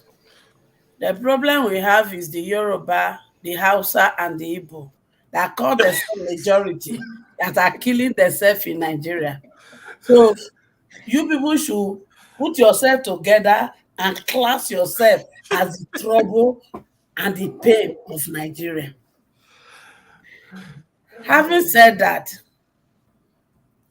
we said there is solution, different solution we have prepared on ground. The only problem I know we have is having a leader who has the political will to execute one of the solutions. So since we know that Nigeria is not husband and wife that will fall in love today, born plenty children, and they decide to part their way, and they will go to court, and they will scatter, and everybody go waka. Since we know that that is not the situation we have in Nigeria, I have said it, there are only two ways. We either find somebody who has the political will that will give us opportunity to come to the table to choose one of the solutions and implement it, or we carry cutlass and knife, which is war, to separate it. So I want us to go and think, which of the way do we want to use to solve this problem? Instead of coming here to read history that was of what happened before my grandfather, and they read that history to themselves, and they never solved the problem until we are now like this. For how long are we going to be reading history when it starts and when it not start? We have only two ways to solve this problem. In peace or in pieces. Can we just choose one and work towards that? Even here, sir, the war when they happen for here, it passed the one way there for ground for Nigeria, so the war when they happen for here. So please, we have problem, yes. The case in court has not been finished. And yes, some people don't come here, don't decide, say it cannot work. Who says so? Who say it cannot work? My next prayer be say, judiciary, make the right decision. The case before you is clear. It is only INEC that says they can defend all the defendable. only produce one non-entity of a weakness. One non-entity of a weakness for all these allegations on their head. Time up, Mama H.O. Okay. Okay, is it on me now? Olomide, go ahead. Sure. Thank you, Ify, for that opportunity. So I want to I don't even know where to kind of start from here now. So I wanted to address Frankie. Frankie is off. I just wanted to react to his points about suggesting that CM should go back home, or some people should go back home and make changes to the electoral process. I mean, we can all learn from what is happening. It's easy for Frankie to do that. I mean, obviously, from his statement, he's a supporter of the status quo. You understand? And people like us who are not supporters of the status quo, we are saying that that is not the way to go. We've seen things happen. You can't be part of a rogue process. Their process is a rogue process. Look at what they did to Showore is a living example. You know, the diaspora contributed money for him. There was immense support, but at the end of the day, they allocated the number of votes that they wanted him to have to him, to humiliate him, and then they even incarcerated him in prison for almost 8 years. And then you are telling people like me to come back home to do what? You're joking. To come and be part of what process? After seeing how you treat your people, your citizens, when they talk, you jail, you send DSS after them. When they protest, you kill them like they killed them at the Lekki toll gate. See, I'm a Yoruba man. Yoruba is part of the major tribe in Nigeria. I'm not going to shy away from my ethnicity. Let me tell you, that country is a I mean, pardon my use of word, is an feel whatever you want to feel system. I don't want to say what I really intend to say. Is an that I have system. Nothing works. And then people like Frankie is saying, go back home to do what? And Okoye, see, I don't mean to argue with you or cause any rancor. See, we have to look at everything that is happening holistically from the beginning. This is the same story they've told our great grandfathers in the 60s. Our grandfathers, our fathers are now us. What about our children? Nothing is going to get fixed the way it is. The country wasn't properly built. The foundation is wrong. Some military guys just cooked up, they copied and pasted from the American Constitution, put whatever their own interests they wanted to put in there, and then forced it on the rest of us. And now we are in a mess. We don't have to fight. We don't have to look at Sudan or Somalia. Just one more sentence. We don't have to look at Sudan or Somalia. You know, all these people have. Let me just stop. Okay. Time up.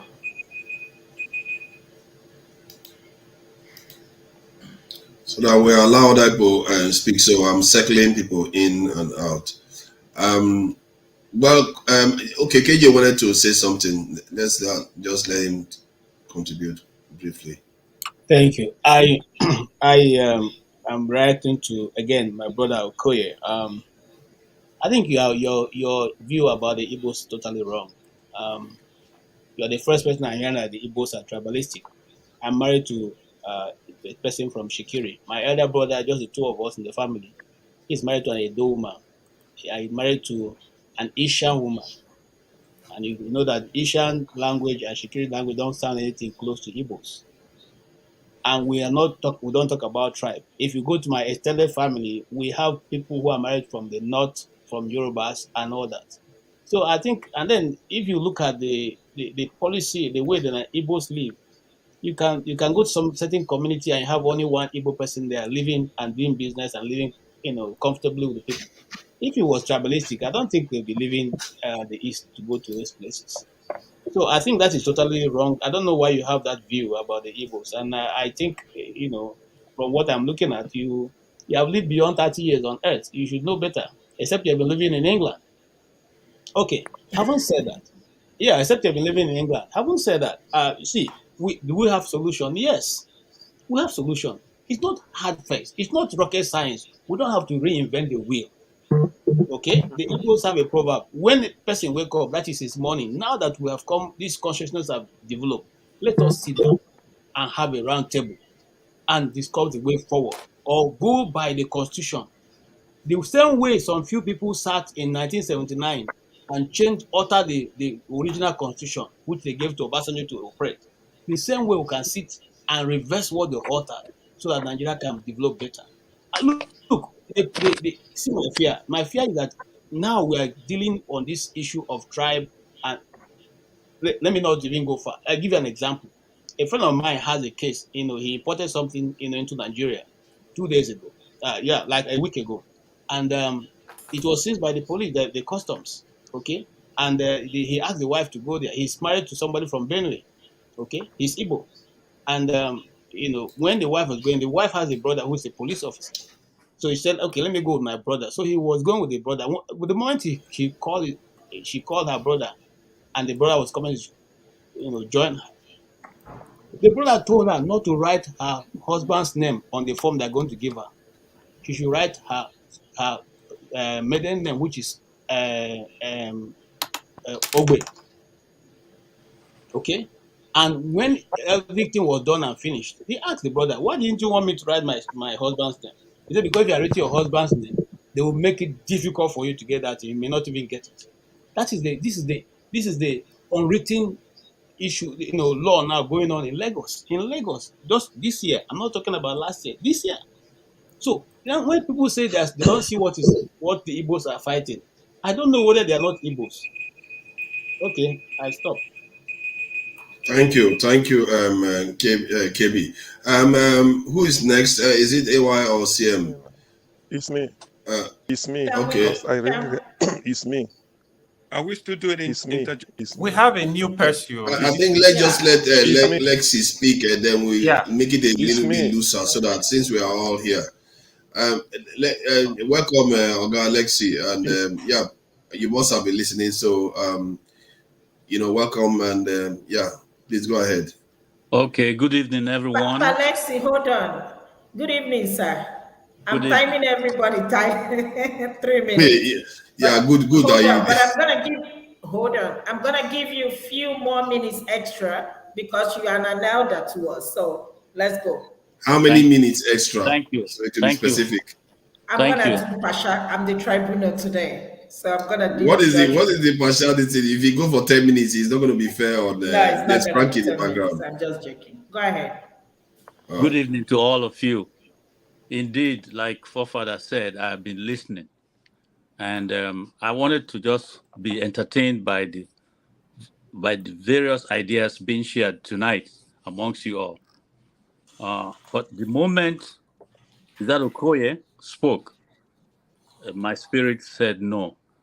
You see, there's a proverb in the Igbo land that when an adult is present, the children are not, if the children do wrong, then that adult will be blamed.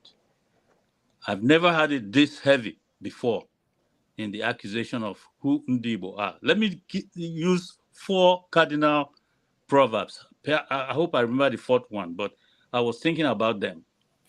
The Igbo people believe in people being together in peace and harmony. Even if there is any kind of issue coming up, they try to find the solution. When we get the freedom we are asking for, if it will be given a chance, what you have just said will disappear. I'm telling you that because the Igbos are quick to adopt to something new. Note that it happened after the war. It was as if we never fought. Once you change the environment and give convenience for good things to happen amongst the Igbos, you will see them skyrocket. in their performance. What is happening now is planted in between them so that they cannot come together to have any common front. And those who are falling for it are those who do not have the wisdom that this is something happening that shouldn't happen. Like forcing leaders on them, leaders who will come and propagate what their lords and their masters from wherever else, apart from the Igbo land, will give to them. Watch our so-called governors, political governors. They implement things that are not useful to the people. They don't want any progress, and if they start making that progress, there will be an interruption from above. Ike Nwachukwu was so surprised that he could get things done in Igbo land, and the moment he started saying it, they withdrew him to the federal to become the foreign minister, because that's not the kind of story they want to hear. Yeah, there's the one for the economics. Idika Kanu, he had what they call the IMO formula. Every other state was owing salaries. That state was paying. They called him and said, come and do that thing you are doing in your state in the federal. The Igbos are people who are quick to learn, and they want peace and they want equity. They want you to have a playing field for them to play. Then you will see the best of them. What's happening in Nigeria now is oppressing and suppressing them. And so people are talking about Nsukka people not allowing Nugu people and all that. It's even someone gave that example for Aba and some other states. That is not going to be the case. Biafra was, you said it never existed. It existed for 3 years. In that 3 years, nobody was paid salary. We were shut from the rest of the world. And yet, we stood our grounds and survived. Yes, we were killed, but we worked together. So please, do not say this thing anywhere else, because people who hear you will wonder where you're coming from. Now, the Igbo say, Ebe bere, ugo bere. Yeah? Let the hawk and whatever bird the other one represents, let them perch together, you know? And that when they do so, that they will be at peace. Peace and harmony. They say, akani kwa kepe, akepa kwa kani, kahana bodiocha. Let the left hand wash the right hand. So there's a reason for it, so that both hands will be clean. It's not scratch my back and scratch your back. People misunderstand that proverb. It is ended by kahana bodiocha, which means so that both of them will be clean. So let us not give this kind of identity or description about Ndibo. There is this one that says, Obiangonye abiabunaya, onana mbubu asunaya nazu. If you are coming to visit, do not become a source of death or destruction for that family. And if that doesn't happen, when you are going, who came to visit, you should not go with a hunchback, which means the one who received you in his house should not cause you to now leave his house with a hunchback. You had the Fulani guy, if you watch this program from Abba, he was there to do some research according to him. He said he never believed that Igbos were the kind of person that he met in Abba, that he would go there anytime. His children and others, he left them behind in Abba and came to the US. Please, before you make this kind of statement against Ndi Igbo, because God is fair, make sure you are sure that thing you saw in Enugu is not our way. That thing you saw in Nsukka is not our way.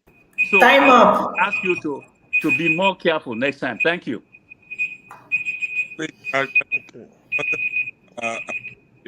It's my turn now. It's my turn now, isn't it? I was told to wait. So let me now. Hold on, Let me hold now. Let me on, now. hold on, Let me now. hold on, If it, hold on, it's hold my on, turn now. hold on, CM. Hold on.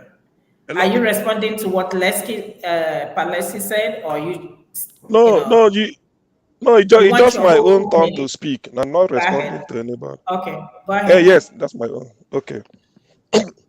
You see, for the interest, because of the people listening to us, not just us here, worldwide, there are certain things I have to debunk and make known. One of the greatest undoing, the greatest problem we are facing today are the people we call Efulefu.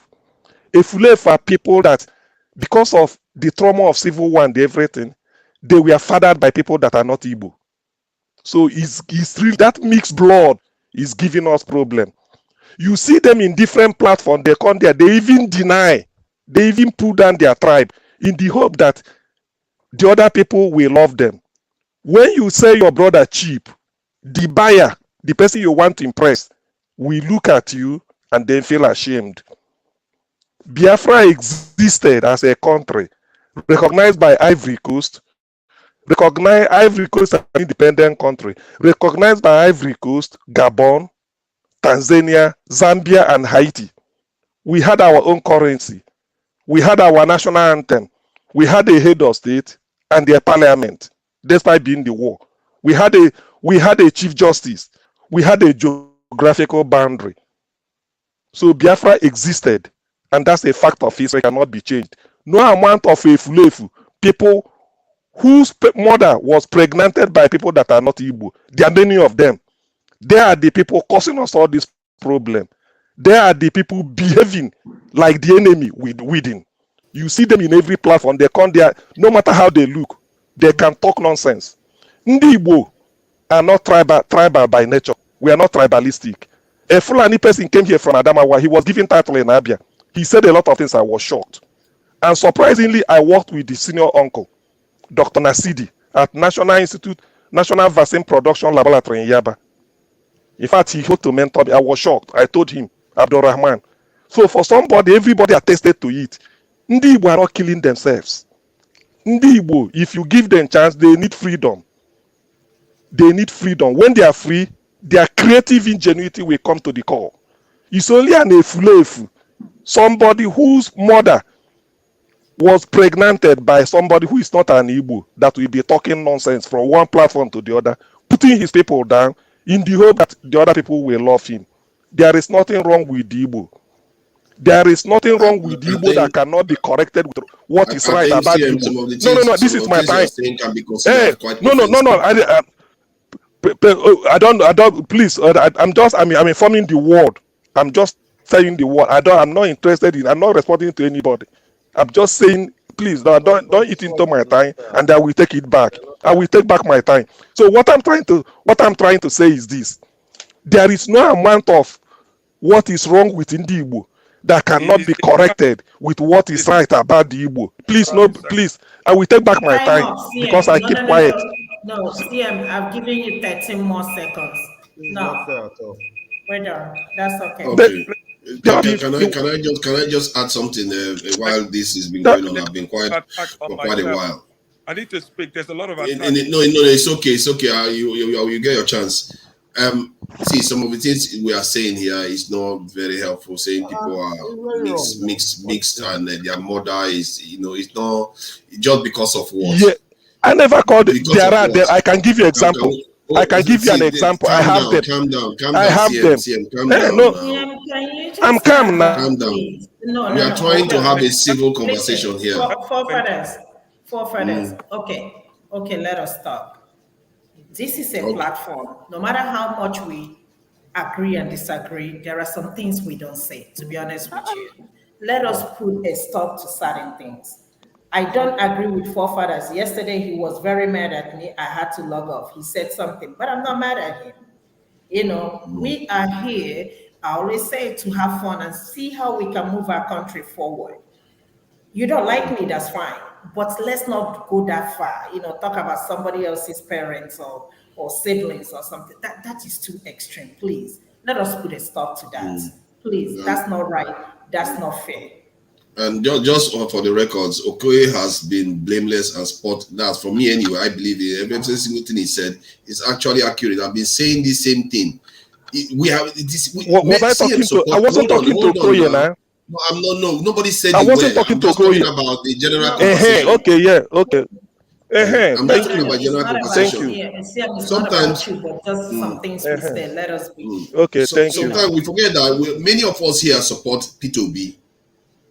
And what P2B stands for, many of us are kicking it in the teeth every single second. We spend hours here doing everything against what P2B stands for. And yet, some of us profess that they are willing to die for P2B tomorrow. They literally call him like, oh, he's the best thing to a saint. But yet they go and say something. I don't understand this thing. We have to try to reconcile ourselves with what if we have a leader that you want support, and this is the nature of the leader that you love so much, then why don't try to be like that leader? Instead of you, now this is what we tend to do. You move away from that leader and start saying something else. Be like P2B. P2B didn't go about tribalism. He didn't go about being confrontational. When he wants to be confrontational, you see how he does it very neatly. He doesn't do it in such a way that is divisive. Of course. Even his worst enemies don't even like to see him as being very divisive, because he comes across as being very, very moral.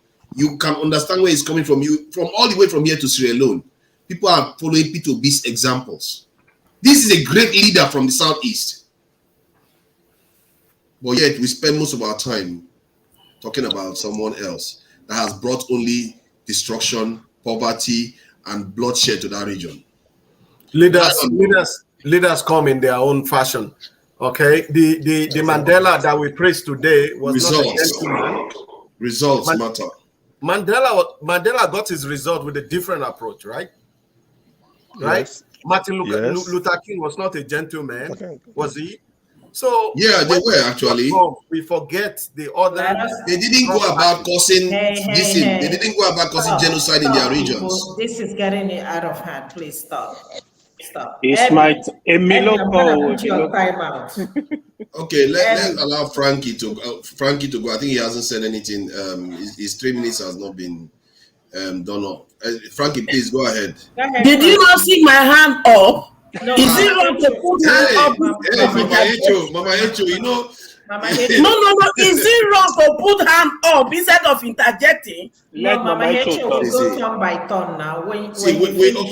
See, hold on. Instead of interjecting, I put my hand up. I think people have been. When I interject, now you people say I'm breaking the rule. Does it make sense? So hold on.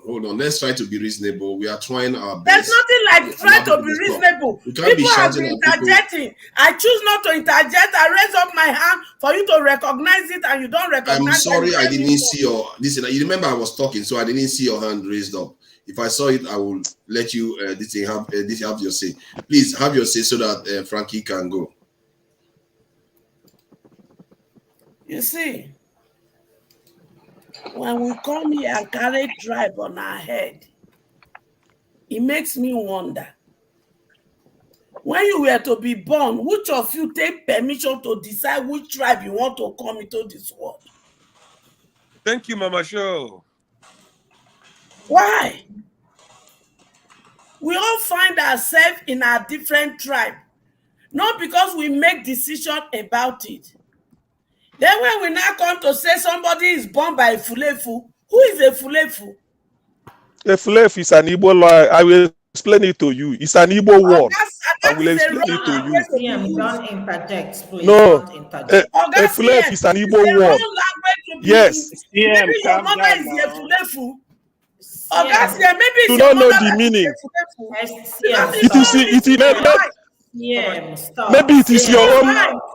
CM, stop. It's not right. For you to look at it's your own mother. Why did you? CM.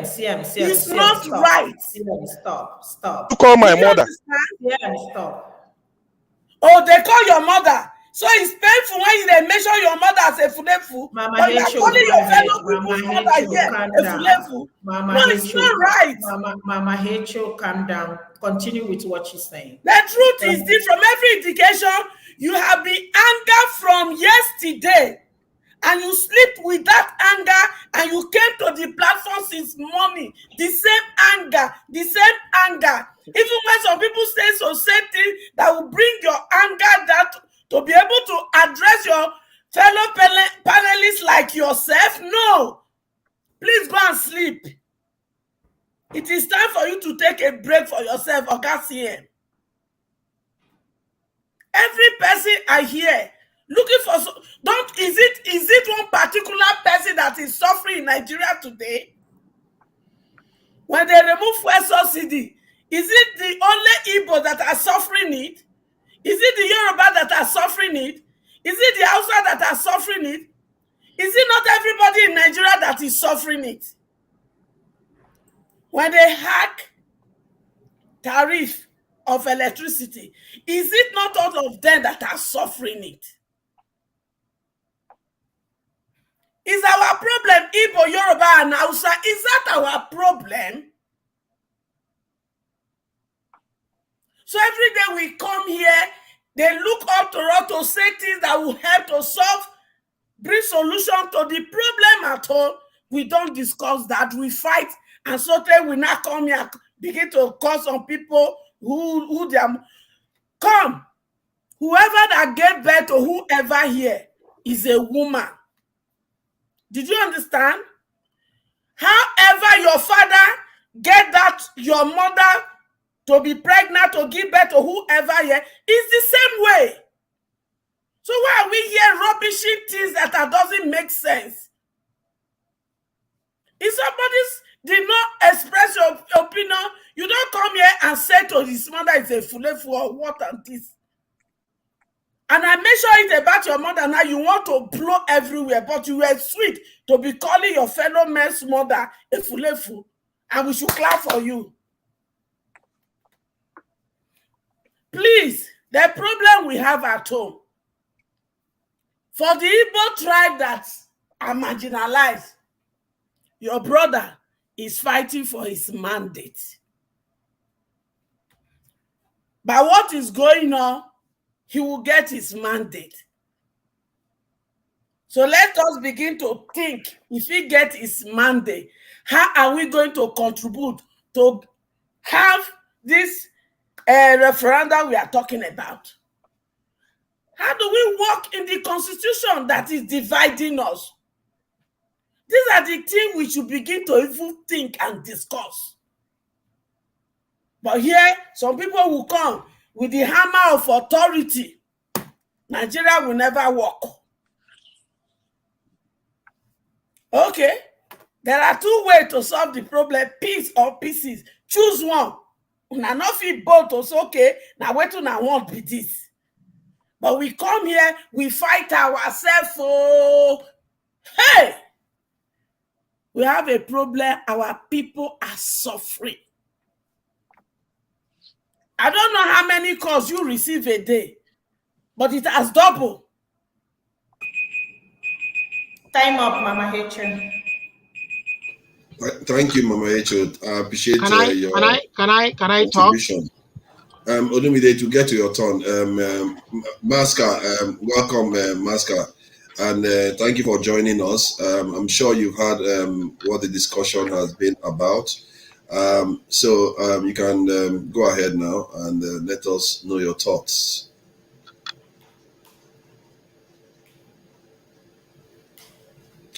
Oh my! Your mic is started playing up. You can come back again. I'll let you in so that you can be able to contribute. I think Olumide wanted to say something. Okay. Please let Okoye just interject for 1 minute, then AY can go. There's something. Some people, adage they throw about CM that just got taken off. Making slight comments about other people's and sort of violent issues. But that's besides the point. I'm a red Igbo man. I can trace my generation up to the 5th generation from Anambra State, Ukulu, to Dunukofia, local. Okay. I know Igbo system. Some of it is good, and some of it need to be changed. We have a system in Igbo land, which is Osu, which put some people down and some other people above them, which is the wrong. So not all Igbo systems are perfect, like people portray it to be. Igbos are enterprising people. They are welcoming people. I understood that. Me, myself, travel the world. I've lived across, and I'm an Igbo man. I understand. I have Igbo blood running in me. However, I'm not going to accept, that because I'm an Igbo man, the other person is lucky, or every other less than me. That defeats the object of what we are fighting for as an Igbo people, for freedom that we are fighting for. Because no other tribe in Nigeria is more than another tribe.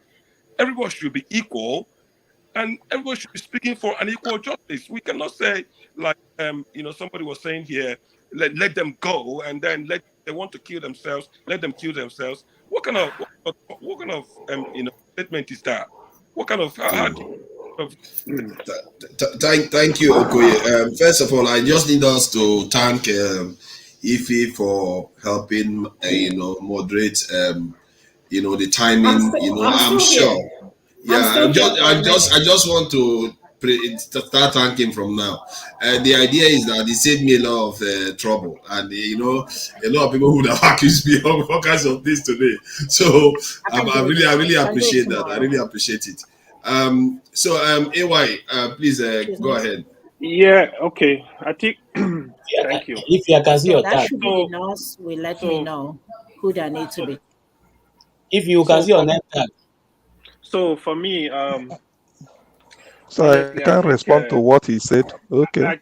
Okay, listen. Who is talking? I'm the one. I should have responded to what the last speaker said, because he called me out. No. CM, stop. Calm down. CM, please respect the panel, please. You are getting out of hand. I don't know why they still let you in. Please respect yourself now. CM, calm down. Calm down. Okay, so go ahead. Yeah. So for me, I think we should be very patient with ourselves. Honestly, I didn't see anything Okoya said that is wrong on this platform. I'm completely in agreement with him.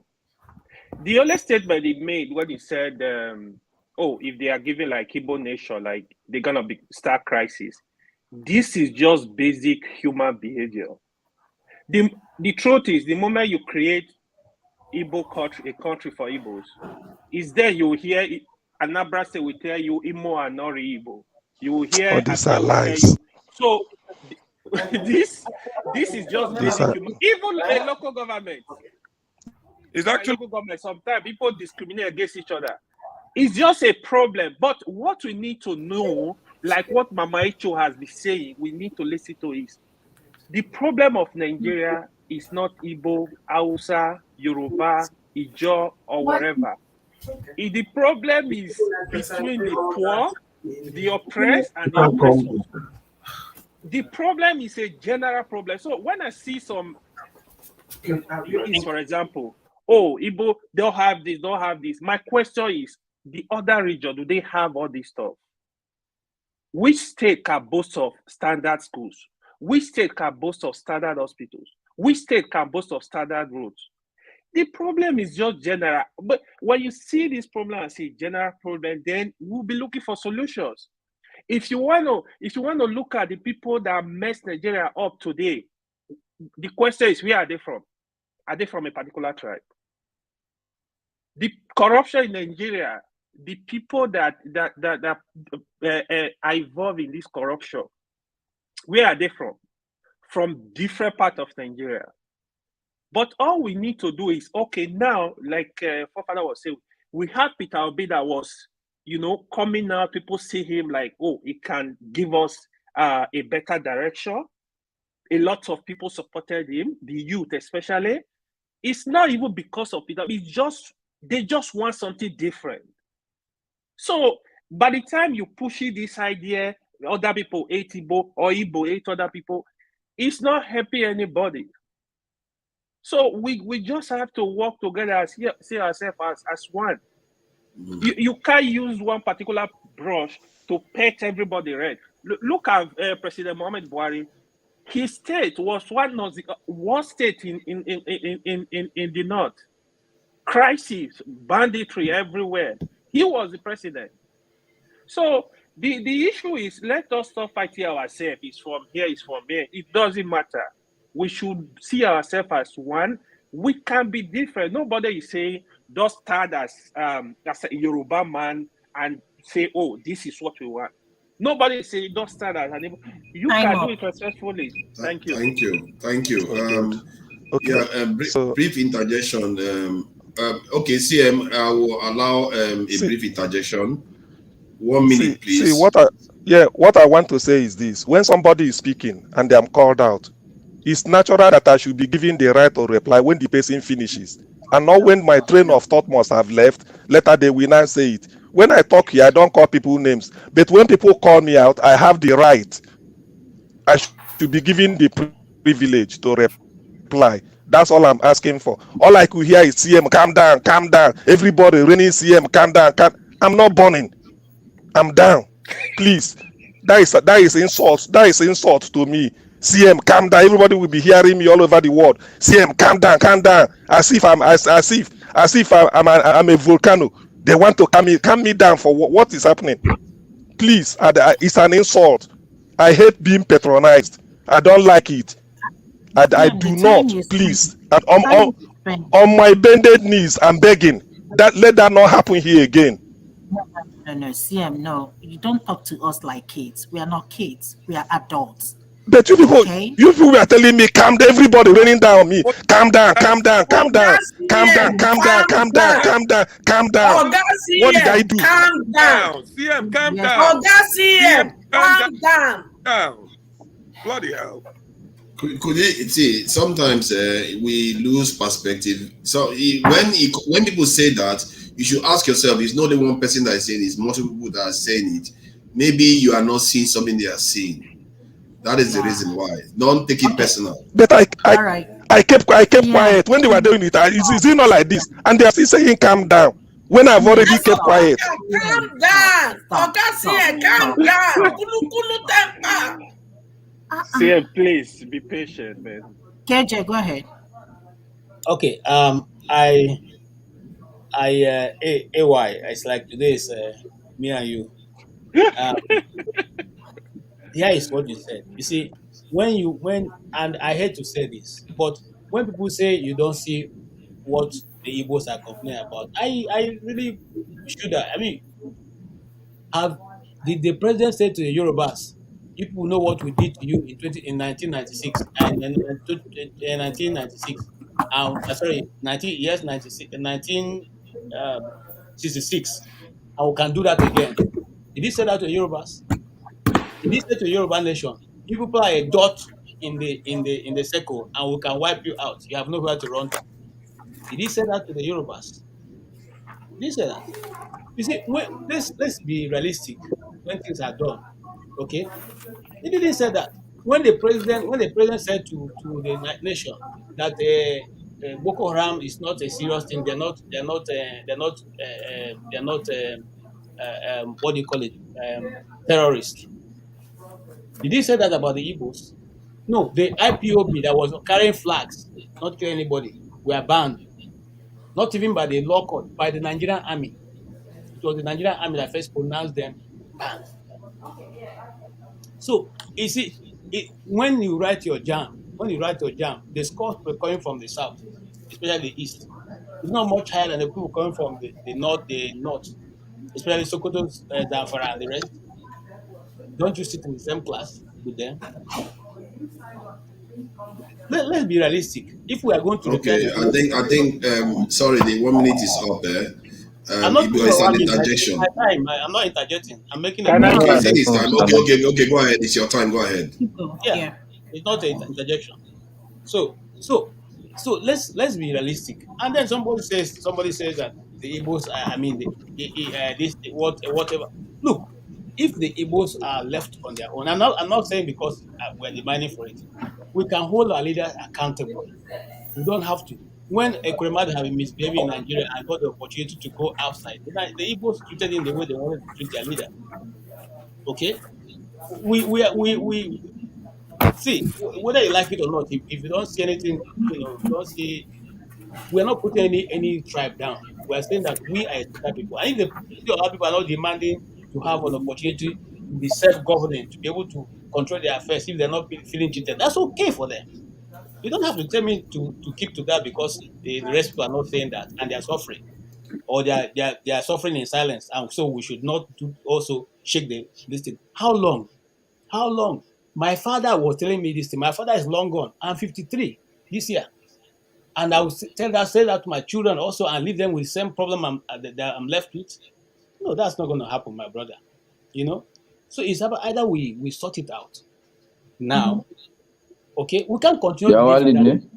Okay? And I think that is it. You know, I think that is it. We shouldn't continue to KJ, make I steal some second because if you no go give me. Okay. What I was saying is more like a figure of speech, or I'm not saying that the Igbo. I'm one of the Yoruba man you find that loves Igbo man too. I mean, some people attack me here and they call me hypo. What I was saying is just, I wasn't saying Igbo should go and kill themselves. I'm just saying let them go make their decision. That's what I was saying. Okay, let me just have a little bit of an interlude, something that maybe many of us will agree with here. Sorry. Tinubu is a criminal, yes, of course, a categorical grade 1 criminal. The only person more criminal than Tinubu in Nigeria is probably Babangida. But he's a criminal, and is he fit for purpose? Absolutely not. Should Tinubu be the president of Nigeria? Categorical no. Is there a better option than him? That is subjective. So show me who he is. So you see, we have, I think this will unite a lot of people here, so that all these fracas will go away a little bit. Who is next? I think it should be Okoye. Okay, go ahead, please. Sorry, Dan hasn't said anything for ages. Can you let Maska Maska was saying something before, to be fair, when he was he had technical issues. Criminal here. You see, that's something that people don't think it didn't happen. He did. He was calling me criminal and all the rest. So, Master, please go ahead. I think we knew you had technical issues. Okay. Thank you, forefathers. Can you guys hear me now? Yes, loud and clear. Okay. Good evening, KJ. It looks like me and you, we tend to be on the platform at the same time most of the time. All right. The first thing I would say, forefather, is I don't know the history how if he came to co-moderate, but it was an organic. I think for those of us that are your supporters who are not happy, you are giving her too much power. Before you know it, now she will overthrow your government, and then we will become minority in our own platform. No, we are all getting along. All right. Yakubu election. I didn't know that there will come a day when I would be on the same page with Mama Hecho, but I think for today, I totally agree with all her submissions. I also want to plead with CM. I always like his submissions. They are very succinct, intellectual submissions. And I think what is important is we try as much as possible not to get emotional. The fact is that once the emotional brain, and I'm sure CM will know that every human being has an emotional brain, and I don't know whether an intellectual brain, but the two of them don't work together. One must go to sleep for the other one to thrive. If you allow your emotions to get hold of you, then the logical brain tends not to be at play. So I think we're all brothers on the platform. Let's be able to accept pushback and also be able to accept opinions that don't really sit with us. The title of the platform is Have Your Say, but it's sometimes clear that we want to have a certain type of say. But having said that, I think you guys are still, we should all be brothers keepers. I like joining issues with KJ because I think he really believes that the Hausa people are causing Igbo people problem. I Yeah, your audio has gone again. Yeah, the audio. Forefathers. Yeah. Please, Well, I think, yeah, go ahead. push right quick. Give me 30 minutes. Abby, it's me and you gonna fight on this platform. Is the next fight will be after Paul, it will be you. Give me 30 minutes to get home. I will come back on. All right, thank you. I hope you get home safe and sound, and come and rescue me just in case, in case things get out of control. My HO is getting ready already. I'm not gonna pray that your car's tires should be flattened. Yeah, it is taking a break. Oh my God. Okay. Master, can you guys still? Okay. Yeah, we can hear you now. All right. So the point I'm making is that let's not try and silence the other voices. It's when we all encourage everybody with the dissenting voices to come and talk. That actually is the dialogue people have been asking. And let it start from this platform. Let everybody be able to come and say what his own opinion is without anybody shutting you down. That's all I would say. Thank you. And let me just highlight one quick thing, because somebody, I think the KJ mentioned it, and one other person mentioned the constitutional conference that was done that wasn't implemented, something was not implemented. You see, that is what I call efficiency. You have to, that's what I mean by that is, if you want to make a change, go to the area where you can make a little movement and achieve great things. That stuff has already been done. It's a matter of implementing it. That's what they should be pushing for. Instead of say, oh, let's break up the country and all the referendum, and that's going to be a longer process. This one is a shorter process. The Nigerian state has already engaged in it. Nigerians have participated in it. So that should be an easier journey to travel. So what do they do when the president for 8 years said from day one, before he even got there, he said he was not going to open that 2014 constitutional conference? What do the people do? What?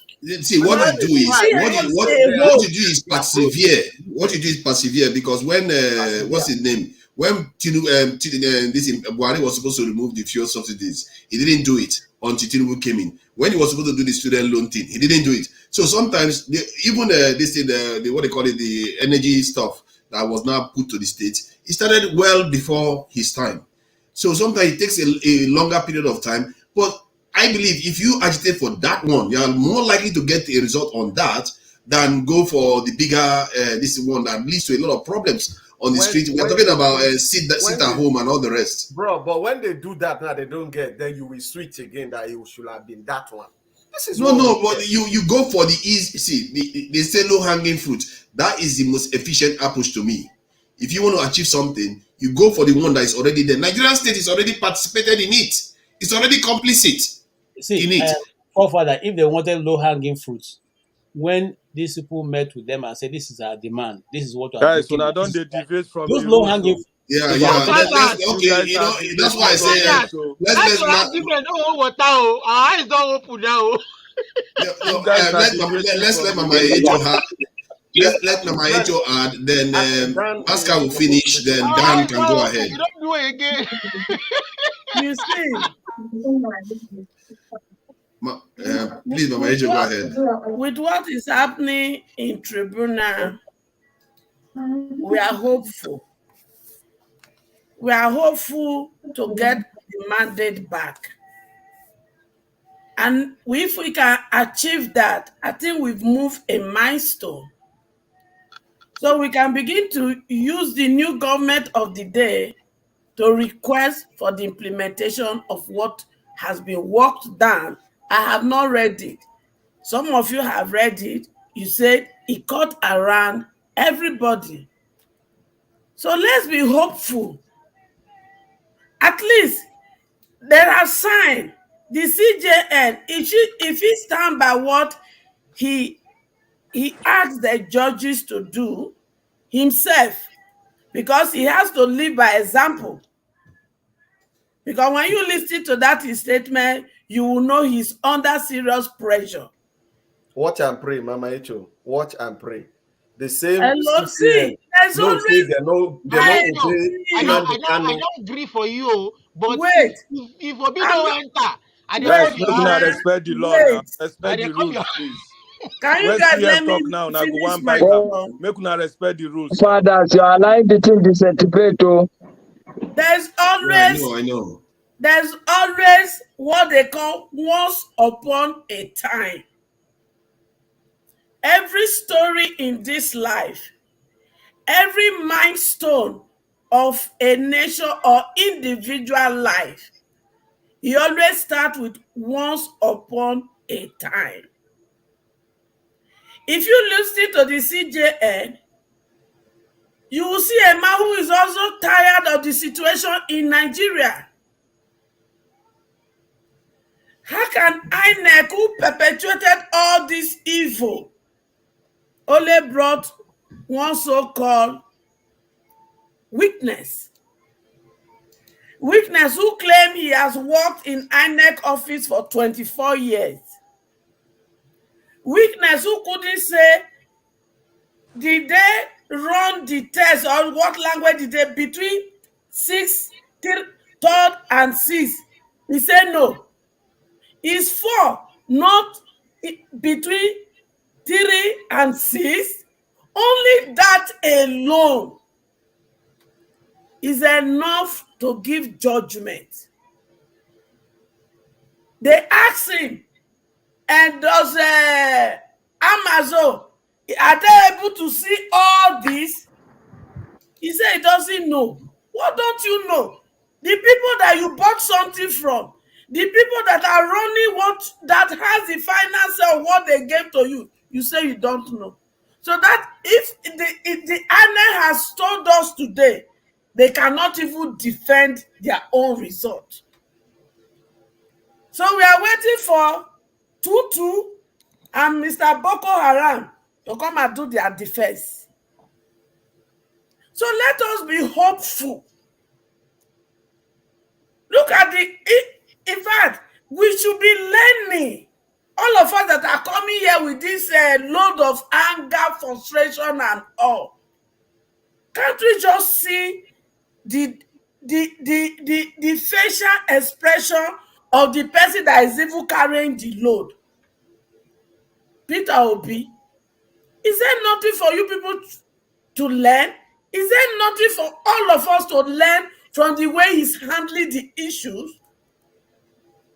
So if we cannot, we say we believe in him, but we cannot use the way he's handling the tension of everything to come into such discussion, then we are not learning anything.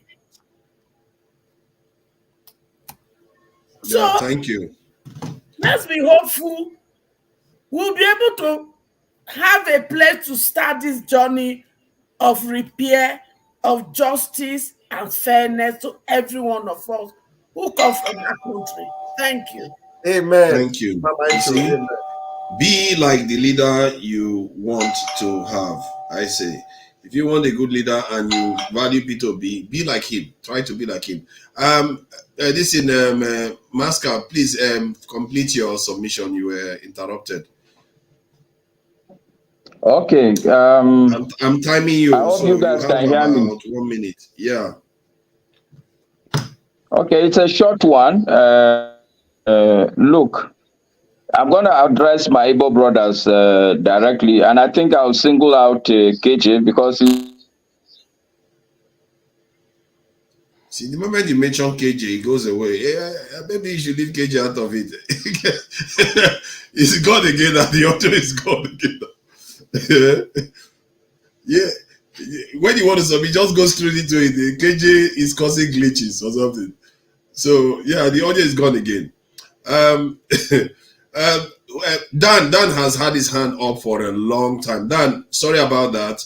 And you have been a gentleman. And please, can continue. you hear me now, forefathers? Yeah, we can hear you now.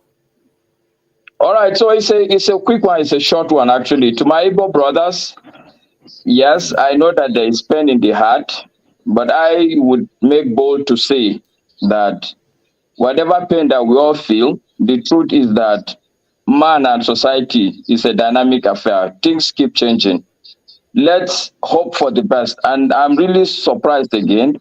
Mama Echo is really echoing my thoughts today. Let's be positive. Things will change.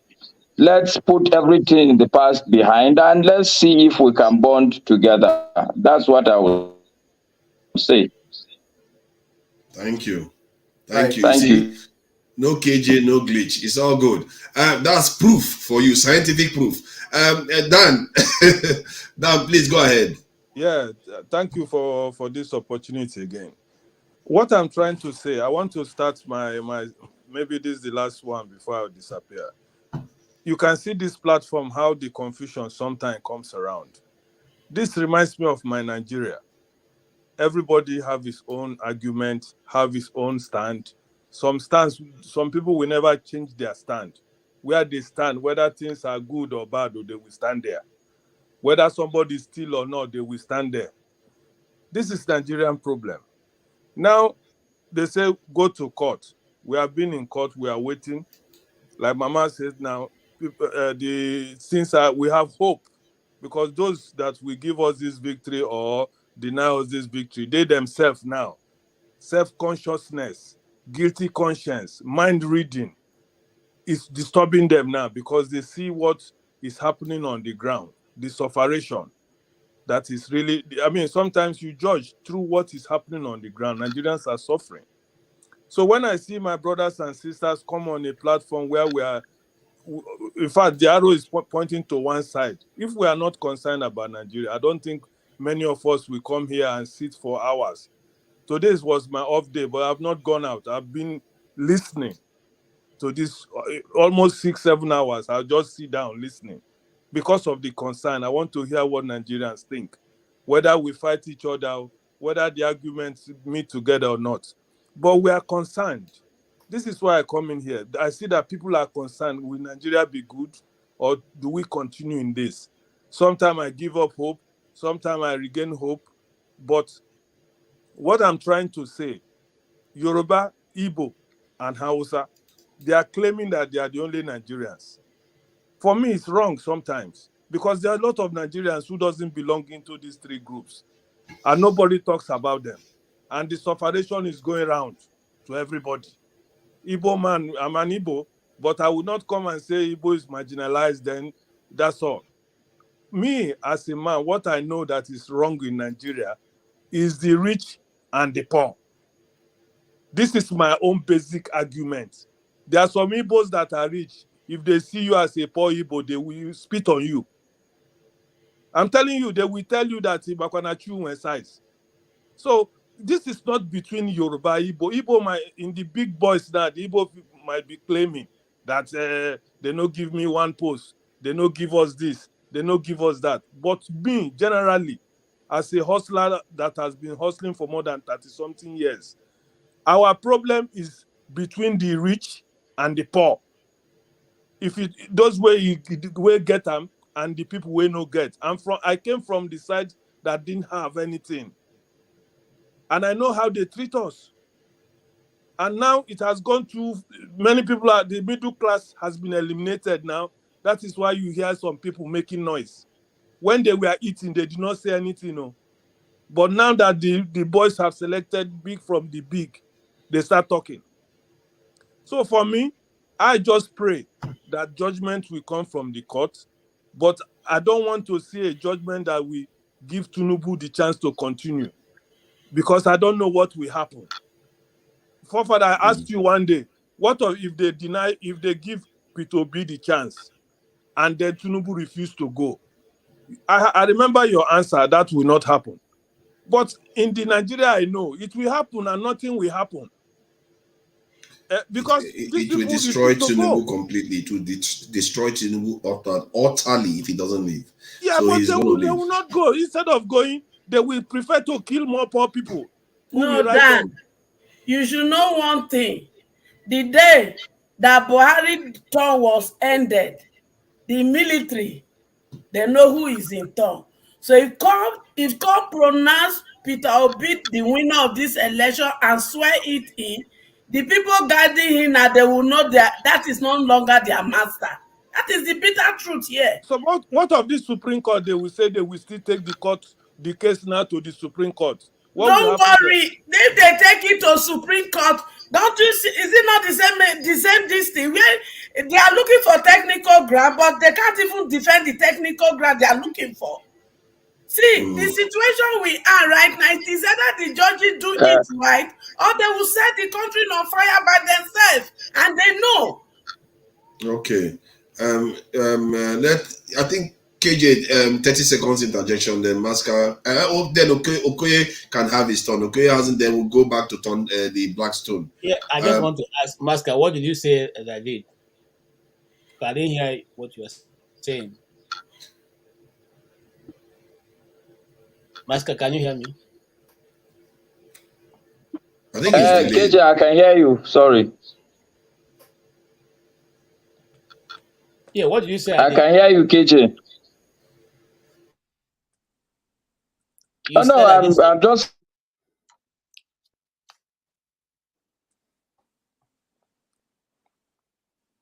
Well, your audio is gone now. Okoye, please go ahead. Okay, no, I have to make my contribution since it's not there. And let Okoye hasn't said anything. You contributed already. Okoye, please go ahead. Thank you. I think what we got to understand is that no country in this world at the moment, 21st century, even the oldest sort of democracies that we know, is perfect. No country is perfect. We know Nigeria is backward. We know our leaders, from the inception of democracy, from the inception of the country, has been, raping the country. But looking at Nigeria as it is, there is, hope. Because Nigeria, although we look down on Nigeria so much, there is actually a lot of progress has been made, in Nigeria as it is. Everything in Nigeria is not as people actually portray it to be, because there's a lot of noise in regards to people, a lot of cynicism, a lot of, bad blood, which, to an extent, I think is the politicians, the ruling people instigating most of these things so that the system will continue. They are trying so much to divide the people on ethnic and, tribal lines so that the whole carnage will continue, because as Peter Obi will say, it benefits some people.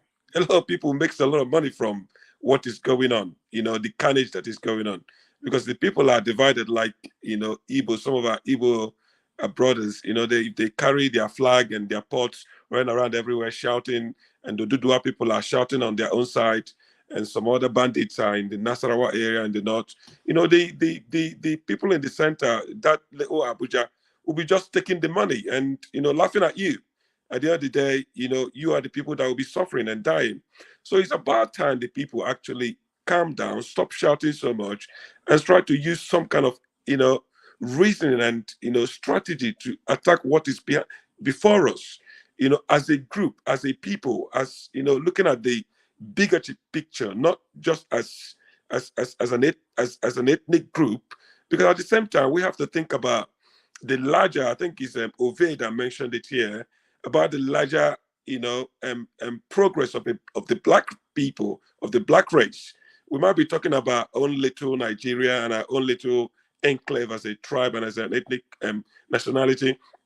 But Africa as a whole is actually struggling. A lot of African countries are really in a bad state. We still have military juntas, still taking powers in some African countries. We are quite lucky in Nigeria that we don't have that, touch wood, we're not going to have that our democracy is actually having to make baby steps, although it's baby steps, but there is scope for an improvement. There's a lot of scope for an improvement. So I don't think looking down on ourselves so much and try to destroy everything, separate everything, destroy everything, and then start building over again, I don't think that would do us any good. Nobody does that. No country has ever done that. Any country that has progressed actually worked at it before. The Europeans did that when the leaders were robbing the people. They destroyed the whole Europe and rebuilt it. So when you are giving I didn't want to really interject you talking, but sometimes you are talking out of. No. Let me I just give you think one. Dan, that's your opinion, I guess. Dan, we have also done that in those days when we were No. doing tribal wars, when we are doing our own tribal wars, destroying our own villages, destroying our own, little towns and stuff like that. We've all done that. But are we going to continue doing it? Because the Europeans do it. It's not the same. What we did was just a tribal war. What the Europeans did was revolutionary war to remove the wrong people. Hold on. I know the Europeans has revolutions and stuff, political like you have in France and rest of it. But don't expect that to be the case now. Why not? Why not? Because the time has moved. The paradigm has not moved. The problem of Nigeria is removing the wrong people who are. Okay, Dan, let me let you know something. Let me add another dimension that Okoye hasn't added. When the Europeans were doing it, there were no other superpowers over them to oversee the outcome. Yes. Now, if we do it, they'll just use us against each other and come and take even more from us. From you. So that's what you have to be careful about. Father, please, I will just land and go away. What you people are saying is what I always say. We keep defending the wrong people of Nigeria. When somebody that's comes not what from is the top, happening. you people will use your education. It's not about education, it's just the reality. You have to see for what it truly is. The problem is. of Nigeria is how to remove these bad guys. We want to remove them too. This is the time. We want to remove them. People to use English to deceive me. I'm not saying now too. See, I'm just as impatient with them as you are. We want these things to end. We want to see the country move. But they refuse I'm not waiting for 10 years. Now. Some people want to wait for 10 years. I'm not even for 10 years at all because I don't think we have that luxury at all. So don't think that you are the only one that feel that way. But you have to be careful. If you go and do something, because the people that are around the world, if I was them, you are fighting yourself. I will determine the outcome. What you are fighting, you won't be able to determine the outcome because you are not the overarching power. No, forefather, please just give me a minute. What we are saying in Nigeria of today, we know what is the problem of Nigeria today. Any Nigerian who thinks good for Nigeria knows the problem of Nigeria, which is the ruling class, and they are very few. Okay, Dan, we will take them out. There's no other way. If we don't take them out by force, I bet you we will continue being enslaved. And don't give me any of these excuses that the white people or the Western world will take advantage. I would do it if I was them, so I know. Dan, hold on. Let me say something. If the whole of Nigerian people agree that revolution is what we are going to do, I'm up for that. So long as it's the whole of Nigeria. But as an Igbo people, we cannot be carrying Nigerian problems on our head, on our shoulders. I don't tell you for Igbos to carry it. I've told you my point. You people keep calling Igbo, Yoruba, and Hausa. Are you the only people in Nigeria? Okay. You see, that's an interesting one. You see, now we agree with you. Are you the only people in Nigeria? The other people in Nigeria? We're now agreeing. That's what we're agreeing now. Okay, let's let this in the Blackstone. He's been very patient. Okay, please, I want to say good night. Let me be listening from background. Good night. Thank you, ladies and gentlemen. Good night. Nice to have you here, Dan, and good night, and thank you for coming in. Oh, why are you running out? Okay, the Blackstone, please go ahead. Thank you, everybody, and good evening.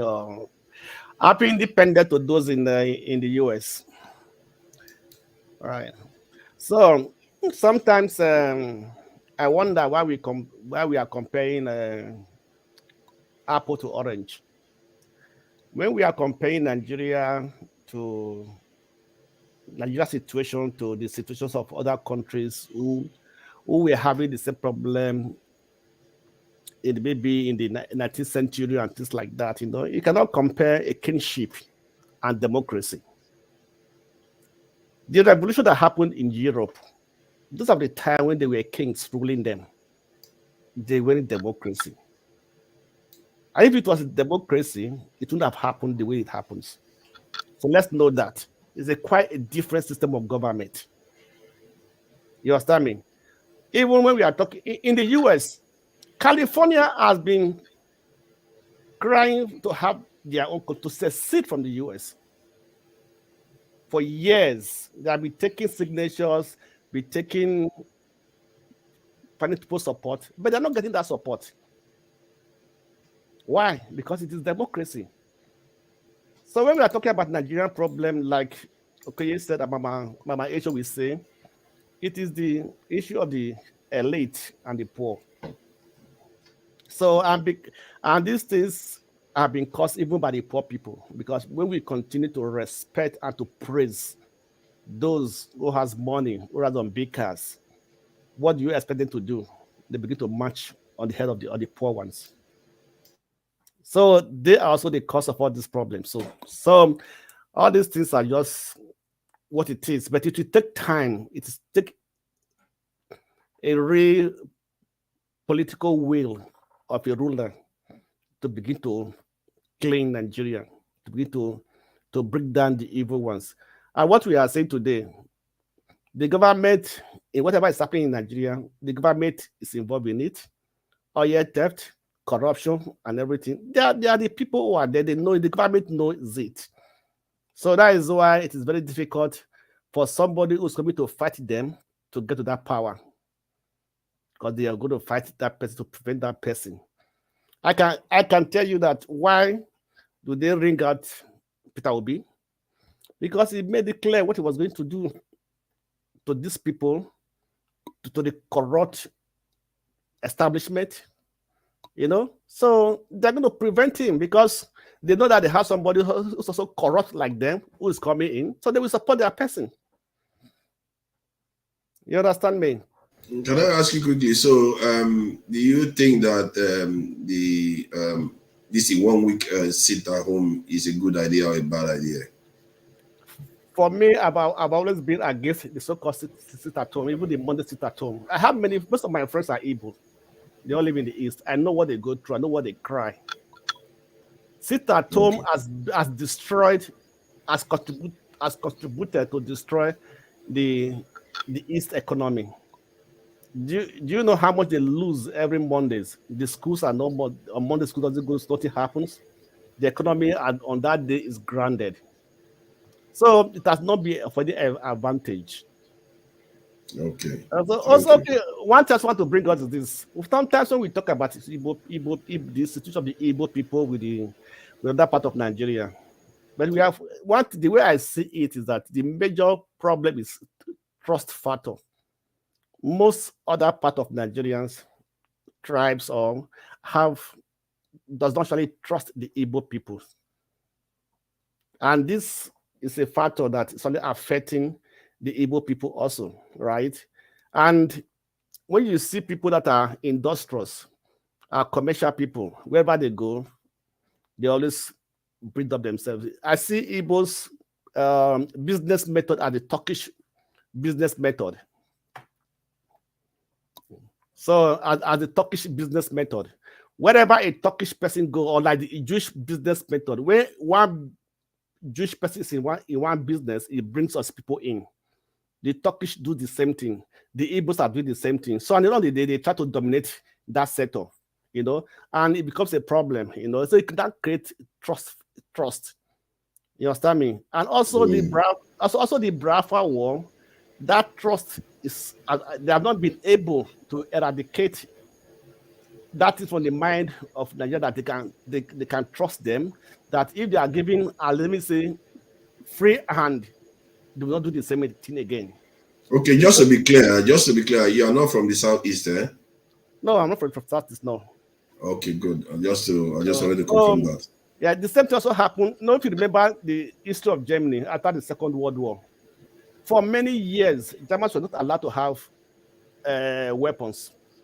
They were restricted by the Allied force that they're not supposed to have their weapon, because there was no more trust that if they give them the opportunity again, they might cause another war. So the Igbos have to build that trust, to build that trust in the mind of other Nigerians. You understand me? And this trust, they're not even working on it at all, but they are also more destroying it with their business attitude and things like that. I have most of my friends in Nigeria are Igbo. Most of them are Igbo.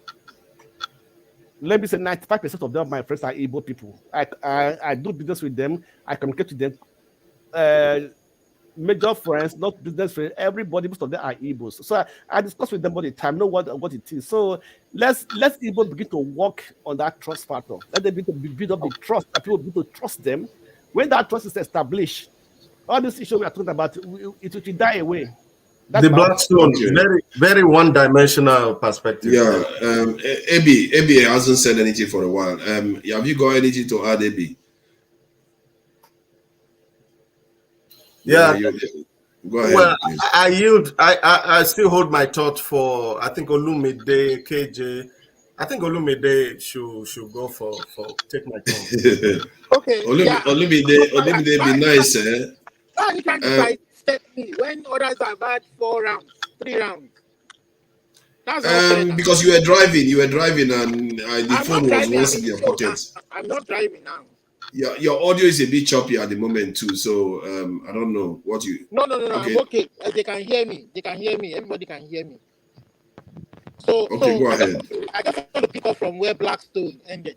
See, your analogy of Germany, they are not being allowed to carry guns. That's a different scenario, though. See, my analogy is based on war issue because of the Second World War. So they were restricted. Let me talk and now. so there was a lack of trust. Talk now. Let me talk. The Blackstone, please just allow him have his say. Let me talk. So it's a different scenario. So even when the Allied forces say don't carry guns, who was controlling the resources of the Germans? Is it the Germans or is it the Allied forces controlling their resources? It was the Germans, not the Allied forces. So why are you painting that? That's where I differ within that scenario. Yes, we're talking about resource control. We're talking about prosperity. So was Germany prosperous, or they were not prosperous? Were they developing or they were not developing? No, what I'm trying to bring. Wait.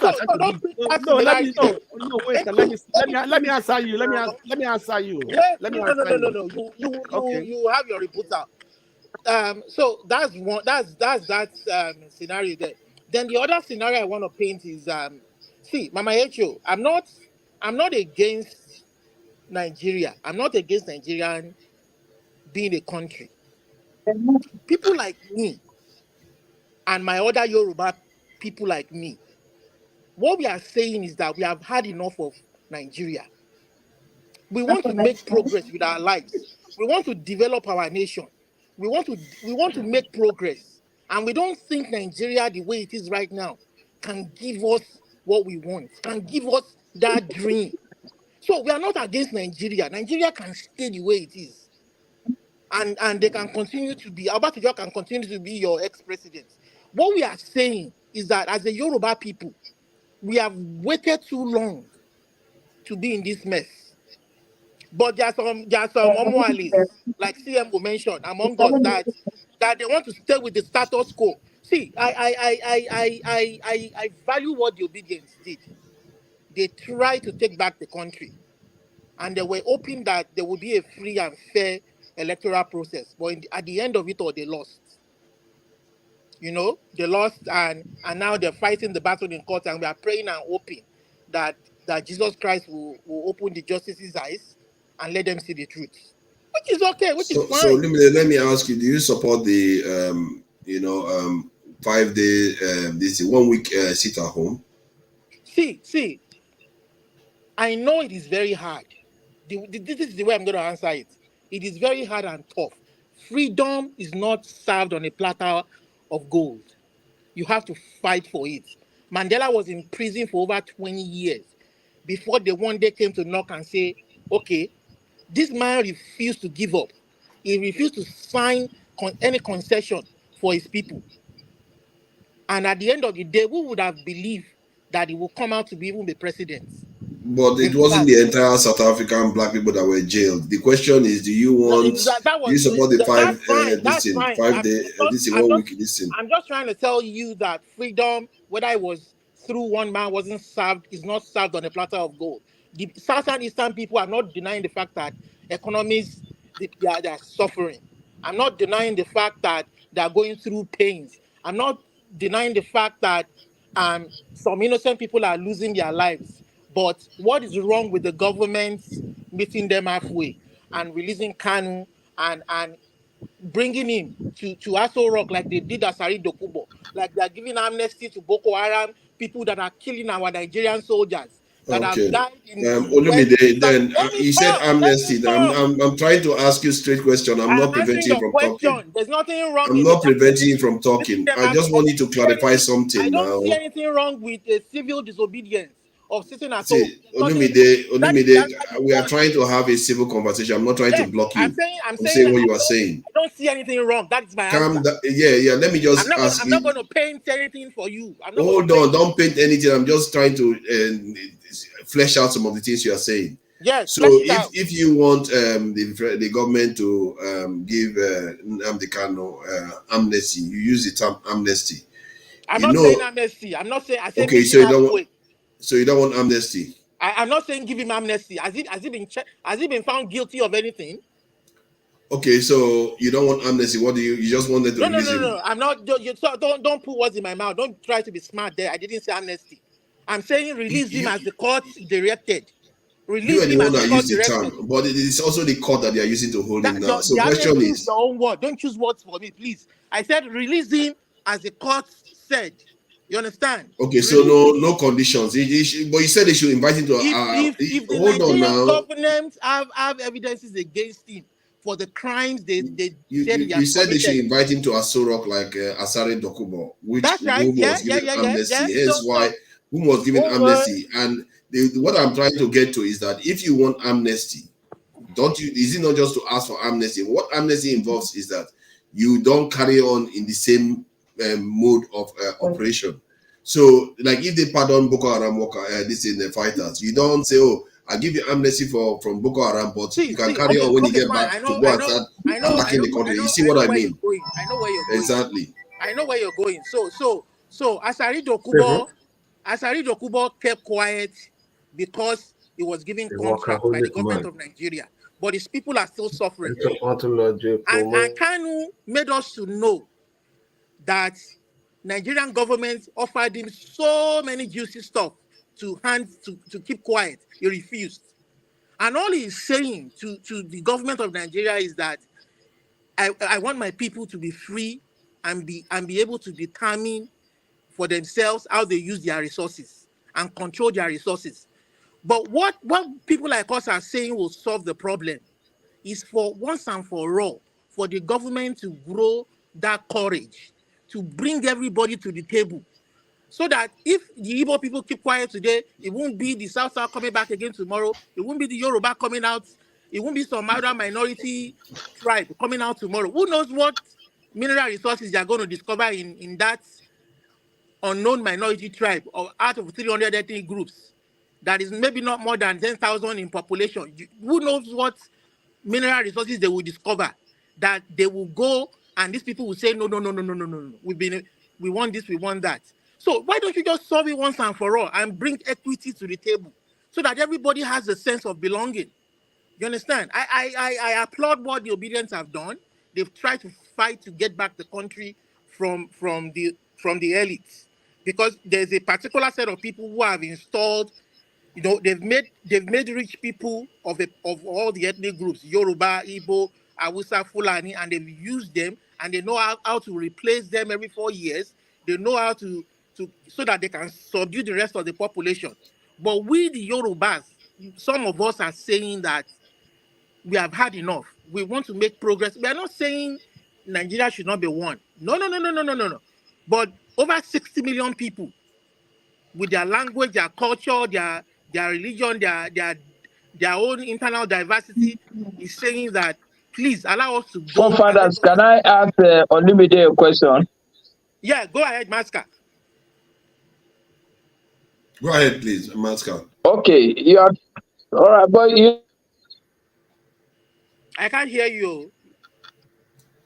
Yeah, it's like when you start talking, the bandwidth increases for some reason. Okay. So Olumide, your time is up. To be fair, Olumide. Let me ask him a question. And I think you have to answer it later on. KJ can interject, and then Paul will speak. Let me say something. Yeah, ask the question. Ask the question so he can answer later. Okay, yeah. Do you know how many constitutional amendment that was proposed by the last assembly that most of the states rejected? Do you know? Well, I don't. Okay. I see. I've lost interest in Oh, the no, no answer. Don't answer, Olumide. You will answer later. Okay. Just keep the question in mind. KJ, just interject briefly, and if Mama Echo wants to interject, she can No, I interject. want to make a contribution. So I want to make a contribution to what the Blackstone has said. So if I don't have the time to contribute, then I can as well leave Olumide to continue answering. Okay. Let's have Paul was supposed to be next. If Paul is not there and Abby is busy, Mama Echo My is contribution then. Let KJ go on. KJ, Mama contribute. Echo is normally the Mama Echo hasn't said anything since the last time KJ spoke. Okay, Mama So Echo. let's try to circle it like that, so that way it will be more orderly now. No, KJ speak. You see, Mama Echo, you are causing chaos here, and you have lost your turn. So don't raise your hand later on and start complaining I didn't let you talk. Now you go lose your turn. I'm not going to ever lose my turn. What I want to say you are volunteering it now. Okay, go ahead, KJ. I lose my train of thought is this. Is it not easier for us to say, let justice be done to all across board? It's not easier to achieve justice by saying, you know what? These people are complaining of this. These people are complaining of this. Let us all sit together and let justice be done across the board.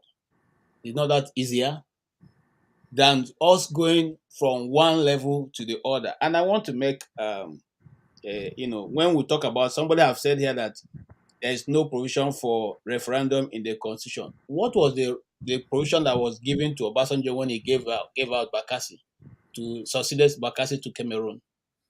Nothing, apart from the ruling that came from the International Court of Justice. The UN has given unconditional direction to Nigeria to release Nnamdi Kanu and pay him compensation. Nigeria didn't agree to that or didn't do that. This was done as far back as July 2022. That directive came that he should be compensated because he was unjustly removed from another country. Now, Kanu has more than 4, if I remember correctly, rulings from the court. But we keep referring to one, saying the one case that are pending in the Supreme Court should be the one that we should follow. What about the other cases? He has 2 cases in High Court of Imo, Abia State, in Umuahia. He has a case that was ruled again in the Federal Court in Abuja. The appeal court, okay, it has a case.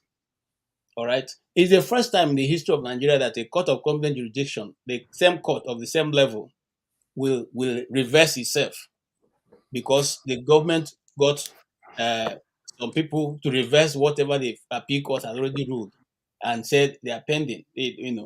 And that is why up to this moment, government has not appointed judges to sit on Kanu's case for over 6 months. Is that what if any of us, the one sitting behind the bars, will be happy with that? If it's our brother or sister or mother or father? And mind you, I'm coming. Hold on, so I don't lose my train. Mind you, the room that Nnamdi Kanu is kept, if you stretch your hand this way, because I know those places, if you stretch your hand this way, you'll be touching both walls. That's a mental torture. For someone like me, I can't sleep in a small room because it's like it's compressing my brain. All right? So, and now this person had been in this room that you can stretch your both hands and touch it, where the light don't go off, okay? And we sit here and justify why it should continue because we feel that the court in Nigeria even has not found him guilty, but we are happy to say he should continue to suffer because he is going through a trial. It doesn't make any sense if you ask me. It doesn't show that we are people who have reasonable minds because there are people in Nigeria walking free right now who have done worse things than you can ever think or imagine, but they've been settled. They were given uniforms. They were trained, given secondary school where they lived. They enjoyed tea and bread, which the ordinary man can't even have. And after that, they were given uniforms and absorbed into the army and paid lucrative distance and sent to the east. That's where they're operating from. So when we are putting this, let's put it in context. Let's put them in court, because if you put it that way, you can better understand what the situation is. All right. I'm not saying that other people are not suffering injustice, which is no person have come to say here that other regions are not suffering injustice. Why is the demand, so much higher than it has been before? Because a certain government official that controls the resources of this nation decided that the East will get nothing. Okay? And so they marshal out policies and strategies to impoverish the people. Now, there's sometimes when we come to this platform talk, people think it's this thing. In this same platform, I said that Dangote's refinery was not ready. I wasn't going to be ready even to December. People shouted.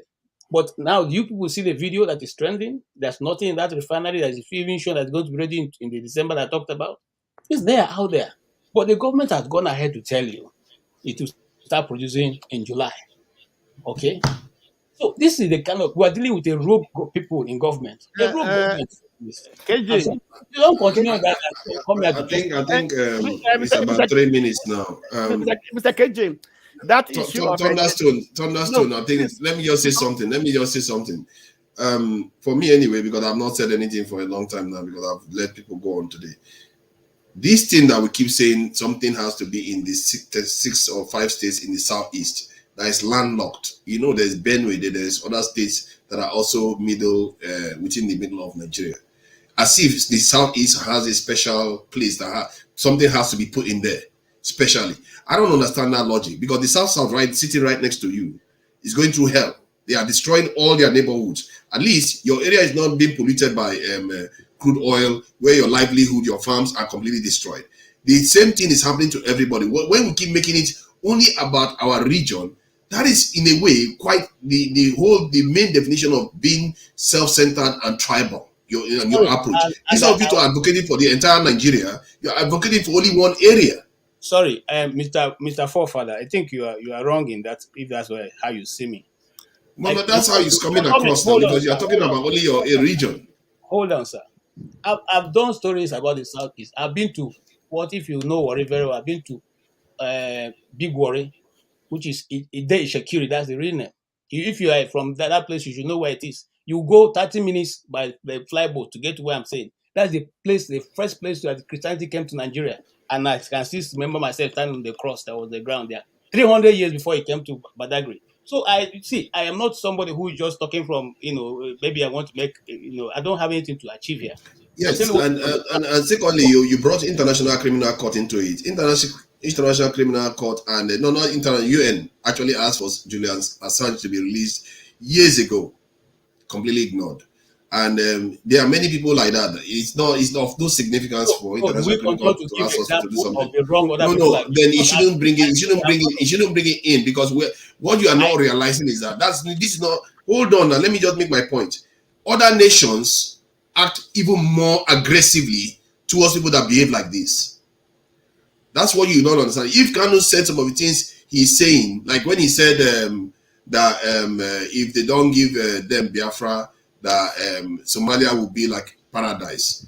If you come and say that in the UK here, when MI5 visits you, and especially when they know you have organization that is doing these things, you are not going to make it very long. Before you know it, you are going to be in jail. The same thing. Is the current president of Nigeria. Your president made a statement that made Twitter take it down. That if the Igbos are not careful, what happened in 1960? Excuse me. I agree with you. I agree with you on that. You see, I'm not disputing that point with you. Let me land. You want to argue with somebody when they disagree with you? Let me land. We don't disagree. No. I want you to be on record. Okay. When he made that statement that if Igbos are not careful, what happened in 1966 will be a child's play compared to what they do now. When he made a statement that the Igbos are just then dot and they can be wiped out anytime, why didn't you people go to the street? Did he sorry, let me correction, please. I want to confirm here. Did he say that Igbo will be wiped out? Buhari said Igbo were just a thought that they will be wiped out. There's a point of correction here. There's a point of correction. AJ, there's a point of correction. Hold on, there's a point of correction. The point of correction is IPOB is not Igbo people and does not represent Igbo people. Buhari might make that comment against IPOB, but Buhari wasn't making that comment against Igbo people. IPOB does not represent Igbo people. I don't know where you people always You equate are wrong. IPOB to Igbo Okoye, people. you are wrong. No, you are the wrong person here. You are wrong. Excuse Okay, me. You're So, wrong. okay, please let me Let come me, in. let's get to. I want to get. I'm not a Please, member. Okoye, hold on. I'm Okoye, not hold a on. member. Everybody, hold on. I'm just trying to get to some truth here, so that we don't talk over each other. Then the viewers don't get to the truth. We on the panel don't get to the truth. I want to know whether Buhari. Hold on, please. Hold on now. Hold on. I want to know whether Buhari said, even if IPOB is in a dot on the ground in Nigeria and they are going to be wiped out, did Buhari say anything like that? He said it. He did not say. He didn't say it. He didn't say that. He said You see it. that? Said it. No, he did not Oh, say that. Olumide, I think you are not a good candidate. You are not a good He candidate to say did he not said say it. that. Okay, I think it's my turn. Emilokon. Yeah. Welcome, Paul. Thank you for your patience. And obviously the floor is yours. Thank you. I use this word and I use it carefully. I know my people from the East will feel bad when I say so. My good percentage of my Igbo brothers, not all of them, they are those kids that always get attention. You know, when my mother had us 9 in number, there's one that always know how to get the both parent attention very well. You The last understand? born. They know how to get the attention. This is my Igbo people. And guess what? It is good to some extent. But at the same time, there is nothing wrong for us to try to balance it. Sometimes when I said even my so-called Igbo people don't have oil, they come at me so hard. Oh, there's oil in Abia, there's oil in Imo State. Tell me where they are exploring those oil. The oil that they are taking in Delta State, it is physical. Shell is there. The oil they are taking in Eket, ExxonMobil is there. We see the oil they are taking in River State. We see the oil they are taking in Bayelsa State. This is how government even abandon all the rich thing that they have. They've not even touched it. My brother, do you know the pain that we are going through in Delta State? When you say all these things, Delta State, our seaport is not working. Our so-called Delta State airport is not working. In as much as before they built the new Asaba airport and the airstrip also was built by Shell. These are multinationals that we are talking about. You understand? What you see sometimes, I see Lagos people proud, they brag with their Lagos and everything. If not the multinationals that are also taking all this oil, everything from the Niger Delta and pay heavy tax to Lagos, I don't think Lagos will be bragging. So sometimes when you guys say all these things, I want you guys to point federal government presence in the state of Bayelsa, in the state of Delta State, in the state of River State, Cross River. Federal government presence is not anywhere. The federal government has failed Nigeria. Yeah. They didn't fail only you, but I'm not disputing it. It is good for you to cry, for you to whine. It's a good thing. But sometimes when we want to balance it, just agree. Don't say it like every other people is bringing you down.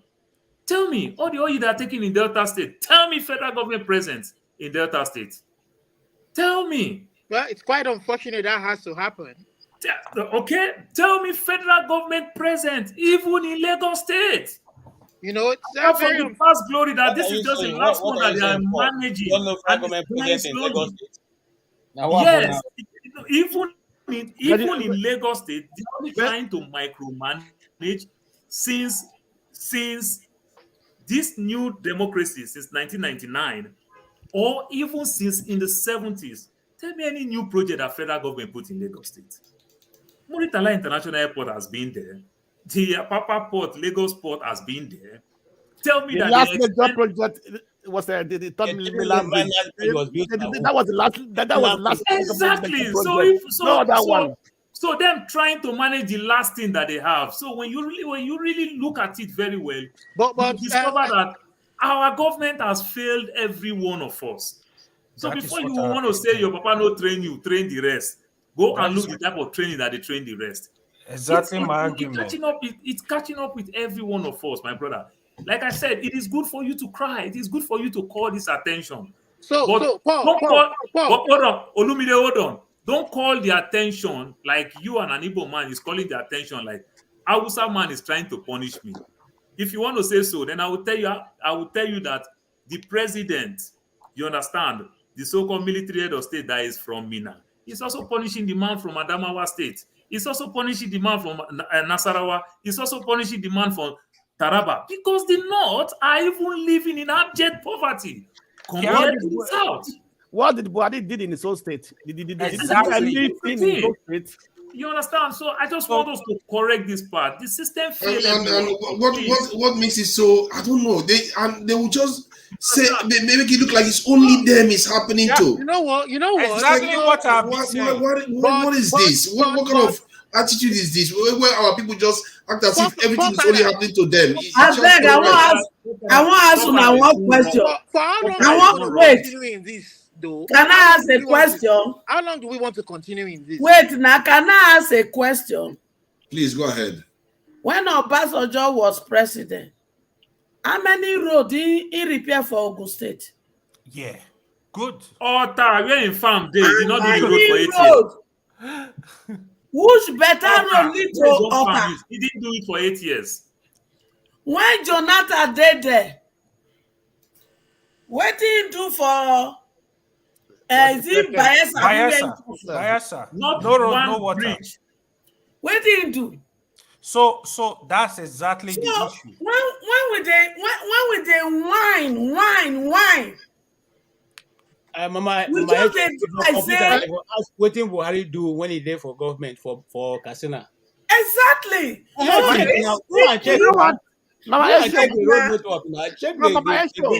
truth is this.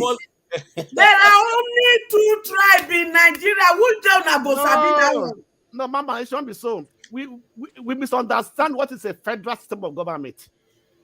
That is the let me finish, sir. Mama Echo, but we want let me finish now. Make I land my tongue. No, I dey keep quiet for now. Now the tribe of the oppressed and the oppressors, not in Nigeria. But the one we not understand be say, in the camp of the oppressors, that they marry themselves, that they do party together.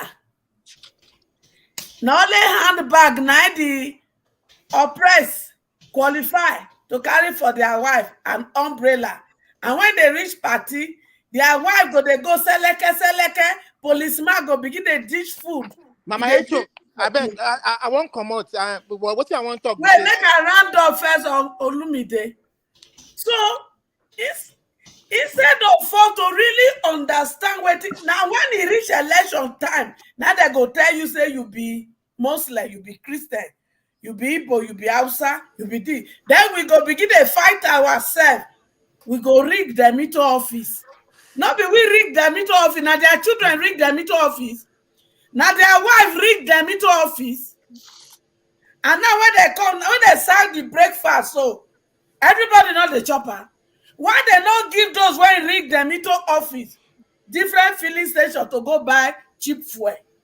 Why they not say the NEPA tariff when they raise up for them? Make those when rig them. So this is the thing. They come me, use these people as orange, drop them, and we go come here, they fight ourselves. When are we going to wake up? Mama Echo, point well made, which brings me to that conclusion that, see, let me tell you the truth. Make we go think about this for the night. Let me tell you the truth. All those you are saying about the rich and the poor, they're just symptoms. It is all about resource control.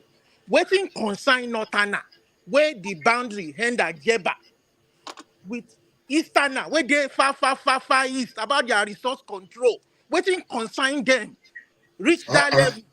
It is about resource control. What is wrong with this man? Olamide, why don't you go and call for sit at home? Forget this, resource control. It is resource control. Forget it. Why we leave Nigeria? You go remain Igbo and I will all about power. This craziness. the You see, all of us they suffer the same thing. See, the resources in see this what state. You see leave the Jeba. breakfast and Your lunch boundary wey they your give boundary now. where end No, at Jeba. You not leave Forefather, every am. person they Forefather, can you suffer. bring Ah. if he You wants dey to go come in, east, go Forefather? control their resources. You dey tell me this. You dey tell me this. You leave Jeba. Go all the way to Now the we east. wey come from Niger's Delta supposed to dey cry most of this cry, yo. Look at That's our your Mama business. map. Hecho, Stay I'm now. back. Stay for Mama one Nigeria Hecho, now. let's stop. Don't worry. Stay for one Nigeria. Olumide, stop. You go change. Olumide, stop. Our class timekeeper don't come back to Bikonu. Stop what?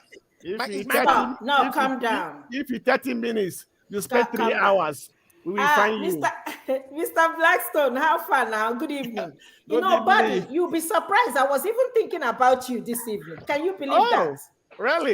If you are thinking of Blackstone. Okay. Anyway, Blackstone, good to Okay. see you. Nice to see you. I've always been watching you. I know they watch you. Let's allow Happy Independence. Bobby to Good night. contribute. Resource control. Olumide, stop. Olumide, you- stop. No. Stop that. No, stop that. Let's be professional. Stop. If you want 1 minute. South, by your side. Stop it. No, stop it. Hey, hello everyone. Yeah, so don't mind Olumide. Body, welcome. Thank you, boss. Yeah, Olumide is one of the Odua people's apologists, people that are pushing for the secessionist in Southwest. They want everything to break. That's why he's pushing for. Or you see him on the other side pushing for Biafra. On the other one hand, pushing for Odua as well. Where they send Sunday go, they never returned the guy. The guy is still there. Everybody's in their various home, enjoying themselves. I keep saying this thing is like you throwing up a chalk. Once you throw up a chalk, once it bounces down, everything continues to break. Until it helps no one. If you look at Yoruba, the Igbo, the major tribes, what's the lot of the minority tribes? The Igbo that keep agitating over time, they want to sound loud as if they are the most oppressed, which is no. They want to turn the history on its head. Go and read the history. In the First Republic, they were together with the Northerners. In the Second Republic, the same thing. The lives of their forefathers, they are enjoying them. What broke them? The issue of sharing.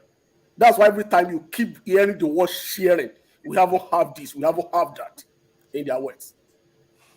Because people we want us, every one of us to come together to forget the past so that we can move forward.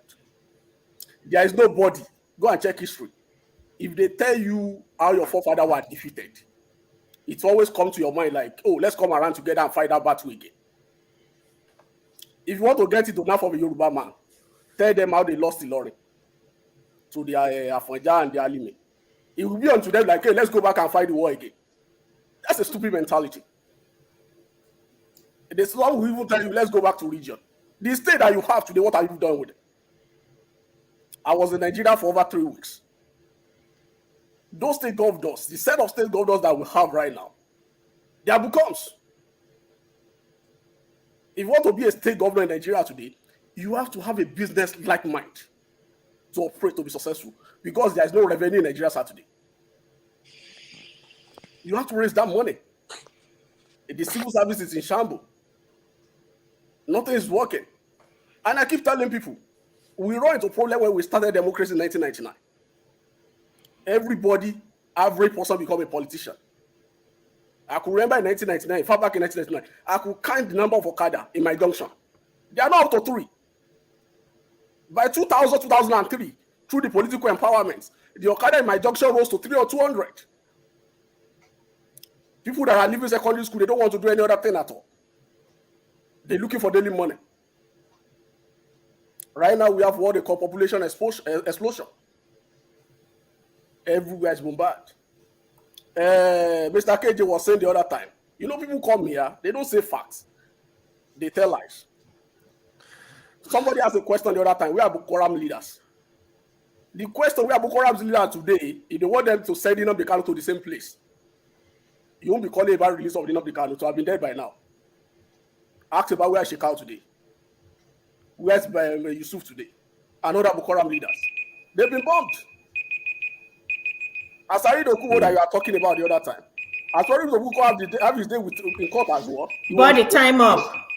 Time up. You'll be giving your time back again. KJ, let's don't worry, you get a chance to interject. No, I don't want to Koya hasn't said anything for a long time. Don't worry, you're not going to forget now. You're not going to forget. Less than a minute. I don't want to forget. Okay, 30 seconds. 30 seconds, please. Now, I'm not somebody, body or whatever. I mean, I don't know, body, right? I'm not somebody who just speaks. This is. I don't know if you can see it. This is a writing of the secret of how the UN discovered the secret command, the secret training command of Boko Haram commanders, how they're being settled and sent back into the army. I don't just speak. There's many secrets I don't want to put in on the public's domain. So don't come here. Can you share the link for us to fact check that document? Can you share that link? There is no proof. That's the thing. We need the evidence. Then we can now say, okay, what you're saying is credible. I don't want to release certain information. But I want the point I want to make here, Mr. Body, is this. Don't come and say people don't have facts. Just the way you are educated, other people are also educated in many other ways. And just the way you have your connection for which you use in measuring other things, so also other people have. Nobody has monopoly of knowledge. And that's when I come here, I have an open heart. Don't come and begin to believe and talk down on people and say, no, you don't know them. You don't even know who they are. You don't see me as a figure. You don't know who I am. You don't know how far I've been in life or thereabout. Now, because we are complaining, we didn't say any other tribe shouldn't complain. We didn't say the people from Niger Delta shouldn't make their own observation. I, for one, have walked around almost everywhere, and I can speak confidently with confidence and evidence. Time up, KJ. In Nigeria. Yeah, 30 seconds is passed already. Okoye, please go ahead. Thank you for your patience. I just want to ask Olumide. He's so much passionate about sit at home, but I've not seen him call for sit at home in his own state. He's so much passionate about all these things, but he's not doing it in his own state. He just sits and just supports Biafrans to do it. I thought charity begins at home. If you like sit at home so much, go to your state and call it, and so that people can sit at home there. Don't call it in the southeast and kill themselves. You want me to answer you? Did you ask me the question? Just wait. You can answer me afterwards. But what I'm telling you is that don't call it in the southeast. Call it in your own state. Go back home and then call it there. You know what? Let me stop. Please stop. Let me finish. The issue is that we Igbos, we shout. We are very loud. It's not part of our nature. We are quite very, very loud, and we got to start to, think a bit, be a bit more reflective, because Nigeria as a whole. I mean, even the three top richest man in Nigeria is not an Igbo man. No Igbo man is richer than Dangote. No Igbo man is richer than there's another Hausa man there that's quite stinkingly rich. Even the Yorubas are quite very, very rich. So, yes, and the Yorubas are quite very, very rich. So I don't know where this mentality that Igbos are special, blah, blah, blah, blah, blah. We should be a bit reflective and calm down a bit, and then, pursue our own strategy to develop our region, if that's what we want to do. Not just all the time shouting and, acting like little children, and some old men will come here and just justify it. These things are not justifiable, because if you look at, for example, this IPOB and Kano thing, there's nothing there, honestly. Just ragtag sort of people tying red everywhere and then going around shooting guns, no systematic, pursuit. That's why Kano is in jail today. After all, what is he doing in Kenya? Nobody knows. His group doesn't know. He was just, out of a sudden, find himself in Kenya, and Nigeria apprehended him. How do you run an organization like that? And you say you're fighting for freedom, and then trying to subvert a sovereign state, try to bring it down, and that state will just leave you. The people talk about, okay, Buhari said this and that. Have you ever listened to the kind of insult that Kano and IPOB's levels on Buhari and the Fulanese? You can't even listen to it. They call them all manner of things. They call them worst things that, Buhari will ever say. So we must be a bit, truthful in our approach to these things. You cannot go about insulting people, denigrating people, calling them all manner of things and expect them not to say anything or do anything. We must be respectful. We must act in a mutual, not in a destructive, frame of mind, because we always us. Where are we gonna go? Okay. I think I understand where you're coming from. Olumide, hold on.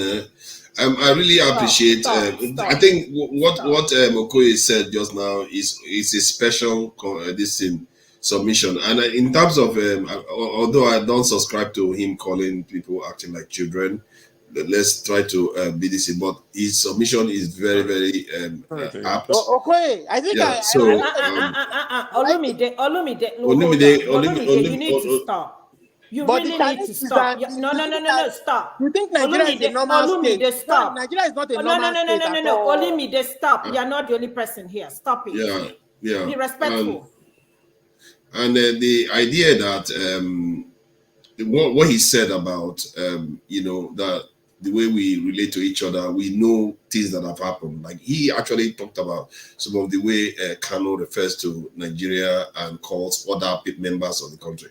When I saw the video today, I saw the title when he said, if they don't give us Biafra, Somalia will be a paradise. But when I thought that was bad, but when I actually heard him say it, the way he said it, he first called Nigeria a zoo. Then he said it, and he said, violence is what we understand.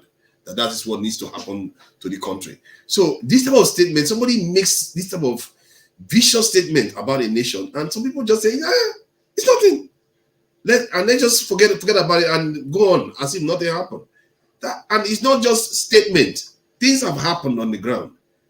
Children have lost their parents. Mothers have lost their husbands. People have paid with their lives, and a lot of people are sitting at home, not going to work because of what these people have instituted. So it's not benign, it's something serious, and they just say, oh, because it's on a cell like this, okay, look at the north. Shekau died. They made him, they killed him. A lot of people, the same in the north. The problem is everywhere. Why can't we just see the problem for what it truly is? I don't understand it, because we are all mature people that know how to analyze things. Let's just be frank, because if we keep solving the wrong problem, we are not going to solve any problem, because we will just keep blaming this thing as the wrong solution.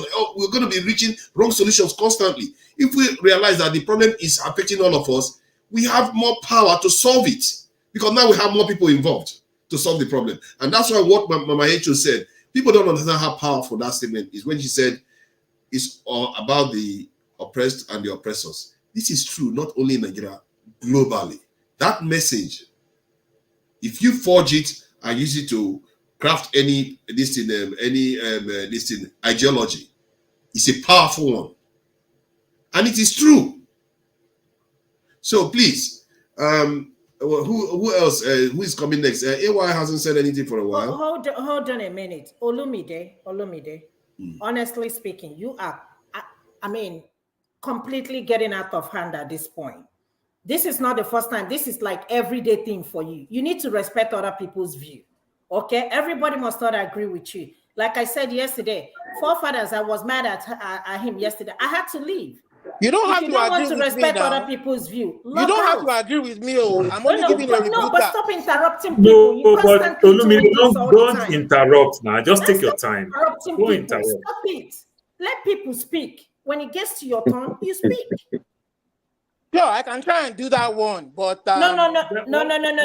Stop. Another way you can do it, Olumide, you can set up a section with Dr. Damages, a paid section. It belongs to you. You can get a 2 hours paid section so that you can air all of you. Yes, that way nobody will interject you. You understand? Just do a paid section. Respect people's opinion. Respect people. Stop interrupting. I don't have anything against people's opinion. Stop interrupting people. Stop interrupting people. Stop it. It's not a good behavior. Interrupting, I can stop, but don't tell me I don't respect people's opinion. I'm not against anybody. They can hold on to their opinion. Can you stop, please? Can you stop? Okay, let me make my comment. Anyway, I'm gonna time you now, even though you're my friend. Let's go. So, you owe me yesterday. On this platform, to be honest, what is actually surprising me, I can't even raise something. What is surprising me is the way people just turn blind eyes. Like nothing happened. Like Nnamdi Kanu did not do anything. It made me sad. I don't know what to say. It got me confused. Like, what did he do? What did he do? Tell us. What kind of thing? To be honest with you, to be honest with you, President Buhari was very lenient with Nnamdi Kanu. If it was during Obasanjo, the game would have been different. So the thing is, okay, look at even after Nnamdi Kanu was given bail, he actually breached his bail conditions. That was what happened. I'm not in support of military attacking his family house, you know, but he breached the bail condition. He committed a lot, to be honest. Let's call a spade a spade. We can look for political solution to get him out and resolve this issue. The other point is, which I've been saying, and KJ always come back to me, is what Paul just reiterated. The problem we have in Nigeria does not have a tribal outlook. It's everywhere, all over. I was opportune to travel around Nigeria. If you go to Maiduguri, down to Sokoto, to Cross River, everywhere we are suffering the same fate. That is why I asked this question. Tell me what other states have you don't have in the East. No roads, everybody is suffering. No light, everybody is suffering. No, it's all mess. Education, the same thing. Hospital, nothing. In the recess, if there is a part of Nigeria they are supposed to be crying, is the South, the Niger Delta, where they are removing the resources. Some of these places you hear where they are doing oil exploration, they don't have water to drink. They can't farm because they mess up their land.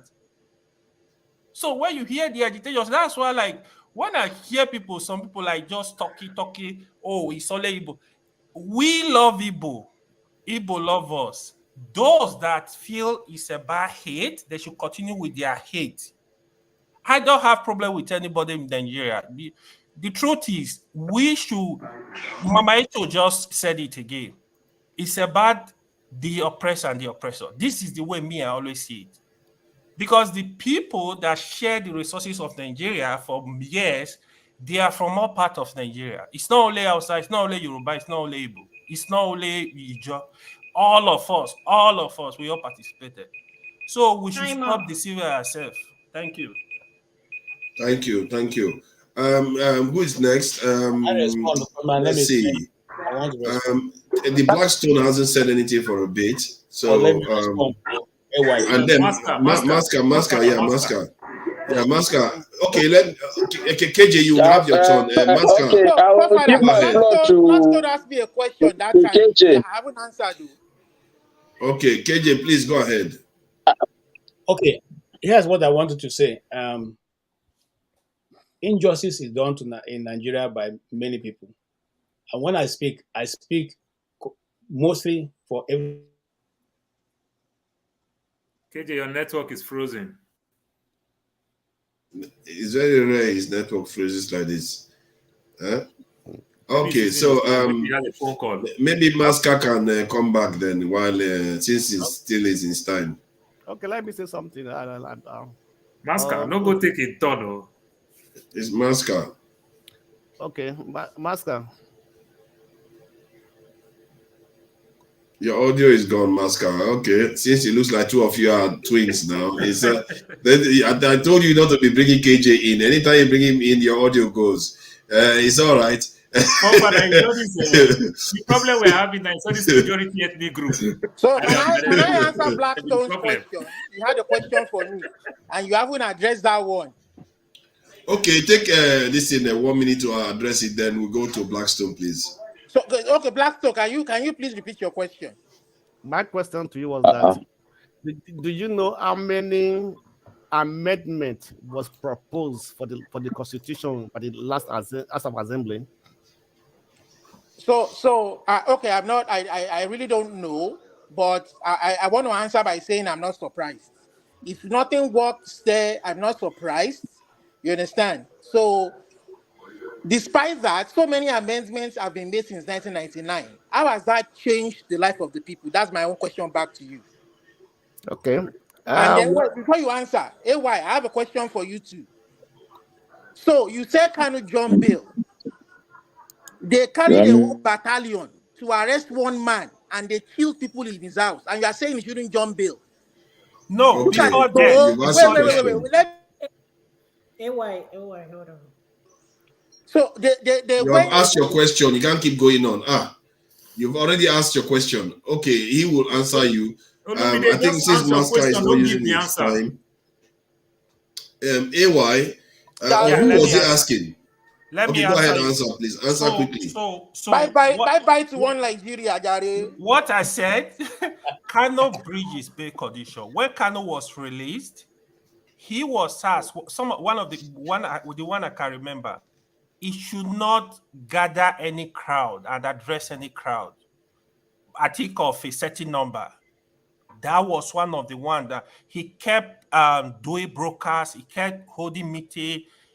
That was when they wanted to arrest him. Before he took any of those. He's just, I don't want to even go to look at somebody that even called a president. You said, oh, we have a president from Sudan. You abuse president in normal.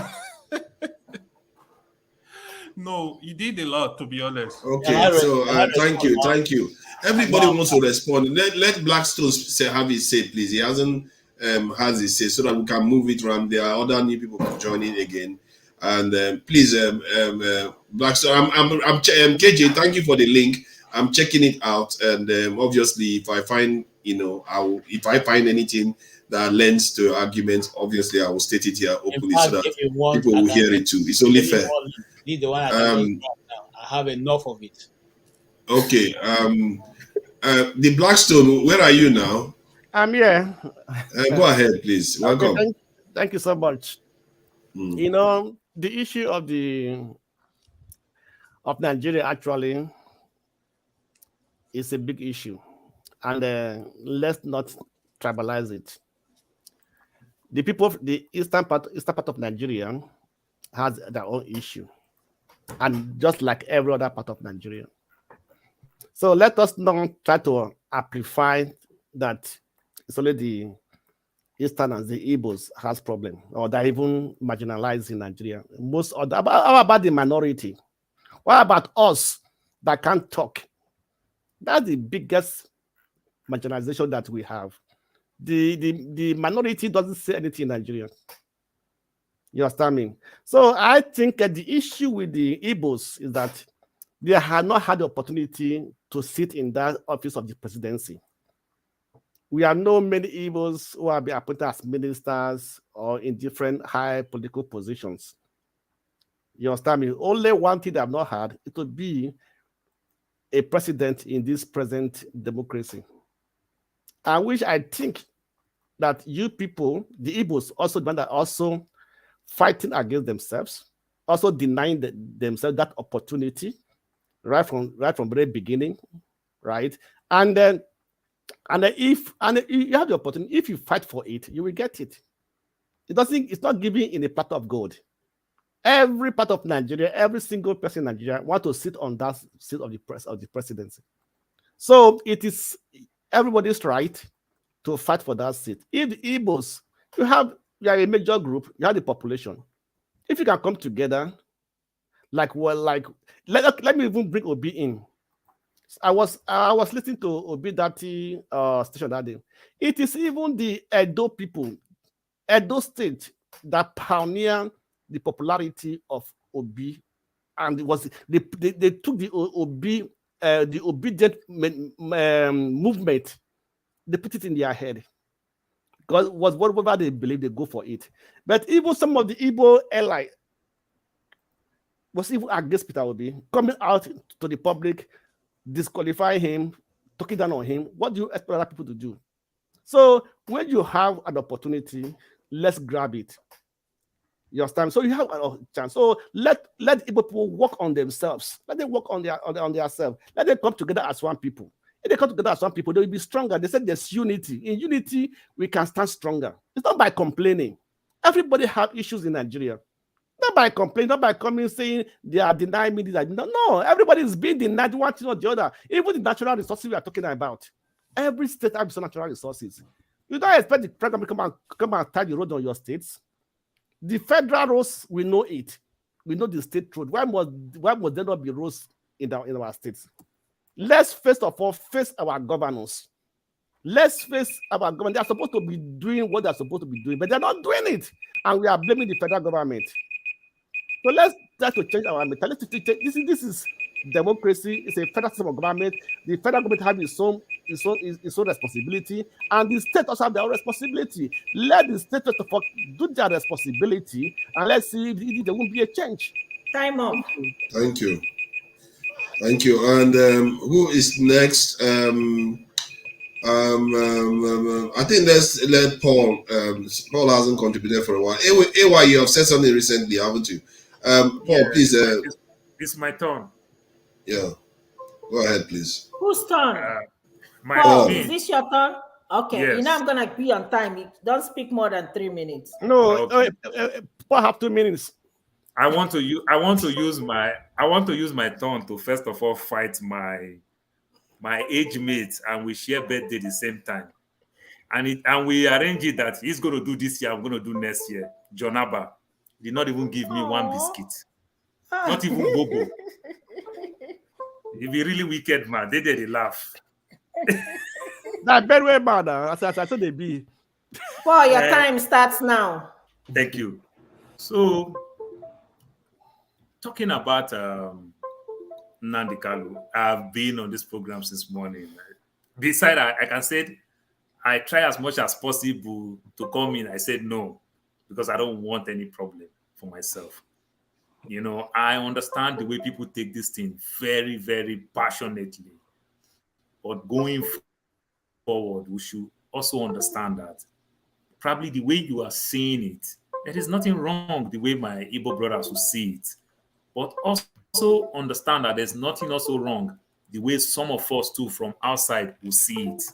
You understand? Because you might say whatever you want to say, but we are seeing it from the way we want to see it, and we are backing it up with fact. You understand? You might say it's too much or it's not so much, whichever way we are seeing it.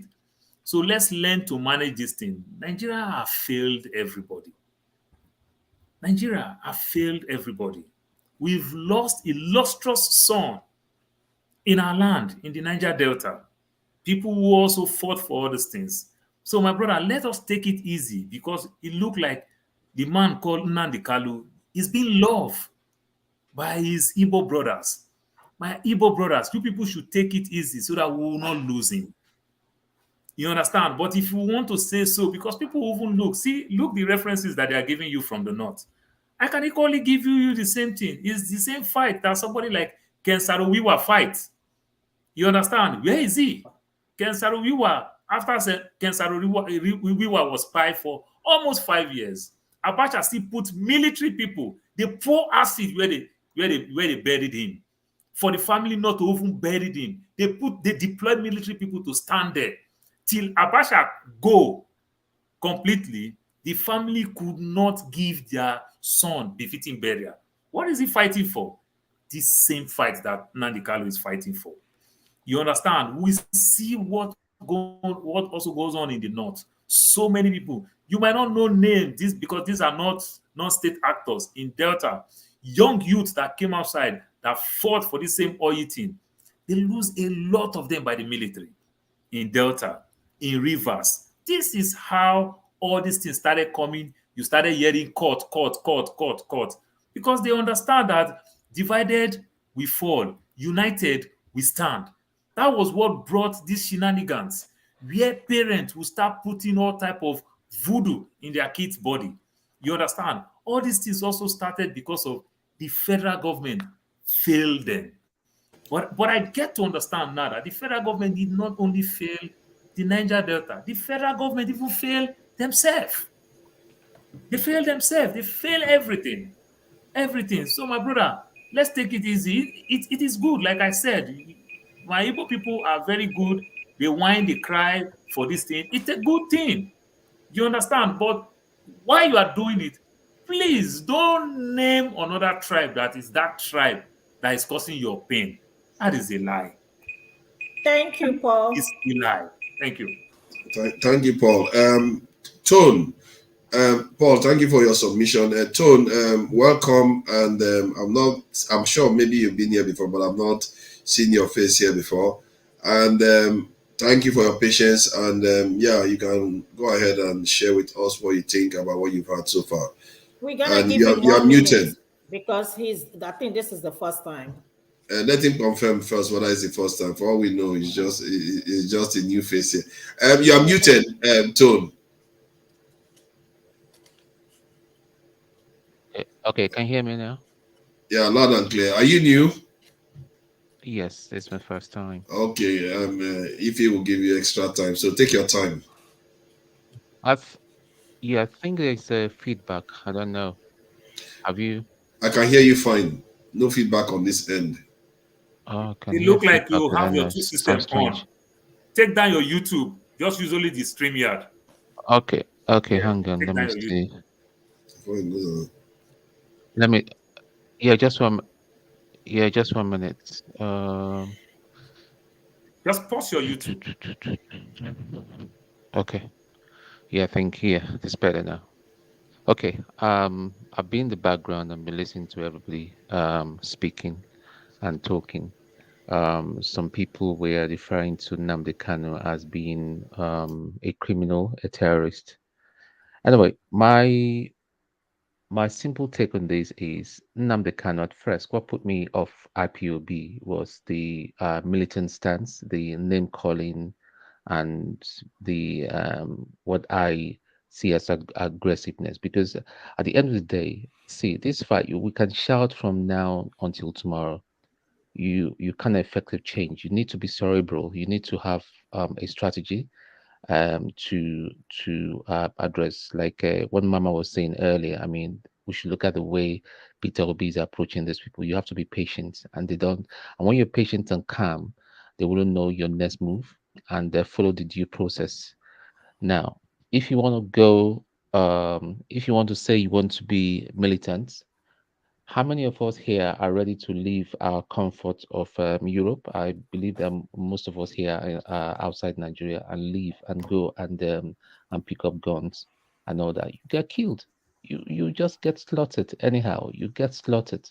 So there's no point. That is not an option. The only option that one has to explore is we need to explore a more a strategic option.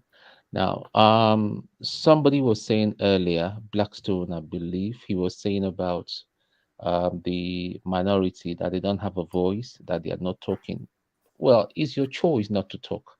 And by the way, the Senate president is from the minority tribe. So what are you talking about? You guys have chosen to keep mute.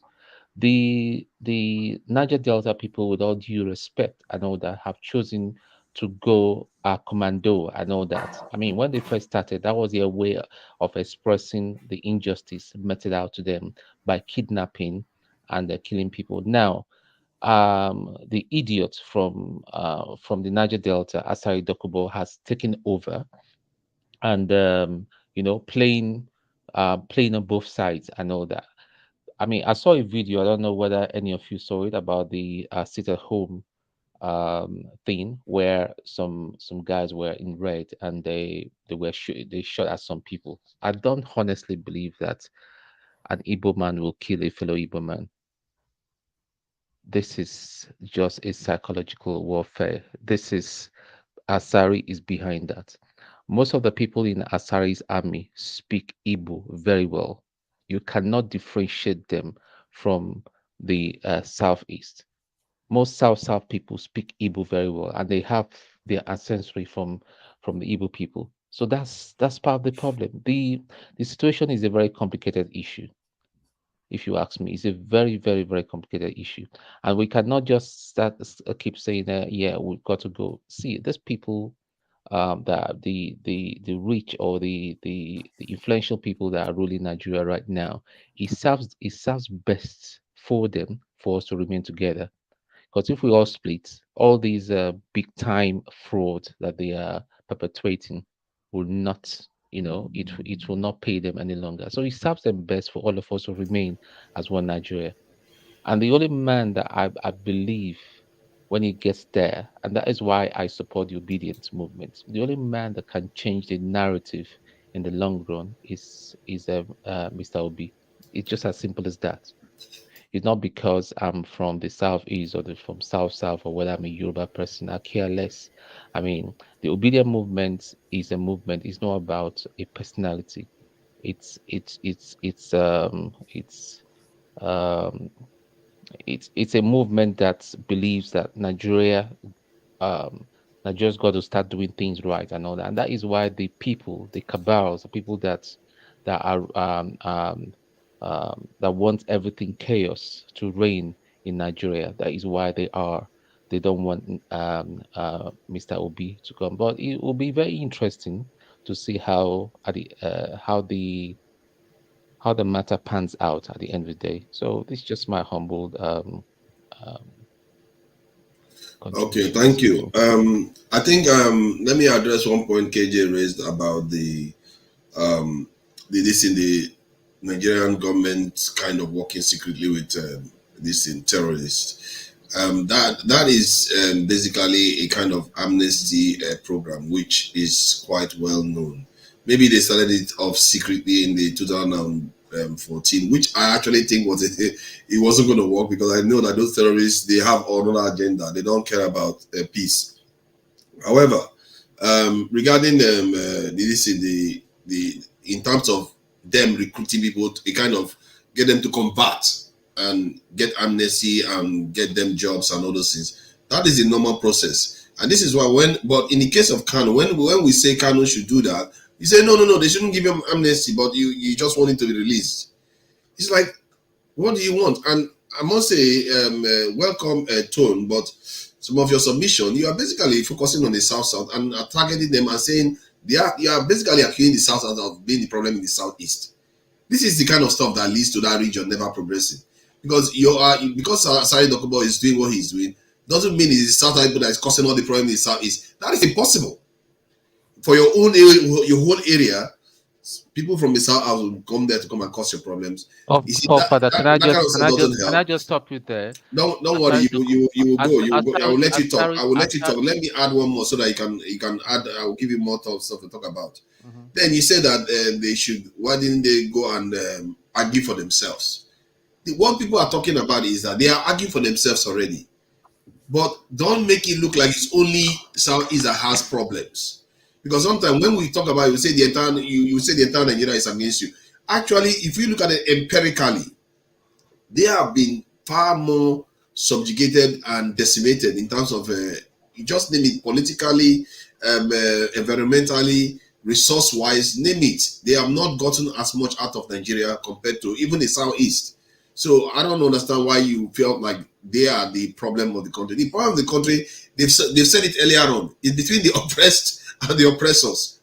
Nationwide, the same problem is there. So please go ahead. Okay. Let me just correct an impression. I never said, and I will never say that the South are the problem of Nigeria. However, what I'm trying to say here, or what I'm saying basically is, Asari does not speak for the whole of the South, much as the same way that Nnamdi Kanu and IPOB speak for the whole of the Igbos. I'm Igbo, okay, but I do not agree with their modus operandi. I do not subscribe to you insulting a man. I mean, all sort of silly. At some point, it just begins to sound childish. I know that. Like somebody did say that if he was Obasanjo, Omo, that guy, but Obasanjo that I know, he will show them, he will crush them, But what I'm saying, and one thing I subscribe to is being cerebral. We need to have we need to be very smart about this. It's not about military might. I know that we do not have that military might. You cannot fight. No group or individuals or couple of people will a ragtag army will fight the federal government. You'll be crushed.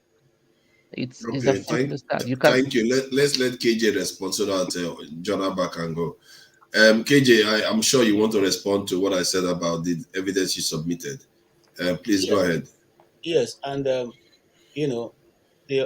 not even going to comment on. I'm just going to say if they can discuss, if the federal government can discuss with Boko Haram and try to secretly settle them, why can't they do that with the IPOB? Because federal government has refused to talk to any member of that team. That's one. Two, Mr. Ewa, you keep saying that Kanu has committed crime. Kanu has been tried in the Nigerian court, this High Court, the Appeal Court, and none of those courts so far have found anything culpable about his action. I don't think you are more wiser than the lawyers that have listened to or the judges that have sat over those cases. And if the crime that Kanu has committed is so glaring, it's taking the federal government that owns the court more than 2 years to bring a charge that can stand against him. It is unheard of. It's unheard of. And then you are giving example of a military government. If the military government, if it were during the military government that Kanu did what he was doing, then we would have said, he's trying the military might because these people are not even they're not democratically elected by the people. Sorry, I did compare it to military government. Obasanjo in 1999, it was not military. Don't cut my time, I beg. Now, so it is not a military. It's not your time, just in case it's still it's John Abba's time. I just let you to interject. Please don't go too far. It's not a military regime, and so we can actually intervene and say our mind because we elected these people. Majority of us are living in the West. I cringe, when I hear people say they were being crushed. We know more people. Look at what is going on in France. Why have the military not rolled out the drums and start shooting all of them down? Why are they not doing that? Okay, so why is that when it has to do with our own nation, we will lower the bar so that the people in government can do as they want? And let's get the facts. We're not saying that Igbos are the only ones suffering from the injustice. No, far be it. There are many other regions that are suffering the injustice. Like I said, I went to a place called Ide Ishekiri. It's 30 minutes in the ocean before you get there. When we got there, me and my colleague, we wept because none of the youths had anything to do. They're all smoking ganja. That's all they do all day. All day, until tomorrow is still that way. Do you know what I'm saying? So it's not only the Igbos. We just simply be the ones who are speaking more because we are more in number. Okay? It's not only the Igbos. But these things, if people accept, if the government can accept to discuss, all these other people will now come into Okay, I think you are well past your interjection time. So I can get your point, but remember, when amnesty is done, you don't go ahead and carry on the way you are operating before, and that is what many people that advocate. Give amnesty to somebody who has not done nothing. What has he done to KJ? You see, that's the kind of. I just told you that he threatened Nigeria with violence. I just told you there's a video. There are videos online of him doing it. So I don't know what you mean. Please say John Abba, please go ahead. Let's let John Abba talk. Let's let John Abba go ahead. But otherwise, we'll just be eating his. He's been very, very patient with us. Welcome, John Abba. Thank you, forefathers and Ify for hosting us and giving me the opportunity to talk. I'll be very brief before Ify cut me off. So I'm not going to talk too much. Uncle John, I'm gonna give you more time. I'm gonna play Pasha for you. Thank you. INEC.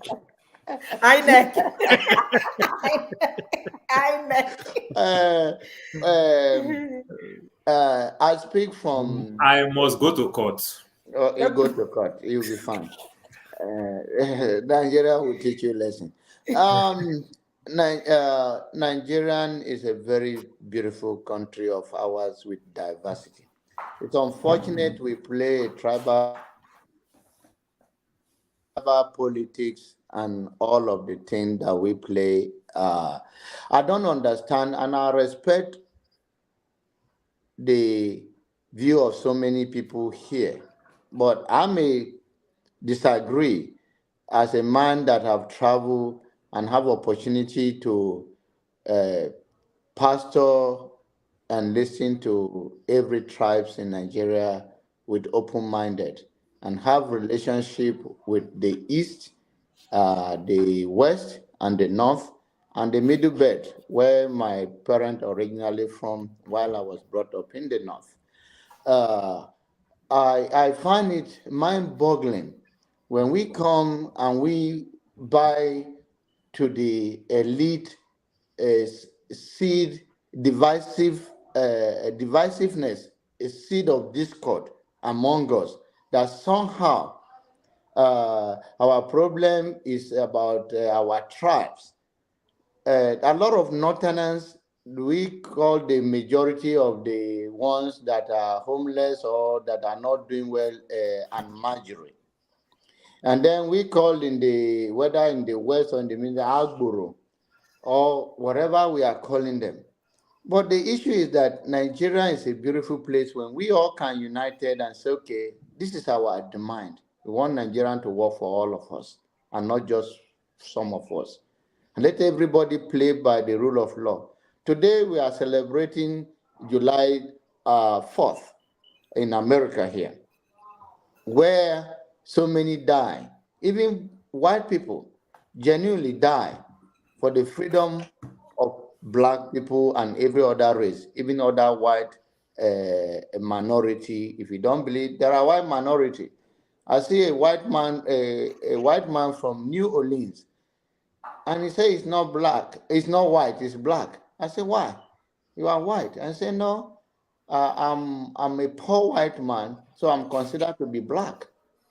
And I say, wow, I don't know that. I think white is white. What I'm seeing in you, you are a white person, and you represent they say no, that we are all the same. As far as we don't belong to the elite, we are all treated the same way.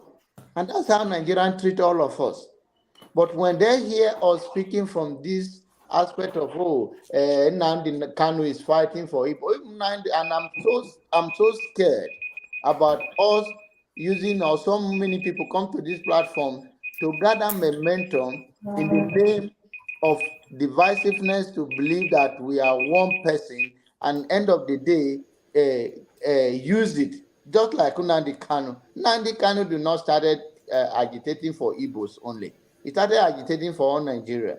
But when he sees that the momentum on his side will be more tribal, then he switched.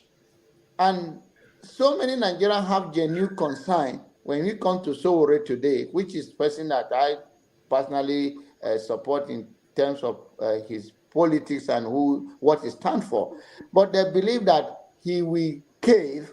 Based on my interaction with so many people, say, oh, all the people that came from abroad to come, or that are agitating, even the current president, Somole, former governor of Ekiti State, and all of that, they're all the same people. They're activists, but when they get there, they're treated the same way. So many people have raised that concern when I go on the ground to campaign for Sowore.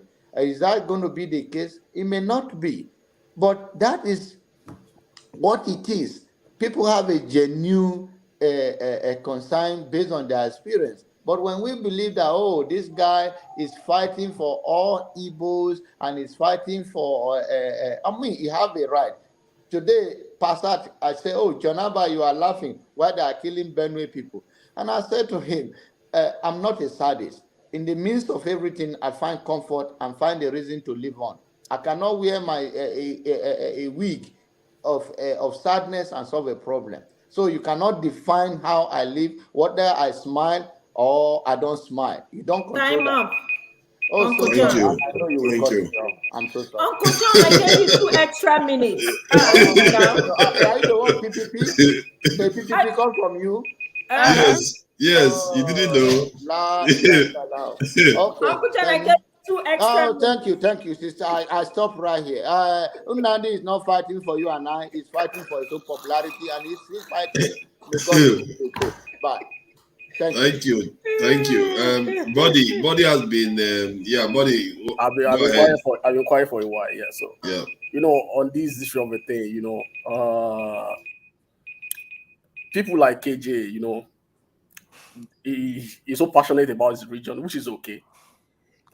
But to come up here and say, "Oh, this guy hasn't committed any crime," is a big issue for me. Dr. Okonjo-Iweala, what's the name? The Dora's husband was killed. A lot of people, a lot of blood have been shed in that land. This was a guy at the peak of the NSAS, controlling full soldier. If you are on live on YouTube that very day, you won't say what you are saying. He knows. He was controlling people in Lagos. We had to go and burn. Even hacking them. What have you done today? Go to this area. But we have to let bygone be bygone because we are peaceful people. People call for war every day. How many of you can fight this battle? You're talking about Boko Haram. I could remember in 2011, if you're in Kano or you're in Maduguri in 2011, when Yar'Adua took the reign of government, Yar'Adua went to Netherlands. From Netherlands, he ordered Nigerian Mopo to go to Maduguri, to go there with Boko Haram. Then, do you know how the crisis started? It is injustice that escalated to that level. They can amplify that as well. By killing a bike man, a single bike man, a shot that was fired by a Mopo is what is the crisis that we are facing today in Northeast. Go and check. Everybody has excuse. You can come over here and say nothing. I could remember vividly the day Nnamdi Kanu was freed. People from the other region were being attacked in the east. If you remember of the Dangote truck, the truck for the northern Nigeria that was born, Gulad was killed in Imo. Do you know that could have led to civil war? Those are the symptoms of a big crisis at our hand. That you people, you just look at and then you commonize. Like I was saying the other time, there is anybody that don't realize just regime. You remember what happened in Odin Bayelsa? You remember what happened in Sakimbian? You remember what happened in Alege in Nasarawa? It's because we don't follow history. That's my pain here. Obasanjo, at the peak of the Niger Delta crisis, he went to Bayelsa in 2005 for peace dialogue with Niger Delta leaders. He openly told them in the afternoon, 2 p.m. in the afternoon, that call out your Peking to come face the Nigerian army, that they're going to kill them. He said that to them. He said, no nonsense, man.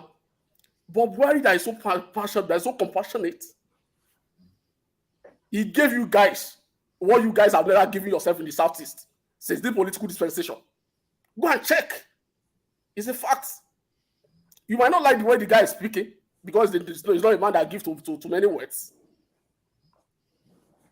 When Ayim Payosayim was SGF, he was sacking people, replacing them with the people from the East. But the judge of today went to him. What did he told him then? He said, Hayim, remember one day that you will come around and contest for president of Nigeria. This thing will come against you. Do you remember the number of rationalization of appointments that they carry out at Nigeria Civil Aviation Day? The Ministry of Education. We keep history.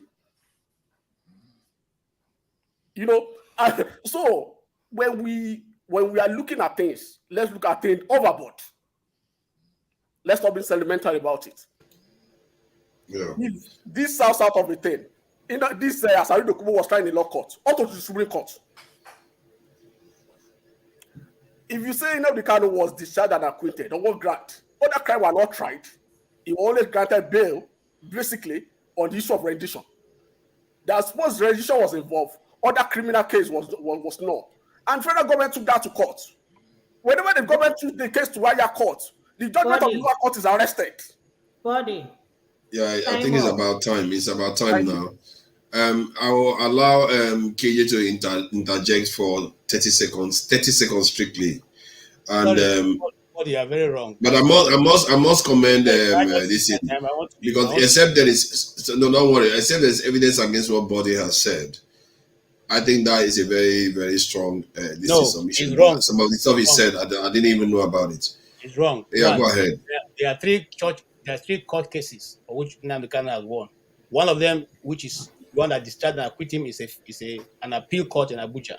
It's on record. It's He there. has been arrested by Supreme Court Excuse because the me, case sir. has been taken to higher court. That's the rule of court. Excuse me, sir. The court ruled that it cannot be tried in any court in Nigeria. That it cannot be tried. The judgment is online. You don't have to shake your head. I'm not. Listen. I don't know what you used to do, but I just Just make your point. Just make your point, please, because your time is counting. Area that you are in, you are talking about. I work there. I work there, so I'm not here to just bamboozle anybody. Okay. So now, some of you, listen, I'm not here to defend Nnamdi Kanu. For crying out loud, he's able to defend himself. I'm just saying that whether injustice is done to the east or to the west or to whoever is done, I have spoken about the Idoma people here. I'm not from Idoma, but I have covered reports there. So if you can't come and tell me now that people are not killed there, I can tell you in some of the villages how many people are killed there. Okay, I have those documents. I have them both in video and audio. So it's not we're not here to play games.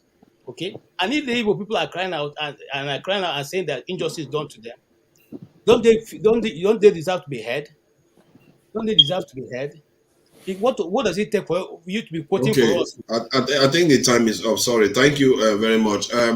Let's just allow Ade Gia Gamba add to the conversation. Welcome. I'm not sure I've seen you here before. Welcome, and please go ahead and let us know what you think about what you've heard. Well, good evening from my own end. I'm kind of curious. Is this Rudolph show or somebody else? Because I click on what he posted on one of the forum to join, and what I'm hearing seems to be different from what he stated. Oh, it is Rudolph's Dr. Damages. This is Dr. Damages. It's Dr. Damages channel or Iroko TV, depending on where you join from. Oh, okay, I see. Yeah, okay. Go ahead. Well, I came in late, so I don't know. If you ask me a specific question, maybe I will be able to contribute. Okay, are you for the 1 week sit at home demanded by I think Simon Ekpa in the southeast? Oh, not at all. You saw what I wrote in the Igbo Town Hall. You are Dr. Damages, right? Are you? No, I don't I'm know. not Dr. Damages by any means. Oh, He's I've not met him personally, so I don't know him. But he's a member of the Igbo Town Hall Forum, and I wrote there. I kind of call out Simon Ekpa on what the brigandage is enlishing at Ebonyi State. I saw somebody posted something about some bloodbaths going on at Ebonyi State. So it's sad that we have turned Alibo into a bloodbath. It's so unsafe now that people, when they travel home, instead of going home, they stop at Lagos or other cities as opposed to going home to their various towns or villages. So the 1 week sit at home, I don't even know what's the point. What point is it trying to make? We've been having sit at home for over how many years now? At least for over a year, if I don't know, more than that. And nothing has come out of it. It's just hurting us, our economic as Ndibo. And for him to it's kind of flexing his muscles. He wake up any day he feels like and just give us ultimatum. We're gonna be sit at home for 1 week, sit at home for 3 days. It's just flexing. These kids are just. I don't know who's there. I don't know your banks, but it's sad. It's sad. They're flexing their muscles. I don't think this is done for the interest of the Igbos. There are so many ways we can, and the sad thing is not even making impact outside Igbo land. It's not making any impact outside Southeast.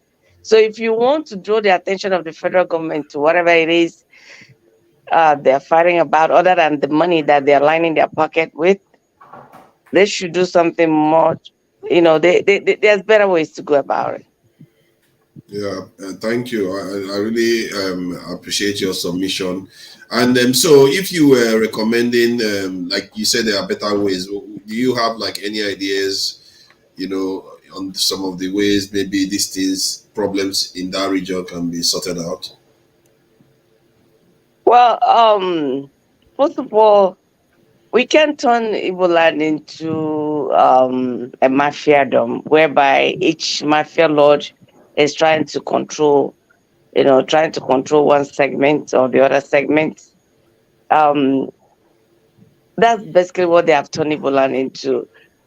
I would have thought that if they really want to draw attention to Nnamdi Kanu, it will be geared towards raising funds for legal a battle, as opposed to turning it into a physical thing, turning brother against brother, family against family, beheading people.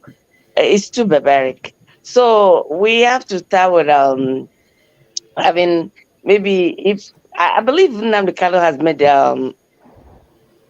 some statements advising that it's not, for the what is it, stay at home anymore. But Simon Ekpa being, I'm trying to be very careful. For whatever reason, he's not following whatever they dictate. He's now his own. He's like a runaway train. He's a runaway train. So he's doing whatever he want to do to establish his own authority. And the only way he feels that he can establish that authority is by fear. Okay. So we need to have a conversation with our leaders, the Igbo leaders, on how to go about bringing out Nnamdi Kanu or whatever, facilitate whatever it is that we need to facilitate to bring him out. Let me ask you one final question. Do you think that if Nnamdi Kanu was offered amnesty, which involves the condition would mean that whatever he wants to do now has to be strictly peaceful and through legal means, if he wants to do it, if they offer him amnesty based on that, do you think he should accept it? I mean, he should accept it, because in every civilized, other countries have gotten, what is it they say they are fighting for? They will remind me. Yeah? It's fighting for succession. No, they're not fighting for. Well, not really. There's a time they keep Biafra? flaunting about. It's not Biafra. I've forgotten. It just escaped me now. But there's been other countries in the world that have chosen to go their separate ways. Referendum. Referendum, yeah, that's what everybody, they keep telling you, referendum and all that. So they didn't do that through fighting or killing each other or burning businesses or raping women. They did it the legal way. So you cannot be telling us that some of us that Biafrans at heart who will support Biafra, but I don't support the Biafra of what I'm seeing right now. Thugs killing each other, or raping women, burning markets, and doing all kind of crazy stuff, all in the name of Biafra. If that's the kind of Biafra they want to bring, I don't think most of us are interested in that kind of lawlessness. I don't think that's the Biafra that our fathers and uncles fought for and died for. So if they offer him a leeway to save face, because pride and a lot of things, money goes into some of this, the agitation, not really because they are altruistic. So if they give him a way to get out of what the hole is in right now, he should accept it. All right, thank you very much. I appreciate your submission. I think, I think I agree with you on that one, that he should accept it. Because after all, P2B has accomplished quite a lot without even breaking a sweat, really. I think it's Tone, isn't it? If I'm not mistaken. Tone, please go ahead. But I have a solution towards this fight that they are fighting. If they want to change pattern, maybe the Nnamdi Kanu can ask all the Igbo nurse and doctors in the UK and in the US to come back home. Can ask all the Igbo people who sell spare parts in the whole of Southwest and Northeast, North Central, and to all come back home. Ekpa will not dare to ask them to do that too, because he knows that half of them will like that. The ordinary man have suffered, so let him also ask the big men to come back home. Oh, we go. But has Nnamdi Kanu gone back home? He didn't go home. He only went home because he was arrested. So if he doesn't even have the authority to tell anybody, God gave us a free will. So why will any self-appoint, just like this boy is calling himself, what is it he called himself? Prime Simon Minister. Ekpa. Prime Minister. How old is he? I think he was born in 85 or 84. He just wake up and became our Lord and Master. So nobody has that authority to tell me to go back home. If I want to go home, I'll go home on my own, not because somebody somewhere is a megalomaniac and want to feel like he's a god or something. I want to So believe you're a nurse or you're a doctor, so you don't want to go back home. if I want to go home, I'll go home on my terms, not because somebody's telling me to go home. We Well have that said. free will. Well said. Let's allow Tone to Okay. contribute. He does have strong opinions, and please try to keep it clean so that we don't Okay, very insult each other. quickly, Buddy, I hear some of your submission and I understand where you're coming from. The issue of Biafra does not represent every Igbo man, just like our sister here, Ada Jemba. Yeah, is that right? Did I pronounce that right? Yes, that's correct. It's say, yeah, I agree. I agree 1,000% with her. See, we need to be very cerebral in our approach and all that. What puts me off from this Biafra is the violence. I do not want that kind of Biafra. Look at the way Dora Akunyili's husband was murdered, and that hurt me badly. That hurt me because that man and my dad were classmates. That hurt me badly, and I'll just start asking myself. But right now, I think I've got another understanding. I think some certain people have infiltrated the Biafran struggle, and I think the person behind this is Asari. I'm not addressing the South people, please. I'm talking about Asari. I believe Asari is a criminal as a person. So if you're referring to Nnamdi if you're referring to Mazin Nnamdi Kanu as a criminal, you might as well just call Sunday Igboho a criminal. It's interesting because I think what you said when you mentioned Asari, I think you should make it clearer so that the viewers understand, because I don't know myself too. What did Asari Dokubo actually say that gave us this belief? There's a video that has been trending from last week. He's saying that his so-called forefathers, the idiot that does not know his roots and all that, because like I said, let's not insult people, please. I take that back. I do apologize. His forefathers were sold as a slave and all that. The man is an Igbo man. He's got an Igbo blood flowing in him. Okay, fair enough. He has denied that. Okay, he's suddenly denied that. But what he's doing right now, it's just based on criminality. He's not representing the South.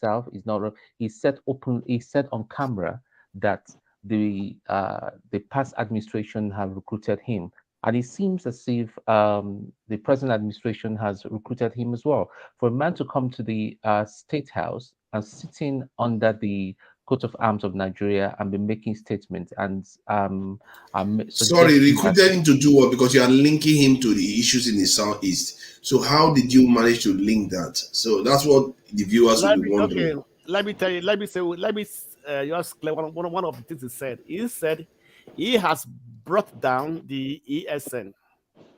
Yes. That's interesting. So, what was this? What was the ESN? The ESN was a militant group.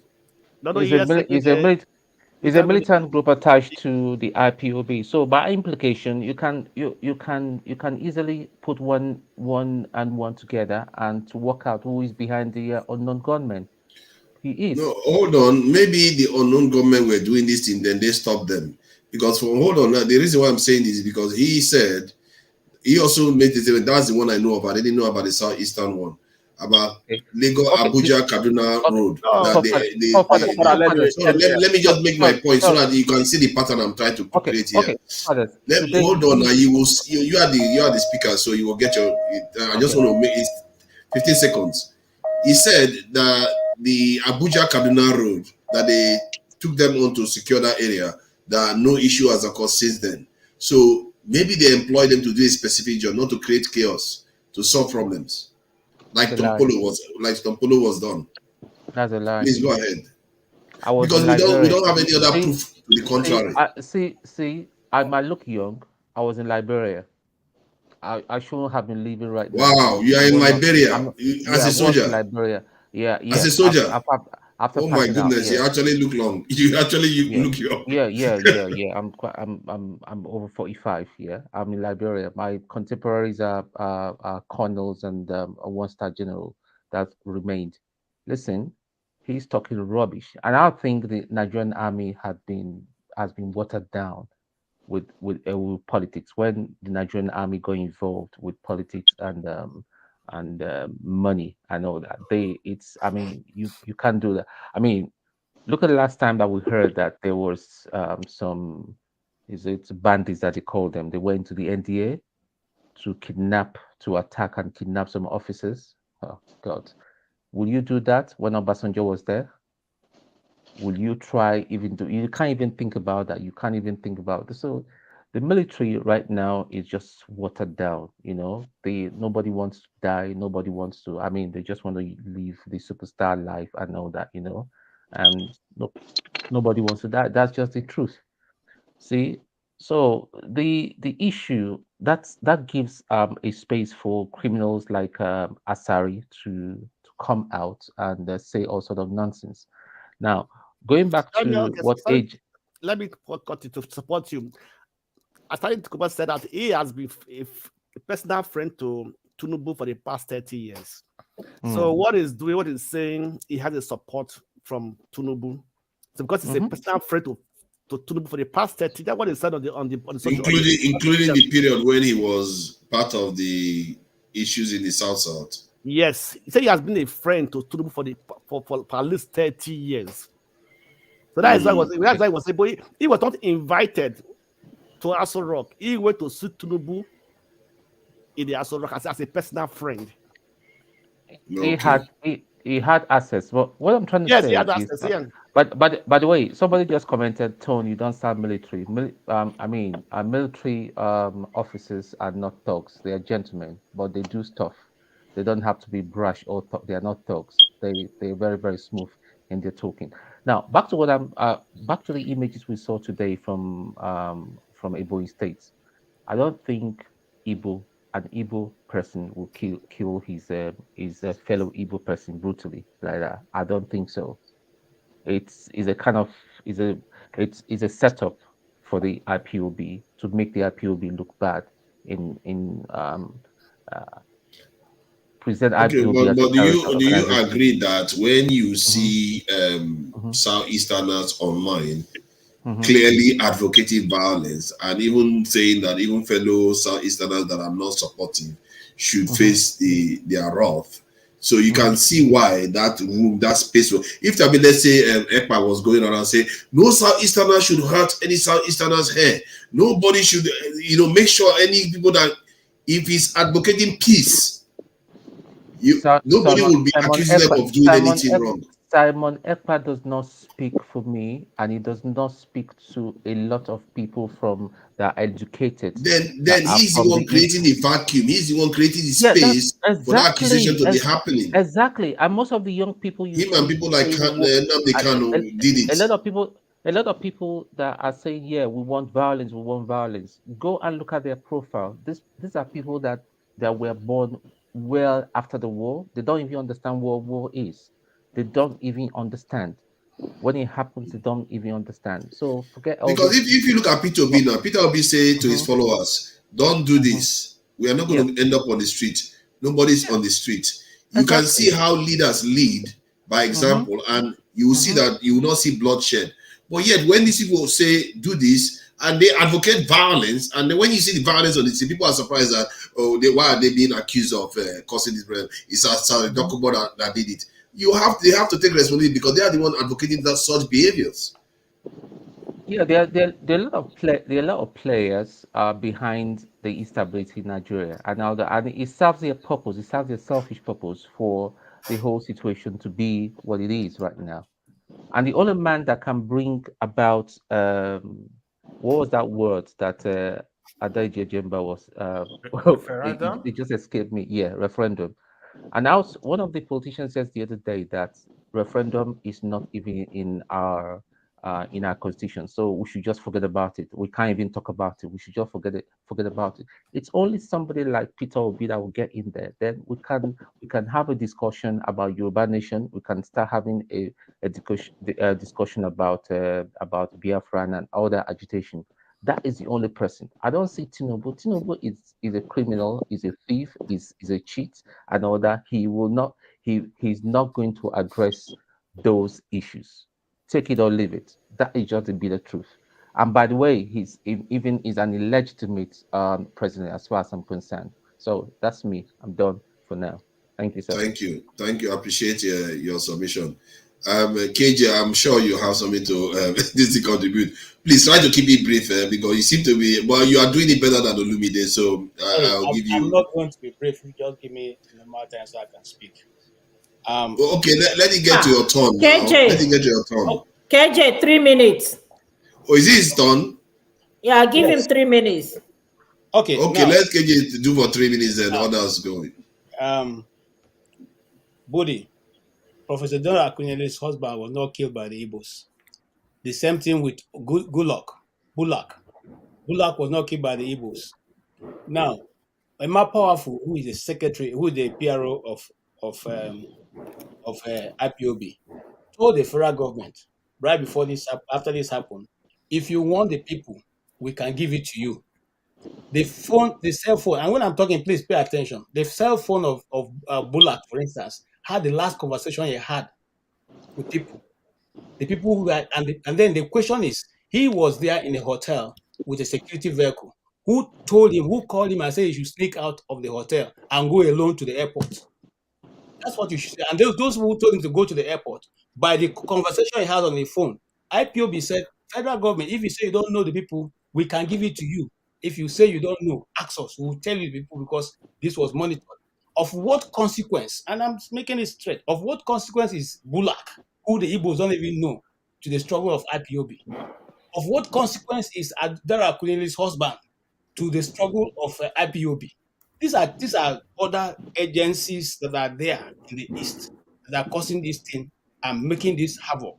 Now, in the East, I've said this many times, there are DSS operating there. There is the army operating there. There is the unknown government controlled by Asari Dokubo, which is sent by himself. All this while we've been saying there are people in the East that are not, that are not Igbos, but speak Igbo, okay, and that are killing people. It was not agreed until he went to the State House, to Aso Rock, and he said he had been fighting. That he had been woto them in the East. He said I've been fighting the 5 Eastern states. It's on video. I'm not bringing out my listing. Go back to that interview which he held. Okay, it is there. It's not a question of laughing. It's what is there. So that is one. Now, let me say something again. You see, it's not as if the Igbos that I know that I'm part of are not people who take delight in killing people. They don't shed blood. It is against the custom. In my locality, if you shed blood, your parents and all your community people are going to come to do sacrifice of the land because it says that you have been defiled the land by letting someone's blood, innocent blood, to be on the ground. That was those days anyway. The question I'm trying to deal with the things you talked about. There was this story of the army guy and woman who was killed, okay, because they left Abuja and were coming to the east, and then eventually they were killed. Now, I went into that story and I dug into the story. I asked the question: when they were coming to the east, were they wearing uniform? No. Were they on their private car? No. They were in a commercial vehicle. They were not in a uniform. So who knew they were going to the east that went to stop them? Is it IPOB? IPOB also operates in the barracks. Okay, so these are some of the things we should look. Don't just take, because the Nigerian media, they just write face value information. Don't just take the face value. You try to go behind. Since you are a person looking for the truth and why things are going the way they're going, you should go behind the scene and try to get down to the nitty-gritty of what is going on in this in the country. Thank you. I think if it It's my Thank you. turn. If you It's my please, Yeah, turn. it's, if you Mr. I please, think Loco. it's AY. if Yeah, you it's my please, turn. if you please. So, Father, please. Let me quickly say one thing. 15 seconds, 15 quickly. seconds. KJ, I love you. I sympathize with you. You know one thing about lamb. Lamb does not sing within the boundary of its base. If outsider were telling you this, believe it. I said the same thing when I was in North in 2010, 2011. If you see the video released by Al Jazeera concerning how the Nigerian soldiers, Nigerian army, how the Nigerian police killed these all these sect guys, I said this case is coming back to haunt you guys. You see the result today. You see the Boko Haram that we're seeing today. About 3 weeks ago, 5 policemen were killed in Nemo. They are Asari local boys, Abi. People are being killed every day, and we are telling you, search yourself, search within the Igbo. These people coming. Okay. The video that Tony was talking about, you are confusing three people. Okay, buddy. The video, the Don't last worry, one that you you're are talking going about. to be making your submission soon, buddy. Don't worry, you get your chance. Thank you, buddy. AY, please go ahead. yes, okay, thank you. So, first of all, KJ, the reason why I'm just looking at you with one eye, if you can actually deny that with all the evidence online, I don't want to go into issue of Nnamdi Kanu. With all the evidence, the violent comment, the a lot of stuff Nnamdi Kanu did, you are saying Nnamdi Kanu did not do anything. Honestly, it made me doubt every other thing you are saying. It shows me like, I don't know, you are just economical with the truth. That's one. Just hold on. The second thing is, if you are denying that it's not IPOB members that are killing people in the Southeast, it also means somebody from the North will come here and tell us, oh, it's not people from the North that are killing people in the North. We should be careful of this kind of stuff we say, to be honest. You know, like Nigeria is over 200 million people. But it's not Let me people finish. from the Let me north. finish. People from the north that claim people from the north. Separate that Nigeria, from the rest. Please let him talk, please. One thing we need to remember, Nigeria is over 200 million people. And we need to know that there is no African country that can accept more than 2 million refugees in Africa. If anything happened to Nigeria, it's gonna be like it's unimaginable. And the other thing is, if you go to the major cities in Nigeria from north down to south, I can tell you, Igbo have some of the biggest investments in those big cities. It's Igbo that go to people's state, other state, they do their investment. When there is crisis, where all these people, where are they gonna go? Somebody said, oh, yeah, it was just making joke, like, Nnamdi Kanu that tell everybody come home. Like, let's call a spade a spade. The people killing people in Southeast, they are IPOB member. We have seen videos where these people will speak Igbo fluently, shooting gun, doing what they are doing. It's not one, it's not two, it's not three. If you want some, I can share you the video. Are you saying those people speaking Igbo fluently, it's me that is going there that don't understand Igbo that is speaking Igbo? Or come on, like let's we play too much, man. You can say, okay, it's some set of people. Yeah, look, not just sit down here and say, South people speak Igbo, my friends. Wait, hold on. The South people speak Igbo. Yes, please. That is wrong. Which state in South speak Igbo? Tell me. Which village, which state in South speak Igbo? Tell me one, Tone. The only part of South that speak Igbo is the Delta Igbo. Let me just say this quickly. I think this thing, Tone, you are doing of accusing the South of coming to the Southeast to cause problem. It's very unseemly. It's not good. People, Southerners, if they hear it, they are going to be thinking, what is that all about? You are just picking on them now. You see, I've discussed this with a friend in the Southeast.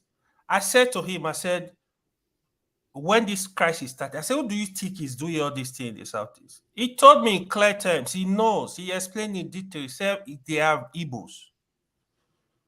I mean, there is a possibility of one or two incidents or for that. Like which the people that killed Gula, they were arrested. They are IPOBs. You are not aware they were arrested. So are you saying they were not the right people? I think your timer is up now, isn't it? Can I make a suggestion? Isn't it time for a break? You guys have been here for a long time. Huh? Forefather is my turn. They are not. Paul, please go ahead. I know you want to this in there. Sorry, this I just wanted to. It's not Paul's turn. A forefather. It's not Paul's turn. Whose turn is it?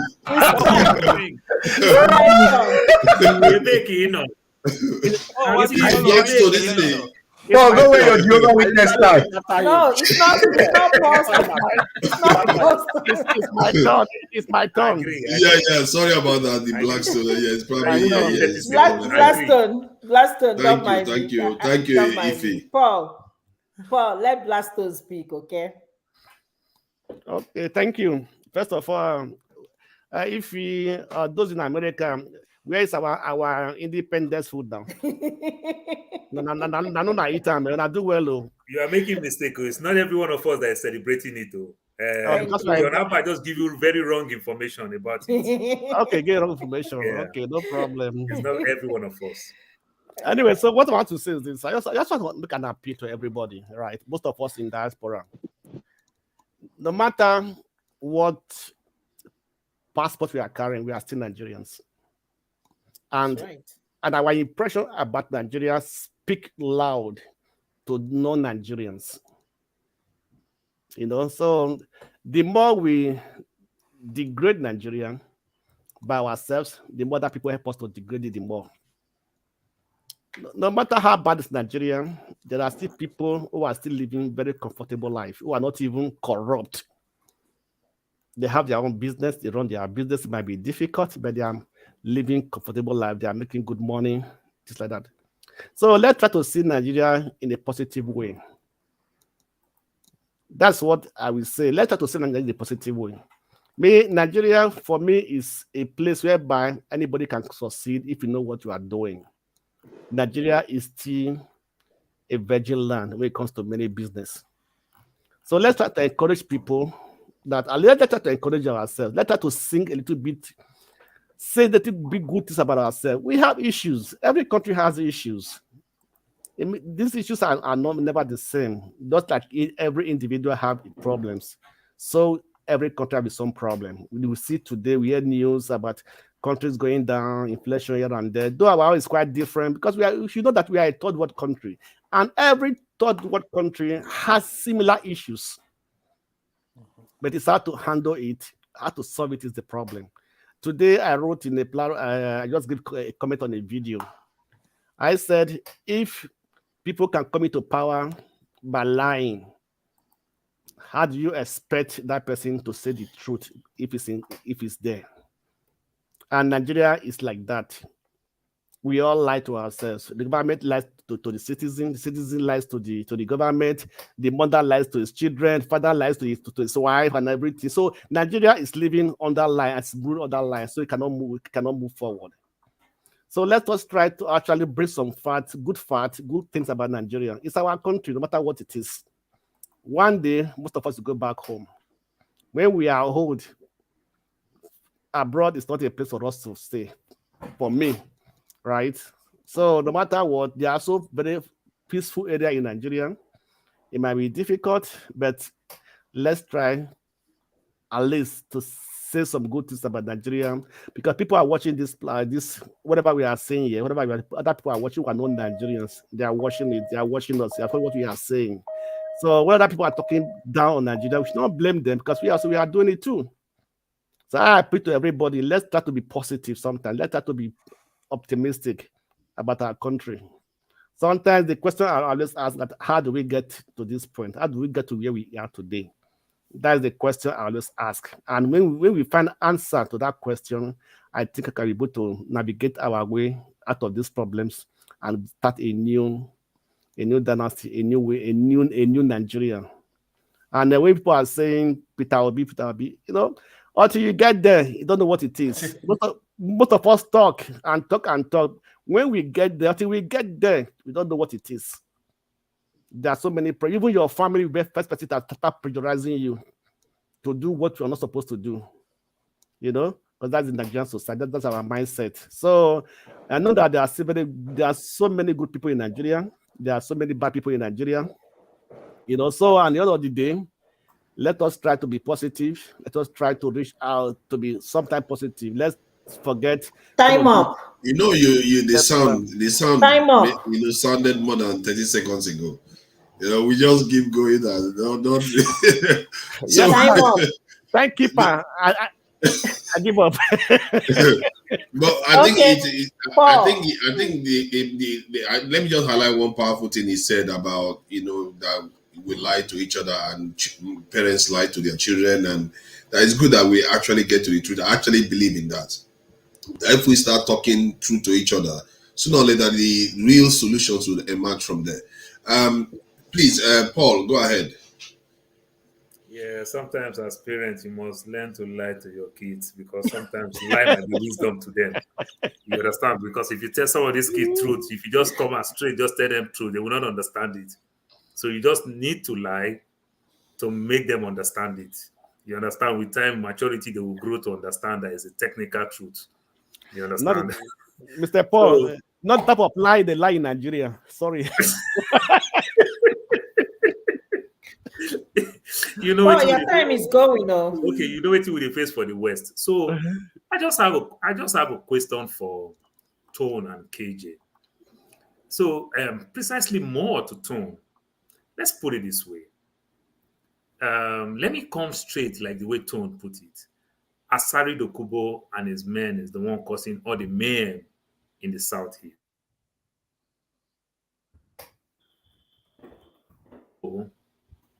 Light the fire. Maybe Asari Dokubo is only living in the fire that somebody lights. Because Asari Dokubo did not ask the Southeast people to sit down at home on Monday. Somebody asked them to sit down at home. And most times when we see all those chaos, all those anarchy, it comes from people who disrespect sitting down at home on Monday. So if Simon Ekpa or somebody else, the IPOB people, say, sit down at home, if you don't sit down, you face the consequence. Those words come out from Simon Ekpa's mouth. I may not pronounce his last name very well. I'm sorry for that. Those words comes out from his mouth.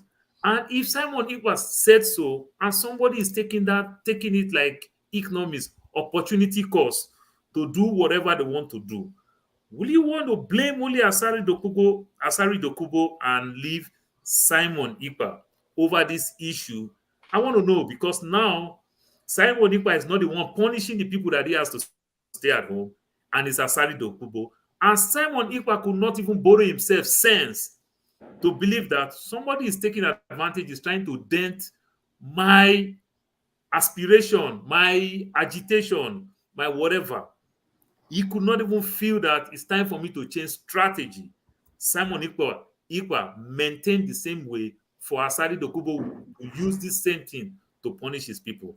I don't get it. Can you please throw more light to it? Okay, Paul, very quickly, if you remember on my opening, I did say that I share the same sentiment with Ada, that we do not want a Biafra that is built of violence.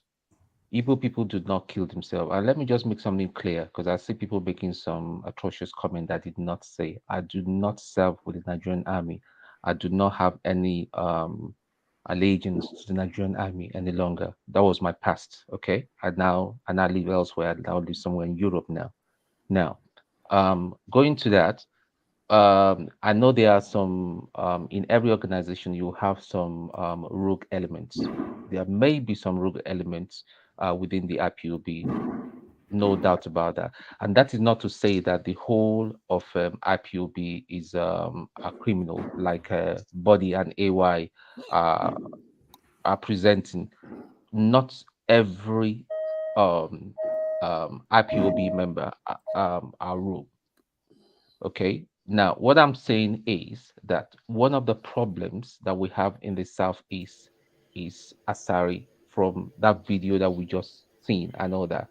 I mean, how can we say how big Nigeria is and the all intelligence infrastructure that we have and all that? We do not know those behind those killings. That's laughable. That's a joke, you know. You can attack KJ to however way you like and all that. You don't know the man, you don't know his background, you don't know where he's coming from. I agree with most of the things he said. I know that there was the man that was killed in is it Imo State or so? Is it Imo State or Abia State that he was killed? It's not the that was killed. I know that there was an inside information as to what his movement was, and he was murdered. And besides, he's not the only one that was murdered. There are many Igbo people that have been murdered. There was a guy from Germany. He came to see his family on his way back to the airport. He was murdered as well. So what are we talking about? But the central point that everyone of us should agree on is these killings must stop. The people that went to Sunday Igboho's house and wanted to take him out, are they the federal government? Nobody's talking about it. All the Yorubas that were just saying, yeah, but the heavens is going to fall down and all that if they touch Those are nonsense. Igbo and all that. Listen, buddy, my Yoruba is better than Igbo and all that. I went to secondary school in Lagos, okay, right? I went to secondary school in Lagos. I speak Yoruba very well. My Yoruba, in fact, is even better than my Igbo. So I understand both cultures. When both cultures, there's some Igbo people that have some funny beliefs about the Igbos, which is not necessarily true, because of their background and their upbringing, So we could say, Yoruba people are bigots and all that. They are Igbo bigots as well. They are northern bigots as well. There are some wonderful northerners as well that do not share this sort of thing. They are not that Ishekiri people from the south. So the thing is, it's us identifying the criminal elements, regardless of where they come from, and dealing with it. That's what I stand for. Does that make sense, Paul? Yeah, thank you. I think body, or should we have become the new person? The way you put it I'm now, the next person now. I really like it the way you put it right now. You put it in a very plain way right now. I like it. It was more, level. Can I just add a little bit to what Body said? I want to make corrections that he has done. 15 seconds. Enough. I said something here. I never said the Northerners are the ones killing Northerners. No. We said here we were able to identify a long time ago who are the people, the kidnappers, the headers. They are from Mauritania. Fulani from Mauritania, from Senegal, from Guinea, from Mali, okay, and Sudan. It is very clear. It is there. Okay. So we know those who are killing people in the north and who are acting as headers. Now, concerning the South, we're not saying the South people are fighting Igbos. We didn't say that. I didn't say that. I said Asari Dakubo said with his own mouth. We have been saying this before. People didn't believe it. He said in Aso Rock, the interview is online. I can give it to you, that his forces have been fighting in the east, in all the 5 states, and they are doing Igbos water. Are they not watering people? That's what he said with his own mouth. Okay, so sorry, just to be clear, he said they are doing Igbos water, not ESN. Igbos water. Yes, they are dying like flies. If he said that is definitely condemnable. If he did, but you are. Let me ask again. He said they were doing Igbo people water, not ESN. The ESN. If it is the ESN, that is a different thing from Igbo people. Because you are being a little bit sly here.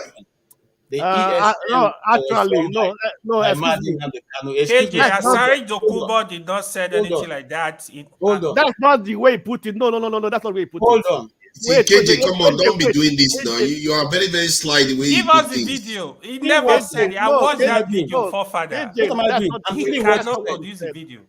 I'm telling you That's what he what said. he said. I'm not the only He one said, that watched the he's, interview. no. He I said watch they will, it. excuse me. He said they will see woto. He never said he get the woto. He said they will He see. said they have been fighting in the east. He said, no, listen to the video. He said he has brought down the ESM. You understand me? Gentlemen, He can we said, look for the video after this thing? You Please see, go and look at it. okay. If you have the video, somebody should provide it Yeah. because this you can't just make. You see, you make some very, very insidious assertions that may not actually be true. That is dangerous stuff. Don't say that. Don't just. You have not even watched it. It is this guy who is saying that what I'm saying now. Don't watch. So that don't may just, not be true. I never categorically, I didn't make any categorical statement. But if somebody is making such a serious statement, I would have thought you would have gotten an evidence already because that's a big stuff to say. Asari never said You it. see, Actually. because it's so public. It's not a private video. So this is supposed to be an interjection. Let's move on from it and let's go back to Body, please. Full-scale war against the government of this country. What's going on? Somebody's playing something. It's the Blackstone. Oh, it's not Asari Blackstone. Dokubo. Close, hospitals His comment. the same, in the same vein, in Niger, in Zamfara, Who is playing this? It's me, Paul. in Kaduna, in Yobe, in Borno. We're only talking about Boko Haram. Boko Haram is just a tip of the iceberg. There's a full-scale war going on. And the blackmail of the Nigerian state by the Nigerian military is shameful. They said they do not have enough armament. And people listen to this false narrative. They are lying. They are liars. I repeat, they are liars. Because But then that's, I'm Mr. sorry, I Paul, missed the he's ESM training part. you. He did not say the About Southeast, you, but I Mr. Paul. will talk everywhere that I will play the video while you guys are doing your No, your thing. Mr. Paul. Where he talked about the ESN and the East is another video He did entirely. not. He It's only a talked video that about I released in Saudi Arabia. No, it's a Yeah, new video. Bode is right. It's another It's a video. new It's not video. this He video. just released that video in Saudi Arabia. You just You know, off the video. he where talks about so said many that things in that particular he's video. fighting That in the East. video, I will he look for was, it. he was reacting to a comment by Ruben Abati. And Yes. he So extended the it one to is the ESN. one with Ruben Abati. This is the one with Ruben Abati. I I also have know. it. No, That's the one. That's the one in Aso The Rock. The one you Aso are Rock. playing. The one you are playing is the one in Aso Rock. The only thing he said, yeah, The only thing he said, yeah. is Why? men are in between Kaduna and Abuja Road.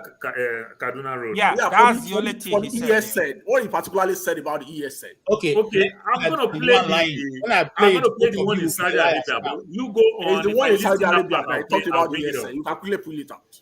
Yeah, just go on with what you are doing, forefather. Okay. Body, please go ahead. So, if our brothers in the East, they didn't agree with us, there's a war in their land. Glory be to God. We wish them good luck. We move on. The rest of Nigeria move on. Because when we have the same problem at our hand, somebody talked about Sunday Igboho. When Sunday Igboho started, the whole Yoruba land, majority didn't agree with them. They know that's not the way to go.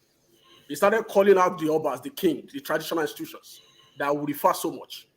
He even said he's going to kill Bola Ahmed Tinubu. Then he's going to shoot him from the back.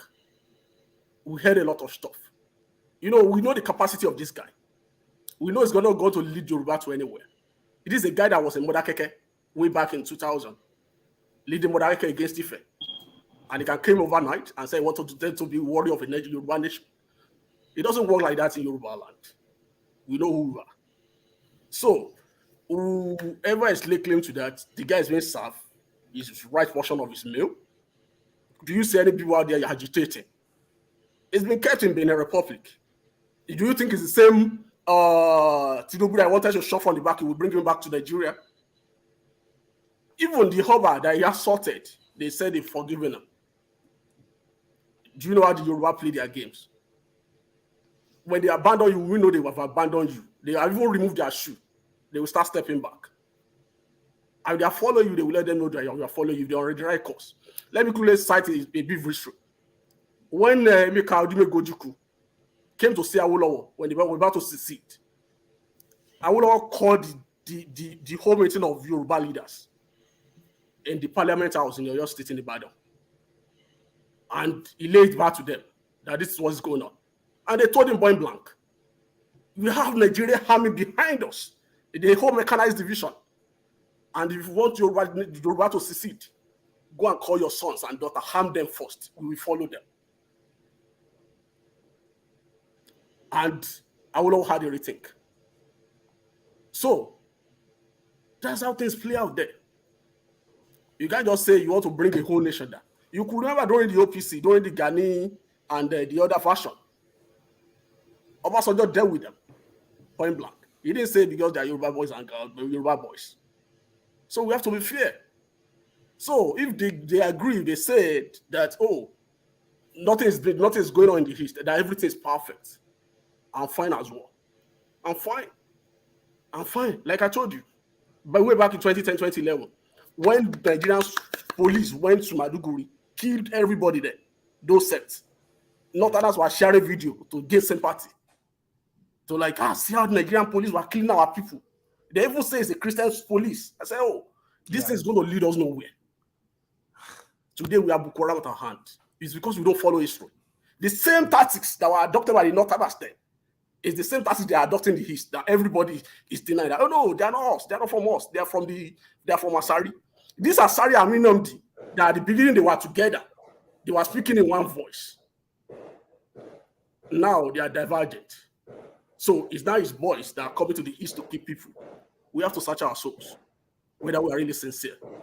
Modi, I can understand you are Gbado apologist. No, it's not issue about Gbado apologists. That's where you guys reason. You know, I've said it several times here. Where you started the election of a thing as well. You hate facts. I'm not a devant in political history in Nigeria. I've been following it. If you see the amount, the body of this paper I read every day, before I wake up, before I go to work, even after work, before I even sleep. It's my passion. It's thing that I do every day. I told somebody here that I've been using my whole money to witnessing election petition for the past 15 years. You think it's a joke? Somebody was saying on YouTube that if the Manami could not conflict this and that. I said the rule of the court is that once you have a judgment from the lower court and the case is transferred to an higher court, the judgment is arrested. Stay of execution take effect immediately. So it's not going to enjoy that bill, no matter how we cry. We all know. Are you from a legal background there? We all know this. Buddy, you are from a legal background. Yes. I thought you have time, Ify. There's no time. No, wait. Buddy, you people are doing pasha here. Nobody has ever cared to ask me my opinion. You know what? I wanted to do it now. I wanted to do it now. I wanted to say, don't you have anything to add to all this? No, I actually wanted to do it now. I wanted to do it. It's funny because you just said it yourself. I wanted to ask, don't you have anything to say about this? Even but then in my mind, I thought about. I'm giving you more time. You ask me my own opinion. Go ahead. Please, I'm sorry, lady. I'm sorry. I just wanted to make a point of correction. Sorry, I just want to get one information out front because Body sounds very interesting. Are you from a legal background? Body? I am from a legal background, and this is something that is not correct. Not you yet. It's Body, the previous speaker. Not me. Yeah, me. I'm not from a legal background, but me, I'm another trader of law. You know, okay, good. I just want to clarify that. I just want to clarify that. Professional exam, I have to I did what do you call it? Business law. That's what actually attracts me to law, and I've been following it. You know, every weekly law report you see before me, I read it every time. Judgment of court, I read it. You are unique. I have to give that to you. Thank you for that. It's good with you. It's good thing, and we need people like this actually chase facts down. Ade Jagamba. Yeah, that's my just name. Thank you. Yeah, I just wanted to make a point of correction because I was just multitasking while he was talking with so much authority. But the thing that caught my transparency was when he said that when a case from a lower court goes to the higher court, there's an automatic stay of execution. That is not the law. It's not the procedure at all. So for us to have a stay of execution, the lawyer has to specifically file for that. So for you to file an appeal does not stay whatever order that the lower court has already made, except you file, towards that too. Do I make sense? I think Yes, so. I think so. I've had him say that too. Yeah, that's the way. Yeah, that's true. it makes sense. Yeah, that's the way. Yeah. Solid. You see, Nigerians, we get brains everywhere. But let's not be using that brain to build the country, and that's what we need. Soronadi, thank you for coming in, and you've been quite patient. And Soronadi, can you hear me? But I thought you were going to give the lady an opportunity to talk. Don't worry. She can take the mic whenever she wants to. She knows that. If he wants to go now, she can go. She knows she can go. If you are the class captain today, you can't go because you're going to whoop us. No, thank you, so she will talk I don't have anything to say. Blackstone is here. I'm going to respect myself. Body is here. I'm gonna respect myself. These are the people I haven't seen. And Ada is here. So let me just keep quiet and be on my best behavior. You guys have the floor. Talk Thank you, Ify. Anytime you want to interject, you are free to interject. No. Technically you are the co-host right now, so you are free to interject. Let's see. That is for what was that? Okay, yeah. So Nadi, yeah, thank you for coming in, and you've been patient with us. Are you based in Nigeria? No, I'm not based in Nigeria. I'm here in the United States. Nice one. All right, welcome. So what have you've had all the comments from different people here. So what do you think? What do I think? I've had people say all kinds of things here. Some are so inexperienced about the environment called Nigeria. The Nigerian environment is so toxic. It's not fit for human habitation. To be candid with you. Yes, I'm telling you this. Look, Igbo. Nigeria has dealt hugely with Igbo. It's terrible. Okay? Look, every time Nigeria have military, what's the military for? It's all posed at the Igbos. Nigeria buys weapons. The weapons to conquer the Igbos. You understand? Nigeria buys jet bombers. It's used against the Igbos. They burn Igbo business places. They kill Igbos at all nooks and crannies in Nigeria. Nigeria has never, ever, Igbos have never, ever fought anybody in their homeland. It is Nigerian military. Look, Nigerian military uniform is so traumatic to the Igbo race. They are not supposed to be seen anywhere wearing that uniform in our enclave, because it reminds us of what they have done to us and what they are still doing to us. They don't let Igbos, they disenfranchise the Igbos. Oh, Igbo, you're not going to hear, you're not going to vote. Igbo, you cannot become president of Nigeria, all this and that. They hire touts like Asari, a wayward son of his father, to kill Igbos. He's brandishing weapons, threatens the Igbos, and he goes scot-free. Nobody has ever laid hands on him to arrest him. Court said somebody in Nigeria does not obey court orders. Nothing. Can you be proud of becoming a DNA Nigerian? Something happens to you wherever you are now. Will the Nigerian government come for you? No. But something happens to anybody, even naturalized citizens of other countries. That country will go to all lengths to rescue their citizens. And you're here talking about, look at us. We are all young men here, maybe with age on our side and all that. We're here talking about stupid things that don't make sense about our own country. Countries are rising every day, economically, politically. But in Nigeria, can I ask you a question? Yes, what do you see as a solution to where we are going then? The solution is to rebuild the country called Nigeria. Rebuild it. You know, when your computer is infested with virus, what do? You reboot it. Mm-hmm. How? What would you recommend? How to rebuild it then? What parts would you say? To stop a fire, to stop fire incident, inferno. You don't fight it from the flame. You fight it from the base. Okay? So what's the problem with Nigeria? Do we have common value system? We don't. Look, they practice Sharia system in the north. It's good for them, but it doesn't happen in the south, say Yoruba and the Igbos. It doesn't happen. Those are secular Nigerians. The Nigerian judicial system, see how it is all messed up, jagged up. And you're telling me we cannot, Nigeria does not work. It has never worked, will not work, can never work. Go back to where you are from. Yoruba is a nation. Igbo is a nation. You understand? The Hausa is a nation. Go back, and then we can agree to work together in a certain way. You understand? But slamming people's head together, it doesn't work.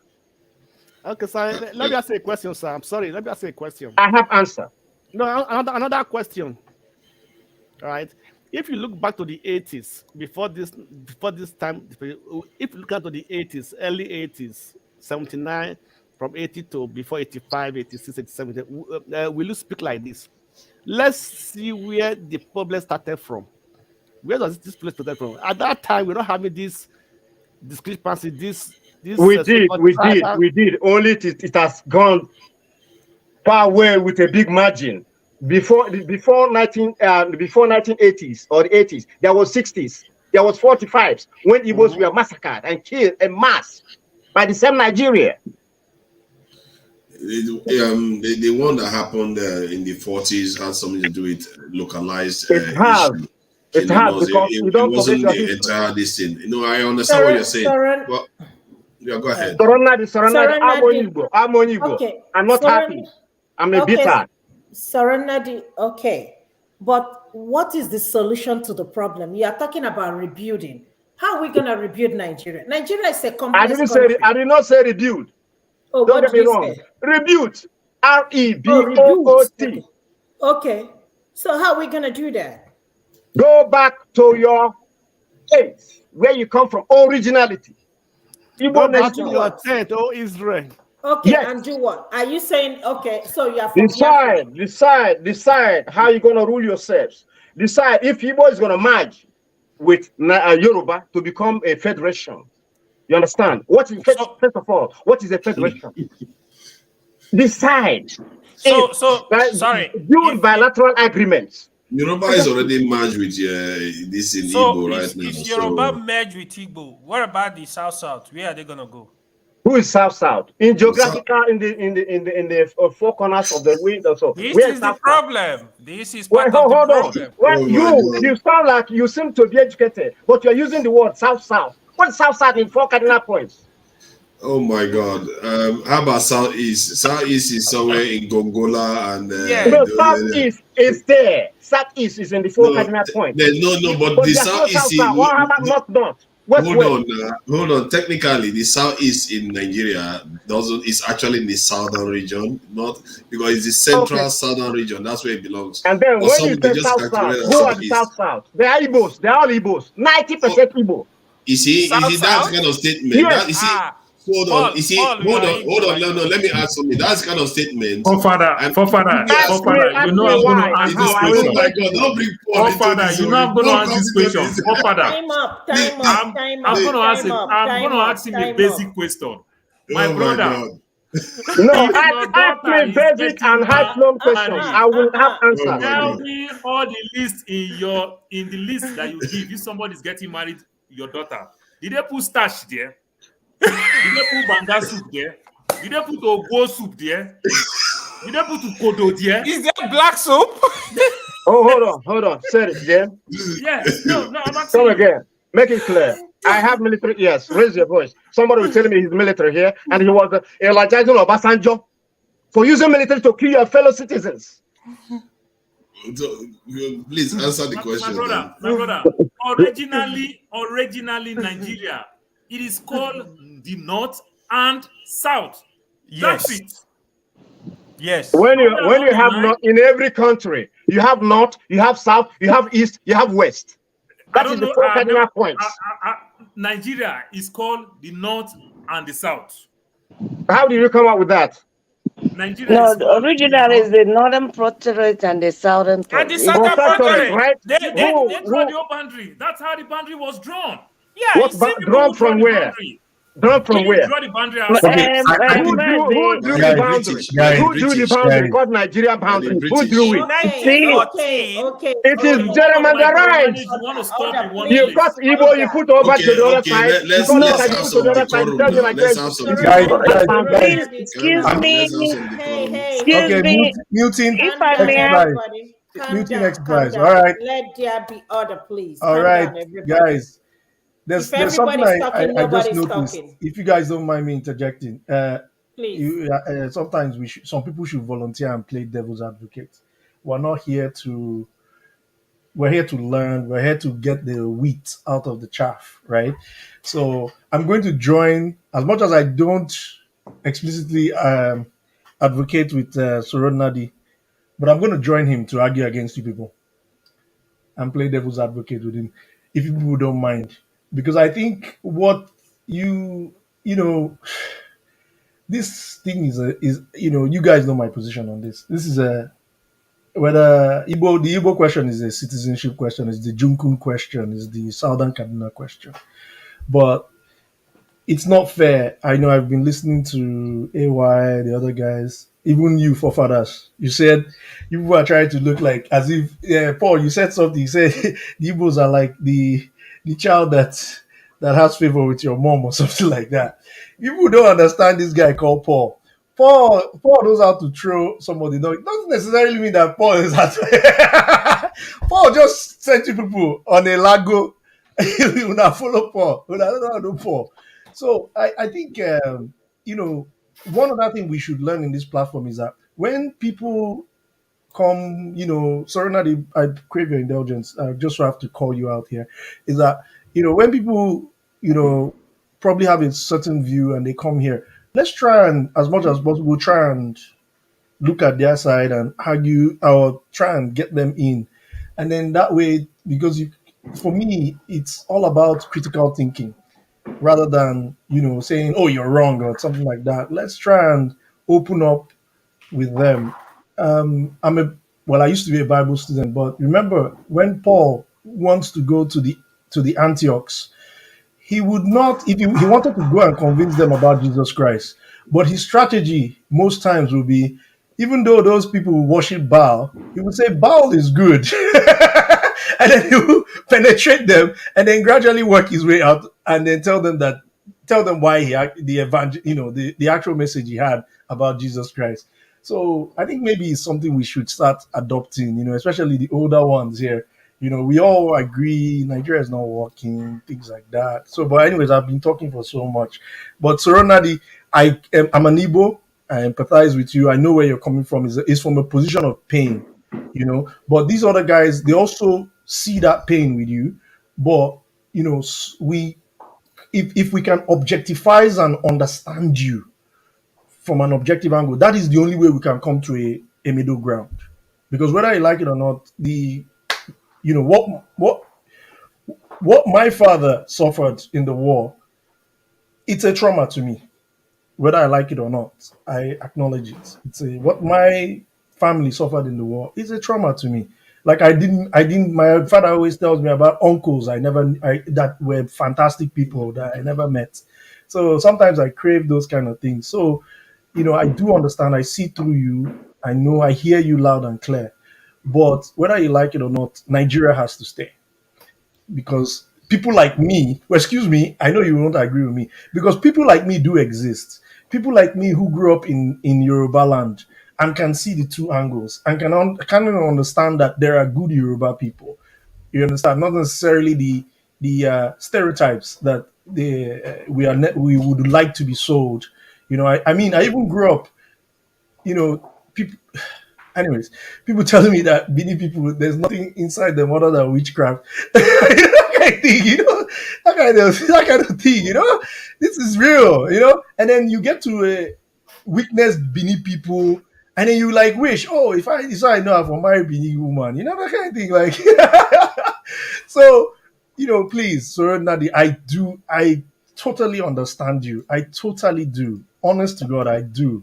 I see your angle, but it's also an angle that needs to be debated. Yes, the Nigerian state has not been fair to Igbo people. Also, the Nigerian state has not been fair to Southern Kaduna people. The Nigerian state has not been fair to who else? Junkun, everybody. It's a question of citizenship. The difference, you said something about somebody asked you a question about it was Blackstone. He said in the 80s and now. But you forget that this what we have today is a product of trying to satisfy the Yorubas post. It's an imbalance that started with the MKO injustice done to MKO in 1992 that saw an Obasanjo and precipitated. Don't you see that that was a snowball of imbalance in our tribal politics, not necessarily our tribal relationships. They're two different things. So, but if you look at what Blackstone asked you, if you look at the 80s was more or less a rundown from the 1963 relationships that we had. So it's two different worlds. But this third republic is a republic where the priority wasn't about a Nigerian president. The priority was to upset the West. So an imbalance started. So the northern people started saying, oh, after this Obasanjo 8th term, it must be another. Then that is where the resentment started, where the Igbo people now say, oh, where's our own thing? The politicians in our midst forgot that, yes, our MKO, with all due respect to him, was cheated, but we should have been more advanced and rose above ethnic politics and provided maybe an Olufalaye, which in my humble opinion was a missed opportunity, or somebody else, or an Ekweme should have, by merit, come up, or whoever. I can't remember the other northerners that were there. But, I think this is what the difference, speaking to what Blackstone was saying, this is what the difference is. And sometimes maybe you might not look at it from that perspective. Okay, I think somebody wants me to shut up. No, not necessarily. I'm just trying to let people understand. Look at that topic there and look at the size. That is an African American that has a majority, this is a Nigerian gene. And sometimes what we do is that we want to tear a country apart when others, even this greater diaspora, is beginning to realize where their home country is. We really need to be careful the way we try to bastardize our nation. This is a land that has been here for thousands of years, and this is the inheritance that our forefathers left for us, and we just want to act as if everything is on fire and we need to tear it up. And some of us are in countries where that country didn't contribute to our development, but you are here mounting your own nation. This is your country. No matter what you like, you want to call it or whatever you want, you have to work to build it. And the statement you made about, because we've had this statement a lot, and it has led to a lot of problems in Nigeria, where you said there is nothing like the South, Yeah. like the people of the South. That is a terrible thing to state. South Do you know? This is one of the reasons why Mama Hecho says something very interesting, that the Nigerian people should be tired of this Wazobia nonsense. Yep. There is no majority group; they are just larger groups. As a matter of fact, if you have the individual majority groups, there are these major groups that we talk about, either Igbos or this thing, and you put all the minorities together, they are bigger than all of them. Father, can I challenge your thought? Can I challenge your thought on that a little bit? No, let me finish my point. The minorities in Nigeria, if you put them together, they make up a bigger population than even the Hausas put together, or the Yorubas put together, or the Igbos put together. So it tells you what is going on in Nigeria. Yep. This is why when one group wants to succeed, wait. Before you go forward, there was a report called the Willings Minority Report. I think you're being a little bit unfair, and you need to balance. But there was a Willings. Wait. Let us understand why, and Ekweme was going to resolve this thing. Now, let me start by saying that whoever said South doesn't exist is totally ignorant and is not correct. It's just sometimes we need to understand when people make statements, they're making statements from their own view of the world or what it's. You can't give what you don't do you have. disagree with then? No, wait. Now, there's something I want you to understand, that the creation of the Midwestern states was supposed to be the beginning of integrating what we now know as minorities and giving them a larger share or what I would say a confederacy, a federating unit to the federal. That was the desire of creating the Midwestern state with Osadebe as the premier, right?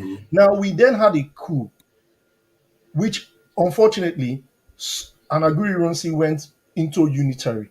So it is unfair and imbalanced to now make your statement sound as if that there was not, the way you were saying it now feels like our history, there was no attempt to try and bring in the minority, that the so-called large, and I agree with you, that is a better way of putting it, that the large groups of Nigerians are now somewhat dominant.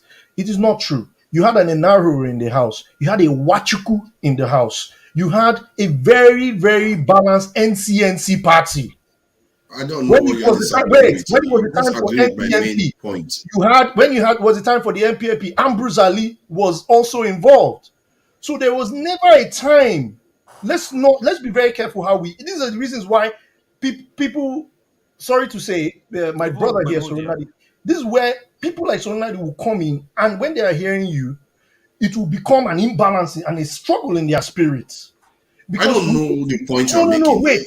Are you saying the Shekiris, the Urobos, and all those people don't exist? I don't understand. That's all I'm highlighting. Have you not been following my logic? Just hold on. I've only just told you that what you are saying, you are trying to say as if there was no time. Different point. That's not it the point I was making. Priority. Excuse me, if I may come in, if I may come in, Mr. Moderator, you're shouting all over us. I'm not shouting all over everybody. Let me finish my own point so that we can get exactly what I mean. You ascribe by saying literally the same thing. See, what I'm saying is that the South people actually exist. There are the Jaws, there are the Shekiris, the Urobos, all those people.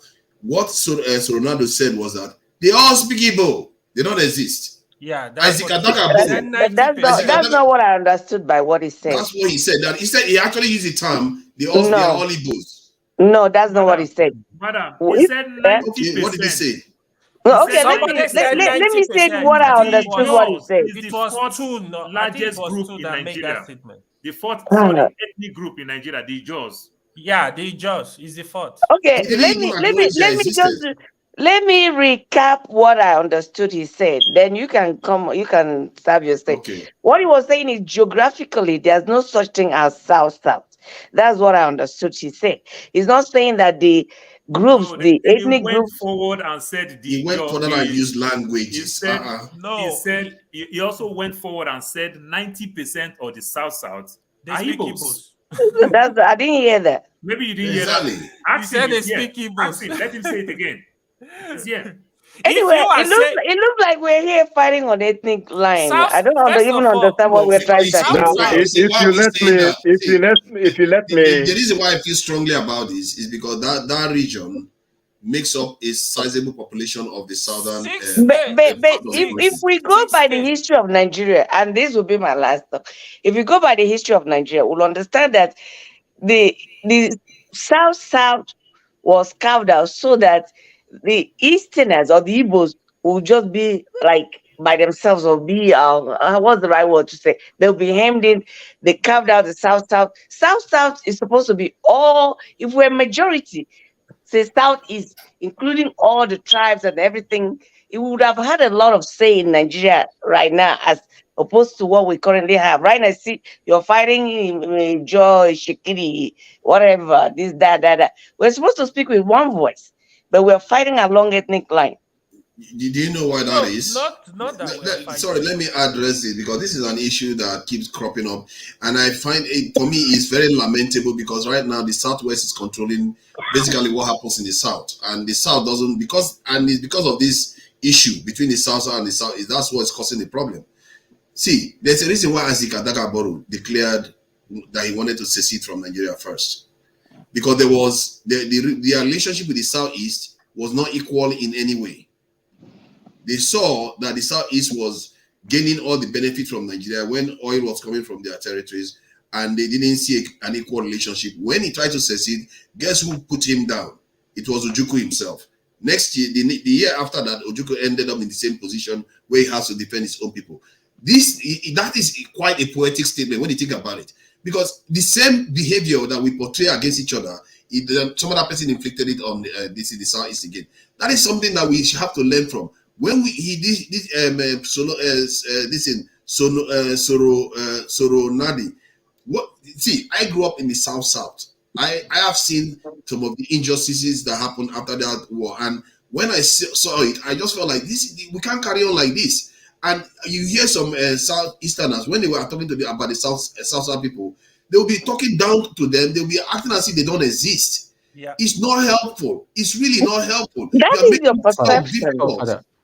No, because that's what I saw with my own eyes. I also saw the injustice done to the Southeasterners. That's not a perception. You know, when you say it, you don't hear it. But the person that you say it to actually listen and hear it.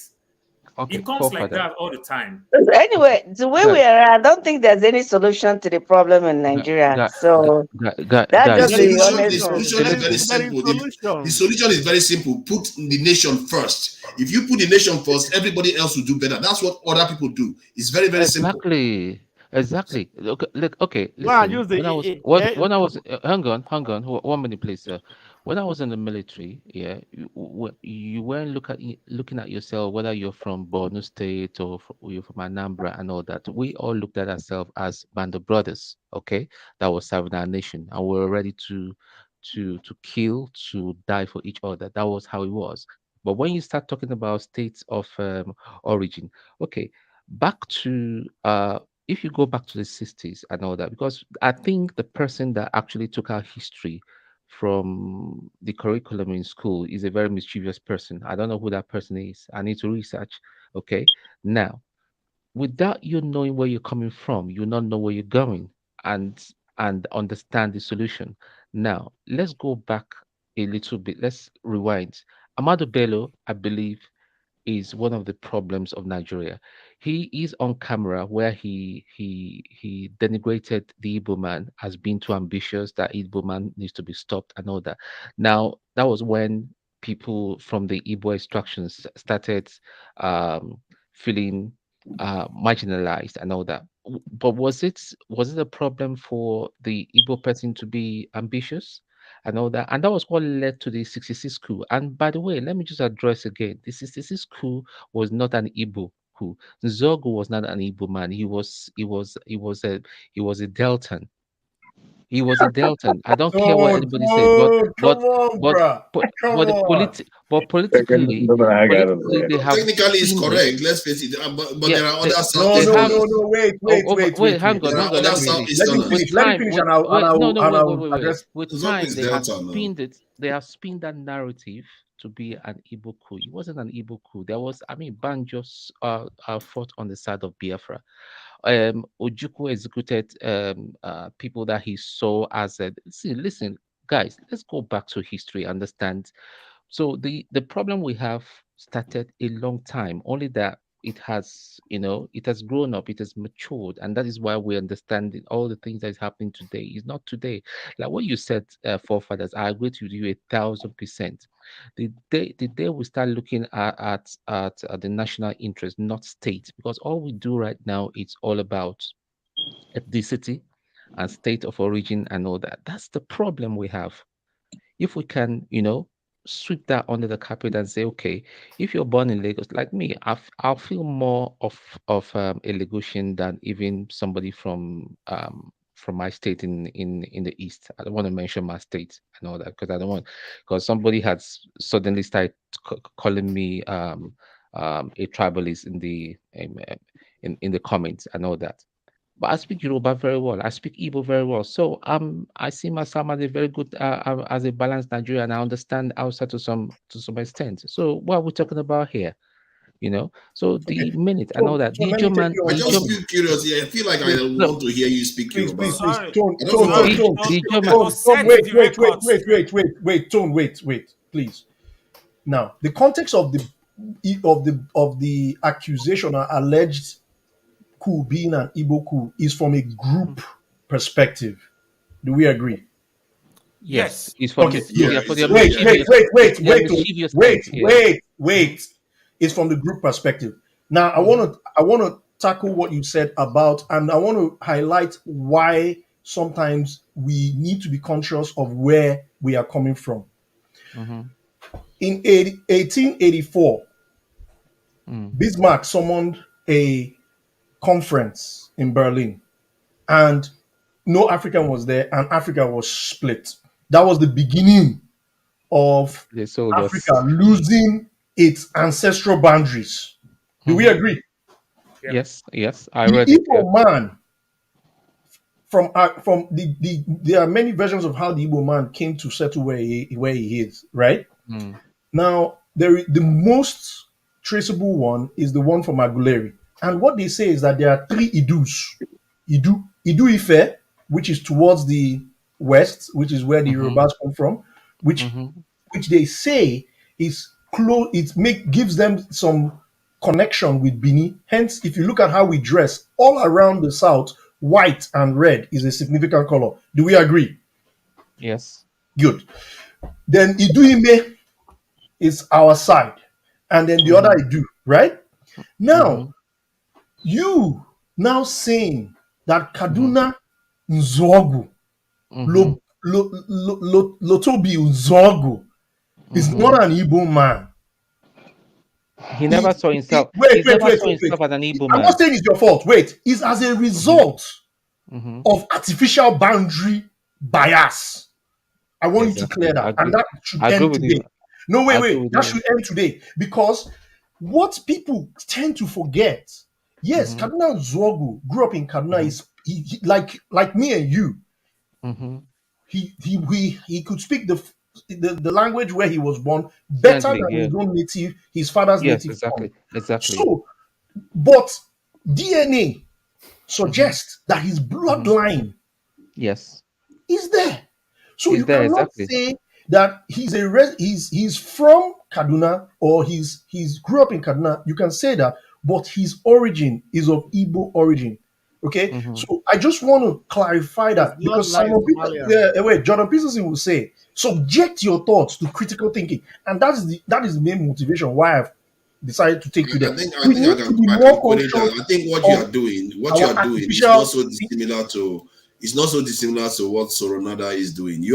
What you are doing here is you are saying there is a greater Igbo this thing than the. Oh no, my friend, you missed me. Because you are saying I've not said that. genetic. He says from the Delta. Let me explain. No. You see, you are falling foul. Wait. You are falling foul to artificial boundaries, and that is exactly the point. Let me finish my point. Let me just finish my point, because let me finish my point. Let me just finish my point. Delta is an artificial boundary. It is not. Let me finish my point now. It is an artificial boundary. It does not. Scribe, let me finish my point so you know what I'm saying. You don't know what I'm saying yet. You don't know what I'm saying, Scribe. What I'm trying to say is that just because somebody is speaking a language doesn't make them something. Just because you speak English now doesn't make me an Anglo-Saxon. You see what I mean? And this is another part of our history. That's why just using language is a dangerous thing to use to describe the people. Just because the one that happened to us is obvious, because we are not white. Clearly, we know. But if we are black, you will know. But were you listening to me? I used clothing. I used geographical migration. Yeah, you use clothing, but yet they still have different. They still have different cultures. They still have different. I never used any term to say conclude. I was trying to give strong. Hold on now. Let me finish the point I'm making. What did I do? No. I don't. No, the point I'm making is that you are saying that from Idu, that's the people that are generally known as Idu is the Benin people. From that point, they are different, and then Yorubas are different. Then from the Benin area. No, my friend, sorry. Is that not what you're saying? No, then that's not what I said. Why are you ascribing? I said You said there Please were three allow me Igbos. to You said there were three. say what I said again. I Okay, said okay, Hey, from. stop. When guys, everybody's guys, talking, it's nobody's okay. speaking. Yeah, if please let Can me I say clarify what I something said, because please? when I I keep said quiet, from. Is it? I said Janaba, we are going to give you more time. Let's just trash this issue out because I okay. think Please Scribe wants to let make me a point. clarify this one. Listen, Scribe. If we sit down here and argue about this, we can argue about this from if he creates the time, create the time again. Give everybody time. from now till tomorrow. So If let's you take give it one everybody at a time, time. give everybody time. Let us Seconds, stop if you don't mind. interrupting each other. So, Please. Scribe, 3 minutes. Okay, 3 3 minutes. minutes. Thank you. So, according to the legend from Aguleri, they allege that there are 3 sources where Igbo people originated from, or intermarried, or intermixed. Right? So, and the Oni of Ife is on record that Igbo people dwelt within Ife and migrated to where they were. There's also a very deep connection. It's not by chance that the way the Igbo people speak is somewhat intertwined with Igbo, and as you go down Umunede and all those things, the way the food, this thing. So now to what you were alleging that I said, let me quickly address that. I did not say there's a greater Igbo or there is not a greater Igbo. I was trying to establish through strong relationship, cultural dress, everything, strong relationship, why artificial boundaries are influencing or making us not see the concrete connections as they are supposed to be if the cascade and stupidity of 1884 and also the creation of 12 states by Gowon is not confusing us, right? If Nigeria were allowed to, metamorphose in a way, maybe me and Paul here, our wives will try tie the 2 wrapper properly. Sure, you understand?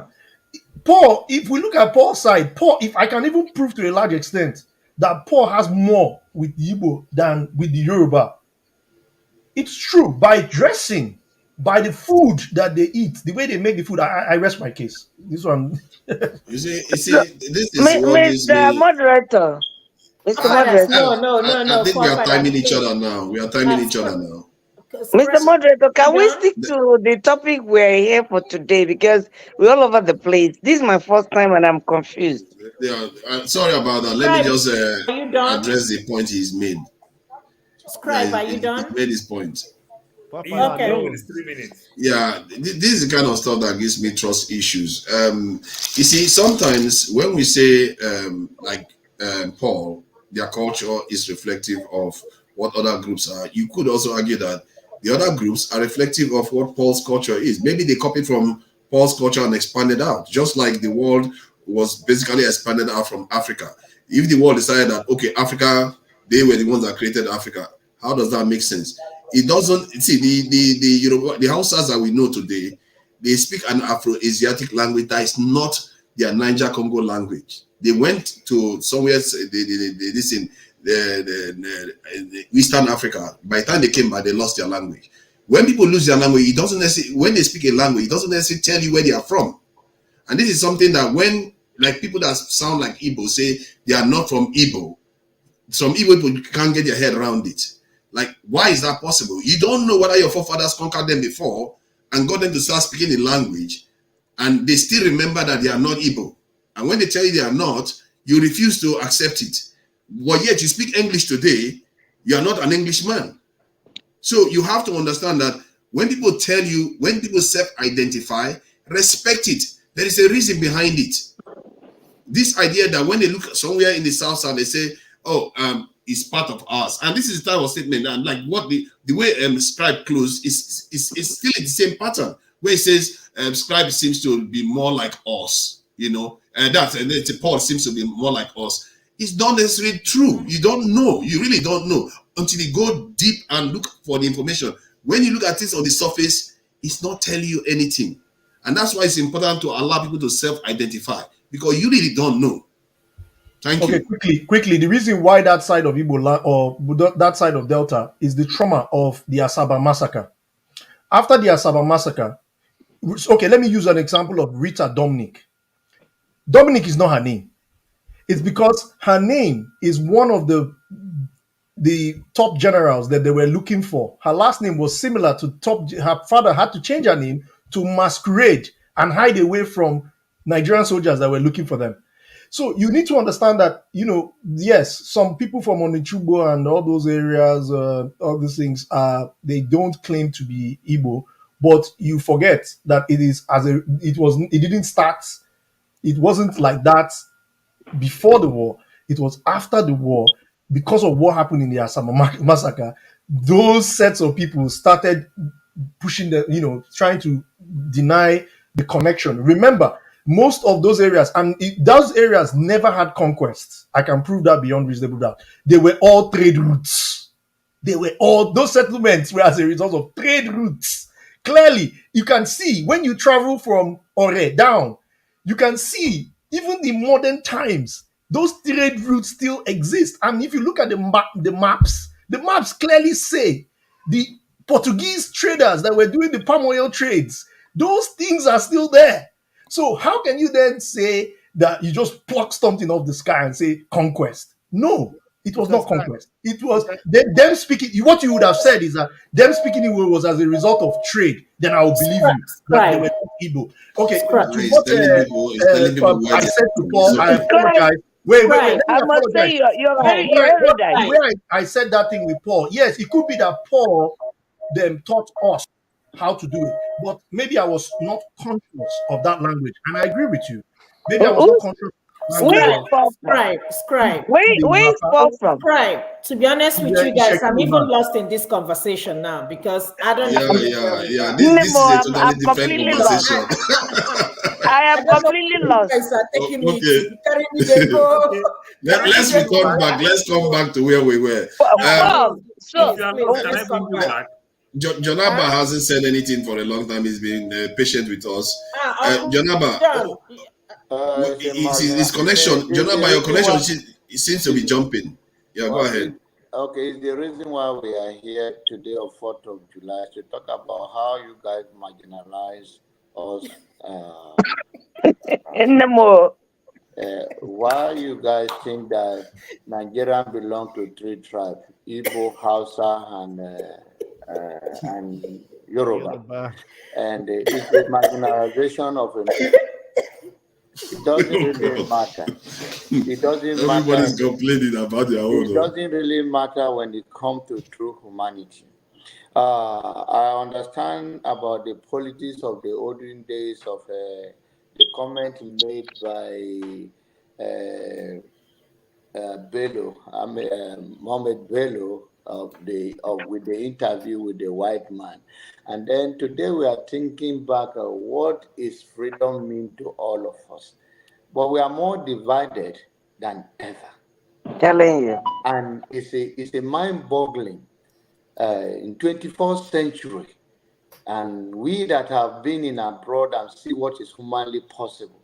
When you see there is places that I've been to in America, that when they see you as a black person, they embraces you. They want to know where you come from, especially the African American, those cool-headed ones. They don't even want to know whether you are Igbo or Hausa or Fulani or all of that.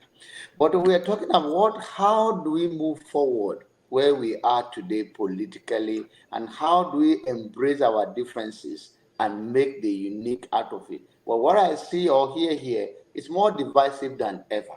Some people come here and say we are like water and oil. We cannot work together. Who is the water and who is the oil?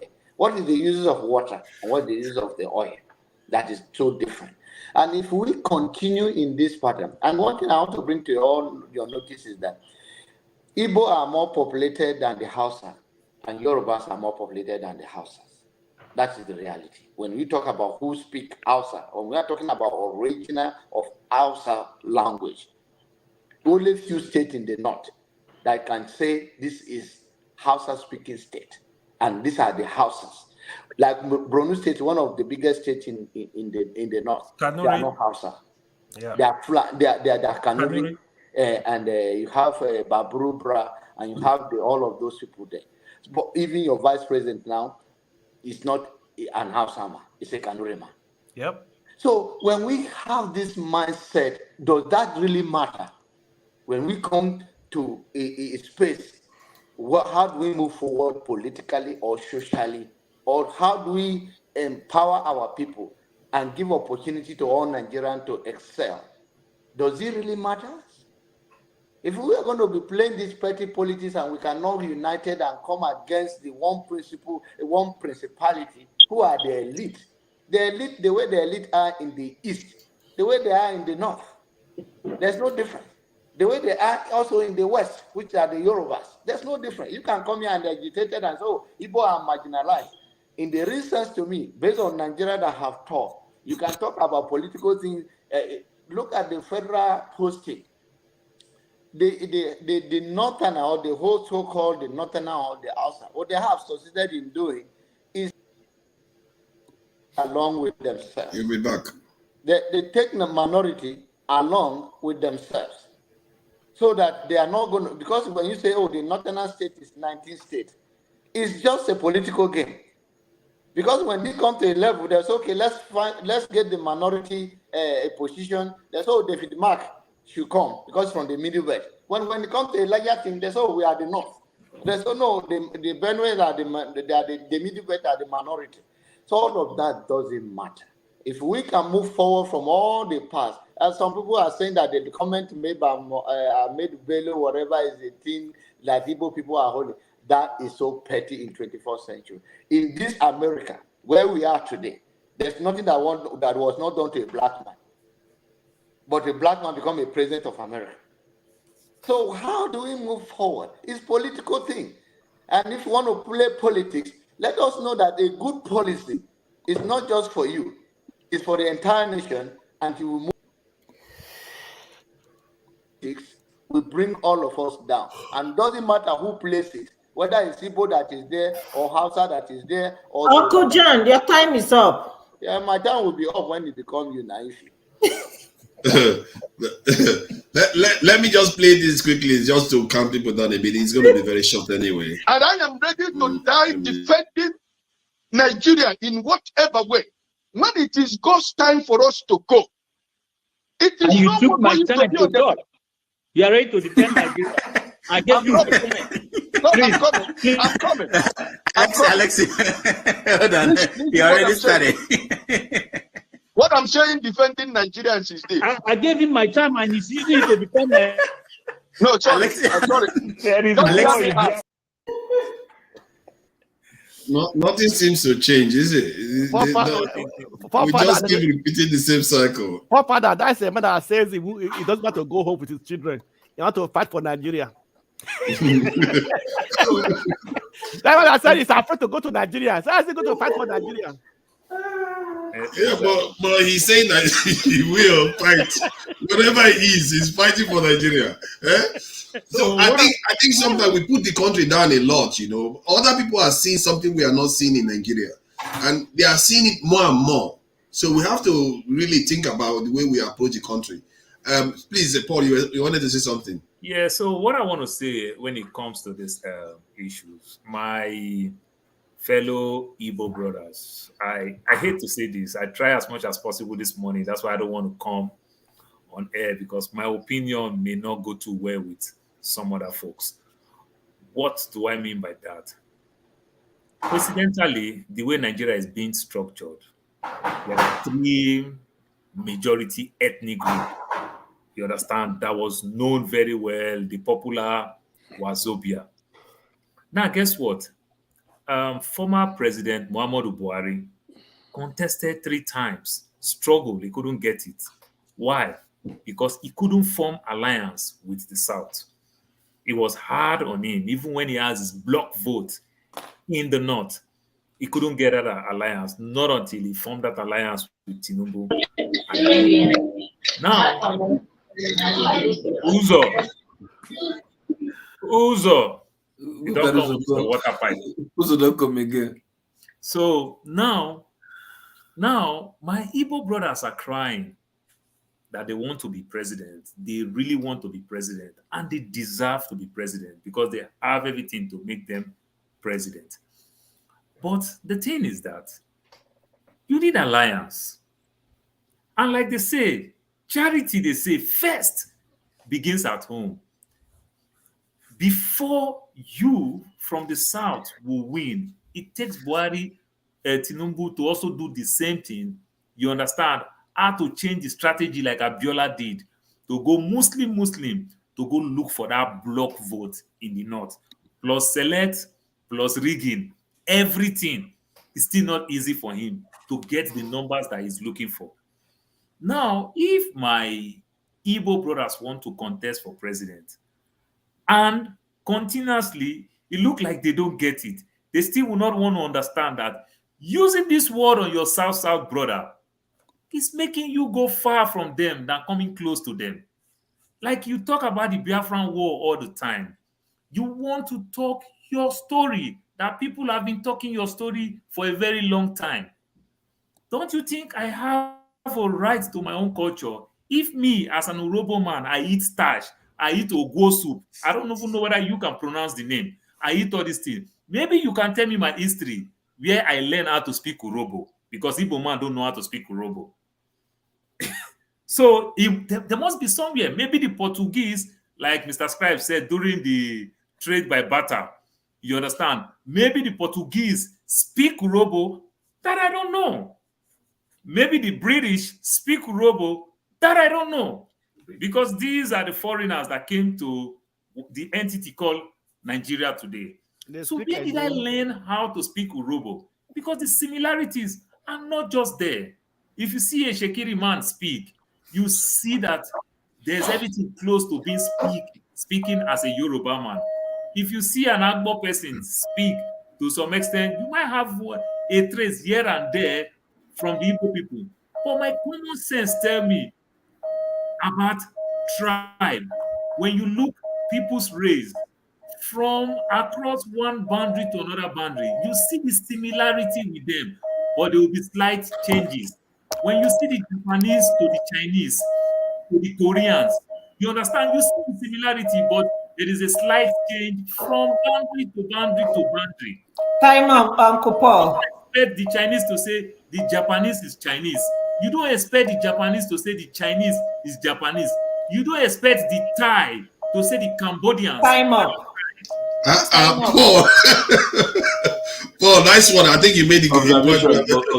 He completely refused. That sound. I'm just coming here to observation. Hey, loco. Welcome. Loco, this is coming from the previous sessions we've had. I've not lived well. I've not done well by Loco, and let's give him a bit of an extra time. And he's probably gonna. You don't want to say something, Loco? No, like I will, but observation first. Like what you just confessed. Yes, I will not take it up with you because you're my guy.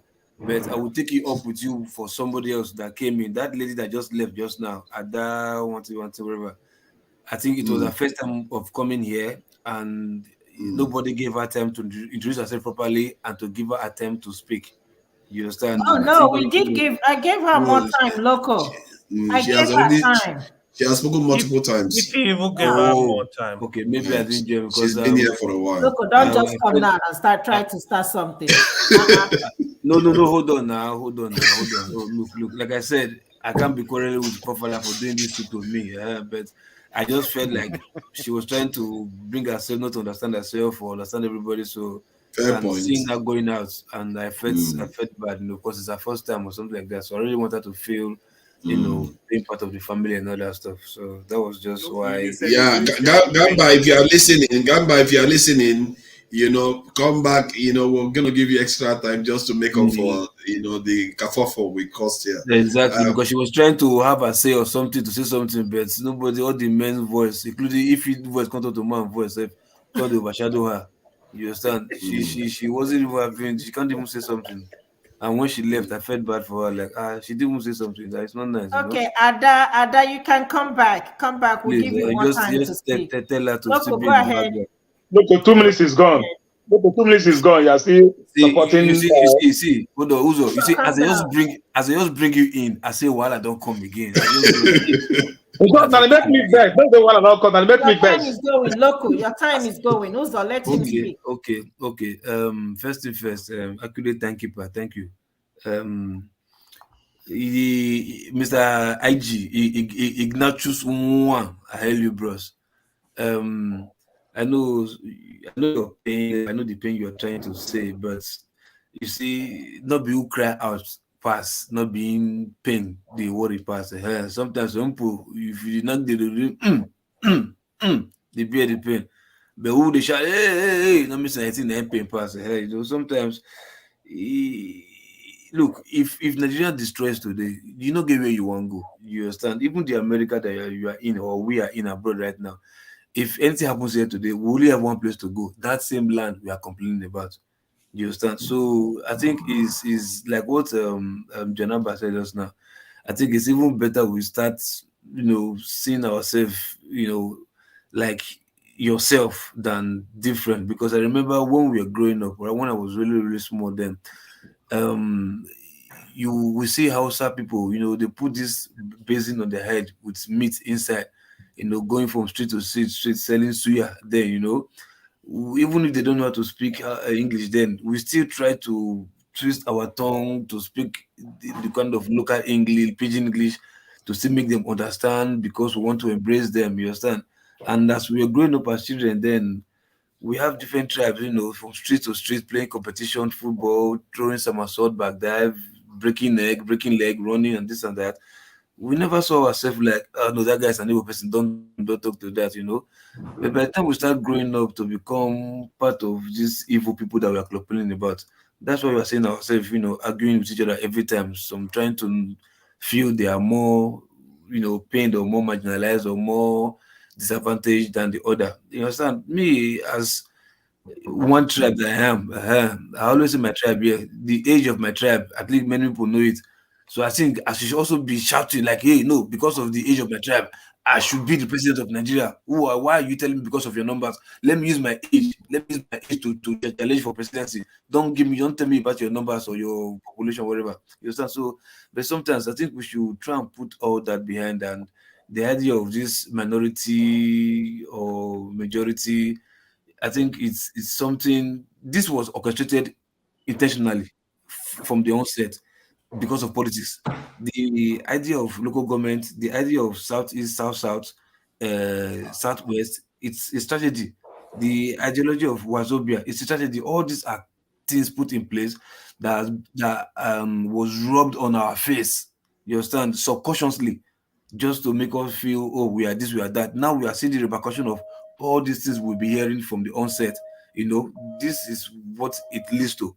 So I think for our education, for our 21st century knowledge, for the place we've traveled to, for what we've seen, I think we should try and, think, just hold up, or at least just mash breaks more for the things we say. Not bully you, body papers, body they pain everybody too.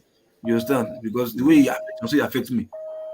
So, yeah, S may kill everybody, kill Igbo, kill Yoruba, kill Hausa, he kill people from South. So we should try even the politicians that even you are complaining about federal, your own state rep, they are even killing you the more. Just the way my own state rep are killing me the more. I've said it here several times. Also, not agree. Like these people have the numbers, they have the majority numbers to catch their own representative, choke them for neck where to change things, but to say no, one year who's on to support me, no wahala. So please, we Simon should Loco. just try and please, make we soft small. We'll get there. We'll get there. Thank you. Please, let me say, I want to go out. Let me just say my last one before I drop. It's already early morning here already. It's already 4. Yeah. Thank you. Go ahead. So the 5 a.m. here. For father, they go work. Me, I don't tell you. I'm beginning to wonder. Like this. Forefather didn't work like this. Sometimes I wonder how I do this, and I probably it's one of those things.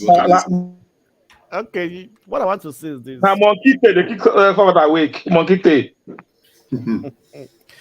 So what I want to say is that we all that in diaspora, let's try to portray Nigeria. Anytime I go to Nigeria, I feel at peace. All this that we are talking here, we're not talking about Nigeria. You don't see people argue about tribe, about where you come from. Everybody work together, mesh together, play together, and everything. You know, start maybe some little misunderstanding between one or two people causes some little problem. But in the real sense of this, people living in Nigeria, they don't talk the way we are talking. We in diaspora causing more problem in Nigeria because of our words. All the IPOB ministers who are portraying the IPOB, they're all in abroad. They're all in diaspora. They talk from here. They brainwash the people back home. Because of this youth who has no job, they have nothing doing, after taking drugs or one thing or the other, they begin to listen to them. They buy data, listen to them, so on and so forth, begin to do what they are saying. But we are all here enjoying the peace and everything. That's my major disagreement with all these things happening in the East. Because these are people who are trying to live their life, try to survive. But we are trying to put that attitude of violence into the young ones for them to go after people. But that will not solve the problem. That will it's creating more problem for the country. But we are all here living in peace, enjoying our life and everything, but we are destroying other people. Let's try to change this narrative. Nigeria is a country. If you want to divide, let's go through it in a peaceful way, not in a violent way. So let us try to understand that life, in fact, the bloodshed in Nigeria alone, you understand me? It's even more than water that is flowing. Because I can't see people dying every day, that in Nigeria we have no value for life anymore. You can't take a knife and kill your chicken here now. They will arrest you. But in Nigeria, we just sit down here. People are just using that as a platform to brainwash the people, let them to keep people, buy arms and everything, ship to Nigeria, and do all violence. It does not help us. Our families are there. They are all living in fear, where we are all here singing here. Our family cannot sleep with two eyes closed. Then what are we doing? Please, let's try and have at least some control. Let's try to at least also to preach peace to our people back home. No matter the agitation, there's always a way out. There's always a solution to every problem.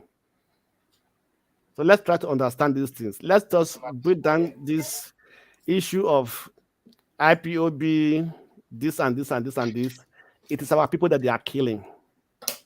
If it has not affected you, you will know the pains that goes along with it.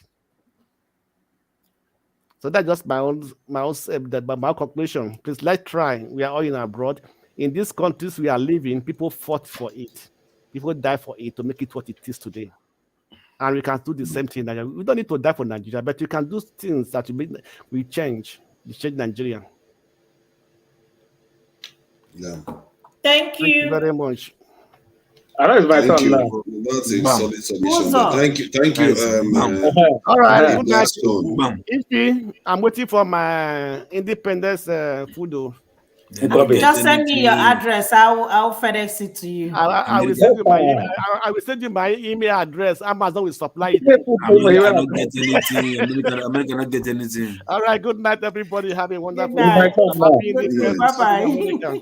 It's my turn. Good evening. Good evening, accurate timekeeper. All right. Good evening, accurate timekeeper. And so who is your co-debater? my co-debaters and once we come subscribe and the forefather. What I would like all them. Some of them English. Both of English, I bet. Teacher with cane. Teacher The with time cane. is going also. It doesn't matter if you go finish, everybody will be happy. Mr. Paul, I heard though. Take your own. Sometimes you guys they make me laugh. If I'm sorry, if let me tell you the truth is this, sometimes when we speak, if you're in Nigeria, after coming to Western world, we still speak like this. If you're in Nigeria, we're going to be worse. Sometimes when you talk sometimes, as do you believe in one Nigeria? I've been to the reason that he always said, do you believe in one Nigeria? He asked this question, people will be like, someone that we're attacking him, what do you mean? Sometimes when we talk, I don't really understand. I don't really understand at all of all this so that doesn't make sense. All right. We come here, we see ourselves as one. We come with ourselves. When we come here, we start debating for something that don't make no sense. Igbo, Yoruba, Igbo, Shekiri, you go to Ladipo market today, everybody's selling market, calling each other brother. And we come online, we start dragging for something that doesn't make no sense. All right. Yeah, I tell If you you. go to the north, nobody see you. Forefather, if you go to the north, nobody see you as a Benin person, but they see you all of them at the same time. If Shekiri, Igbo, all of you are Yamini. Nobody know you as where you come from. All right, you go anywhere you go to, nobody see as a job person, nobody see as an Igbo person. They see all of you as the same thing. All right, but when we come like we start dividing each other, and they will be acting at all. Look at these people. That's what they want. Let's divide it. Let's see how it goes. I don't think sometimes we'll come here. To come on statement we make, don't think we will say here. It doesn't like make sense. All right. And we just suggest sometimes more what you say. Because sometimes what you say, all right, can like go a very long way in a way that we don't even understand how it goes. All right. Now, see, Paul, let me tell you guys something. When they come to my house, you sleep in my house. I don't know where you come from, but I see him as a Nigerian. You guys know where you come. You come here. You stay weekends here. You sleep in my house, my son and everything. I don't know where you come from. All right. I don't know where you come from. That's the kind of thing everybody's looking for. I don't know where he come from. I don't know his village. I met him here, but I see him as a Nigerian. When you come to Houston, I say, hey, come. You don't say, hey, guy, you don't need to be in the hotel. I have a place. I have a extra room. Come there and sleep. It doesn't matter where you come from. All right. That's kind of thing we do in life that everybody will be happy. But not to come here tomorrow. No, they will tell you say this Igbo person. Look at the way guys are behaving. All right. That's hypocrite. It doesn't make sense on that way. All right. I can't come. Listen, I can't come to London now. I made Forefather will chase me out. He will come with all his hand. But when you come online, you start talking something that makes sense on my own side. All these guys are talking here doesn't make sense to me. You can't be too sure about that too. Guy, that means you are not the Nigeria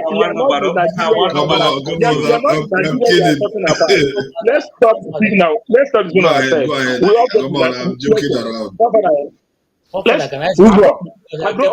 London no be America. No. We all go to Lagos, all right? We all go to Lagos. We are the one propelling this. We are the one propelling all these issues. We all go in Lagos.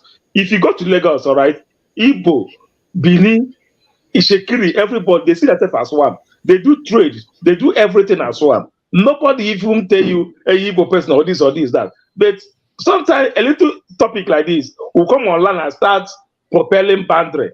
Boundary that you're not created. But you don't know where the boundary is. I don't even know where the boundary is. All right.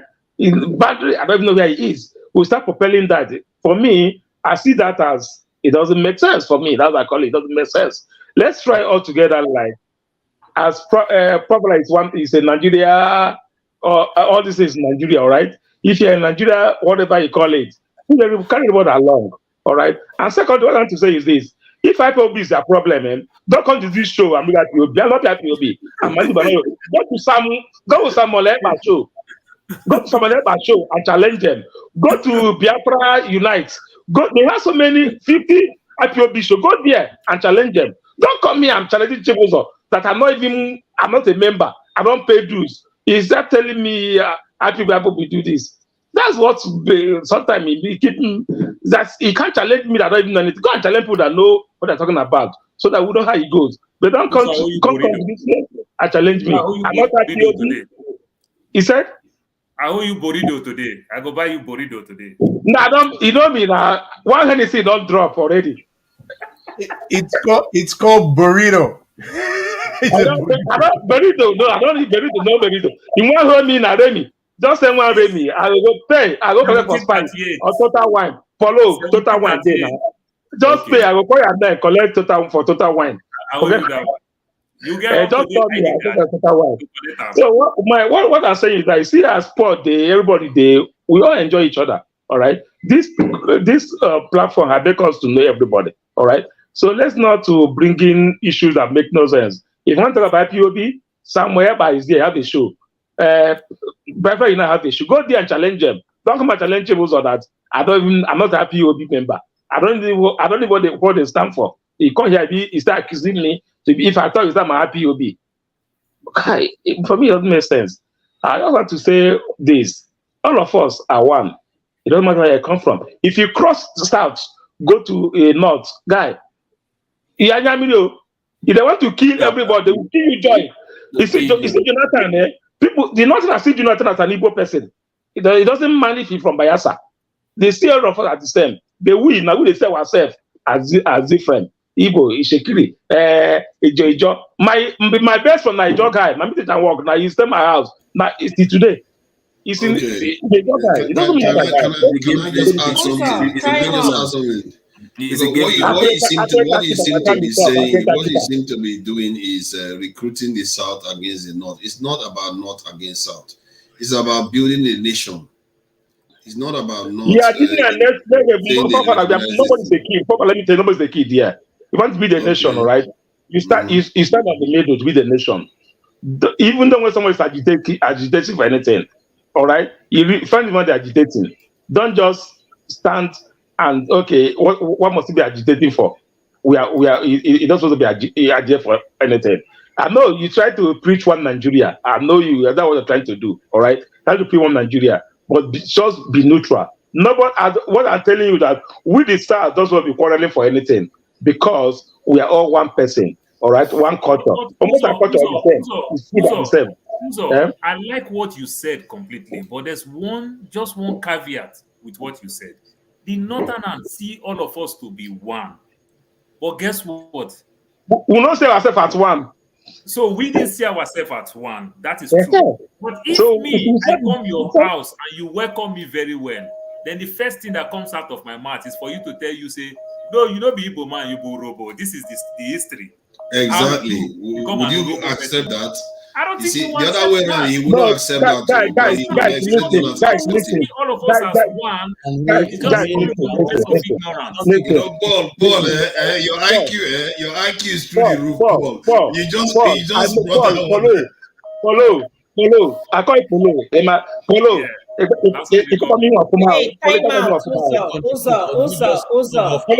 follow.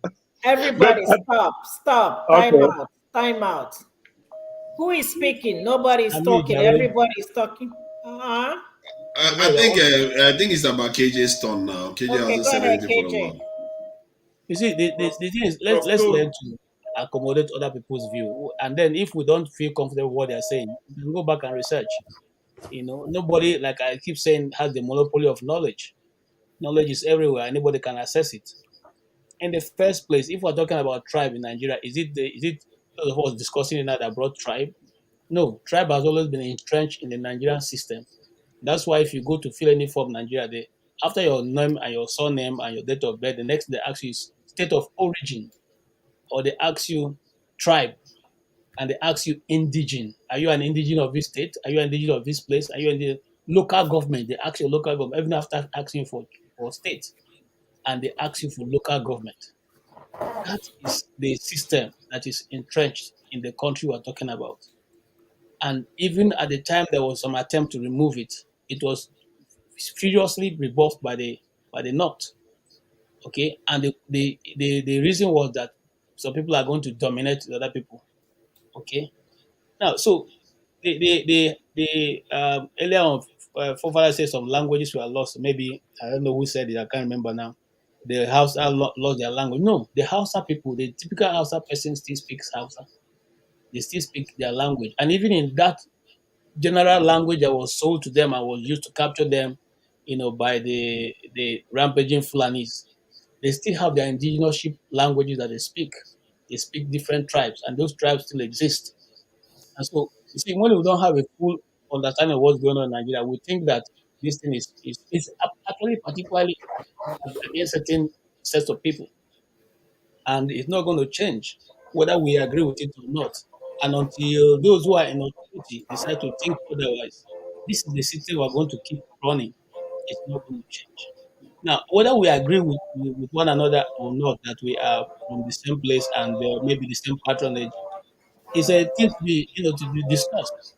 Like I said earlier, my wife is in Shekiri, and one time I had this discussion going on with my father-in-law, and he said, "Look, at the end they are Igbos." That's what he said, and I'm not lying to you. My wife is right here.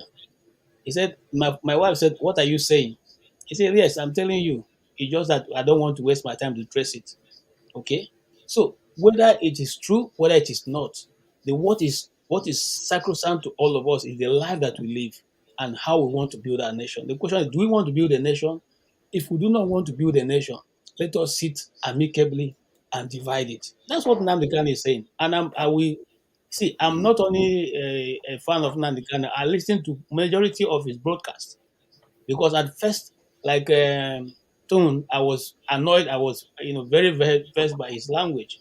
But one day I was listening to him, and my spirit said, "Look, reading some Marxist book, I realized that all of them are that crazy. Those who cause the change in history, they don't have one trait or the other. They don't really give a hoot of what you think about them." So I could understand where he's coming from. For you to lose everything, and at this point you are struggling. It's not. And people have made the mistake here saying he should go and do politics. Nnamdi Kanu in prison was offered the vice president of this country. He was even offered the 5 states. He said what he wants is a referendum. Are you Okay? kidding me? Yes, I'm telling you the truth. All right. But in prison was given the VP. Well, how can he be offered a vice president when he's not a monarchy? That's what I'm telling you. It doesn't make sense. KJ. Hold on before you That chop me claim up. it's very Hold on, hard to believe. Hold on. Just listen. You have your time. I've not interrupted anybody. Now, wasn't David Umahi offered the vice presidency of this and even presidency of this country?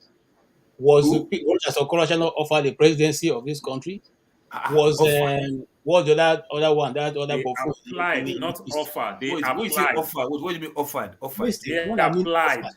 Listen, what I mean offered. The people that control the power base, the power base. Those who tell you that Tinubu is going to be president and he's president today, are the ones who offered him that.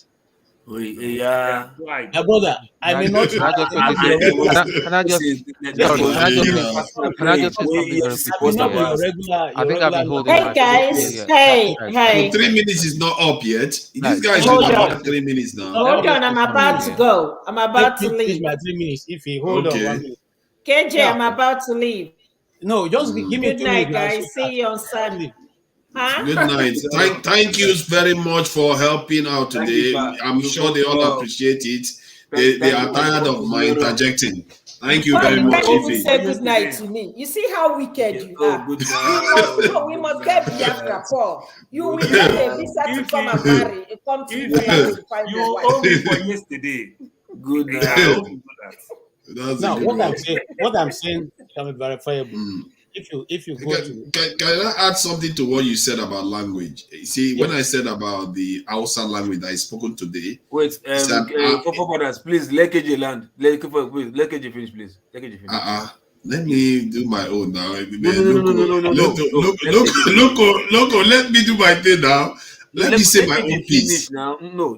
You know, I'm the moderator too. So you understand that. You're not oppressing everybody. I'm not oppressing. I'm just adding. He's going to finish. He's going to finish so that he might be able to address it to save everybody time while he's talking now.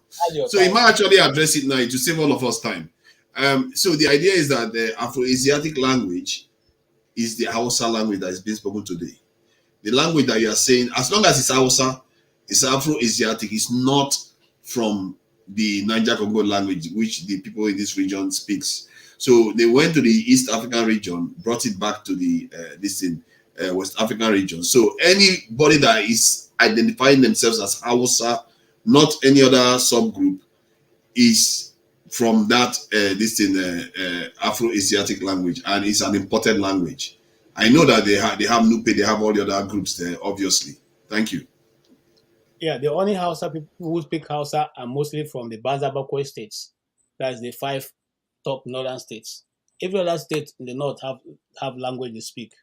And those people are the ones who were infused into the Fulanis, which some of them now are recovering their languages and their tribe and going back to their localities. But that's not what I'm dealing with now. What I wanted to just touch is that the issue of which is what I said earlier, of offering. Now, you see, there are people who tell you this is how it's going to be in Nigeria. I said this before now. There are power brokers in Nigeria which domicile in 5 different locations in Nigeria, 3 in the north, 2 in the south. And those people decide a lot of things. Now, earlier in the discussion, I said Asarida Kuo mentioned the fact that he was fighting in many places, among which is the 5 states in the east. You guys refuse, and then nobody will even let me talk about it.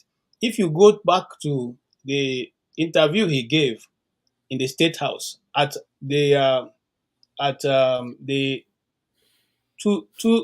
6 minutes 56 seconds, go listen to it.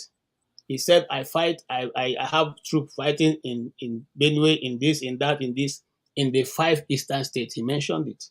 So sometimes you see, Can you play it? Can you play it? Just play it. Okay, just give me 1 minute. They are liars. I repeat, they are liars because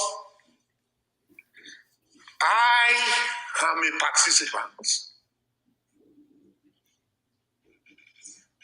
I am a participant in this war.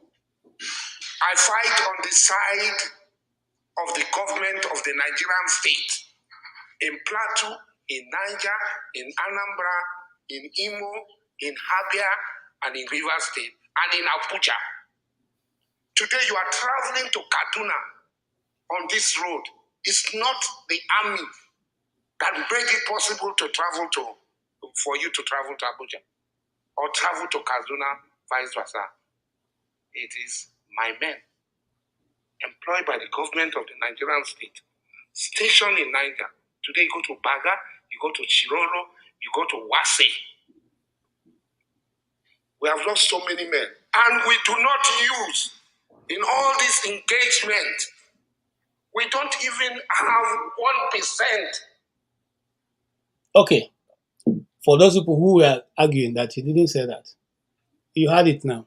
This is sitting on the seat of government until I have a private army fighting in these places. So sometimes before we make conclusions of what somebody is saying, let's go and do our research before we just jump and begin to make the person look as if he's just coming here to throw certain things on the ground that doesn't have any local standing. I think that will help us a lot.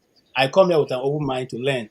And sometimes people drop information I don't know. I go back to do my research so that I can help myself. So I'm not looking from a place of ignorance. But if you don't understand what somebody is saying, you don't have enough information, you can either ask or you go far back and do your research. Thank you. Thank you. Let me just add something to that. What he said there doesn't imply that they are the ones causing trouble.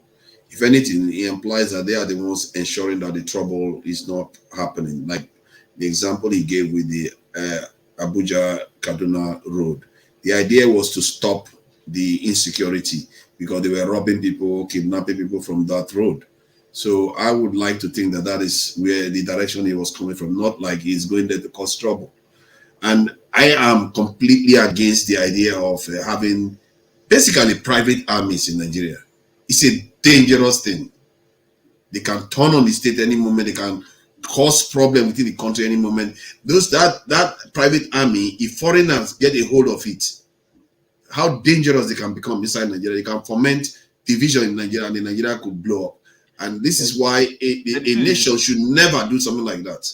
I don't feel like I believe the guy, Shao. I think it's just a lousy talking. The man that when he's at Asorok and talking, no, believe him. But hang on. Does our constitution? This is all illegality. our constitution does not provide for No. a private army to Okay, no, exist. hold on. Stand Tone, aside. Tone, Private Mr. Tone, hold on. security. They call it private mercenaries. Private They call it security force. mercenary. Tone, sorry, I wanted to ask you one question. At least since you have Mm-hmm. some Nigerian military experience, right? From Mm-hmm. what he's saying, right, that Mm-hmm. he fight on the side of government. You understand? So Mm-hmm. his government that employed him to be doing Mm-hmm. whatever he says he's doing for the government. While you guys or your former units is still there. Is that Mm-hmm. really possible for him to be doing all that, like It different is. It states? is. It is possible, not, but there is no. It's not legal. No, no, I know, He no, no, no, I know. Definitely, it's not It legal. It's is not it, right. It's not it is constitutional. But it is possible for the Buhari administration to employ him in some capacity to do some dirty work for them, because they okay, will not want, the Nigerian army will not want to be seen to be doing some, engaging in some illegalities. That is why, that's what I'm just trying to explain. why I'm not is it? listen, Sorry, is it but because? Is it no, sorry? Is it because the army cannot do it the legal way? yes, you cannot you cannot be seen as the okay, like what we saw today in Ebonyi Mm-hmm. is sad, but Mm-hmm. I cannot say categorically that it's IPOB. But from what I know culturally, Mm-hmm. from the Igbo perspective, Mm-hmm. and if an Igbo man will not kill his fellow Igbo man, no, No, it's okay. not No, possible. man, that is physically impossible, Mams. But Wait, wait, No, wait. no, no. These guys, I know what you guys are saying here. It's not saying sorry to Kumbo that they cleared Biafra state 2 years ago and raised a flag with termination in this same Nigeria we are into. It's not the same person. We know that he Yeah, that's what. declared the Yeah, Republic of no, no, Biafra. no, no. That's what. No, No. no. You came in late, Uzo. That, We have spoken about him extensively before you came in. The guy is not to be taken seriously. He's only relevant because of the um of the legitimate government that we have now. That's why he's flexing. yeah, But exactly. That's why I said he's loud he's talker. see. I don't Listen, believe it. listen. A lot of generals have been retired. Okay, now the other chap from the navy that people are claiming he's more or less Igala than an Igbo person. I don't want to say a lot and all that because I don't want to offend some people or cause some controversy.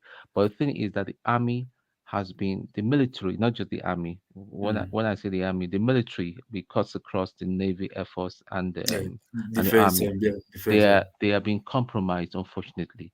yeah, So the people, the professionalism within those establishments are no longer there. It's all about flexing. It's all about the money. They've tasted the millions, you millions, know. yeah, So insecurity. that's just the problem. But that is not to say. But I just pray that some young army officers or across the military will not rise one day and say, you know what, if we die, we die. It's going to be bloody.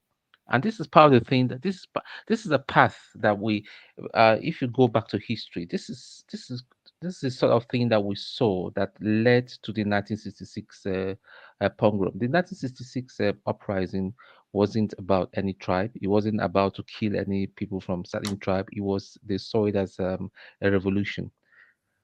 It could happen. I don't pray it happens because that is going to set us back like 10 years back.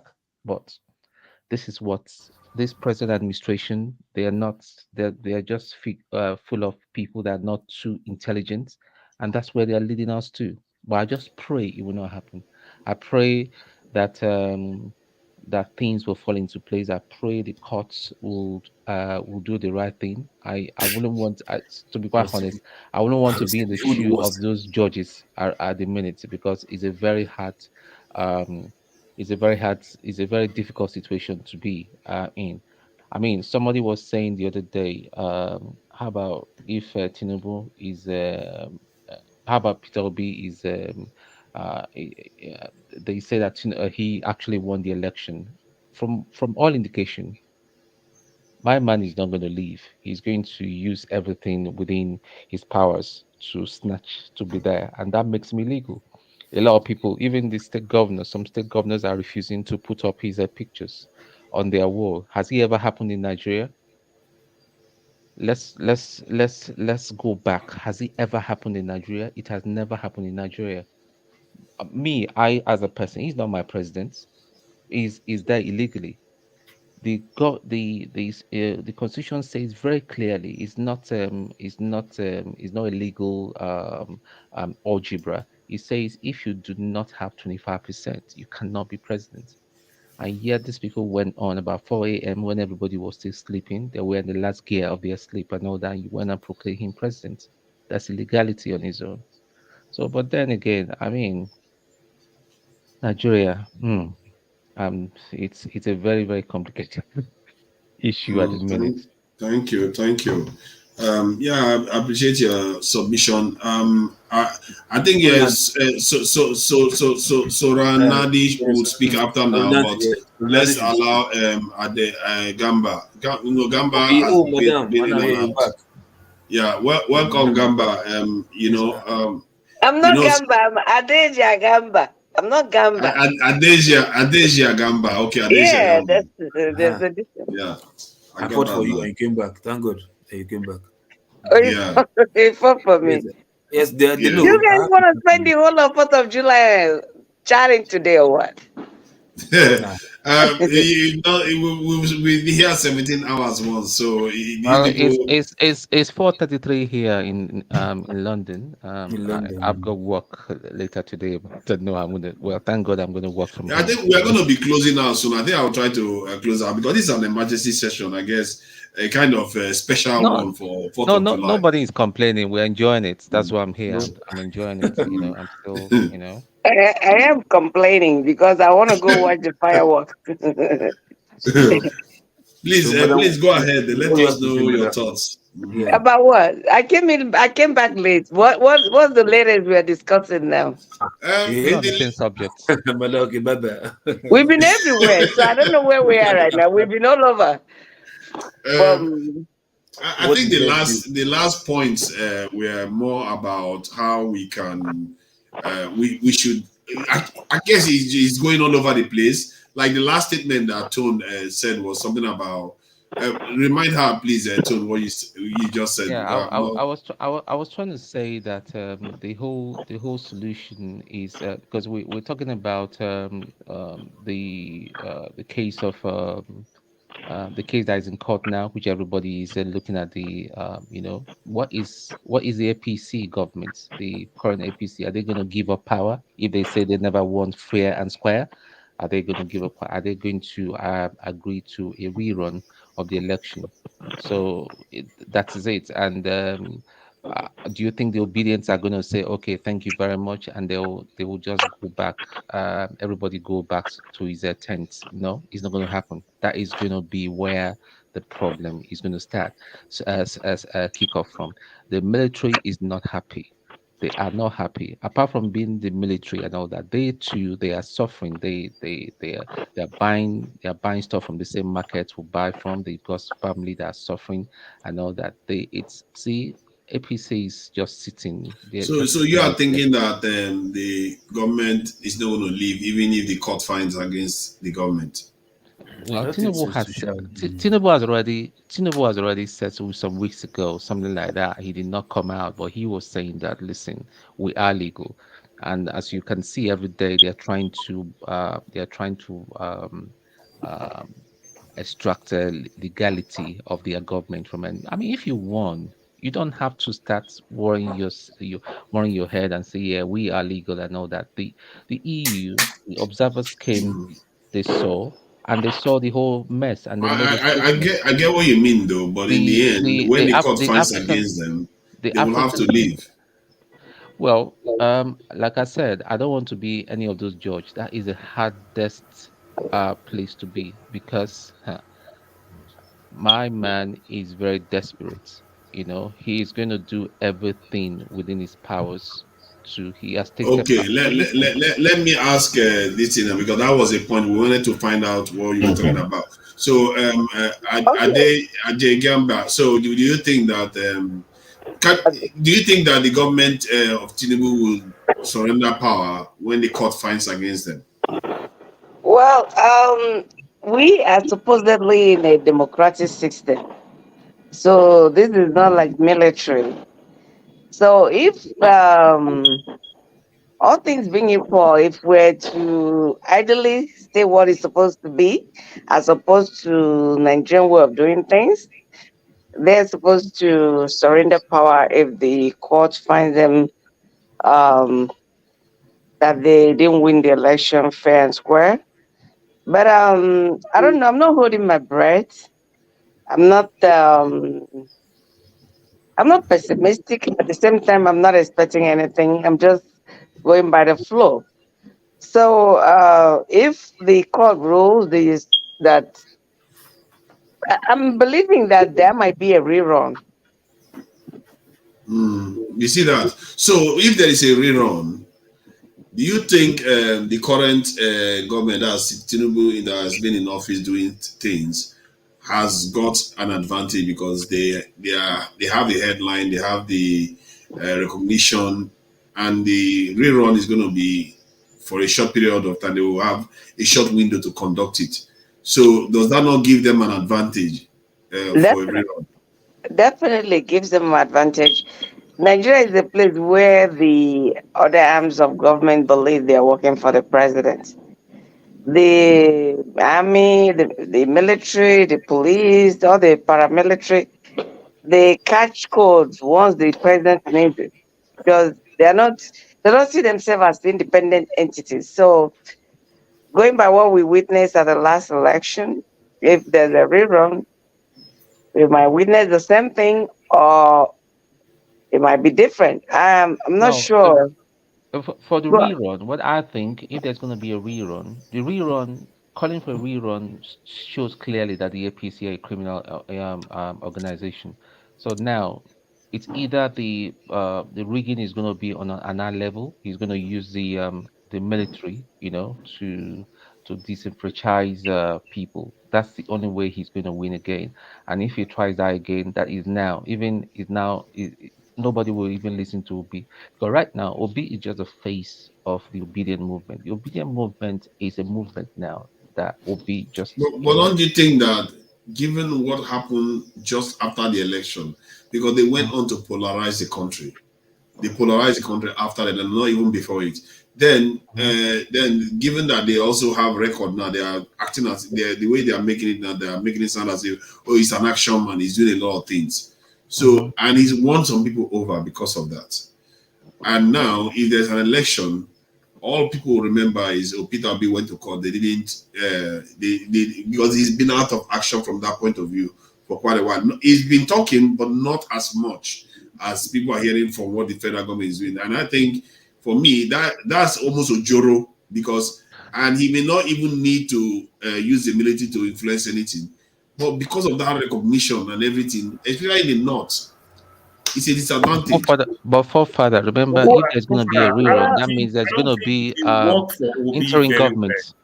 I don't think it will work for Obi very well. Sorry, for Tinubu very well, because it is the so-called educated people that is saying all these funny things that said, oh, subsidy will pay Nigeria at the long run. The downtrodden, these are the real people that's interesting. vote. I don't think they are happy. Because they are beginning to see. What if he starts paying them palliatives? Like, the downtrodden don't get to vote. That's the problem. They don't get to vote. The downtrodden are the ones that is voting. The so-called No, educated no, people, they don't vote. don't go vote. They don't vote. If there's going to be a rerun, there's going to be a rerun, it's Ade Gamba's Adeja Gamba, not the Gamba. Are you born? This where you from? Shekiri. You are calling my name like you're from. Then if also they will want to be sincere with themselves again, if truly they actually take out subsidy, the movers and shakers of that country that you took this money away from them, I don't think they want to pitch their tent on you. That's another thing again. That is the so-called Can I say something? that you strip them from that. Let me just say, I was saying something before you guys cut me off. Tinubu is very savvy. You can see he's a very, very, very politically savvy man. You see how he cherry picked the people he puts, like he put EFCC daughter or something. put this person's people you know that will be maybe give him a hard time. He pick their keys to head one thing or the other. So he's very savvy. Don't underestimate him. He already once you test power, it's so difficult to give up power. No, but right now And he's not achieving a lot with power right now. You understand? Hmm? He's not really achieving a lot with power right now. Because if you I wish you would keep making more mistakes. No, But, let me say something. Let me say. Let me corroborate you what understand? He's Those achieving big a boys lot. will feel bad for making those He's money. achieving a lot, Paul. He's achieving a lot. He's achieving a Remember, lot. He's achieving a lot. No, except I Listen don't to think me. so. If you I'm say coming. if you Wait, say sir. he's going to achieve a Wait, lot sir. with rigging, I will say Wait, yes. sir. Wait, But if you sir. say he is achieving a lot when it comes to the economy, I No, will no, say no, flat not out that. no. Well, listen now. If you listen, you will hear what he's achieving. Yeah. Right now, he has retired over 100 military officers. Yes. Those who he Yes. suspect not to be loyal to Lawyer. him, and he's replacing them with people who are going to be loyal to him. Exactly. The same thing he had done with the police. These are the people who control where things and how things will move. So if they come, and now remember I said here last week that now we know, or I think, and when I was thinking about it logically, the only reason why Akpabio is there because it may come down to the fact of rerun. And Akpabio is going to run the government while he Akpabio is. is not going to run. No, sir. KJ, I want to stop you there. It's not going to. If there's going to be a rerun, Akpabio is a product of his administration. Everything about his administration is going to be suspended. Tony, you're wrong. You're In wrong. a rerun, the Senate You're wrong. president It's becomes not. the It's not acting how the president. constitution works. It's a separation arm of the government. There's a Yeah. separation of government. So when he runs it, he will determine how things go. This is the reason Exactly. why. Who appointed him? It's not about. No, he was elected by elected. Okay, he was elected. Okay, that's by fine. senators. Now, You guys are playing tea It doesn't leaves. matter if we know the finger behind him is Tinubu, but it is the 100 and something senators constitutionally that selected him as the Senate president, and he's the third arm of government. anyway, So anyway, Okay, let's however, let Ade Jamba. how, Let's let Ade Jamba complete what she Ade Jagamba, you're Ade butchering my Jagamba. name. Okay, say it again. Say it again, please. What would Ade Jagamba. Ade Jagamba. I said Jagamba. That's what I said. Maybe Yeah, that's not what you said. Anyway, what I'm saying is that without playing tea leaf, because we don't have we're not omniscient to know what is going to happen in the future. Whatever it is, we'll handle it when it comes there. That's all for me. Can I say something? I think that's a very clever way to look at things. CD.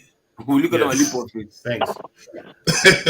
What did you say? I didn't hear him. There's so much firecrackers on my background. What did you say, sir? I say, will you call that one leap of faith? Huh? Leap of faith. Leap of faith. Like Oh, leap of faith. Well, we're just we are screaming right now. Apathy. All right, it's apathy. It happens to all of us. What I want to say is two things. From what Tony said.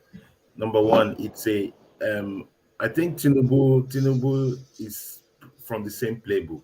What he does regularly: create your structure, make sure that your structure, and look beyond 2 steps ahead. All right. So first of all he needed to do is to create a structure and create muscle. One of his muscles, just like he had muscle in Lagos, he has the MC Olomo, but MC Olomo is not as sophisticated as Asari Dokubo. So Asari Dokubo is a guy that would play it on the federal stage, and that's dangerous game. Meaning that he has a lot of guys with Asari operating as a machinery, private military. He can have the physical muscle in different areas. He has changed the military the way he wants to change it. So he puts people that are loyal to him, so that at the end of the day, the only loophole for the judiciary is to push this to the floor, which means push it down for a rerun. If the judiciary want to be honest, there's no need for a rerun. If the judiciary really wants to be honest, this thing is not in a rerun. But the judiciary want to create a situation where they say, you know what, Tinubu, go back to the field and try and win it from there, because we don't want to upset our constitution, as it were, because what is facing the judiciary is a constitutional, quagmire. They have two deep constitutional questions to answer. The 25%. It's difficult. It's a difficult thing to get away from. INEC is trying all tooth and nail to get away from it, but they cannot. And it's a constitutional problem. So if they create that constitutional problem and say, okay, let's find a way to push this to a rerun, then Tinubu feels that I may have a chance. And that's why Tinubu is creating all the structures. So when we say he's doing his work, Paul, it's not about economy. It's that he's doing a political structure. He's keeping the political space in such a way that if it comes to a rerun, he has the machinery of state to attack it. He has the machinery of state to be able to muzzle it. Okay, sorry. I'm not trying to interrupt you. What we've got to understand is the same templates that worked for him in Lagos State, he's using to play on the federal playing field. It is not going to work. And I'll tell you why it's not going to work. Yeah, because if he's already played some hands that people are not very happy with him. That's where I'm going to. I'm going to that. By suspending the EFCC chairman and then arresting him. He's played some hand. A lot of people are not happy with him. Well, I'm going there. It's not even about EFCC. It's about the military itself. And right now, if for him to be for that election to be found that it was rigged, he must be penalized. He shouldn't be running. That's what I know, but we're operating in a different ecosystem. We're operating in a different ecosystem. Nigeria is different ecosystem. Different from all right. Nigeria does not follow the playbook of every other country. We must realize that what is black is called white in Nigeria with open chest. So we should understand that the playbook of Nigeria is completely different. With judiciary backing. With judiciary backing. So if we have an Akpabio as Senate president today, can I ask you questions? Can I ask you a question? So what I want to ask you, let me ask you a question. It's a very simple question. Very simple. He has retired a lot of generals. Yes. He's worried about the big generals, but I would say the next rank, the junior officers are the most dangerous officers that don't have. I understand that, and that's where I'm going to. Let him just think about that. On the same thing. You can't buy those guys. For me, I feel that the military is already feeling the pinch of this sudden, swift change, where massive military people have been, retired or sent out of military, which was very tough. Even I think one of the generals did not want to hand over. That was how hard it was. So the question is, what is the military feeling like? And the ex-generals, what are they feeling like? That is one. Will they want to create a pushback? So those are the things that will play into something like a rerun. The North Central has had issues with this government currently. Like I was sharing with forefathers last time. The North Central feel that they have been disenfranchised in the 6 allocations from president down to deputy speaker. There's none of the North Central in it. In the military structure, the North Central is out of it. And the North Central is already bearing the brunt of things. So it's very, very challenging. The North Central has Secretary of State, Secretary to the government of the Federation. Of course, that's what they gave the North Central. But they don't feel it is. They don't feel it is part of the core things of government. Especially with 6 geopolitical zones in the 6 positions. They don't feel. They feel that they have been shortchanged. They need so Secretary of Government is not included in that 6 thing of president, vice president, speaker, deputy speaker, senate president, deputy senate president. It should be spread around those 6 lines. So they feel that they have been shortchanged massively. So in a re-election, the other question we need to ask ourselves, if they go into a re-election, who are the people going into? What does the constitution really say, or the electoral law really say about a re-election? The truth is that a re-election may just be Tinubu versus Obi, or is it a re-election of 3 people? Are you going to have Mahmoud there as the chairman of Mahmoud will be INEC? That's there. another Mahmoud question. will be there. So these are the things you are looking at. Nobody's Why going to would accept Mahmoud that. be there? Mahmoud is going to be He's appointed by the, biased. the No, INEC he's biased. the INEC is what we feel. I understand how we feel. But the president of the nation is the person that appoints the INEC chairman. So if the current INEC chairman is playing ball with him, why will he want to remove him? Why will he want to remove him? He's not going to remove him. He's going to put a man that will fight for his, because Mahmoud knows that any other president is going to jail. So Mahmoud will want to finish the job in a re-election. So you look at those permutations, and that's what Tinubu will be looking at and slowly working towards that situation where he can comfortably rig the election because he has the security apparatus under Sydney, I control. don't think the strategy Tinubu did with the generals, I don't think it's working very well. I come from the South region. Do you know the influence of just a colonel in the South region? You control your community. Everybody respects you very well. And if all these people feel so bad that they retire them this way and they go back to their community, leave all this money that he's giving them for I this agree with you, defense Paul. package I and agree with everything. you, Paul. They're And going to walk against him. I agree with because you, they Paul. feel bad. What I'm just then, trying to like I say said is that again, the ordinary Nigerians, the vulnerable people, these are the people who vote. The very educated people don't vote in Nigeria. allow me We'll land, listen Paul. radio, we'll go to the internet, we Yeah, do allow me land everything, my but we thoughts. are Allow me scared of land my voting. thoughts. Then you can now critique. No. I agree with you. I agree with you. Conversation, so not just like you say, I agree with you let that you the land. You've been talking military. for the past 7 I minutes. agree with you that the military is not happy, especially with that statement of Asari Dokubo, where he also criticized the military. He did not criticize. He insulted the military. He insulted the military. That he basically, it's just like what happened between Putin and the Wagner group. Correct. All right, it's just the same thing that's happening. Putin and the Wagner group. Putin gave that guy so much powers to do all those proxy wars for him, and then the guy somehow turns around and wants to create a rebellion.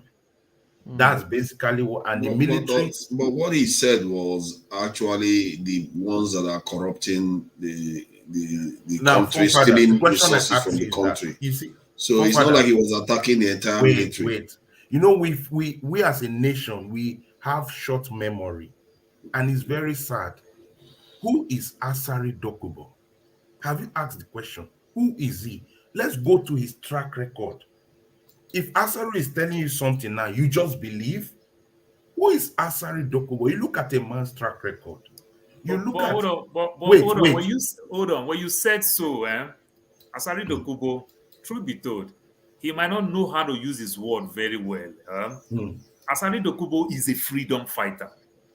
Asari Dokubo fought a good fight before he understand that for him to die and his family will live in penury, abject poverty, he started benefiting from his fight. But Asari Dokubo fight a good fight. I can tell you. Yes. And when you said all these things about the military, that Asari Dokubo tried to condemn the military, the way he uses his word, I blame the president because Asari Dokubo must have discussed that issue with the president one-on-one. He shouldn't have come out in public and say it. But guess what? The military actually did everything that Asari Dokubo is talking about. Yes. Up to the Air Force on air and the Navy on ground, plus the soldier, the so-called NSCDC, they are all you see this problem. You see this problem is the same problem of Putin, where Prigozhin was accusing the military brats that they were corrupt under Putin. Now, I don't mind. I understand Asari Dokubo was a freedom fighter, but now he's earning from the government. Actually, what I see is even deeper. There's going to be real battle for resources in the Niger Delta. Why? A contract was given to Tompolo to deal with the oil theft by the Buhari government. Now, Asari, who is also like another opposition fighter, warlord, is being backed up by the new Buhari government administration. Don't you see in the big analysis of things that there's going to be issues in the Niger Delta? So just to let you know, let's correct that part. And Asari Dokubo spell it clearly. If you listen that speech, Asari Dokubo also assigned contracts to also mount the so-called Abuja Kaduna Road. That is one. Then when you said so, maybe you don't understand the region very well. Tompolo is from Warri South local government. He's from Delta State. Tompolo mounts the region within Delta State all the way to Bayelsa. Asari is from River State. They all have their place. It's just that these guys. Paul, I know that region. Paul, I lived in that region. No, hold on. Let me land with it. I know that region very well. Let me land with it. There's even Ateketom. Ateketom is now Ateketom is a king. So I know that region very well. So now what I want to make you understand, this thing that we're talking about, it's not all about Ateketom and Asari Dokubo. There are so many of them. Yes. But these are the ones that are just making national news. Yes. When you come to Eket, you go all the way to Akwa Ibom. They also have people from that place. Asari Dokubo cannot do anything anywhere close to Delta State. Let me tell you something. To bring him down. Paul, listen. Tompolo cannot near anywhere close to River State. They'll bring him down. That's how it works. Paul, let me tell you something. If you have many warlords, and government gives backing to one, if a government resource, government support backs one, that one becomes the dominant person. That's true. Everybody has to shift because government, military, and everything backs it. But what I'm saying is that the way he communicated, like you said, will always annoy professional military men. It will always annoy because what you are just trying to say is that you are throwing them under the bus. That's okay. Right? See, from what I heard, I don't know why you are making it sound as if it's the entire military. What he was saying was attacking the people that are causing the problem in the country. So I don't understand why he keeps saying what he's saying was about the entire military. I heard that. Sorry, let me finish what I'm saying. Let me finish now. Let me just finish what I was saying. You just see. I watched it, and what I heard was somebody accusing the military of stealing our natural resources that we're supposed to be protected from, and they were supposed to be the ones protecting it. And he also accused them of the way they were fighting insurgency. They were pulling their punches. So those are things are serious allegations. And it's not accusing the lower ranking ones. He's talking about powerful people in the military. Forefathers, can you answer this question? Has Asari not also stolen oil stuff?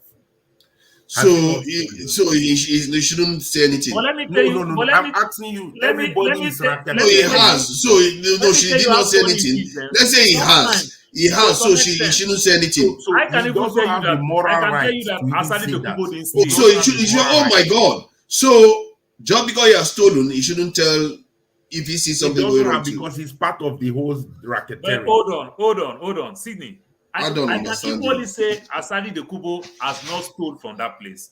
Because after the Obasanjo thing, Asari Dokubo fight, Yaradua gave him that release Asari Dokubo and the likes. They sent so many of them to school. They give so many of them contracts. Scholarships, yes. No. They are foot soldiers. The big ones, they give them contracts. They bought tugboat, they bought everything. They started making money legitimately. You understand?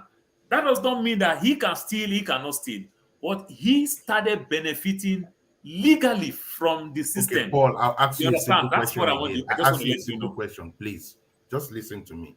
Go ahead. Has there been oil bunkering going on in the Niger Delta since those times after Yaradua gave them all those palliatives? I can say going on till today. Good. Till today. Now, second question is, who have been coordinating that oil bunkers in the Niger Delta and the creeks? So do you want me to tell you? I'll tell you the three cardinal points, the three people that are coordinating it. The military, the traditional rulers, and the so-called youth. Now, thank it's you a very family much. business. Let's break it down. That is one facet of it. Then the second facet of it, when you talk about the Asari Dokubo, I don't think Asari Dokubo can steal oil to go sell in Houston, Texas. No. The small one that they steal, that they use for what I call local consumption over there, that is what they do. The one that they steal, he actually acknowledged that even the ones he was talking about, the big ones, they say they have terminals and everything that they used to take oil out of the country. The so-called Navy, I think the so-called Air Force that are seeing these vessels come into Nigerian space to take all those things. You mentioned three people. We're playing with the big boys. He was playing with the big boys. See, He wasn't playing we're local. analyzing. We're analyzing. You mentioned three people. Military. I agree with you. And that is why Peter Obi said no crude can get away here without the military involvement. The government must be aware of it. So they're implicated. You talked about traditional rulers. Some of those traditional rulers, one of them is Ateketon. They have real strong backings with these warlords to create protection in those environments. Is it true? That is true. The third set of people, which you call the boys, the local boys, foot soldiers, who do the bunkering, create local fuel and kerosene for the local riverine communities to dwell in, and then sometimes they push these products off barges. You get me? They know where the pipelines are in the deep creek. They also work alongside the security officials who see them. Now, do you think that in all this, Asari Dokubo or Ateketom or Tompolo, who has a contract, is not aware of it? That they are not aware? That they just came to be aware of it? Or they don't participate? They are not participation. They are not participating in these affairs. So they are aware. Is that discussion let me make you understand something. Let me make you understand something. What I'm trying to say is that it is dangerous for a government that discussion in Aso Rock by Asari Dokubo, that communication is something that should be done behind the scene. When you bring it out into public glare, it gives different picture to the military. It gives a different vibe and about your institution. Exactly. But he also said, I don't think that's what he was saying. A lot of military people will support it. I don't understand what he's saying. A lot of see, let me tell you something. My own instinct is always on the military. My instinct is always on the side of the military. Let me finish my own point. New chief of army staff, and you see this type of thing going on. I don't think you want your boys that you deploy in the creek to do those nonsense. You make them understand that. Stop those nonsense. He also sent a positive signal also to the military to say, come on, these people, they've exposed us too much. We have to cut down a little. You understand? Now, then let me make you understand. Compensating the so-called Tompolo and overreached is a political strategy. I hope you understand that Tinubu's wife, Remi Tinubu, is a Shekiri woman, minority from that same state. And at the same time, the Ijaw people will feel threat that if a Shekiri woman happen to be the first lady, they are going down. You understand? But making them relevant with Tompolo, who happen to be an Ijaw man, he sent another signal, say, don't worry, we are still in power. It's a political strategy. Go and look at the place that Tinubu but you cannot when he went to Delta State. You cannot shortchange your military as a government. You must We cannot do the same thing all the time and expect a different answer. What about that? Is going to take decisive action to get these rotten eggs. It's not the old army and the navy. There are a few who have this entitlement mentality. A better person, I get power person, I get people where they up, where go to cover me. The president is going to remove them and make it possible for the people of this country to benefit. For instance, Emefiele is gone. Bauer is gone. So more heads will roll. Those who are standing as an impediment to the good and progress of this country. The president will not dilly-dally with them. He will not do sissy with them. He's going to put and kick them out.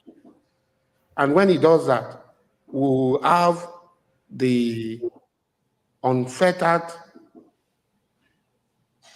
power, encouragement to get rid of oil theft, which all my brothers in the Niger Delta, all of us have agreed. Now, did you hear what he said? He qualified unfettered powers. You see what he decided to hear? 1 minute, no. he decided, hold on, you see what he decided to hear? He said, not all the military. A few of them. Go back to let him listen again. Go back again. Allow me land. It's like you are defending those corrupt ones now. No, I'm not defending corruption. All I'm saying is that there is what we call optics. When somebody that is a non-state actor, all right, begins to come to your state house and tells you exactly that we are going to do this, we're going to remove them, is going to be decisive on this. He's telling you exactly the government, what they are going to postulate. For me, as an individual, I feel it's not right. You see, for me, I also believe that the military also now in the rig also because know that that the civilian is watching them, that somebody can report them. Would have been and better. It's a good thing. That communication would have been better from presidency himself. Can I make my last comment? comment? Maybe you're right there. Maybe you're right there. But see, hold on. Let me just say this. I think the reason why maybe the president decided to do it was because that would have come across as being, one, he's not very clean himself, and he will come across as challenging. If the president came and said it, this is the plausible deniability. They could say, oh, Asari Dokubo is crazy. He's not. But if the president came and said it, it's like committing himself to criticize some maybe very, very powerful people in the military. Fathers, that is not how. That is not. Wait, hold on. KJ, hold on. If a military man had said it, maybe that would have been better. But that's not what happened. Forefathers, you cannot have somebody that does not have any political office and come out and make such claims. That is very serious. Now, let me tell you this for free. It's a citizen of Nigeria. Let me just tell you this for free. Asari had better start watching his back, because the military is not going to forget this. He had better start watching his back from now. What do you mean the military? He just said he's the one that are stealing the money. I can tell you that the junior officers will be on his side because they know what is going on. Hold on. Let me say something. He has no right. Sorry, KJ, let KJ say something, and I will sign off for the night. And then Jamba can just add something to it. Let me remove this guy. Let me say something, and I'll sign off. Now, loyalty in the military cannot be a military member being loyal to you who's an outsider. Never. The loyalty goes from top to bottom to top, and it's always going to defend themselves. One for all for one. Now, secondly, that's why they have coups. You are speaking based on what? Who are you? Are you the Minister of Information? Are you the person in social duties? What is your position for which you are making such allegation and even going ahead to infer what you are going to do in the government of Nigeria? I think these things should not be taken lightly. You see, it just shows you how impunity has gone to every level in Nigeria, in our society. If not, that room that you are sitting to make this pronouncement are the room where the Federal Executive Council, after their meetings, meet to take decision or to brief the press of what has gone on. You alone sat under it, and with no authority, was able to say what you are going to do to an institution of government. Okay, so he doesn't look at it any which way. He didn't say he is going to do it. He said the president is going to do it. Brother, even if there are 5 generals in the army and all of them are corrupt, it's not Asari Kubo that will come and dictate what to happen to those generals. It's not dictating it. It's the president that he believes that the president will do it. It's about optics. We're not saying that what Asari is saying is wrong or there's no corruption. But when you are communicating, because you are working with a victim, it's just like what happens. Good night, KJ. Good night, KJ. Thank you for coming in, KJ. Like Paul said, what happened in Lagos cannot happen. What happened? MC Olomo can talk, can tell you if you come out here, this is what will happen. And that is how it is because he has backing. Now, you can't use that same pattern in a federal government because more people of different nationalities and persuasions are involved. So if you give a wrong vibe, the vibe you are giving the military is that I have somebody that has muscle and is saying we're in charge of these things. You get me? And this is how it will happen. They will sack, I think they will sack this, they will sack this. Why did you bring nationality into it? No. When I say nationalities, I mean, what I mean by nationalities is not derogatory. Is it that a South person is no? You miss the point. That's why now. Then why? Tell me. I don't understand. I'm saying that we have in the federal system, you have other groups. You have other groups that are involved. So you cannot. It's not like in Lagos where it is most predominantly one group. So somebody can just communicate, "Oh, this is not going to happen," and everybody allows it. But when you come into that system where there are different South, is it only allow someone that can communicate this or Yoruba man? What do you mean? Why? What I'm trying to say is this: people want to feel involved in a government. That's one. And secondly, you have the military who is assigned to that role. Even the National Security Advisor is assigned to such roles. You don't come out, you don't create somebody that he doesn't have any portfolio whatsoever to communicate serious security matters with matter of fact. What you say just now it has merit. If you can say, okay, a military person should have been put forward to say something like that. But remember, this is an independent citizen. I still bring it to a recent issue of Russia and Prigozhin. It's just the same thing. Prigozhin does the job on the field in different areas for Putin. And then the military, the Russian military chiefs are not happy because Prigozhin is becoming a dominant voice. He's speaking out. He's talking. So they told him, look, okay, you need to register your fighters under the military. And he refused because he's saying that the military guys are corrupt. They are not bringing weapons. They are not bringing this. They are not doing this. And then he creates a rebellion. So what we are trying to say is that do not create massive issues in your security architecture because you need your military with you. If you create a problem within the military, at the end of the day, they will align with themselves and say, look, we don't think this president really understands our military structure. Military has structure. Don't you think Tinubu is also doing it in a way like show of strength to make the military understand? Yes, that's what I think he's trying to do. It might also be a show of strength. But that is a dangerous game. You might say so. You might say so. You might say that, yeah. Wait, that is a dangerous game. Guess what? We've been doing it the normal way for a very long time. We don't get it. Exactly. You understand? You might just want to go a little bit contrary to what we used to do. The truth is that anywhere you see another group being strengthened by a government in place, down the line, that group will be very strong and can begin to dictate to the government. Secondly, they are ready for hire.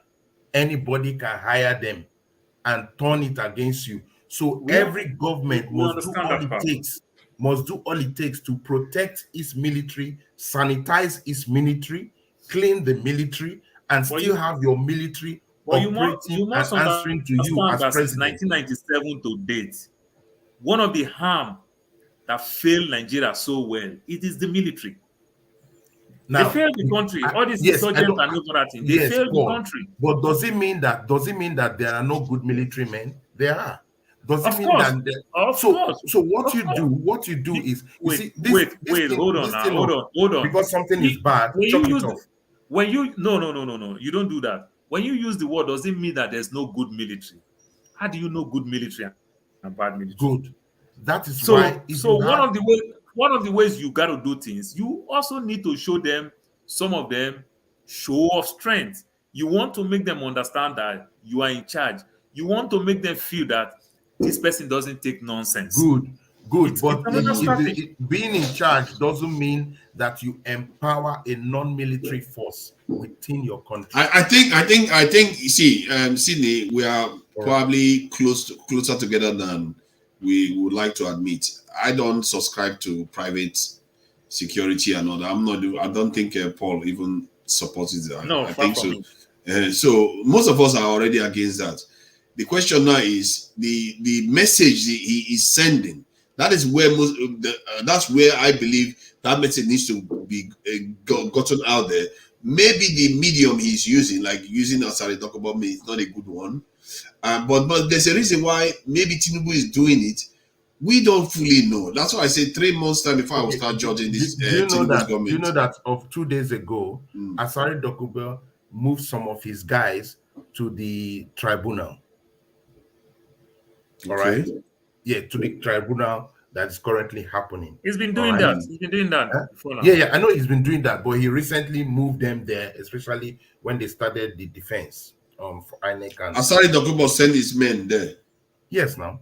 So what when he says men forces or just his boys now, boys on the road. He has boys. He has different type of boys. The ones that are forces, the ones that are there to create muscle. So what I'm trying to say is, in essence, is this: I don't have a problem with the message of corrupt military guys, especially with oil and gas.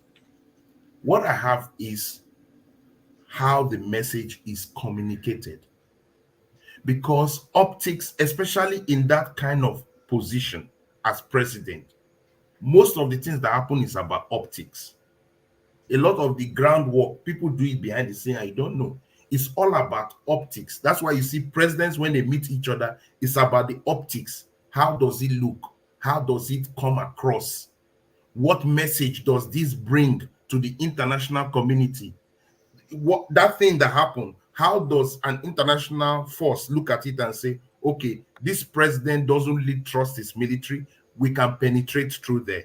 Or if you give the right optics, it's also a security issue. You need your military to believe that you are with them. Even if you have a plan to purge, you still need the military to know, I'm with you, you are with me, but I'm going to do an internal mechanism to cleanse the military of corrupt leaders. So we need to I see. So Otto, I think we are not, like I said, we are not that far apart.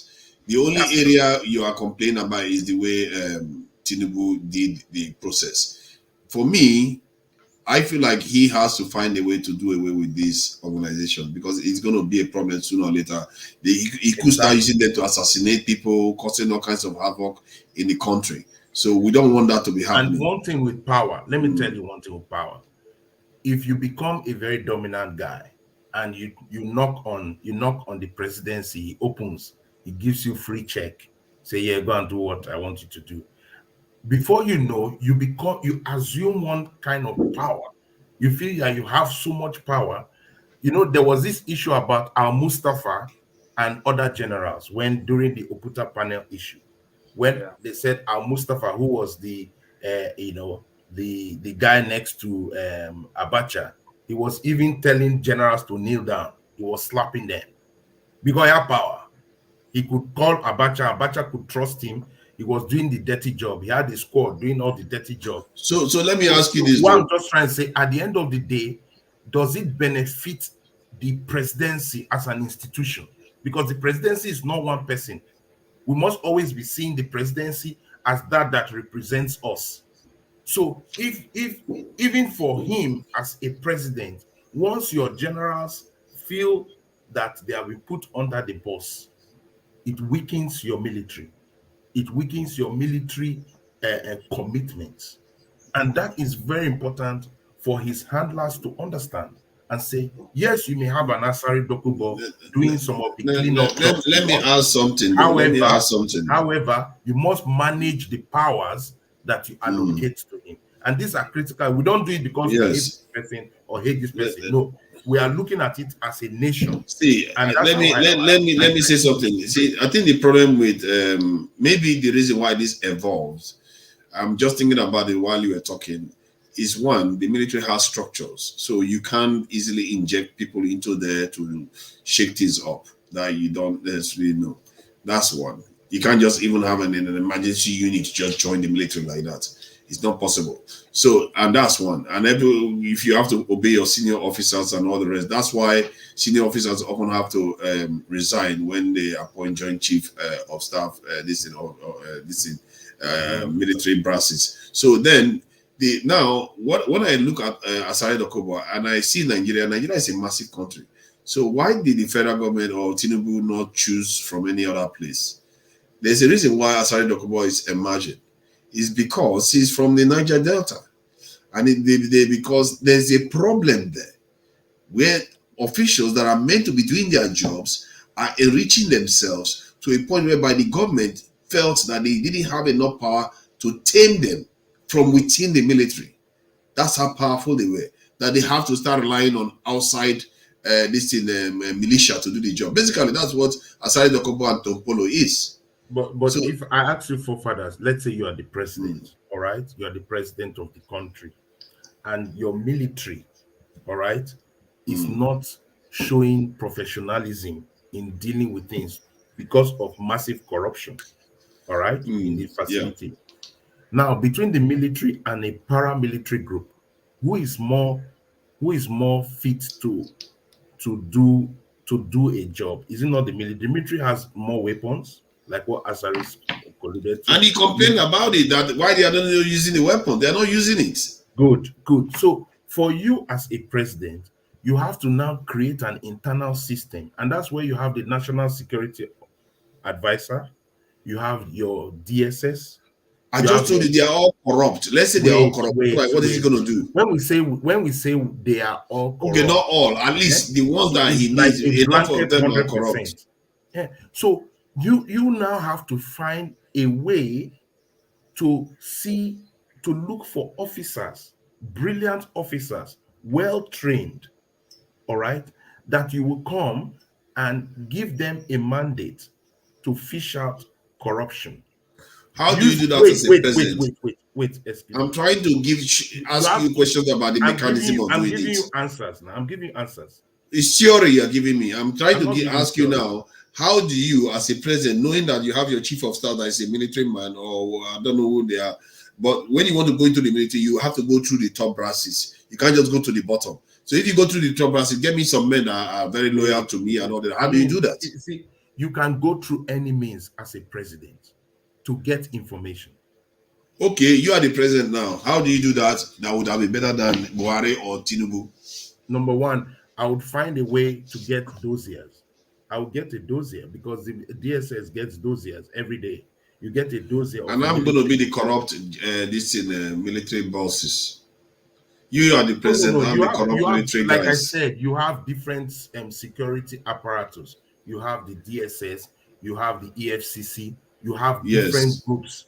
All you need is DSS. Have we known DSS to arrest any military officials? General. You know why? Let me tell you something. And do you know why all these people do this? Because the president is corrupt. Because the president has no levels. If you put a president that wants to deal with corruption, everybody will sit up.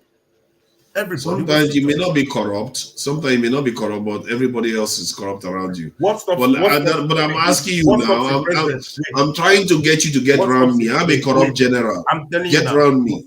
Good. To get around you, I just surprise you with a visit and say I need all your books out. That's simple.